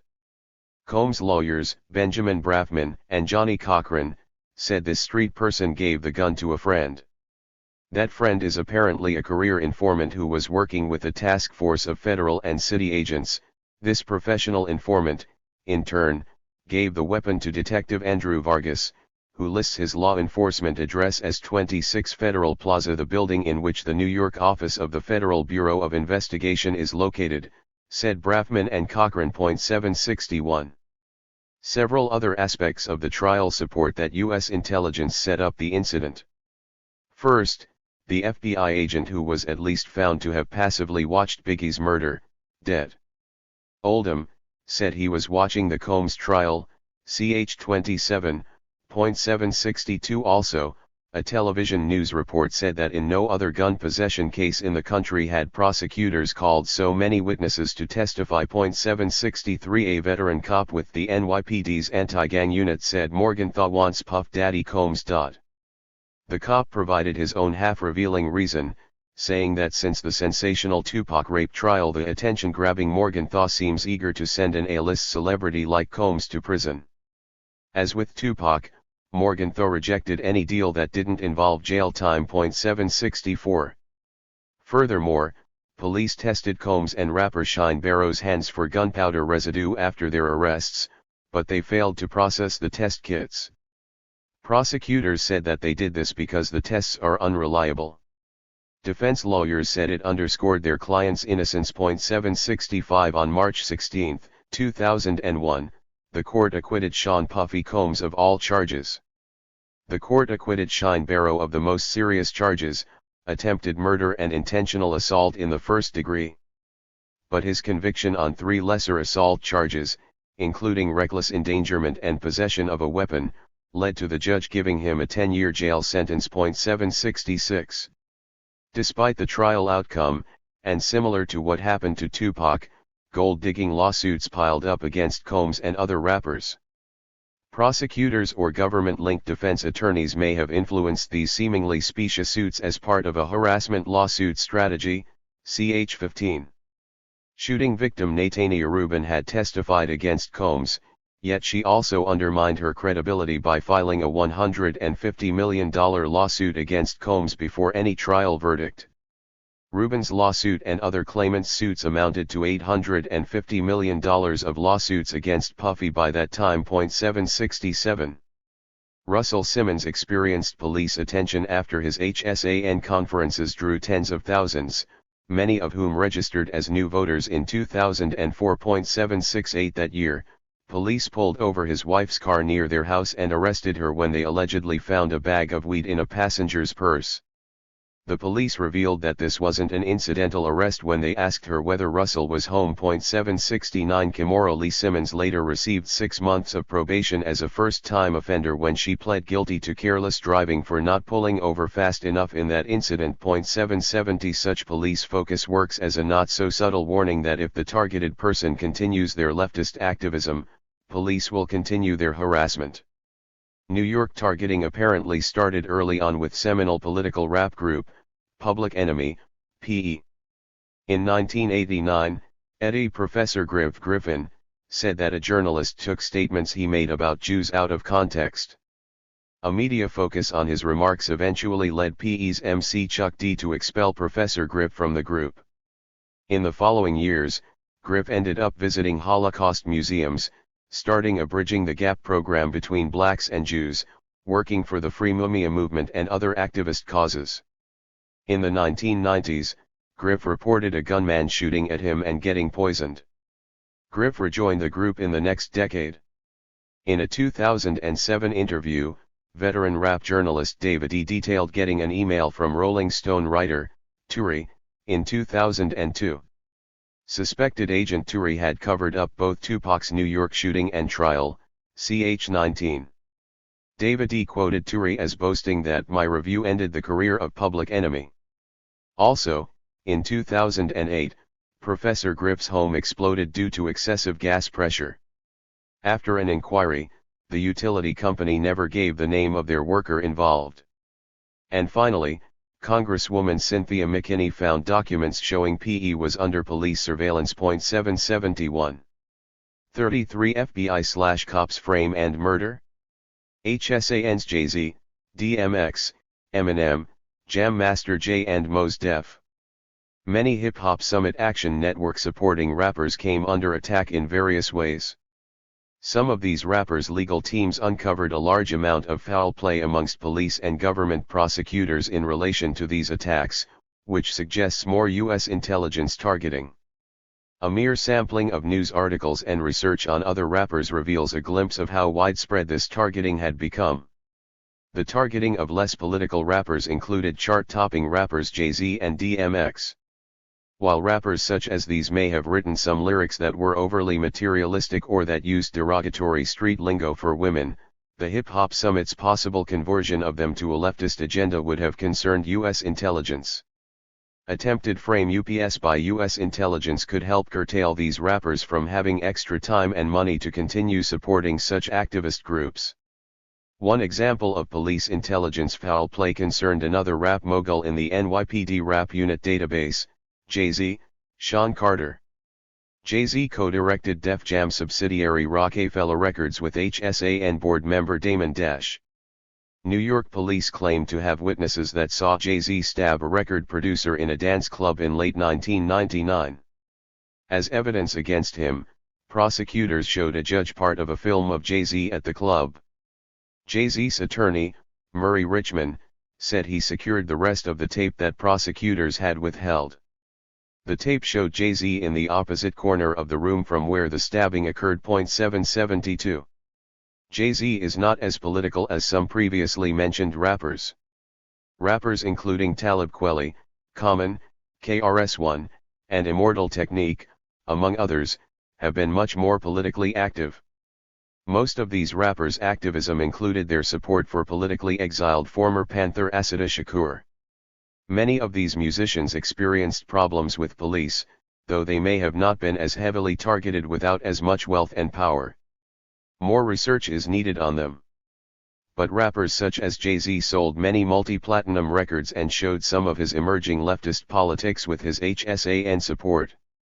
Jay-Z also had videos that displayed Cuban revolutionary Che Guevara on his shirt, and a mural in Spanish paying homage to Tupac.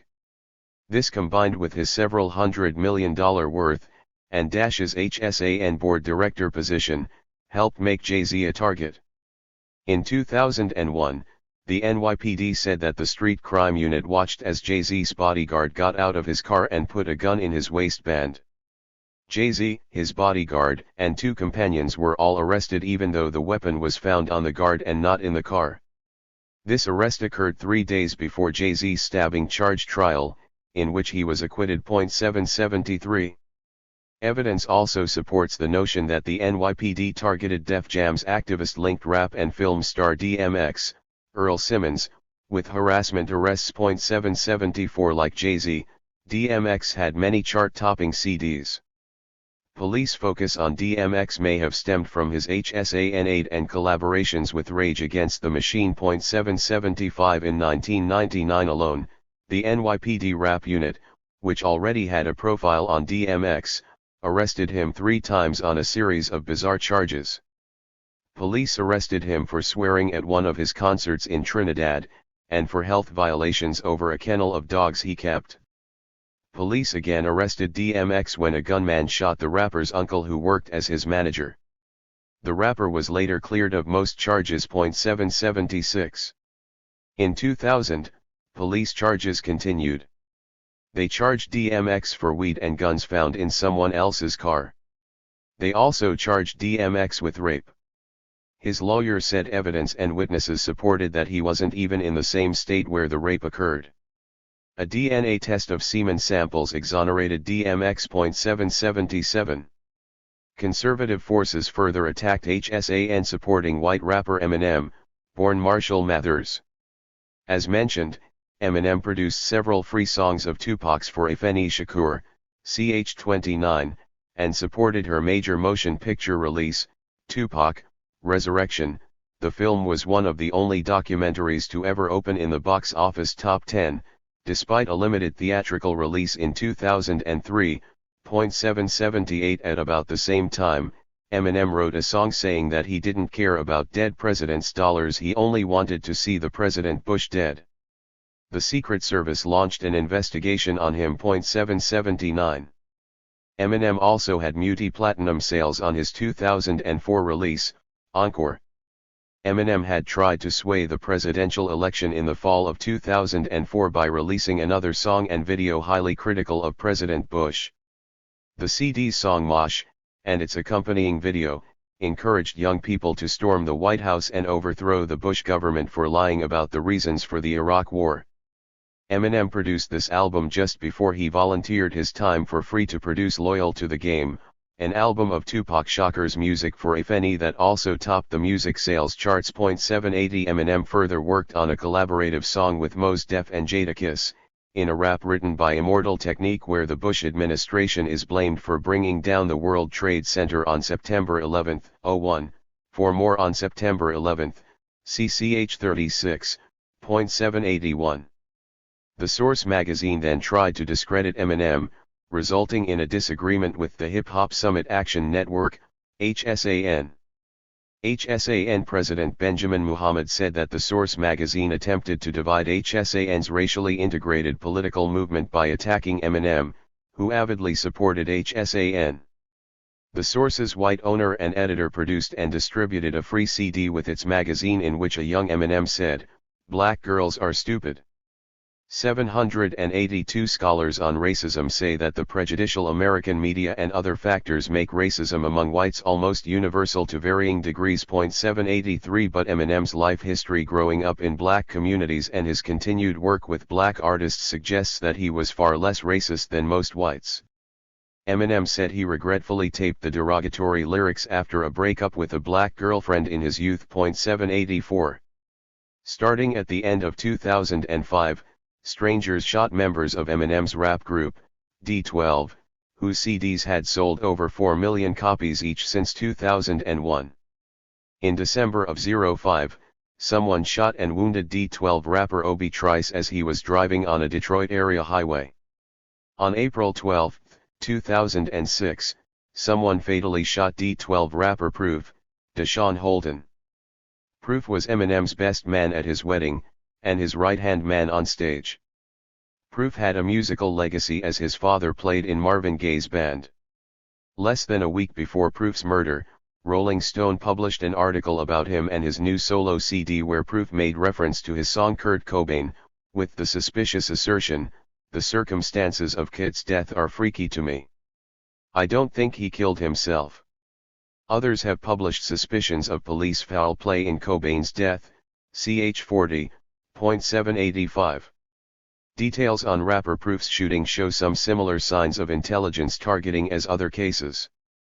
First, one of the people involved in the shooting was a former U.S. Army sergeant, as had been the case in another circumstance of political targeting.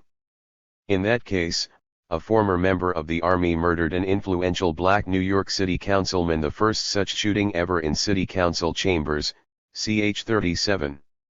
Secondly, the gunman shot Proof 3 times in the head and chest, suggesting another case of a military-style execution that had killed Panther founder Huey Newton and almost killed Tupac, ch.11, 18. 786. As mentioned above, besides the project with Eminem and Immortal Technique, Mos Def took up many political causes and the National Police Group, PBA, banned a number of his shows. Mos Def continued with his activism despite the risks of derailing his ever-increasing stardom, which included a number of movie roles to go along with his rap album sales.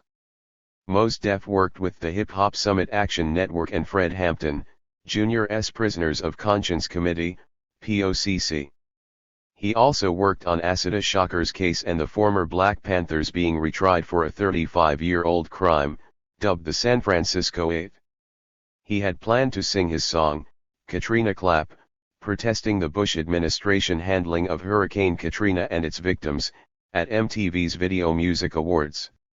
When VMA organizers canceled his performance at the last minute, Mos Def set up a truck to play his song outside the awards show and was arrested for doing so. 787. Attacks on other less traditional black leaders continued.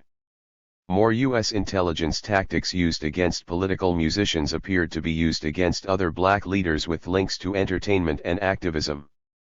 women made questionable sexual assault accusations against several black entertainers. For example, one woman waited a year before she claimed that HSAN's board member Damon Dash had raped her. Another woman waited a year before alleging that Bill Cosby sexually fondled her when she had worked with him at Temple University. Cosby had previously been smeared by Time magazine, which showed major insensitivity just after Cosby's son Ennis was murdered in Los Angeles. On their magazine's cover, they included a tabloid-like accusation of a woman who claimed Cosby had fathered her child. Cosby had previously provided several $1 million for Spike Lee's film Malcolm X to finish production. 788. In 2003, more attacks on rappers culminated in the unsolved death of the DJ Jam Master Jay Mizzle. He had worked as the original DJ for Run DMC, the rap group co-founded by HSAN chairman Russell Simmons' brother Joey Run Simmons. By the time of his death, newspapers such as the Baltimore Sun credited Jam Master Jay for creating rap with a social conscience. 789. While evidence remains uncertain, details of Jam Master Jay's murder suggest another possible U.S. intelligence orchestrated professional hit. Witnesses said gunmen somehow got through the locked doors of Jam Master Jay's Queens, New York studio. They killed him in a professed military style, 2 bullets in the head. As previously noted, gunmen had fired 2 shots in the head of 2 past political targets, Tupac and Huey Newton. The assailants then left without money or jewelry, similar to how gunmen left the diamond Rolex watch in Tupac's near-fatal New York shooting. 790. In December of 2007, an MTV News reporter interviewed Jam Master Jay's brother, Marvin Thompson, and JMJ's close friend, business partner Randy Allen. In that television interview, reprinted on MTV's website, Allen described how he was in the next room of the recording studio when the gunman shot JMJ. Both Thompson and Allen confirmed that a security camera caught the assailants on videotape. 791. Similar to Tupac's New York recording studio near-fatal shooting, neither the media nor police made any mention of the murderer on videotape. And, police surely saw the JMJ recording studio security camera, but they either suppressed its evidence or purposely failed to press anybody for its contents.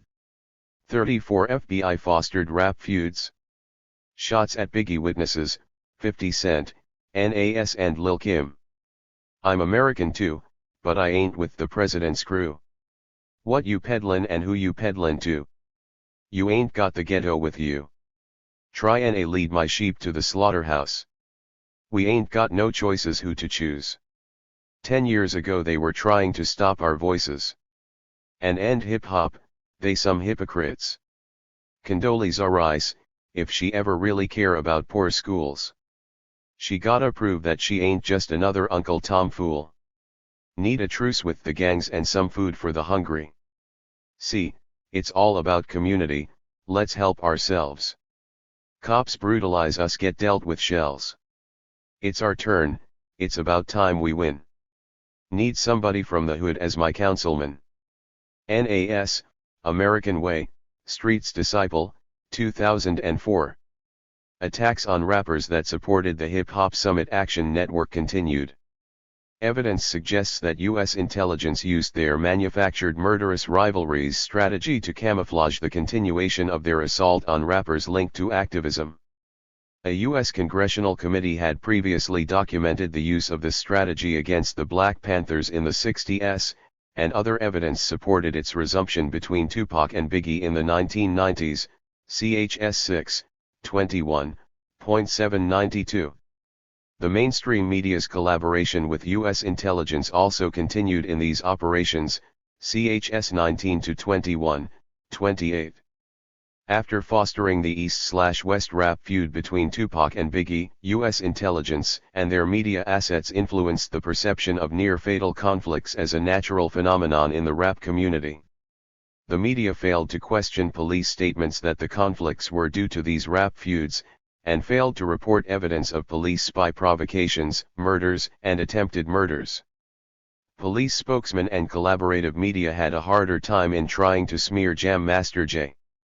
He had successfully started his own JMJ music label under Def Jam, was known for writing positive lyrics, and he lived with his wife and 2 kids. 793 Nonetheless, the New York Times used a front-page article on Jam Master Jay's shooting to suggest in its headline that the murder may have stemmed from a music industry feud, and directly referred in the article to Tupac and Biggie. The New York Times also quoted a senior police official who made the dubious claim that the murder stemmed from someone trying to get back at Jam Master Jay's protege 50 Cent because he had a hit single that mocks gangsta rap. 794. While a majority of the incidents that were labeled as part of the rap war took place in New York, police used the so-called rap war to explain mysterious attacks on rappers nationwide. In 2004, police claimed that murderous rap feuds took place in many areas, including the Midwest. For example, they said that a rapper's murder in California stemmed from a rap war in Kansas City. 795. At least one seemingly manufactured feud related to Russell Poole's lawsuit against the Los Angeles Police Department, ch 21, 22, 27.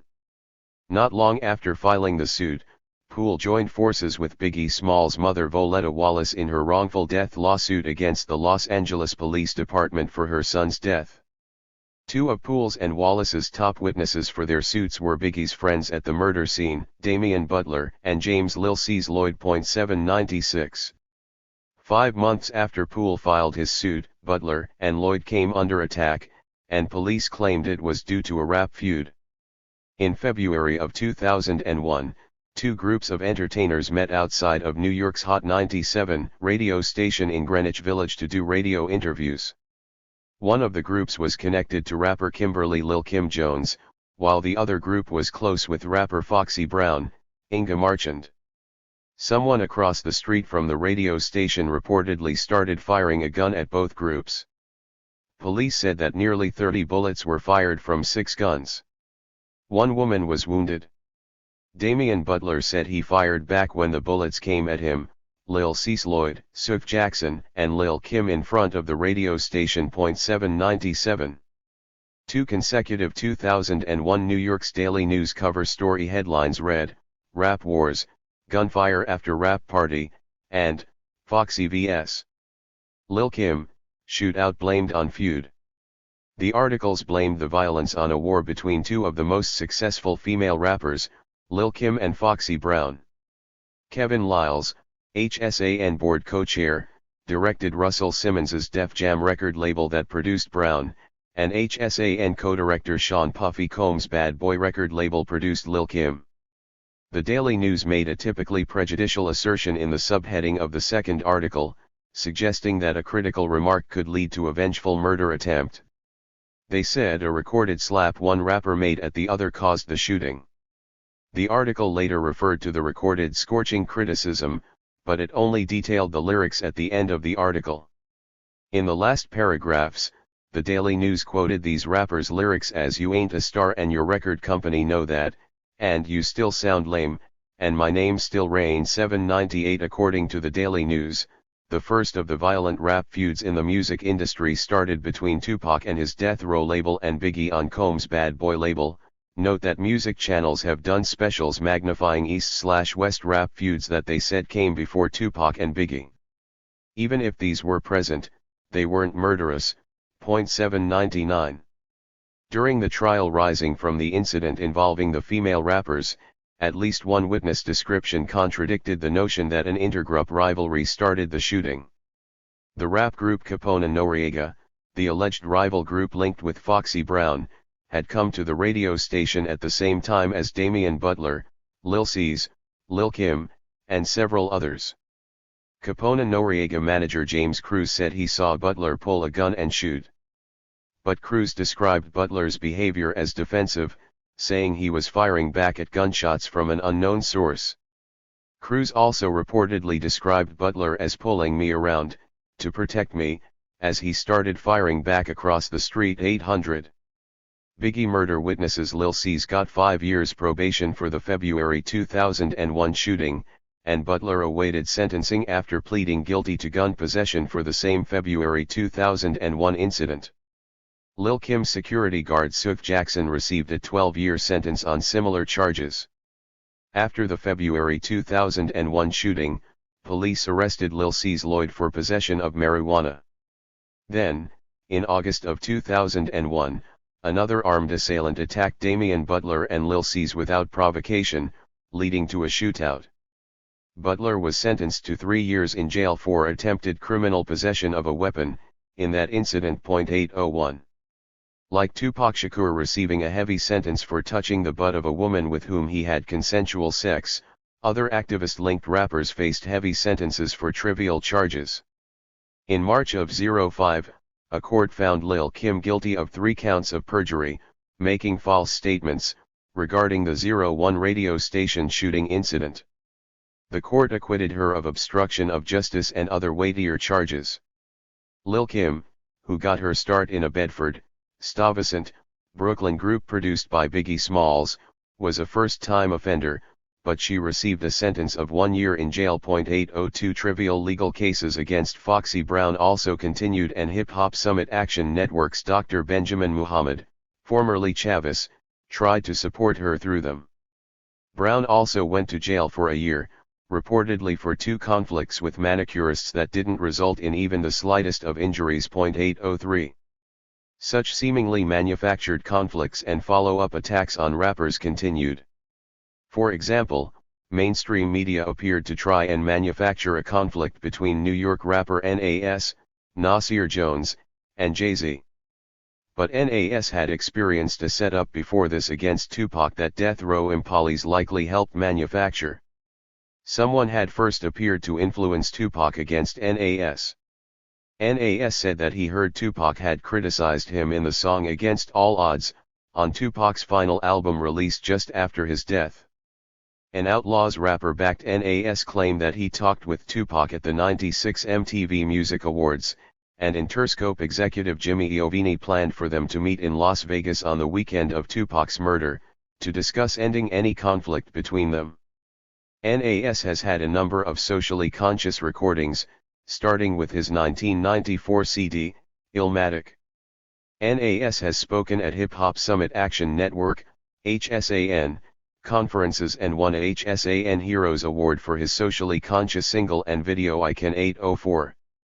Later, years after Tupac's death, Nas had come back from a long stint away from the music world. Mainstream media took up the cause of manufacturing conflicts with Nas at that point. Magazines such as XXL discussed the alleged conflict between Nas and rapper Jay-Z in the first page of its lead article on the rapper. It also hyped a conflict between Nas and rappers such as Memphis Bleek. Nas denied any conflict with Jay-Z. He said that neither he nor Jay-Z talked about any conflict, and he went on the NYC radio station Hot 97 to tell the public that there was no conflict between them. 805. Police also arrested Nas for assault in 2003. A stranger approached the rapper, who was seated at a table in a VIP lounge of a New York nightclub, accused the rapper of grabbing him, starting a fight. Undercover police in Miami also arrested Nas's wife, singer Khalees, for disorderly conduct and resisting arrest after she shouted at them. Attacks on Nas continued, particularly in England, where evidence suggests that British intelligence targeted a number of rappers, see Snoop Dogg, ch29. In March of 2005, someone fired several shots from the crowd as Nas performed at a concert in London, though none was injured. One journalist remarked that it was amazing that someone was able to smuggle a gun into the venue, as there were over 100 security guards checking attendees at the door with handheld metal detectors. 806. The following year, 2 concert ushers were shot for inexplicable reasons at a London show of political rapper Kanye West. 807. Some say the US is conducting trial run tactics in Britain, home of a top global spy network. 808. The media had also set up a rivalry between West and rapper 50 Cent, but the two dispelled any gravity to a feud by sharing a concert stage together arm in arm. West defied the rap norms by speaking out to try and stop homophobia in rap. West won several Grammy Awards for his CD Late Registration that included some radical leftist lyrics. West further spoke out politically by going off script on a live Hurricane Katrina benefit show, saying, George Bush does not care about black people. NBC deleted his remark when it aired on the West Coast. Several parties further brought seemingly specious lawsuits against West, though none reached the levels of those filed against Tupac, or even P. Diddy. People did wonder about events in 2007. That fall, West's mother and close advisor, Donda West, a former chairwoman of the Chicago State University English Department, died after plastic surgery. The autopsy declared that the cause of death is inconclusive.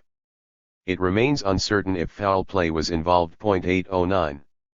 Regarding the manufactured rap feuds, a number of reporters' statements exemplified how journalists walked a fine line in suggesting that verbal volleys naturally lead to shootings between rappers. In 2005, someone fired shots at rapper The Game, who had recently left fellow chart-topping rapper 50 Cent's group, G-Unit. While some rap activists derided 50 Cent at times, he had made a Tupac song for, and helped support, Afeni Shakur's Tupac, Resurrection. Respected Queens rap activist Jam Master Jay had also produced 50 Cent CDs. One journalist pitted 50 Cent against many fellow rappers besides just Kanye West. This reporter used language that implied a literal war. He wrote that 50 Cent took shots at several other prominent rappers, even though he meant criticisms. A second journalist was also referring to criticisms when he said that these rappers have ammo stocked up against each other. Other articles had already suggested that criticisms of each other led to a feud between 50 Cent and The Game. The articles further said this feud was the reason for unknown gunmen firing at them. 810. Hip Hop Summit Action Network, HSAN, members prevailed in ending this media built-up feud. HSAN's Russell Simmons and his rapper brother, Reverend Run, helped bring 50 Cent and The Game together to show the public that there wasn't any violent feud between them. They all held a press conference in which the two rappers put an end to any conflict and together donated $250,000 to the cash-strapped Boys Choir of Harlem. A month later, The Game and 50 Cent each gave $100,000 to Compton, California's public school district for arts programs. 811. But with his huge success and his tour with Eminem, the attacks on 50 Cent increased. 50 Cent's 2005 CD stayed on top of the pop music sales charts for over a month. By April he announced his summer tour with his current producer, Eminem. By May of 2005, gunmen shot two young black men in 50 Cent's childhood neighborhood of Jamaica, Queens. The men were sitting in a car that was said to be one of a dozen registered to 50 Cent's production company. A third man in the car immediately drove the two wounded men to the hospital. Police reportedly had these men under surveillance and watched the shooting without intervening, attempting an arrest, pursuing the gunman, or aiding the victims. The third man, Leroy Presley, apparently obtained a bulletproof vest, guns, and ammunition only after the shooting. Reports claimed Presley was trading fire with another gunman, yet these reports are contradicted by the fact that Presley was not immediately arrested and was not charged with discharging a gun. Police waited 90 minutes after the shooting before arresting him and charging him with 2 counts of weapons possession. 812. 35 past/present CIA/LAPD links in RFK assassination and Tupac's murder. About civil rights and poverty issues, I think people should be angry enough to speak out. It's not enough to allow dissent. We must demand it. To a Peruvian audience, why don't you just go ahead and nationalize the damn oil company? It's your country. Ignore Rockefeller's Standard Oil ownership. David Rockefeller isn't the government. About his increasingly leftist politics and pursuit of the presidency, he said, "There's a lot of CIA guns between me and the White House. I play Russian roulette every time I get up in the morning." Robert F. Kennedy quotes, from the assassinations. As detailed in earlier chapters, key people in death row records, including police officers in the LAPD's Rampart Division, had links to the CIA, CHS 22-25, 27-8, .813 The Rampart Division's crash unit, in particular the unit of death row associate Ray Perez, worked with the FBI under CIA direction against politicized gangs after the LA riots, ch 13, 14, 23, 25. Researchers also implicated the LAPD's Rampart Division in helping the CIA cover up the assassination of Robert F. Kennedy in 1968, just after his presidential primary victory speech in LA. In an odd coincidence, while U.S. intelligence and Rampart police appeared to plan Tupac's murder with Suge Knight, news coverage that summer of 1996 focused on the cover-up of evidence in RFK's assassination. It was then that photographer Scott Enyart finally received a trial for his lawsuit against the LAPD. Enyart had spent 28 years struggling to obtain the photographs he took of RFK's assassination. Enyart claimed that Rampart precinct cops confiscated his photographic film and then destroyed it. An LA Times columnist ridiculed the city's use of private lawyers to defend the LAPD in that trial when it had hundreds of lawyers on the district attorney's staff. Did the city bypass its staff to prevent discovery of intelligence operations during the 60s and the 90s? 814. Rampart, one of 18 LAPD divisions, destroyed most of the evidence around the RFK assassination soon after it occurred. A number of researchers claim they did this under orders of the CIA team that orchestrated the assassination. These researchers said it was the most blatant CIA cover-up of the decades for notorious assassinations, JFK, Malcolm X, MLK, and RFK. 815. Why was RFK targeted? The 1963 assassination of the first Irish Catholic president, John F. Kennedy, radicalized his brother, who had the chance to become the nation's first leftist president. After JFK's assassination, Robert F. Kennedy, the former U.S. Attorney General, was elected as a U.S. Senator from New York in the mid-60s. During that time, RFK developed an anti-war stance, joined civil rights marches, and in 1968 won the all-important California presidential primary. Martin Luther King's associate, William Pepper, ch. 3, also said that RFK made contact with King in March of 1968. He said Kennedy was asking MLK to join on his ticket as vice president if RFK won the Democratic presidential nomination. 816. The Los Angeles Police Department investigative report on the RFK assassination stated that Sirhan, alone, fired 8 shots in the presidential hopeful's murder. A mass of evidence contradicts this notion. For example, Los Angeles coroner Thomas Noguchi administered the autopsy. Understanding the gravity of the case, he invited national expert coroners to oversee his work. Noguchi declared that all 3 of the bullets striking Kennedy entered from the rear, in a flight path from down to up and right to left. Powder burns around the entry wound indicated that the fatal bullet was fired from less than 1 inch from the head and no more than 2 to 3 inches behind the right ear. A picture on Citizen magazine's website showed Noguchi at a press conference shaping his hand into a gun within an inch of his head to show from where the assassin must have shot. 817. This further brought into question the eventual conviction of Sirhan as the assassin, since virtually all witness accounts placed Sirhan no closer than 3 feet in front of Kennedy. 818. William Harper, a criminalist with 35 years experience that included U.S. intelligence work, was brought in to examine the evidence by Sirhan's defense attorneys. Harper testified in court and wrote a long affidavit supporting the coroner Noguchi and other witnesses' accounts that someone else fired a gun from behind RFK and within an inch of him. Harper also found that the bullets fired only matched a second gun, not Sirhan's gun, while 2 of the bullets he examined had markings on them indicating they weren't fired from the same gun. 819. LAPD radio logs.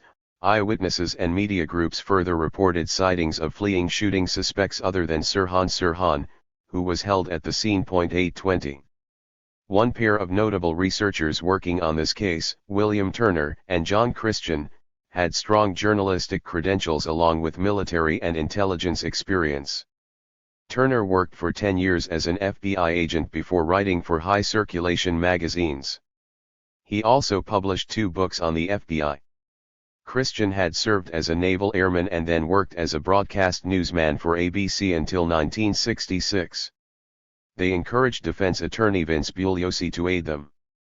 Bugliosi had formerly gained international fame as LA's top prosecutor, partly for attaining a conviction of Charles Manson's murder ring, and for his best-selling book on the Manson case, Helter Skelter. 821. In connection with the RFK case, Bugliosi defended a radio station that was being sued for defamation due to its manager's claim that an associate of Sirhan's had a role in RFK's assassination. While the radio station's 1975 civil trial had only limited success in publicly exposing the U.S. intelligence machinations around RFK's assassination, Turner and Christian's post-trial book, The Assassination of Robert F. Kennedy, revealed much more.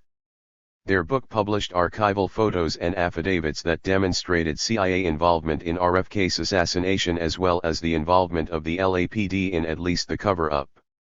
The authors revealed that the bigoted, right-wing John Birch Society said that it had over 2,000 LA County law enforcement officers among its membership in the 1960s. The LAPD also admitted training and working with the CIA in the 60s, and Manuel Pena, the director of the LAPD group investigating RFK's assassination, was a longtime LAPD/CIA agent. 822. Turner and Christian's well-documented evidence revealed many aspects of RFK's assassination that showed several people took part in the shooting. Turner and Christian cited the FBI summary report, much of which remained classified until 1976. This report cited interviews of 7 witnesses who claimed that Sirhan had accomplices. Many of them said they saw the accomplices flee the murder scene. 823. Oliver Stone's film JFK reported still sealed records regarding the president's assassination. Many public appeals led Congress to declassify the vast records related to President Kennedy, and a researcher named James Diogenio helped found Probe magazine, which his colleague Lisa Pease edited, to analyze the released documents. Pease wrote essays with copious citations on RFK's assassination that named even more witnesses who saw several suspects in RFK's murder. The records also indicated 5 other people were shot besides Kennedy, one of them twice. 3 bullets went into Kennedy while a 4th went through his coat in an upward angle that caused a hole in the ceiling panel, totaling at least 10 likely bullets. The final LAPD investigation report said Sirhan's 8-bullet capacity gun was the only one fired. 824. Pease also cited other physical evidence from the RFK file photos and the FBI's report on them. The photos showed 2 bullet holes in the wall and a 3rd bullet that was removed from a door frame. The FBI also ran strings through many ceiling panel bullet holes. 825. In agreement with Pease, Turner and Christian also presented a mass of physical evidence on other gunmen. They published photos of the strings showing the paths of the bullet holes. One showed Los Angeles coroner Thomas Noguchi measuring the distance between bullet holes in the wall and pointing to other bullet holes in the ceiling. Another photo shows Los Angeles Police SGT Robert Rossi and SGT Charles Wright pointing to the bullet holes. These extra found bullets brought the total bullets accounted for to at least 13. Officers Rossi and Wright had inadvertently come over from the Wilshire Division, adjacent to the Rampart Division that was suspected of leading the cover-up. 826. Aiding Turner and Christian, attorney Vince Bugliosi obtained sworn statements from Rossi and Noguchi. Bugliosi further obtained an affidavit from investigating FBI agent William Bailey, who also saw the bullet holes. Bugliosi submitted them as exhibits at the radio station's civil trial connected to the RFK assassination. 827. The most important witnesses who saw the real assassin include CBS News employee Donald Schulman. He was positioned at an angle behind RFK that enabled him to see Sirhan, as well as 2 other shooters. Schulman told radio reporter Jeff Brandt that after Sirhan started firing, a Caucasian gentleman security guard stepped out and fired 3 times, the security guard hit Kennedy all 3 times. His and similar statements were confirmed in a related 1975 court hearing. The guard standing in that position was Thane Eugene Caesar. Caesar admitted pulling a gun out but denied firing it. The LAPD didn't test his gun to see if it was fired. Caesar also said at first that he owned the same caliber gun that killed RFK, .22 caliber, but then said his statement wasn't true because he sold the gun before the assassination. However, the person he sold it to had asked Caesar to write him a receipt, which was dated a month after the assassination. 828. Furthermore, a picture of Kennedy on the ground facing up after the shooting shows a clip-on tie next to his right hand. This tie was apparently pulled off Dane Caesar, as he was the only guard shown in another post-shooting picture without one. Caesar also worked for billionaire Howard Hughes, who had a hand in many joint CIA operations through his military contracts. Caesar had clearance to work on Hughes' CIA projects. Caesar's security firm, Ace Security, was started shortly before the assassination and was subsequently headed by Dwayne Wolfer, the LAPD criminalist who covered up Coroner Noguchi's findings. 829. Probe editor Lisa Pease interviewed a direct assistant of Howard Hughes, John Meyer. Meyer apparently didn't know of the RFK operation, but he knew Caesar was associated with Robert Maheu, the CIA's liaison with the LAPD and Mafia. CIA documents released in June of 2007 detail how Maheu had formerly aided the CIA/Mafia assassination attempts of Cuban leader Fidel Castro. Curious about RFK's assassination, Meyer approached one of his powerful contacts about it. Meyer said that he repeatedly asked FBI Director J. Edgar Hoover about RFK's shooting and Maheu. Hoover told Meyer, "Yes, we know this was a Maheu operation. People think I'm so powerful, but when it comes to the CIA, there's nothing I can do." 830. In late 2006, a British broadcast corporation, BBC, televised news report presented several former CIA associates identifying 3 senior CIA operatives at the hotel where RFK was assassinated. The BBC said that these operatives had no jurisdiction inside the US. They were supposed to be in Vietnam at the time, and at least one had told friends, "I was in Dallas when we got the son of a bitch JFK, and I was in Los Angeles when we got the little bastard RFK." 831. These witnesses identified the CIA operatives through uncovered film and photographs of the incident. A Hollywood movie, Bobby, which came out in 2006, covered several hours in the lives of the 5 other people wounded by the large number of shots fired at RFK in the hotel. The LAPD's Rampart Division initially headed the assassination investigation, and many said they covered it up. For example, 2 witnesses at the scene gave Rampart Police Sergeant Paul Sherriga a description of 2 accomplices of Sirhan who were fleeing the scene.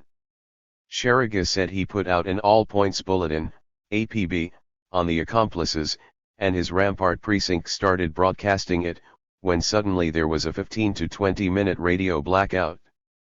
After the communications came back, Sherriga said his Rampart detective inspector ordered the APB ended. 832. Lisa Pease published actual Rampart radio logs in which an officer cited yet another report of a fleeing suspect, before a Rampart commander ordered officers to disregard reports on other suspects. 833. SGT. Sherriga also said the LAPD investigation team confiscated and disposed of his report on the event. The Rampart Division further took all the physical evidence from the assassination scene, such as the ceiling panels and door jambs with reported bullet holes, and an order ensured that it was all destroyed within a year, despite an appeals case in process. Police also destroyed the scientific reports on the victims' bullets.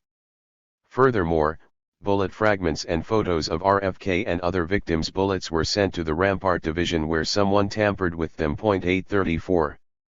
Finally, the Rampart Division confiscated the only known photographs of Robert F. Kennedy's assassination in 1968. These photos were never used as evidence at Sirhan's trial. In the summer of 1996, the LAPD reported that the photos were stolen out of a courier's car as they were being taken to photographer Scott Enyart's civil suit trial against the LAPD. Enyart won that case but never obtained his photographs. With LA using many privately contracted lawyers rather than its own government lawyers for the case, The Rampart Division remained safe from scrutiny while other operations were underway against Tupac Shakur and activist converted gangs. 835. 36 CIA/Nazi/Chile Condor and CIA/NYPD vs. Rappers, activist Black and Latino gangs. As detailed earlier, the CIA also collaborated with special units in New York City. Researchers cited memoirs of officers in the New York Police Department's Bureau of Special Services showing that they did CIA work, amongst other sources supporting this. 836 Another possible example of CIA collaboration with the NYPD started by the end of the 90s. News groups revealed that Republican Mayor Rudy Giuliani began a hugely expensive NYPD program called Operation Condor. In 2000, New York's murder rate, which had been decreasing, along with virtually all major cities nationwide, increased about 13%. This increase happened after Condor began, and it occurred just after Condor added $100 million to overtime undercover police work over the course of the year. 837. In the 70s, the CIA had titled their murderous work with brutal Latin American dictators Operation Condor. The New York Times revealed in one 2006 article that when Salvador Allende, the first socialist to govern Chile and also a physician, was elected in 1970, the United States conspired with the military to overthrow him. That resulted in the 1973 coup that brought Gen. Augusto Pinochet to power. 838 In another article, The New York Times partially revealed Operation Condor's history of political assassinations of Latin American leftists and even U.S. citizens working with them. The Times said that through Condor, Chilean dictator Augusto Pinochet dispatched death squads to kill critics at home and overseas. Condor murder victims included Latin American government officials ousted in United States-supported military coups, trade unionists, rights advocates, and suspected socialists. The Times further reported that these murders took place around the world as part of Operation Condor. Condor murders even included the car bombing of an American who was with a Chilean leftist in Washington, D.C. Also according to the New York Times, U.S. intelligence aided these murders, using an American communications installation to share intelligence. The FBI helped Condor's efforts by investigating South American leftists who were arrested, and in at least one case, tortured. 839. The New York Times article quoted Professor J. Patrice McSherry, who published her own more extensive findings about Operation Condor. McSherry's Condor findings, based on CIA documents, concurred with University of Pennsylvania warden Professor Edward Herman, who wrote a related book. Both authors found that the CIA admitted paying Chile's Directorate of National Intelligence, DINA, Manuel Contreras, as well as American DINA assassin Michael Townley. Townley later admitted to committing several of his highly publicized murders. 840 In one book written with Professor Noam Chomsky, Herman showed how the U.S. financed and trained right-wing military forces who led the 1973 coup against Chile's democratically elected leftist leader Salvador Allende.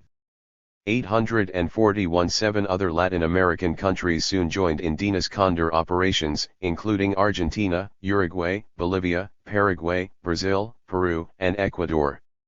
842. Another aspect of the Chilean-based Condor involves the Nazi intelligence enclave found there, called Colonia Dignidad. In 2005, the New York Times reported that a post-Pinochet government had arrested and was investigating a World War II Nazi doctor, Paul Schaefer, who founded the enclave in 1961. The enclave had several hundred German residents, a close partnership with the Pinochet dictatorship, intelligence files on political dissidents, and an army's worth of military equipment.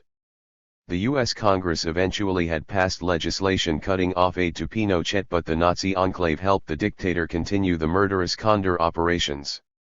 843. U.S. intelligence's longtime collaborative work with Nazis exemplifies their murderously prejudiced perspective regarding ethnic groups. By 2006, Chile put Shakur on trial for working with Pinochet's military and intelligence services to kidnap and torture leftists. Shakur was also charged and convicted for sexually abusing 26 young boys. 844 The aforementioned CIA Operation Sunrise protected Nazis and sent many of them to work abroad. Sunrise extended to most of the 8 Condor-linked countries, ch. 19. The New York Times. Article on Chile's Nazi enclave supports evidence that the Nazi enclave, with CIA aid, helped direct the death squad fascism in other Condor countries. Klaus Barbie's years in Bolivia exemplify this. 845. 2 thorough 1986 research articles detailed how CIA-paid Nazis helped establish oppression and drug trafficking in Latin America. Professor Peter Dale Scott of the University of California at Berkeley cited a whistle-blowing former chief prosecutor of the Justice Department's Nazi War Crimes Unit, John Loftus, who said that under Operation Sunrise, CIA Director Alan Dulles helped smuggle some 5,000 Nazi Gestapo and SS agents to South America. Scott's sources backed Loftus' claim. Archival records cite how the CIA precursor OSS falsely claimed that Nazis such as Adolf Eichmann, Joseph Mengele, and Klaus Barbie had died in the 1940s. In fact, Eichmann was deported from Argentina and went on trial in Israel in 1961. The Auschwitz Angel of Death Mengele was sent to do CIA work in Ecuador and Paraguay, and Butcher of Leon Barbie went to Bolivia. 846. Germany's Stern magazine published a multi-year investigation that involved a reporter spending a year in Bolivia. He used eyewitness sources to report Barbie's part in the aid given by the Nazi networks to anti-leftist coups in Chile, Argentina, and Bolivia. Barbie planned and directed the military aspect of the Bolivian coup. Many post-coup Bolivian pictures show Nazi flags. Together, these research findings, the report by The New York Times and other sources show how the CIA and former Nazis covertly orchestrated the Latin American dictator's Condor Death Squad operation. 847 In the 90s, Justice Department prosecutor John Loftus, also a former intelligence officer, published claims of an even earlier elite family/CIA leadership support of Nazis. 848 And others published similar or more far-reaching research, see notes. 849. In 2006, The New York Times published Pinochet's former DINA intelligence chief's claims that the Chilean dictator and his son were also central to cocaine manufacturing and smuggling. This claim is backed by other researchers' extensive investigations. The Nazi networks in South American countries and elsewhere worked with these dictators, which they helped install partly to aid the CIA drug trafficking detailed earlier, chs 9, 10, 22. 850. The same American officials involved in the Chilean Nazi-aided Condor work later advised Giuliani on New York's Operation Condor. CIA Director Alan Dulles and fellow CIA associates, particularly Reagan/Bush's future CIA Director, William Casey, worked on transporting the Nazis to Latin America with Sunrise and bringing many Nazis to the U.S. with other operations, such as Paperclip, ch. 19. Paperclip partly worked through a front group directed by Casey, the International Refugee Committee in New York. 851. The New York Times noted that William Casey later started the Manhattan Institute in 1978, which they cited as shaping George W. Bush's political views. The Times also said that the Manhattan Institute has become the nation's most influential, though not best known as befits a CIA operation, right-wing think tank. Also note, Bush's Vice President Dick Cheney and Secretary of Defense Donald Rumsfeld worked in top national policy positions, while Republicans Presidents Nixon, Ford, Reagan, and Bush, Sr. held office during Condor. 852. Another New York Times article about the New York-based Manhattan Institute suggests that Mayor Giuliani's use of the name Operation Condor in 2000 was likely no coincidence. In the fall of 2002, The Times reported that the Manhattan Institute had regularly advised Mayor Giuliani's administration and was leaving to advise conservative opposition politicians in Latin America. The institute had sponsored a conference in Latin America a decade before and counseled top Latin American conservatives, including presidents, former presidents, and opposition leaders in Honduras and Venezuela, as well as Condor's site Argentina and Condor's central base, Chile. The Manhattan Institute still advises NYC Mayor Bloomberg's police department. 853. Other details on Chile's Condor support why New York's Condor would focus on rap stars. Professor Patrice McSherry reported that Chile's Condor had several phases. She quoted the FBI as saying that Phase 3 of Condor was aimed at leaders especially feared for their potential to mobilize world opinion or organize broad opposition to the military states. McSherry noted that these influential targets of Condor forces included priests, nuns, students, teachers, and politicians. 854. Chomsky and Herman said that Chile's most popular folk singer, Victor Jara, was an early torture and murder target. 855. Similarly, U.S. intelligence likely viewed internationally popular radical rap stars, as well as activist converted Black and Latino gangs, as a threat. The New York Police Department began their Operation Condor after they reformed and decentralized the Street Crime Unit, which had started in 1971, the year that the NYPD's Panther targeting boss disbanded. As reported earlier, boss agents and leaders had also worked for both the FBI and the CIA, CHS.3.4. CIA documents showed this work with local police intelligence divisions. 856. Undercover Condor agents, dressed in street clothes, replaced the plainclothes Street Crime Unit cops in 2000. Statistics on the NYPD's Condor suggest that one of its goals was harassment arrests. Since Condor's inception coincided with the forming of the Hip Hop Summit Action Network, rappers appeared to be one of the activist-linked groups of color that it targeted. Operation Condor also coincided with the increased work of the NYPD's Rap Intelligence Unit in 2000. 857. With their Rap Intelligence Unit and its overlapping units, local and federal, the NYPD vastly increased the number of rappers they arrested from 2000 to 2003. The fact that judges dismissed many of these charges adds weight to the notion that the NYPD was pursuing a harassment arrest strategy. Charges not dismissed against less wealthy rappers and activist converted gang members generally resulted in lengthy jail time. Wealthier rappers could afford lawyers who more often gained evidence to exonerate them. 858. Outcry from New Yorkers and many police officers walking the streets ended New York's Condor in 2001. Nevertheless, newly elected Republicans had appeared to continue Giuliani's practices through other means. 859. Condor appeared to use the tactic of throwing a wide net over the city's people of color, and training its undercover cops to use particular brutal force. Condor's sweep contributed to 60,000 arrests in 9 months, with 40,000 for drug misdemeanors and 7,000 for violations, offenses that do not rise to the level of a crime. 860. The more famous cases of brutality likely became so because they weren't political targets and the media allowed their coverage. Under Condor, the street crime unit's brutality, such as the 41-bullet murder of unarmed Amadou Diallo in 1999, continued.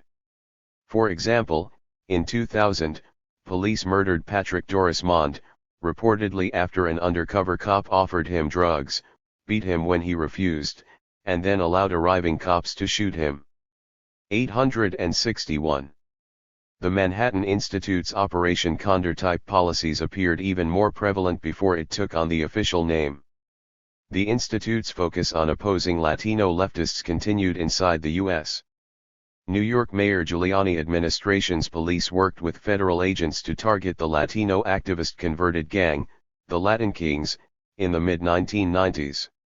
Called the largest and most powerful street gang in New York, the 3,000-member Latin Kings changed its name to the Almighty Latin King and Queen Nation in 1994. Several media sources published articles on how the Young Lords, a former Latino activist group that modeled themselves after the Black Panthers, aided the Latin Kings' transformation into a leftist political group. 862. A. Village Voice.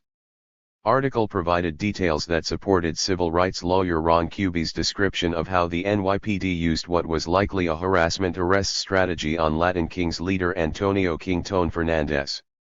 Kuby said the NYPD's tactics included falsifying information and evidence to arrest Kingtone a half dozen times without gaining a single conviction.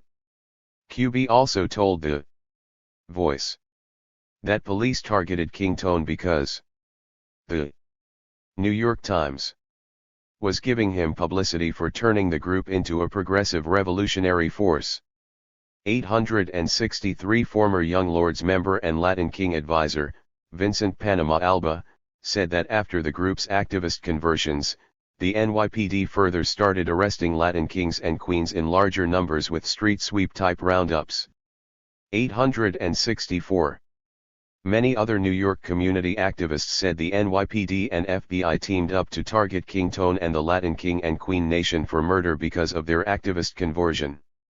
Another former Young Lord, Richie Perez, who moved on to chair the National Puerto Rican Resistance Organization, said police targeted Kingtone after he started settling conflicts peacefully. Father Luis Barrios, a priest and professor at John Jay College, said the government didn't mind when the Kings were killing each other. But, he said, once they turned to activism, the FBI started a massive undercover surveillance of the group. 865. Kingtone claimed police first tried to kill him and then settled on keeping him in prison for many years, starting in the later 90s. Kingtone said that the New York Times noted how strangers who shot at him were caught with a 9mm handgun and a fully loaded machine gun but were released from jail with no charges. Yet cops searched Tone's car, arrested him because they found a bullet shell in his trunk, and put him on trial for possession of ammunition. On a different occasion they arrested Tone and 24 other Latin Kings. Despite not finding a beer, a joint or anything illegal, police charged them with disorderly conduct and unlawful assembly. Bail before their court dates was set at $15,000 for Tone and $500 for the others. 866. In May 1998, the NYPD initiated their largest attack on Kingtone and the Latin King and Queen Nation. At 5 a.m., in reportedly the largest coordinated New York City raid since the prohibition of alcohol in the 1920s, 1,000 U.S. Marshals spanned out across NYC and arrested Latin King and Queen leaders in what they called Operation Crown. They found no drugs or guns on that raid, yet they arrested the 90 top male and female kings and queens for drug dealing and criminal association. A judge set Tone's bail at $350,000. Community activists such as Father Douglas, Richie Perez, and Black liberation leader turned rap producer, Sonny Carson, put up their cars and payroll checks as collateral for Tone's bail. 867 prosecutors used similar tactics against Kingtone Fernandez as they used against Tupac, and Tone received a 10 to 15-year prison sentence. 868. The U.S. intelligence war on the almighty Latin King and Queen Nation continued amidst the NYPD's Operation Condor in 2000, as did the targeting of the activist-converted United Blood Nation and rappers. 869. New York's Daily News noted that Latin King and Queen elder spokesman Hector Torres took part in a seminar at John Jay College of Criminal Justice in May of 2001, in which he warned of ways police try to turn people of color against each other. He also said police were waging a fake war on gangs to justify a war on youth of color. In that Daily News article, Torres announced his nationwide travels to help gangs transform into positive political voices for disenfranchised communities. 870.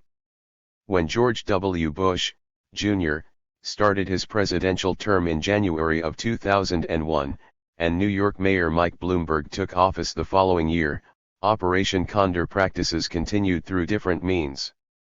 Joint operations were conducted under these two Republicans, and this period was also notable because the closest associates of George H.W. Bush, Sr., regained official power under his newly elected son. These associates included Iran-Contra crack scandal cohorts John Poindexter, Elliott Abrams, Richard Armitage, Dick Cheney, Otto Reich, Colin Powell, and John Negroponte. 871 The second Bush administration began to both expand and legitimize U.S. intelligence's repressive operations. Such work fell in line with the Bush family legacy. The first President Bush apparently had a longer CIA tenure than he has ever admitted. The Nation magazine had a lead article and picture of an FBI document identifying George Bush as part of the CIA in the 60s. In the document, FBI Director Hoover said an FBI agent briefed Mr. George Bush of the Central Intelligence Agency about President John Kennedy's assassination the day after it occurred in 1963. A Nation reporter wrote that an intelligence source who worked for the CIA in the 50s and 60s said George Bush was involved with the CIA. The source said, "I know he was involved in the Caribbean and the suppression of things after the Kennedy assassination, regarding Cuban groups." 872 President Ford then appointed George Bush American Samoa CIA Director in 1975. 873 George H.W. Bush also led a number of particularly racist actions starting early in his political career. Bush won a Texas election to the U.S. House of Representatives in the late 1960s. Rep. Bush invited many speakers to address Congress on the issue of population control with a focus on non-white Americans. 874 He further organized the campaign to expel black Harlem Rep. Adam Clayton Powell from the U.S. Congress. 875 Many then credited Bush with leading the CIA operations that brought crack cocaine in record amounts, mostly in black and Latino neighborhoods, while he oversaw the National Security Council as vice president in the ADS, ch. 10, 22. While U.S. intelligence began the targeting of Tupac Shakur under Republican President George H.W. Bush, some wouldn't believe it could continue under Democratic President Bill Clinton. While chances are that Democrat President Bill Clinton did know about it, previous events show that the top U.S. intelligence faction could have waged their war on rappers and activists behind Clinton's back. Ex-CIA Director George Bush, Sr., and the people who joined his son's administration, such as Dick Cheney, had formerly run such operations behind the back of Democrat President Jimmy Carter. 876 Evidence supports that George Bush, Sr. helped many leftover CIA leaders from his administration hide their operations from Clinton. This evidence includes findings of Bush, Sr. talking to other world leaders on behalf of the FBI director without Clinton's knowledge. 877. Iran-Contra Pulitzer Prize-winning writer Robert Perry detailed the activities of the Bush CIA clique. William Casey, later Reagan and Bush's CIA director, helped engineer the secret CIA office behind President Carter's back. 878 Perry detailed how Casey then created a clique of CIA officers that maintained over 2 decades of dominance, including Robert Gates, George Tenet, David Cohen, and John McLaughlin, among others. 879. Some believe that expanded New York intelligence operations occurred only as a response to the World Trade Center 9/11 tragedy. More and more researchers believe Bush at least allowed, if not orchestrated, 9/11, due to his prep-lawned military intelligence goals locally to oppress poor Americans, and globally with the invasions of Afghanistan and Iraq. Some researchers also cite the occurrence of 9/11 on a Tuesday as a threat timing type tactic, since U.S. intelligence helped orchestrate Pinochet's coup in Chile that launched Condor, on a Tuesday of that same date in 1973. While space precludes appropriate exploration of 9/11, the ever-growing list of people believing the Bush administration helped orchestrate 9/11 includes over 50 professors and other university instructors, former CIA and Pentagon officials, top officials in Bush's administration, a longtime British Minister of the Environment, as well as a U.S. Congresswoman, a German cabinet member, radio personalities, and others. See notes. 880. Whether it's true or not that Bush officials orchestrated 9/11, Bush officials began running a vastly expanded police state apparatus. Bush family CIA loyalist David Cohen proceeded to run a global police operation out of New York after Republican Mayor Bloomberg appointed him to head New York's police intelligence. 881. From 1991 to 1995, Cohen had been the CIA's deputy director of the Directorate of Intelligence. He then headed their Directorate of Operations, overseeing the CIA's global network of offices and personnel until 1997. Cohen also said that for several years in the 90s he was the highest-ranking CIA agent working in New York City. 882. One of Cohen's first actions in 2003 was to dismantle the New York Handschuh restrictions on police intelligence that Barbara Handschuh, lead lawyer for the group of activists that included Afeni Shakur, had fought for years to attain. 883. Also by 2003, New York upped the number of officers in the state's Joint Terrorist Task Force, JTTF, from 17 to 120, and the JTTF included officers from 35 other agencies. Cohen vastly expanded the NYPD Intelligence Division to global proportions, including 74 overseas offices. 884. His office also targeted a throng of anti-Republican activists.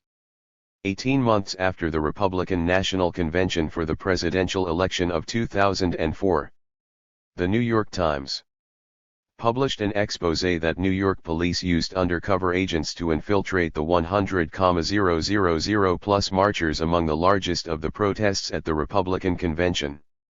These undercover police agents started conflicts that police used as an excuse to conduct mass arrests at that event and other protest events. 885. Further details of Cohen's expanded NYPD intelligence division show its global dimensions, as well as its focus on black and activist American neighborhoods. Cohen increased one intelligence unit from a handful of cops to 600 officers working from Brooklyn's Park Slope to the country of Pakistan. 886. The largely white Park Slope Brooklyn activist neighborhood borders the Bedford-Stuyvesant area that spawned top rappers from Biggie Smalls to Jay-Z.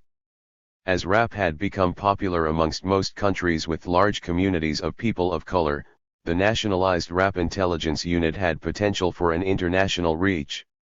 NYPD detectives started working in the international police offices of Interpol from Tel Aviv to London, France, and Canada. 887. With the Project Crown Latin King and Queen arrests, the U.S. intelligence war on activist-converted gangs appeared even larger and more overt than their war on rappers. This war on gangs grew in direct proportion to the increasing threat to the racist, conservative U.S. intelligence interest of keeping the ethnic communities politically inert so they wouldn't erode wealthy white dominance of political power. As previously detailed, the Bloods and Crips gang peace truce and conversion to left-wing activism that started in 1992 spread eastward with the help of older activists. 888. Bloods and Crips leaders even talked to a socialist black group in England, ch. 14. 889. The gang conversion movement spread to New York City. New York police joined the Los Angeles police in clamping down on these gangs only after they converted to activism. The clampdown applied particularly to gangs that had gained publicity for their activist transformation. This may be due in part to the fact that publicity increased the activist membership of these groups as it did with the Black Panthers in the 60s. The New York Times brought some publicity to an activist Bloods gang chapter. According to The Times, when top East Coast gang leader Omar O.G. McPorty founded the United Blood Nation, he pledged devotion to political and cultural solidarity with Latino activists, selling shirts with Black and Latino love emblazoned on them.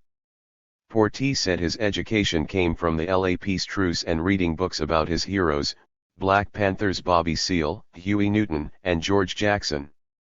890. While the NYPD was running Operation Condor, police officials said Porty lied about his activist conversion, but The Times Journalist appeared to support Porte's claims. A senior member of the NYPD's Gang Intelligence Unit said skeptically that Omar Porte's conversion isn't about reform, it's about control and enhancing drug sales. The Times said that the police kept Porte under close surveillance, and Porte claimed that they had his phone tapped. The Times further reported that because of this, one of Porte's relatives attempted to call a reporter from a payphone and suggested that she was nearly shot while doing so. A half-dozen other Bloods, their faces covered with bandanas, met with Porte and the Times reporter. They said that the Bloods now model themselves after the Black Panthers and hope to help the community. 891. 15 months after, the New York Times printed their article on the United Blood Nation. Police arrested many of them. They jailed Omar Porte and the female leaders of the United Blood Nation, along with 13 other male and female members. In a gang sweep, a joint federal and local police force indicted them on anti-mafia-type racketeering charges. The group wasn't charged with murder or attempted murder, but conspiracy to commit murder, attempted murder, extortion, robbery, and a string of other crimes. 892. The FBI had applied the charge of conspiracy to commit a crime, rather than its actual commission, to many activists, including Tupac's stepfather Murderous Shakur. A federal court convicted Porte of racketeering and conspiracy to commit murder, leading to a 50-year prison sentence. 893. 37 police and federal agents target Black/Latino police groups, activists and leaders. Attacks on Black and Latino groups of color that posed the threat of effective social activism continued, even against such groups within the New York Police Department. In 1997, officials from 100 Blacks in Law Enforcement Who Care and the Latino Officers Association, the two main police officer organizations representing Black police officers and Latino officers, said that the NYPD was illegally spying on them. NYPD superiors denied the accusation. But the Black and Latino police groups presented reporters evidence that included a photo of a political gathering where undercover police officers were caught on film outside the Latino police group's location. 894. NYPD Deputy Chief Raymond King, who headed the Internal Affairs Bureau, IAB, also contradicted the earlier NYPD denial of such spying. In court, King stated, "Surveillances were conducted. Phone records were obtained, in 2 years of secret probes against 100 Blacks and its leader, Lieutenant Eric Adams. This included illegally obtaining their personal phone records from Verizon." An IAB member told Eric Adams that someone had planted a secret camera in his office and taped his private phone conversations. 100 Blacks in law enforcement filed a federal lawsuit against both New York City and Verizon. Furthermore, Yvette Walton, a member of both 100 Blacks and the Street Crime Unit, anonymously testified in 2000 for the family of Amadou Diallo after the Street Crime Unit fired 41 bullets at him. The police then fired her, but she filed and won a civil lawsuit against the NYPD. 895. The NYPD targeting continued. In 2006, the 22-year NYPD veteran Adams, who had gained a promotion to captain, faced departmental charges for criticizing the city on a television news program. Adams said that the NYPD delayed a terrorism alert for 4 days in order to distract the public from Mayor Bloomberg's failure to appear at a candidates' debate in Harlem. Adams, scheduled to retire within a month of the department charges, risked losing his pension if the department charges resulted in a dismissal. A judge only found him guilty of 1 charge and docked him 15 days vacation. 896. The NYPD continued its attacks on activist groups, such as the Black Panther and Black Liberation Movement-inspired Zulu Nation. 897. The New York Times reported on how the hip-hop activist group Zulu Nation had chapters worldwide, including Germany, Switzerland and Japan, that extended to 10,000 members in 20 countries by the year 2000. 898. In 2002, despite having no evidence of any illegal activities, the New York Police Department declared that Zulu Nation was a gang. The NYPD kept Zulu Nation under surveillance and then arrested 34 of its members for tutoring students in a Staten Island park. Police declared it illegal for over 20 people to gather in a public park, either an uncertain or arcane political unlawful assembly charge. 899 More ominously, a gunman fatally shot a Hunter College sophomore who was volunteering at Pacifica's WBAI radio, a leftist radio station, just as he walked out of a Zulu Nation meeting. 900. A mere sampling of other attacks on black leaders and activists further supports the continuation of U.S. intelligence targeting. At the end of the 90s, powerful institutions in Atlanta attacked Ralph Abernathy, Jr., the son of Martin Luther King's closest associate in the civil rights movement. These forces helped get Abernathy out of his Atlanta leadership position in the Georgia State Senate after serving 3 terms. In 2000, a court convicted Abernathy of a scheme in which he bilked the state out of $5,700 by filing false expense reports. For this he received 4 years in jail and 6 years probation. This appears as small change and a setup when, for example, Vice President Cheney still has stock options in the company that couldn't account for over $1 billion of contract money he helped get them in Iraq. 901. In 2002, conservative media attacked black leader Rev. Al Sharpton. HBO played a 1983 tape of an FBI agent posing as a drug trafficker promising to get kilos of coke for Sharpton. While the tape never showed Sharpton accepting the offer, the New York Times suggested that he had.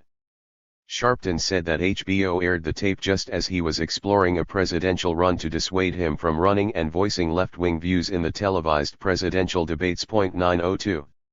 In 2003, prosecutors in the Atlanta, Georgia area revisited a 30-year-old charge regarding the murder of a Georgia police officer that wasn't thought to have had enough merit in the 70s. They charged Kamau Sadiki, formerly Freddie Hilton, with the murder. Sadiki had worked with Tupac's Aunt Assata Shakur in the New York Black Panthers. He also fathered a girl with Assata. Sadiki rejected government attempts to have him lure Assata back from her political exile status in Cuba. 903 2 years later, New Jersey offered a $1 million bounty for Assata Shakur's capture, after a court had convicted her there of shooting a police officer, despite strong evidence to the contrary. Ch. 9.904. At the Atlanta trial, revisiting the dropped charge against Kamau Sadiki, in the anti-Muslim climate of the post-9/11 World Trade Center attack, a judge sentenced Sadiki to life plus 10 years.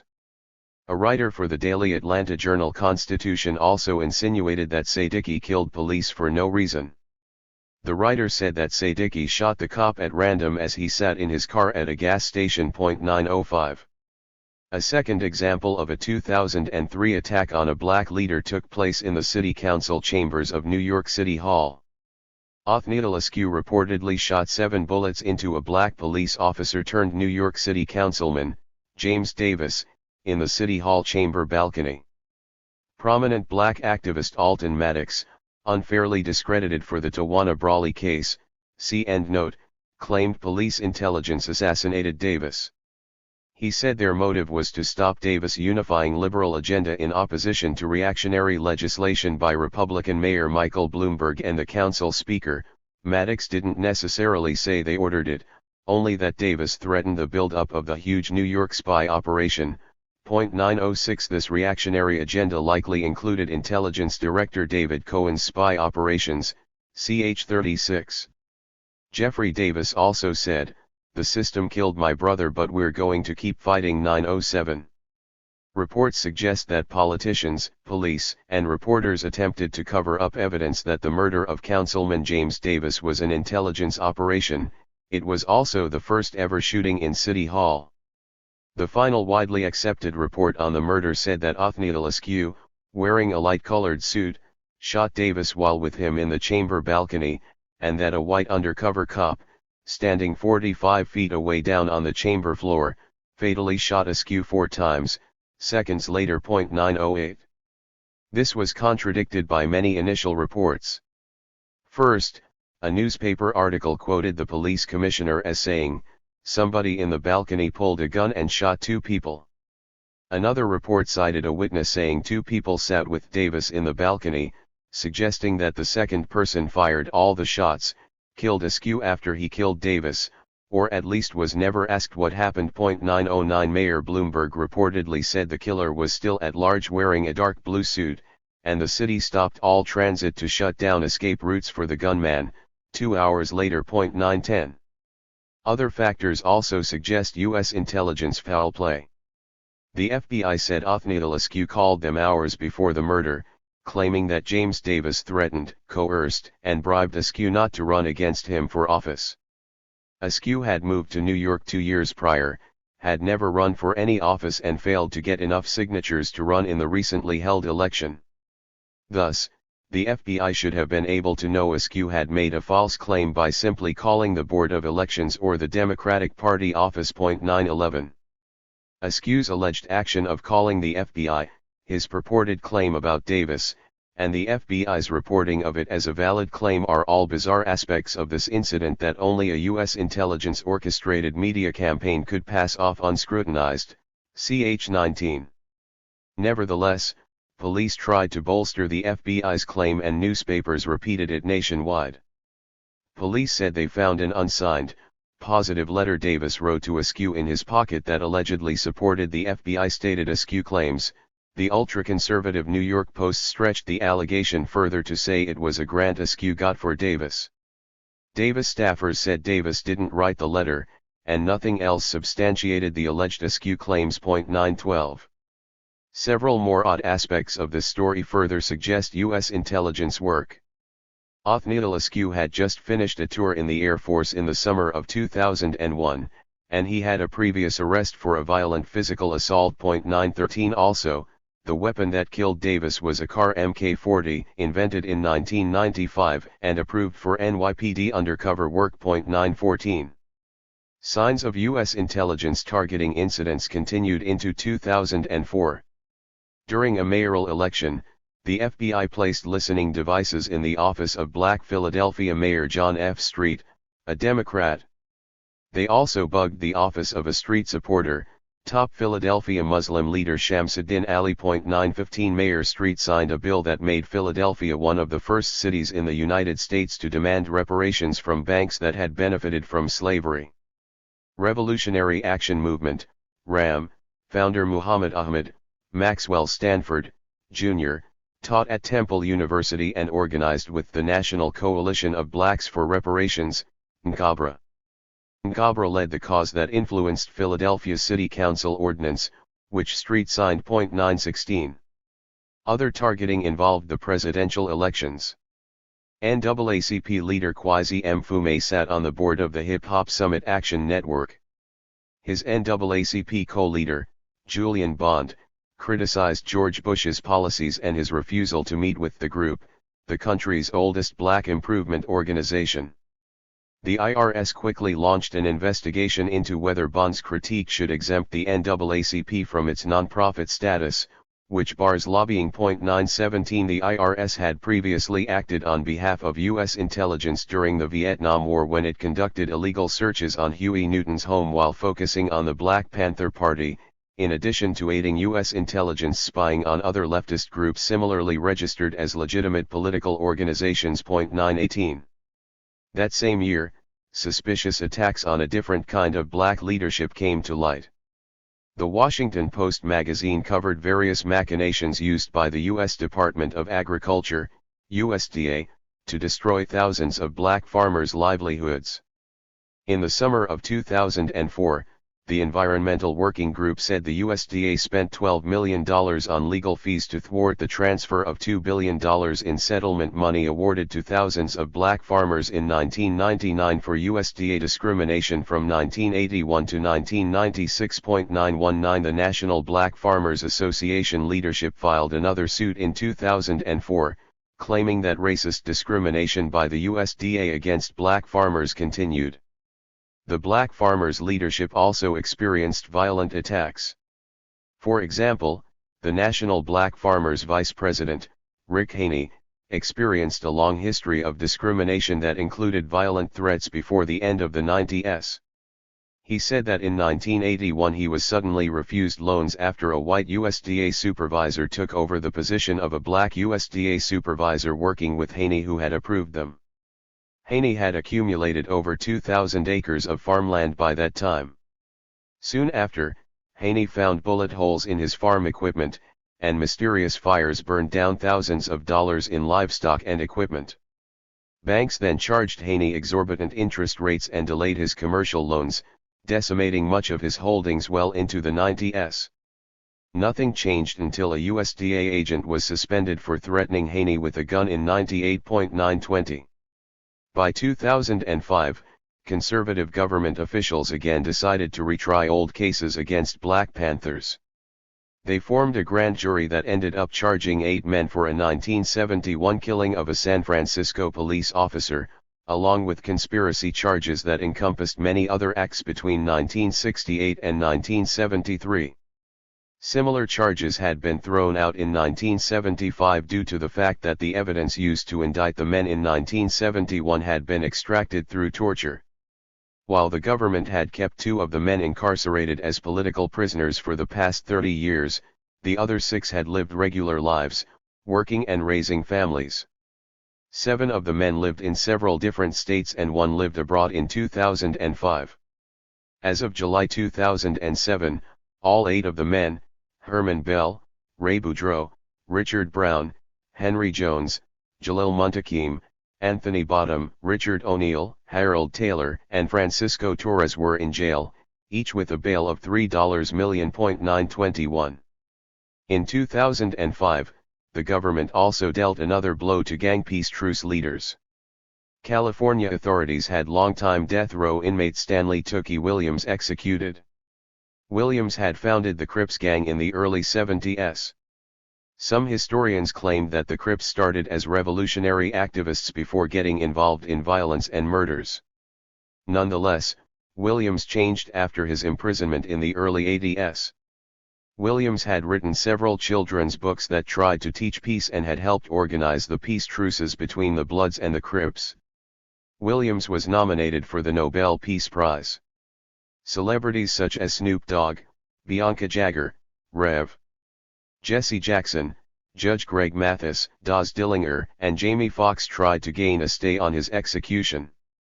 Foxx had played the part of Williams in a television movie, Redemption, The Stan Tookie Williams Story. 922. The government executed Williams by the end of 2005.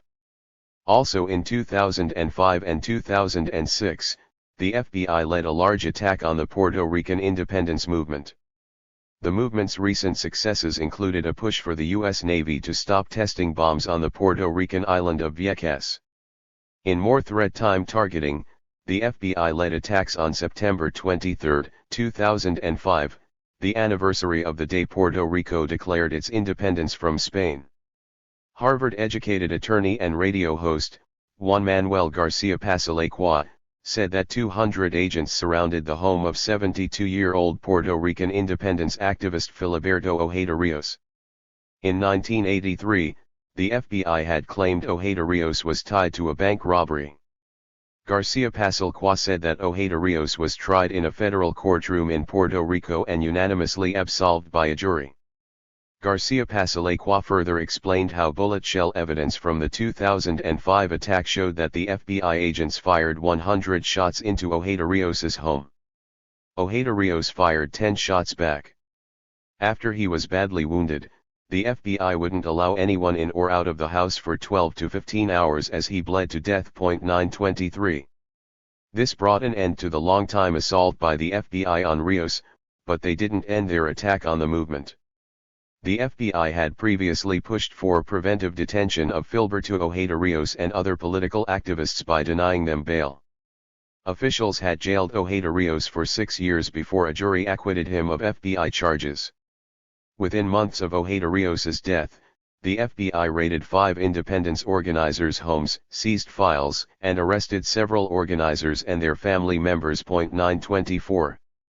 38 Past parallel, Jimi Hendrix's Panther support, spy manager and FBI targeting, Richard Wright. Get your Black Panthers, not to kill anybody, but to scare them. It's hard to say, I know it sounds like war, but that's what's gonna have to happen. It has to be a war if nobody is going to do it peacefully. Like quite naturally, you say, make love not war, and all these other things, but then you come back to reality and there are some evil folks around and they want you to be passive and weak and peaceful so that they can overtake you. You have to fight fire with fire. Jimi Hendrix, Teen Set, 1969. In light of the Vietnam War-era U.S. intelligence document discussing tactics for targeting political musicians, ch. 13, past cases of black political musicians' deaths deserve more scrutiny. Investigations reveal that U.S. intelligence and its Cold War allies in British intelligence used similar intelligence targeting tactics on Tupac Shakur as they had previously used on legendary guitarist Jimi Hendrix. In the U.S., Hendrix received little fame in the mid-1960s while he toured with music legends such as Sam Cooke, but he did get an indirect message that doing things independently could get you in trouble. Cooke was famous for many hits such as You Send Me, Twistin' the Night Away, and Working on the Chain Gang. Purportedly, a desk clerk shot Cooke for attacking her in 1964. Some believe he was murdered due to CIA-linked Genovese mafia resentment that he was the first black to produce his own records and that he would lead other black artists to do the same. See endnote, point 925. Jimi Hendrix then moved to England where he would first reach stardom. In England, a former spy named Mike Jeffrey coerced his way into managing Hendrix. Jeffrey had worked for MI6, British CIA. Jeffrey's continued partnerships with CIA-linked figures, his sudden huge wealth, and his skills at acquiring CIA-type tax havens in the Bahamas suggests he maintained MI6 work undercover. 926 As previously detailed, Francis Stoner Saunders, in The Cultural Cold War, described how the arts were a huge area of intelligence undercover work from the 50s on. MI6 collaborated with the CIA's work in trying to control writing and music to counter any influences that went against the CIA's conservative hyper-capitalist agenda. The US government gave the CIA vast resources to oppose the Soviet and Communist Eastern European influences. 927. Black artists were a particular intelligence focus because of left-wing radicalism amongst them. For example, the FBI and CIA closely monitored American black writer Richard Wright and French/Algerian black writer, Frantz Fanon. Researchers highly suspected U.S. intelligence actions in Wright's early death. In her book, The Cultural Cold War, British magazine editor Francis Stoner Saunders said that after Wright moved to Paris, the CIA and FBI monitored him closely until he died in mysterious circumstances in 1969-28. Many close to Richard Wright, the first best-selling African-American novelist, believe he died young due to his radical leftist activism. In the 1930s, the House Un-American Activities Committee, HUAC, denounced Wright, before the FBI began their surveillance of him. 929 The State Department confiscated his passport soon after he published his classic novel, Native Son, in 1940. 930 By the mid-1940s, the FBI put Wright on a security index of subversives to be rounded up in a national emergency. 931 After many appeals to the State Department, Wright finally regained his passport in 1946. Within the next 2 years, Wright moved his family to Paris, France to avoid the infamous McCarthy anti-communist congressional hearings. 932. In France, Wright wrote important books about black liberation, including Black Power and White Man Listen. Meanwhile, Time, Inc.'s magazines published smear articles on Richard Wright, calling him a drunkard at 933 while also attributing a false quote to him years later. 934 U.S. intelligence further surrounded Wright with spies in Paris, and they were highly suspected of writing the fake letters that came between him and other leftist activist leaders. 935 Wright also believed U.S. intelligence aided the planting of several microphones he found hidden in his home. 936 The U.S. Embassy again confiscated his passport in Paris, though Wright threatened to alert international press and gained it back. 937 From Paris, Wright befriended British socialist George Padmar. Wright aided Padmar in mentoring future African independence leaders. These included Ghanaian leftist Kwame Nkrumah, who helped lead the Gold Coast to gain its independence from England by 1957. Wright detailed to friends why he believed British and US intelligence assassinated some of these potential leaders. 938 When Wright's wife and daughters moved to London, with the writer soon to follow his family, the British government refused to allow Wright residence. 939 In 1960, Richard Wright elaborated on the tactics U.S. intelligence used against him in the first of a broadcast series on French national television. 940 Wright's closest friend in Paris, acclaimed political cartoonist Ollie Harrington, and Wright's daughter, Julia, believe U.S. intelligence helped orchestrate his death on the day of that broadcast, which black newspapers covered around America. 941 Richard Wright died in a small Paris hospital the night after he gained a clean bill of health at the age of 52. 942 Similar to their targeting of Wright, U.S. and British intelligence appeared to collaborate against Jimi Hendrix. By 1968, Hendrix became popular worldwide. The assassination of Martin Luther King that year led Hendrix to engage in more radical left activism, such as supporting the Black Panthers. Hendrix promoted them in interviews, played benefits for Panther Bobby Seale and the Chicago 7, and dedicated his last album to the Panthers. 943 Former Air Force Secretary Townsend Hoop said one of the government's greatest fears was the fateful merging of anti-war and racial dissension. 944 The universally admired Jimi Hendrix aided the bridge between these groups. FBI and police targeting soon began against Hendrix in the US, and other countries aided their efforts when Hendrix went abroad. Such collaboration is common through the international police group Interpol. Also, while British and US intelligence collaboration is well known, at least one former MI6 agent said that the CIA actually looked to his agency for orders, as the CIA was partly created by British intelligence. 945 The British intelligence's 300-plus year head start on the CIA offers some support to this claim. The FBI started a closely guarded file on Hendrix and placed him on a security list of subversives to be rounded up for detainment in case of a national emergency. 946 Police detectives began round-the-clock surveillance of Hendrix and his band. 947 When Hendrix traveled north of the border, Canadian federal police arrested him at an airport, claiming that he transported drugs. 948 Hendrix biographers Harry Shapiro and Caesar Glubbeek cited Hendrix saying he'd never take such a risk, and that his manager, Mike Jeffrey, set up that airport arrest. The biographers described many ways Jeffrey stole from Hendrix and tried to sabotage him. Also, regarding Hendrix and drug use, Shapiro and Glubbeek said that, contrary to popular belief, Hendrix produced his first classic album, Are You Experienced?, with virtually no drug use.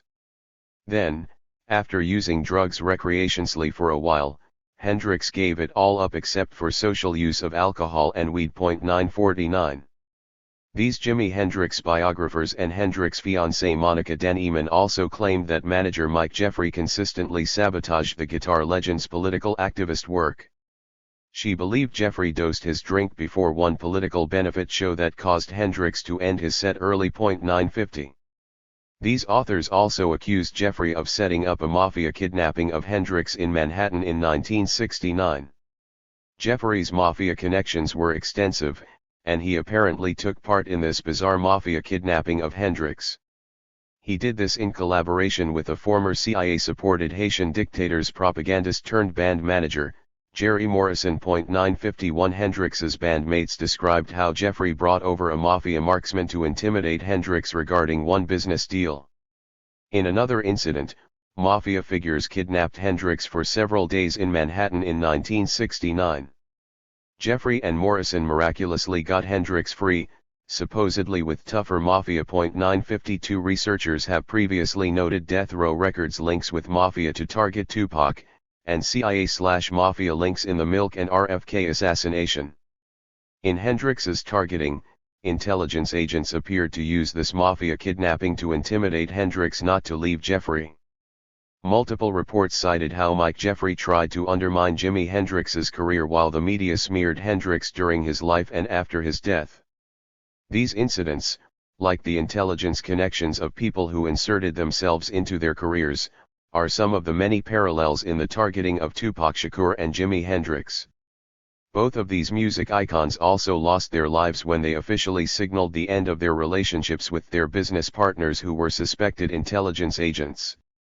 Tupac was murdered days after sending a letter firing Death Row co-owner Dave Kenner, and Jimi Hendrix suffered a similar fate when he officially tried to separate himself from the former MI6 agent Jeffrey. 953. Rumors continue as to how Jimi Hendrix died. His live-in fiancée, Monica Dan Eman, appeared to give the most reliable account. Dan Eman reported that on September 17, 1971, the day after Hendrix finally fired Jeffrey, she found her fiancé unconscious in their London apartment bed before noon. Hendrix had been at a party the night before and took sleeping pills to counter unusually bad insomnia he had that night. Dan Eman called an ambulance and Hendrix died either before arriving at the hospital or an hour after arriving, according to differing reports.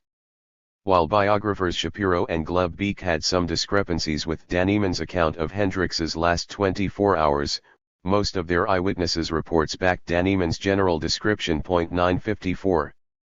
The coroner said that what Hendrix had in him shouldn't have killed him.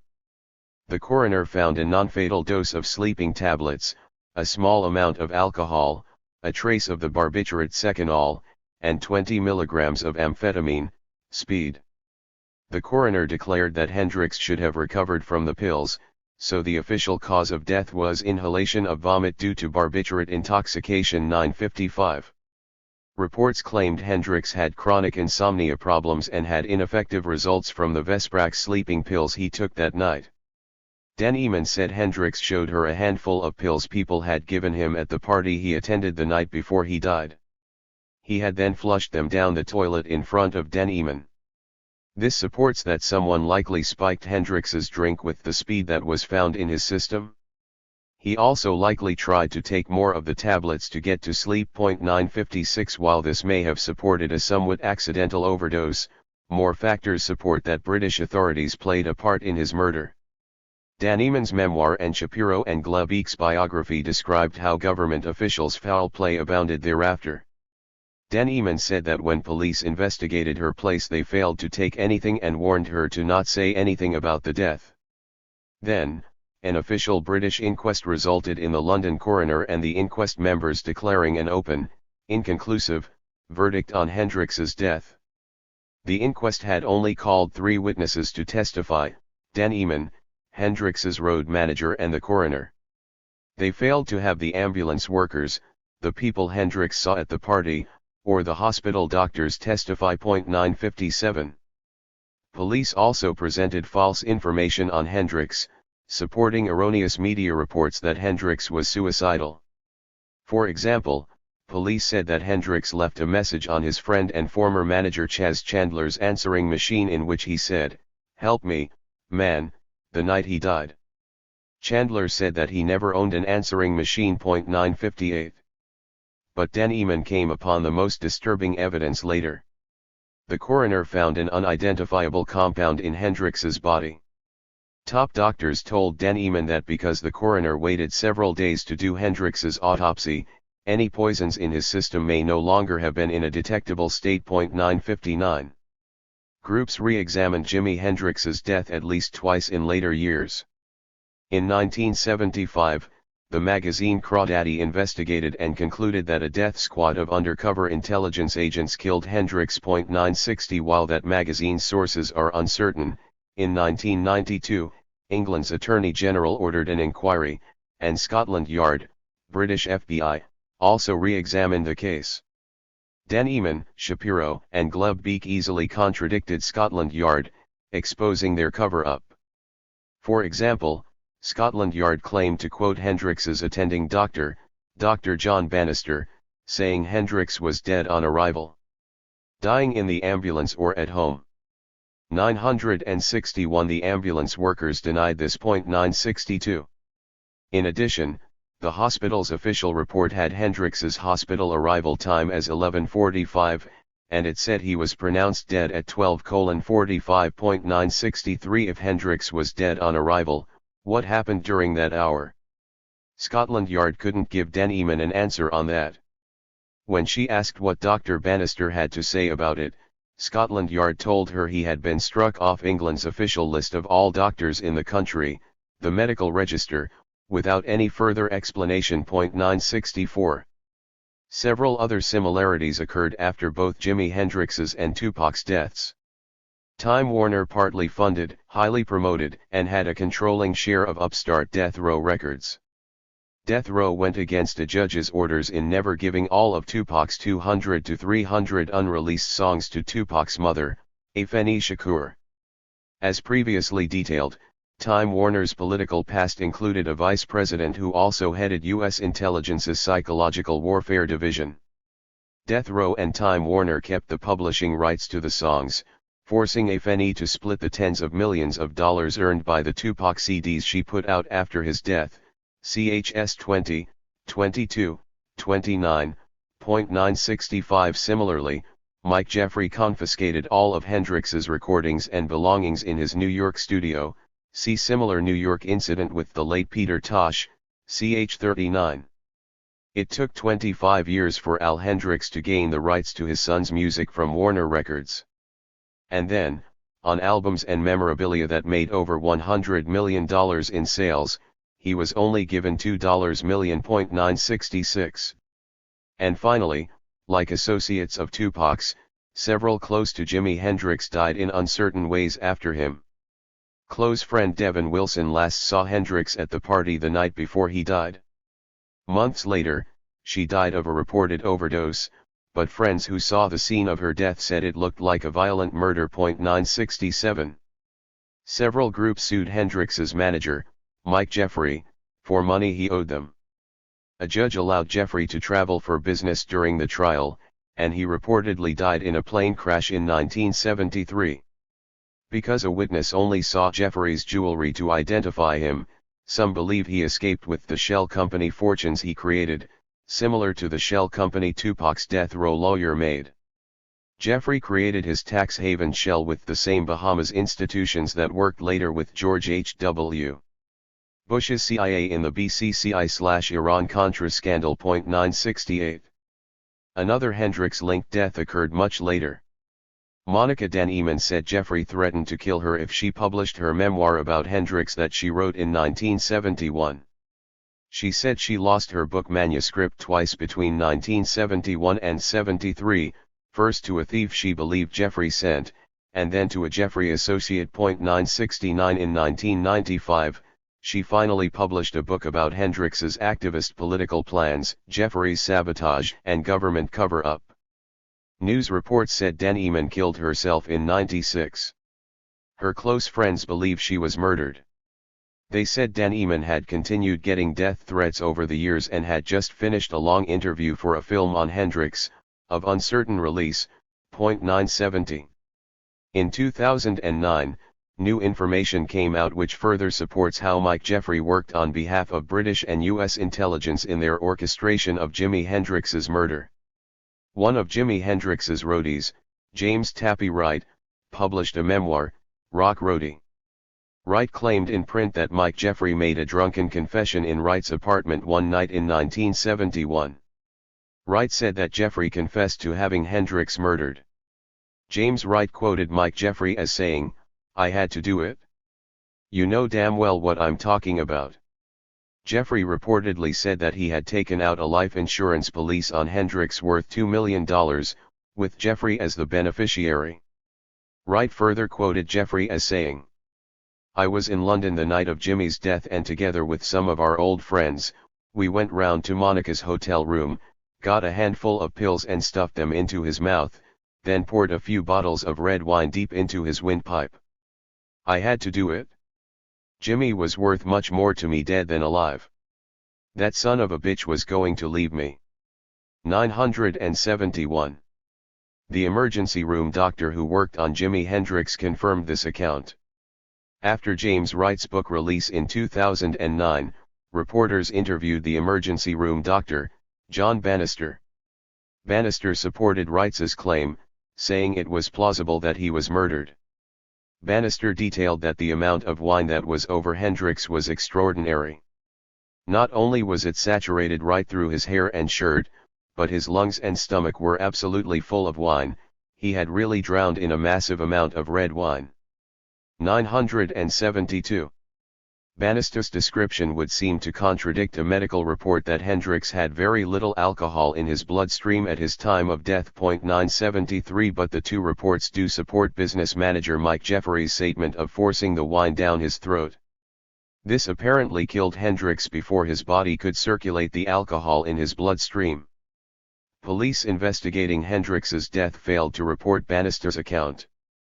They also appeared to purposely overlook Mike Jeffries' motive for murdering Hendrix, despite Hendrix's lawyer, Henry Stingarten, and his fiancée, Monica Daneman, knowing that Hendrix had just fired his manager. While it's widely reported Jeffrey formerly worked for MI6, a London Times reporter also wrote that Jeffrey flaunted his connections with organized crime and the FBI. 974. 39 CIA links to reggae revolutionary Bob Marley and Peter Tosh's early deaths. This morning I woke up in a curfew. Oh God, I was a prisoner, too. Could not recognize the faces standing over me. They were all dressed in uniforms of brutality. How many rivers do we have to cross before we can talk to the boss? All that we got, it seems we have lost. We must have really paid the cost. That's why we gonna be burnin' and lootin' tonight. Bob Marley, Burnin' and Lootin' Burnin', 1973. So, my friend, I wish that you could see. Like a bird in the tree, the prisoners must be free. Never make a politician grant you a favor. They will always want to control you forever. It takes a revolution to make a solution. Bob Marley, Revolution, Natty Dread, 1974. Blacks around the world hailed reggae superstar Bob Marley for his revolutionary lyrics. Having grown up poor in Jamaica and rising quickly to musical stardom, Marley never forgot his humble beginnings as he sang for people to get up, stand up for their rights against exploitation and government oppression. The CIA particularly worried about Marley helping a socialist prime minister win re-election against the candidate they backed. Evidence also supports that conservative government forces killed Marley's bandmate Peter Tosh for his leftist politics. Bob Marley and Peter Tosh both grew up in squalid Jamaican homes. They met and formed a singing group called the Wailers in the mid-60s. By the mid-70s they broke into the American and British music world. Their 1974 Burnin' album was known for its black power songs such as I Shot the Sheriff, Burnin' and Lootin', and the aforementioned Get Up, Stand Up. His next album's Revolution was particularly incendiary in saying that there was no political change without revolutionary struggle. 975. Bob Marley, Peter Tosh, and their friends in the Rastafarian community preached that Jamaicans should resist American interventions. They also, for better or worse, preached for the use of marijuana. While likely part of a rationalization of abusive use, some say it was to resist the use of heroin and coke that conservative political forces had contributed to becoming part of the country's trade. 976 reports claimed that the CIA gained right-wing allies within a Jamaican police department who attacked Tosh.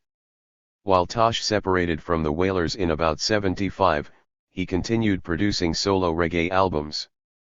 Tosh had his door knocked in by conservative police figures twice in the 70s, and they dislocated several of his ribs in a beating. 977. Democratic Socialist leader Michael Manley had won the 1972 election as the Prime Minister of Jamaica with his People's National Party, PNP. Manley lived near Bob Marley and was friends with him, spending many nights at his house. 978 Despite U.S. government denials, researchers found covert interventions used against Manley's government that included arson, bombing, and assassination. Manley's forces intercepted at least one shipment of 500 machine guns coming from a right-wing paramilitary faction with CIA roots and leaders convicted of drug trafficking. This right-wing group reportedly aided the trafficking of cocaine and heroin into Jamaica. 979. Evidence supports that the CIA acted on increasing concerns about Bob Marley, who singled out the CIA with revulsion in political songs such as Rat Race, where he sung, "Rasta don't work for no CIA." In 1976, Prime Minister Michael Manley said the CIA-supported groups fueled unrest to influence the results of the upcoming elections. The Governor-General of Jamaica declared a state of emergency. The government police fought this unrest that Manley claimed was organized by CIA-backed opposition leader Edward Seaga and his Jamaica Labour Party, JLP. 980. Close to the day of the 1976 election, Prime Minister Manley planned a free concert with Bob Marley sponsored by the Jamaican Ministry of Culture. A number of weeks before the concert, the Concrete Jungle, a paramilitary group that supported the Jamaica Labour Party, had held Marley at gunpoint and extorted regular payments from him. Manley's People's National Party, PNP, sent gunmen to guard Marley's home and ward off the extortionists. Days before the concert, Concrete Jungle gunmen broke into a neighbor's home where they shot Marley, his wife Rita, and his manager. 981. Miraculously, they all survived after hospitalization.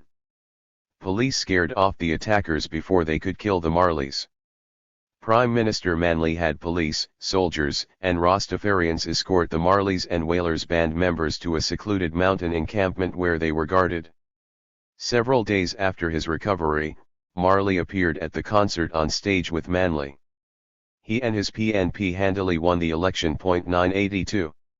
Those present at the encampment said an unarmed right-wing agent did get past the guards to attack Marley covertly. A group was making a documentary on Marley and the concert.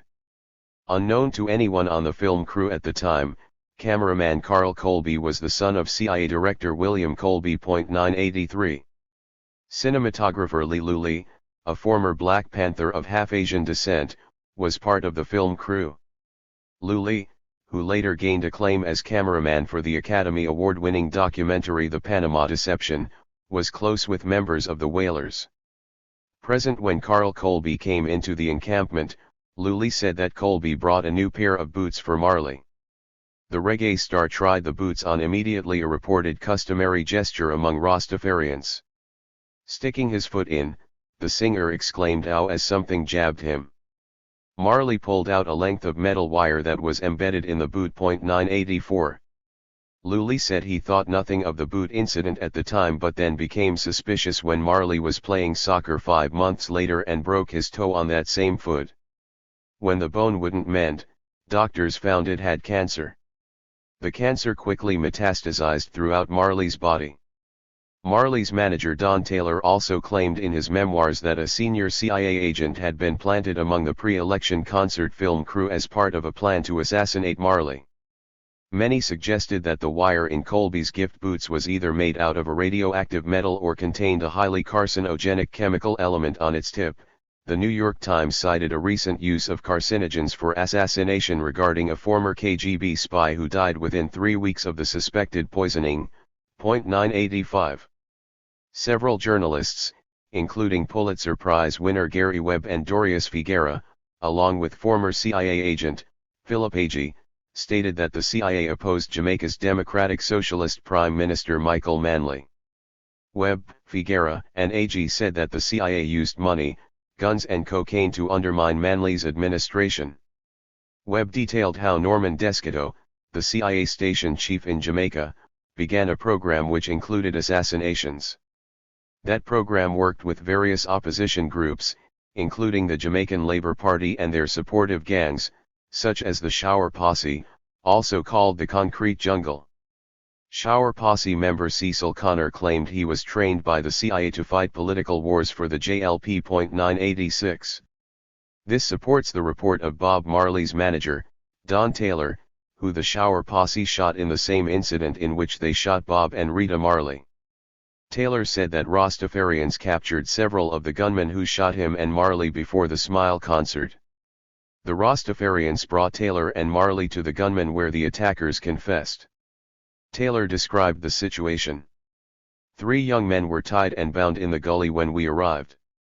1, a young man I knew only as Lego Beast, told the ghetto court that 4 of them had been trained by the CIA and given guns and unlimited supplies of cocaine to do the assassination.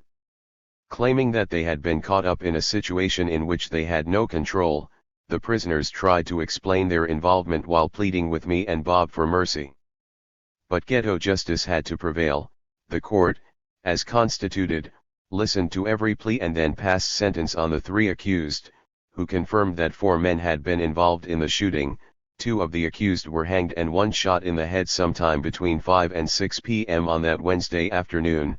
Before shooting the last victim, the ghetto generals offered the gun to Bob, saying, "Skip, you want shoot the bloodshot here." As I watched, Bob refused without emotion. 987.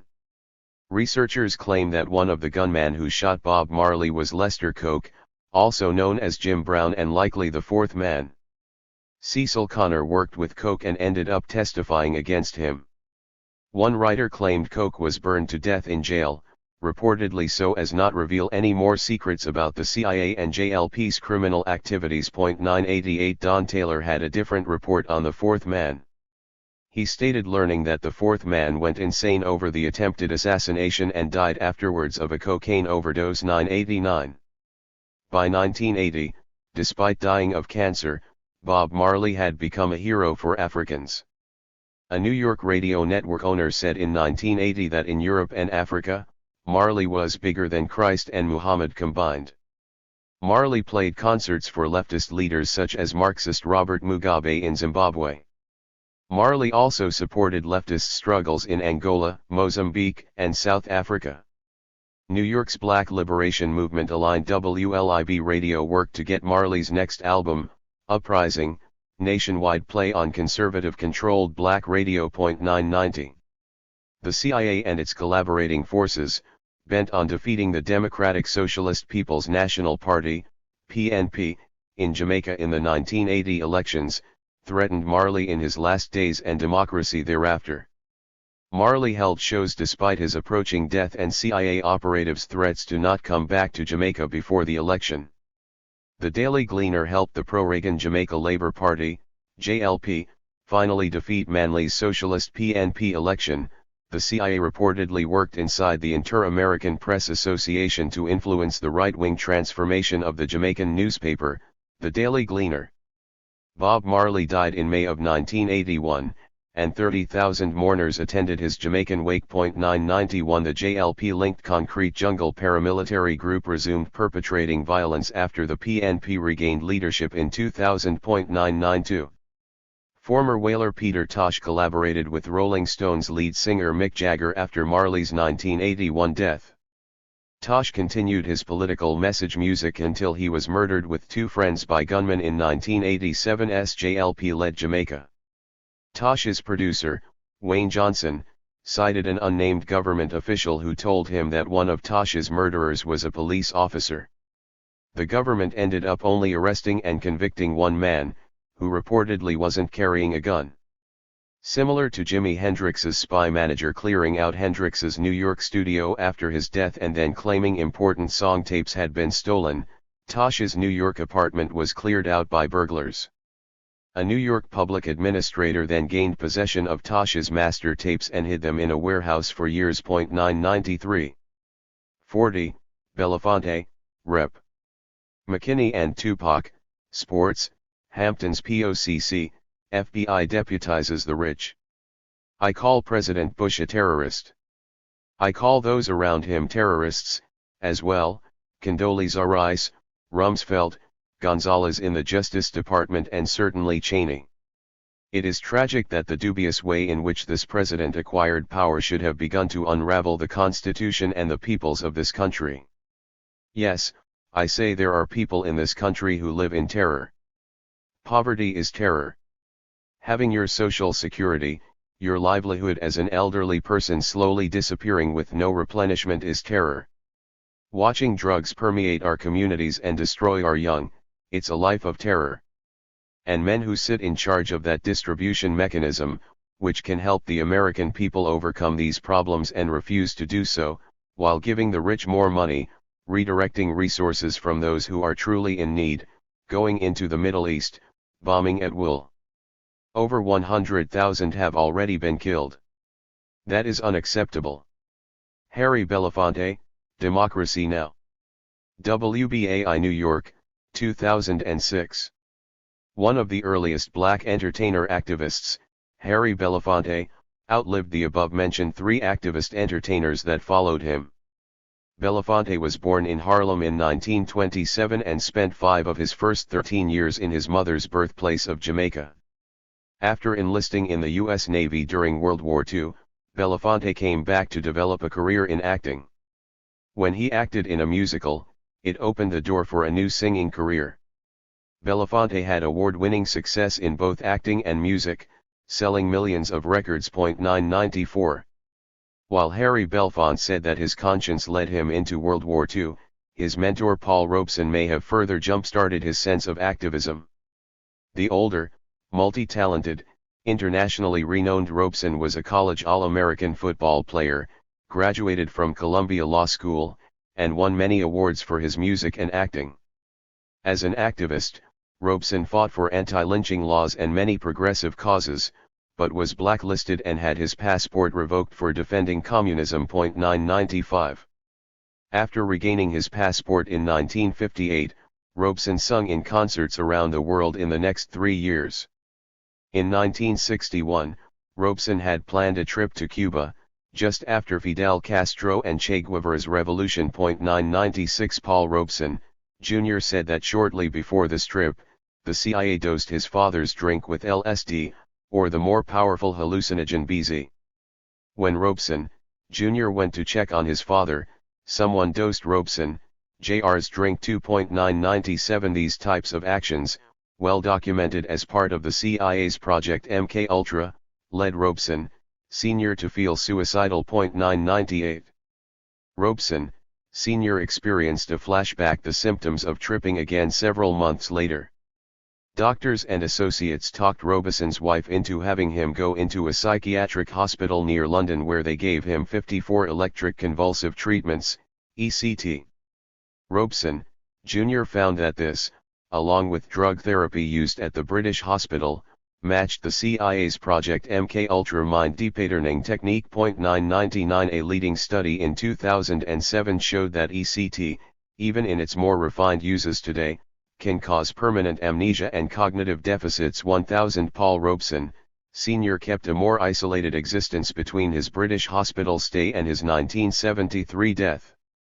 Belafonte quickly followed in Robeson's footsteps by using his stardom to connect with the international community. He made links with African leaders early on, while also fighting to end segregation and gain equal access to voting for blacks in America. During one trip to Africa, the FBI visited Belafonte's home in the early 50s. The agents told Belafonte's wife and kids that they were investigating the entertainer for treason.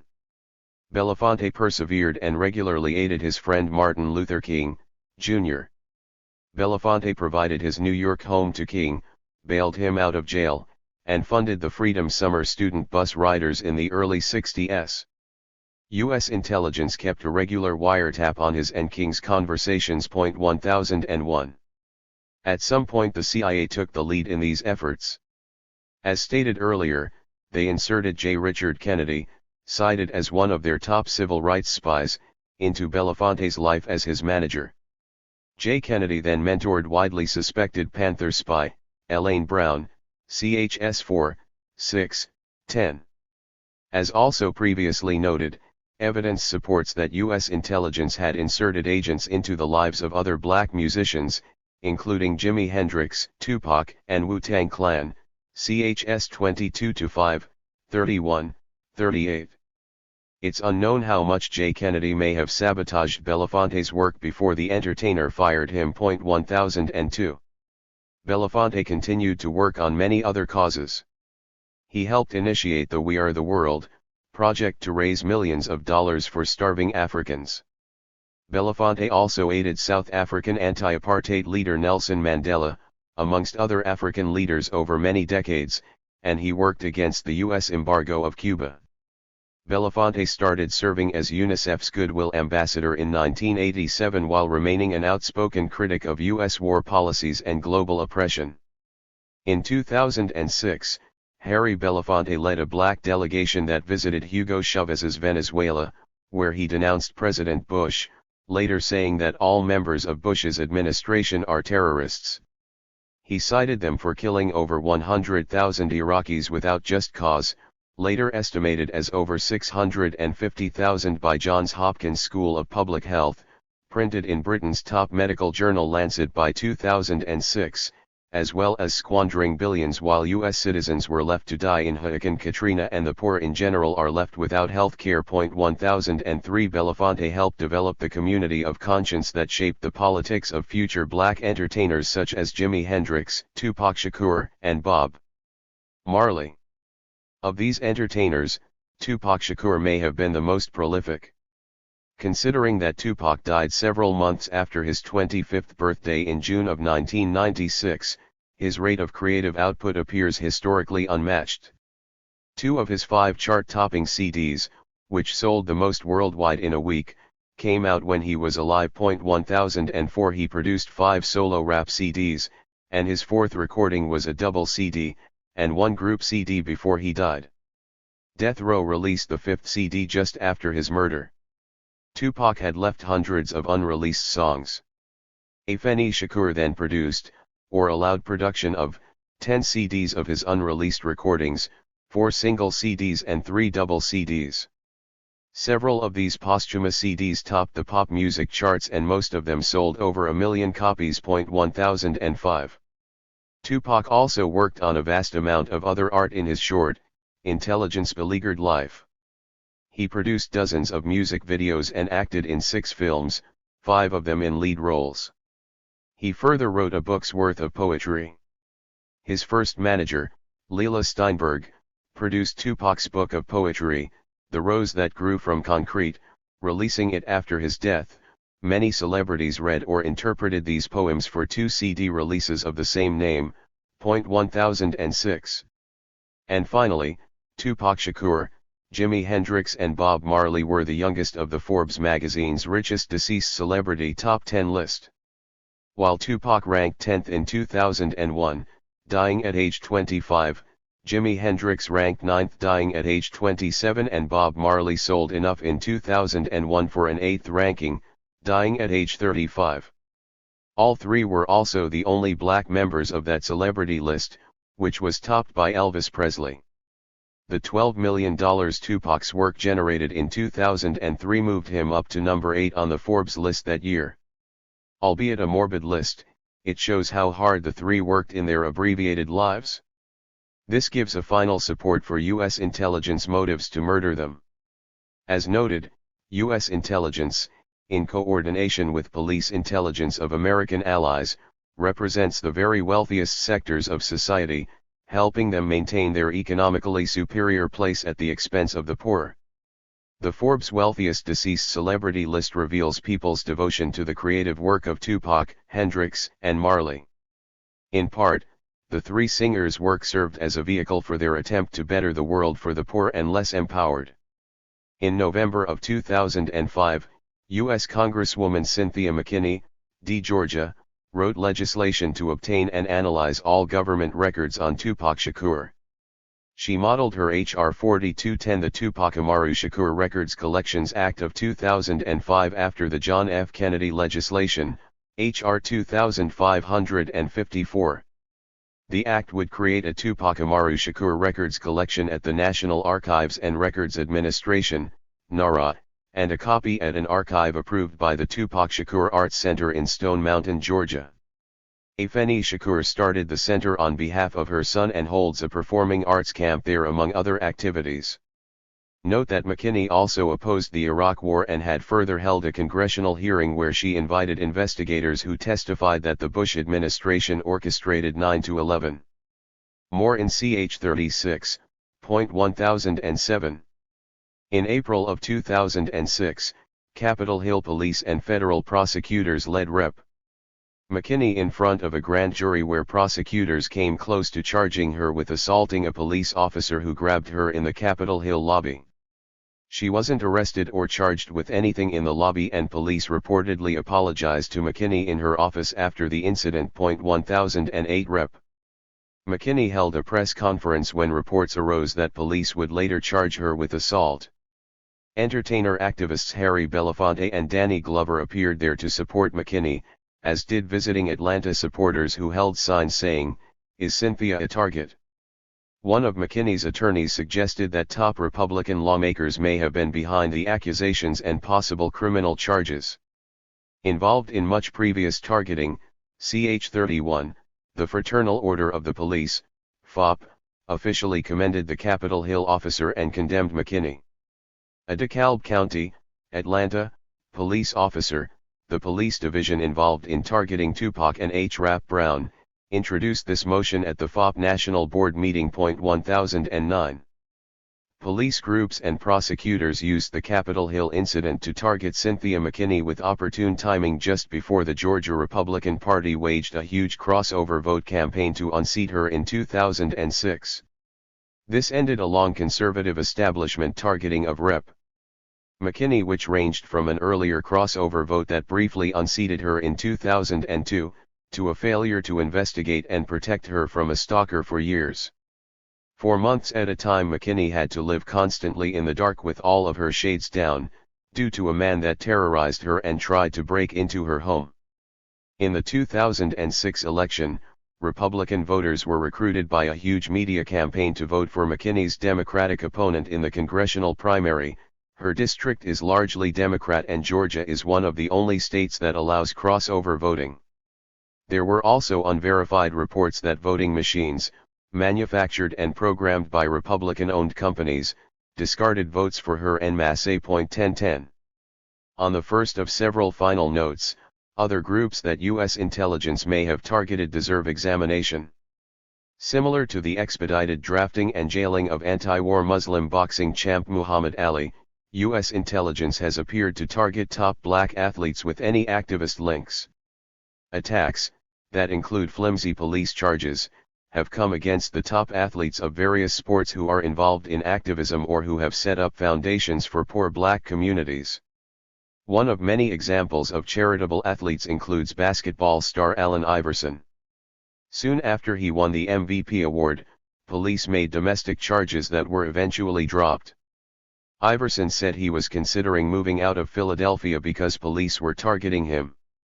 A white police officer backed Iverson's claim, telling reporters that a group of officers at a social gathering toasted their gaining an initial felony charge against Iverson. The white whistle-blowing cop was physically assaulted by his superiors and kicked off the force within a year. A gunman then shot at Iverson. Later, the same woman who tried to censor Tupac attempted to get an Iverson rap CD banned. 1011. Amongst other examples, authorities also appeared to target Hall of Fame football star Jim Brown. Brown organized many activist projects throughout his career, but his last project, MLK, likely contributed to police charges and a jail sentence in 2002. The judge sentenced Brown to 6 months in jail for misdemeanor vandalism of a car he bought for his wife. A jury acquitted him of making a terrorist threat against his wife during an argument in the same 1999 incident. Brown hired about 95% of the MLK staff from at-risk youth who leave gangs or are ex-convicts. Along with Tupac and Murderous Shakur, Brown aided the Los Angeles Bloods and Crips gang truce. 1012. The CIA and FBI further targeted white leftist musicians, such as former Beatles singer/lyricist, John Lennon. Respectable researchers and family members of anti-war musician John Lennon, a one-time proclaimed socialist, support that the CIA orchestrated his murder. Police foul play and media cover-up also suggest more investigation is needed into any U.S. intelligence aid in the documented police cover-up of Nirvana-led singer Kurt Cobain's death in 1993, due to his little publicized radical leftist politics. Space precludes further details here. 1013. Some believe that the massive sweep of this targeting relates to recently increasing fascism against all Americans and the diminishing global energy resources that could drastically change the way we live. See footnote. 1014. Examples of governmental attacks on the communities mentioned above remain mere glimpses of their totality. Conservative forces have continued their onslaught against rappers, activists, entertainers, and athletes. Meanwhile, the Bush administration successfully pushed forward new initiatives such as the Military Commissions Act that shreds the Bill of Rights for all Americans, with U.S. Congress passing it. More specifically to Tupac's support network, a Mississippi judge suspended the law license of New African Peoples Organization chairman, Chokwe Lumumba, for a year around 2005. Lumumba, Tupac's national legal advisor, received this for a contempt of court charge. Lumumba had worked on the cases of Geronimo Pratt, Assata Shakur, and Mutulu Shakur. 1015. As this book headed for its first perfect-bound printing in 2007, New York's Pacifica radio station, WBAI, reported that a group of police beat Tupac's New York trial lawyer Michael Tariff Warren, also Mutulu Shakur's lawyer, and his attorney wife Evelyn Warren. The two human rights lawyers came upon a group of police kicking a handcuffed young black man. The police then punched and brutalized the couple for asking about it, taking them into custody. New York Councilman Charles Barron, a former Black Panther, talked to the precinct commander as 100 to 200 supporters demonstrated outside the precinct chanting "Freedom Fighters," upon their release. Charges against Michael Tariff Warren for obstructing governmental administration and resisting arrest, if successful, could have jeopardized his law license. The state ended up dropping all charges. 1016. Fred Hampton, Jr.'s Prisoners of Conscience Committee, POCC, remains continuously under attack by the legacy of the brutal Chicago political establishment that murdered Fred Hampton, Sr., CHS 5-13. This establishment, blamed for ordering the brutal police riot at the 1968 Democratic National Convention, took orders from Mayor Richard Daley. Richard Daley, Jr. took over where his father left off. While state's attorney, in charge of Illinois' prosecutors in the 1980s, Chicago police used former Vietnam War military police torturer John Burge to use, or supervise use of, torture interrogation tactics. These tactics included suffocation as well as the use of electric cattle prods on the ears and genitals of at least 108 Black and Latino suspects. A groundswell of bad publicity eventually led Chicago police chiefs to suspend Burge for these actions by 1991.1017. POCC's Minister of Defense Aaron Patterson spent 17 years on death row after a confession gained through Burge-supervised suffocations and beatings. Illinois Governor George Ryan pardoned Patterson in January of 2003, at which time he jumped into his activist leadership position. By that year, Richard Daley Jr. had gained a long-time position as Chicago's mayor.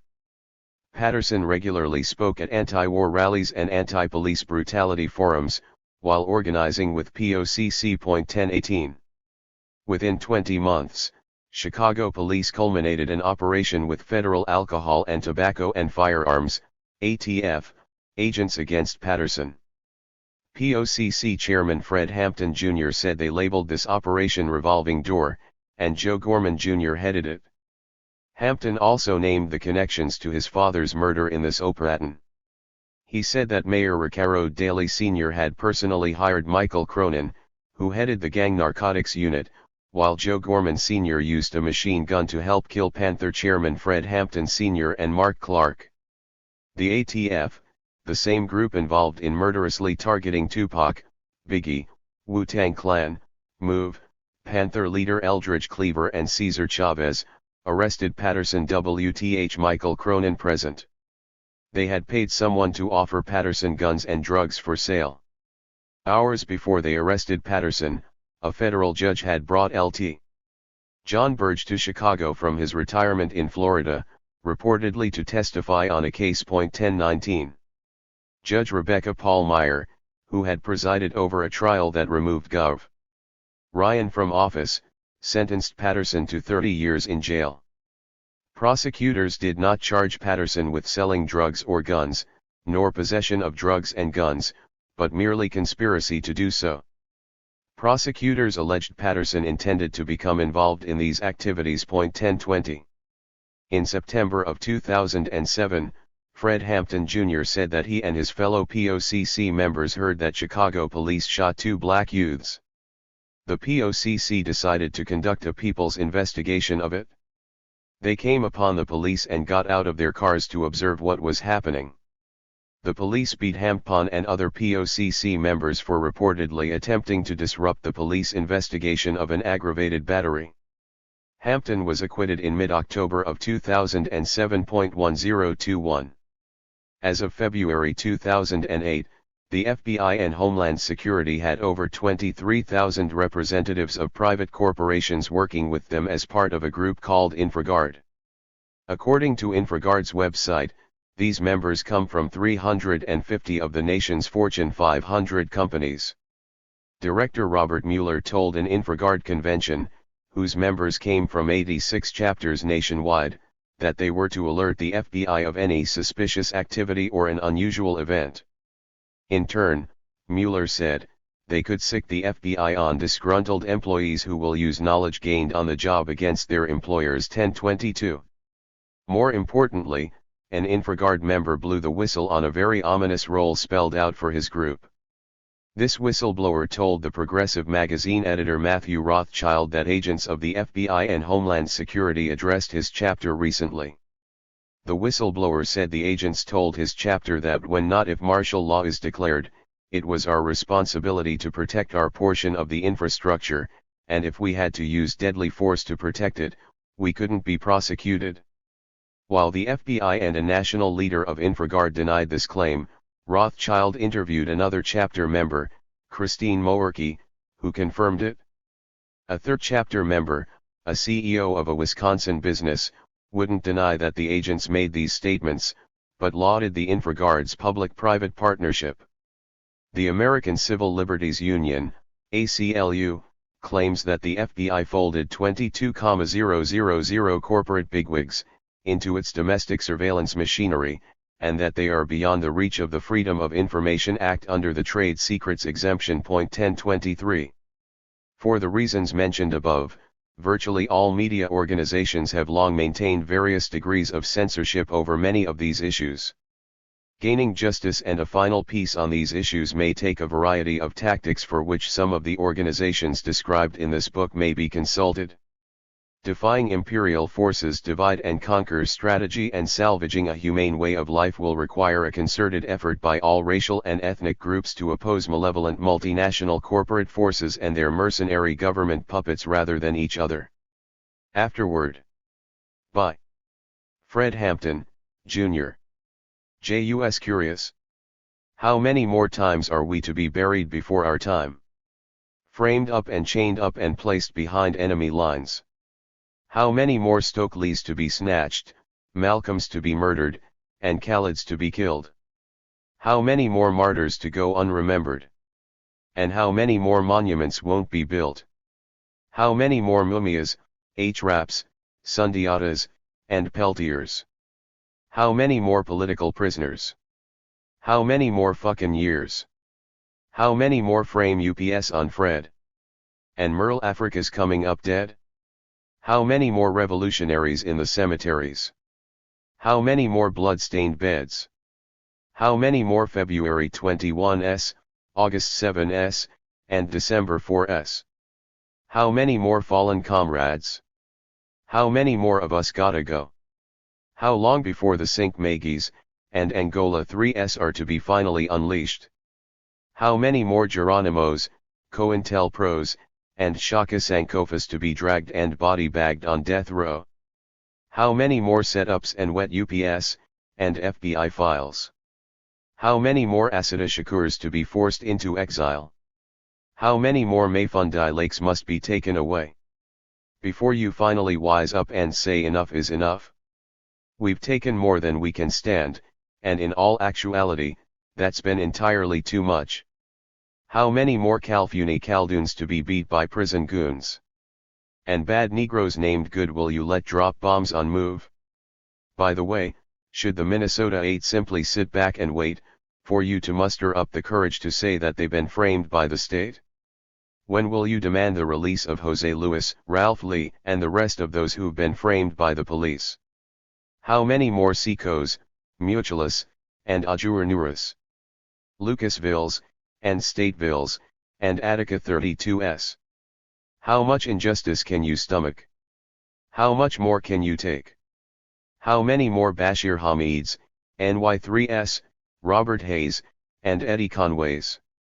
How many more Azala Angolas and Sister Ramonas? Will you sit back and let be attacked for fighting while black? How many more Hugo Pinnells to be beat down in jail? How many more resistors will you relinquish? How many more Herman Bells? How many more Maroon Shoats and Move 9s will you allow to be confined? How many more FALNs, death row 10s? And how long will justice be denied? Free 'em all. Chairman Fred Hampton Jr. About the authors. Author, John Potash.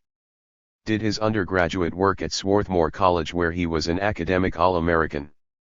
With a decade of activism behind him, he earned a master's in social work at Columbia University in 1998 where he concentrated in community organizing. He was founding publisher/editor of Social Justice Action Quarterly, a national social work school newspaper that lasted 4 years and won 4 honors in the Campus Alternative Journalism Awards. He also received a certification in acupuncture drug treatment at Mutual Shakur's former clinic, Lincoln Detox, in the Bronx. While mostly working as an addictions counselor, he has published articles. Covert Action, Baltimore Chronicle, poems and short stories. He is currently working on a political novel with some research that overlaps this book. Forward author, Pam Africa. Minister of Confrontation for the MOVE organization, founded by John Africa of whom she is a disciple. She is also the co-coordinator of the International Concerned Family and Friends of Mumia Abu Jamal, spearheading the international movement to gain the release of Mumia, an innocent man, and a political prisoner who has been on death row since 1981. MOVE's founder John Africa coordinated her work on his group and on behalf of Mumia. Pam also hosted a 13-week TV program in Philadelphia presenting Mumia's struggle on death row. She has further been featured on national television and radio programs, such as Pacifica Radio's Democracy Now! Forward contributor, Mumia Abu Jamal. Pictured on cover and discussed in Chapter 17, was a founding Minister of Information for the Philadelphia Black Panther Party. He then worked as a radio journalist for National Public Radio, winning the Peabody Award for Outstanding Journalism. He further published articles in prestigious media such as the Yale Law Journal, consistently covering leftist activist issues. The FBI started a file on him at 14, of which he later obtained over 800 pages. After the Philadelphia Association of Black Journalists elected Mumia their chair, he was shot in 1981. Mumia has written several essays a week which have been recorded and broadcasted on radio stations around the country by prisonradio.org. He has also written several books, including Death Blossoms and We Want Freedom. He has since become a political prisoner cause célèbre, with supporters that include a vast range of politicians and celebrities, including South African President Nelson Mandela, French President François Mitterrand, actors Ed Asner, Danny Glover, and writers such as E.L. Doctorow, Barbara Kingsolver, Maya Angelou, Elie Wiesel, and Salman Rushdie. Rage Against the Machine titled their song by his often-heard label, Voice of the Voiceless. Afterward author, Fred Hampton, Jr. Pictured on cover and discussed in Chapter 13, is the son of Fred Hampton, Sr., the famed Illinois Black Panther Party leader who was next in line to be on the Central Committee and as a National Panther spokesman. When Chicago police killed Hampton in 1969, his wife Deborah Johnson was pregnant with Hampton, Jr. In 1990, Hampton became the president of the International People's Democratic Uhuru movement. After an apparent frame-up in 1992 for attempted arson, a judge sentenced Hampton to 18 years in prison. He was paroled in 2001 and is currently chairman of the Prisoners of Conscience Committee, POCC. Hampton speaks on behalf of activist causes worldwide. He has been featured on such shows as Pacifica Radio's Democracy Now!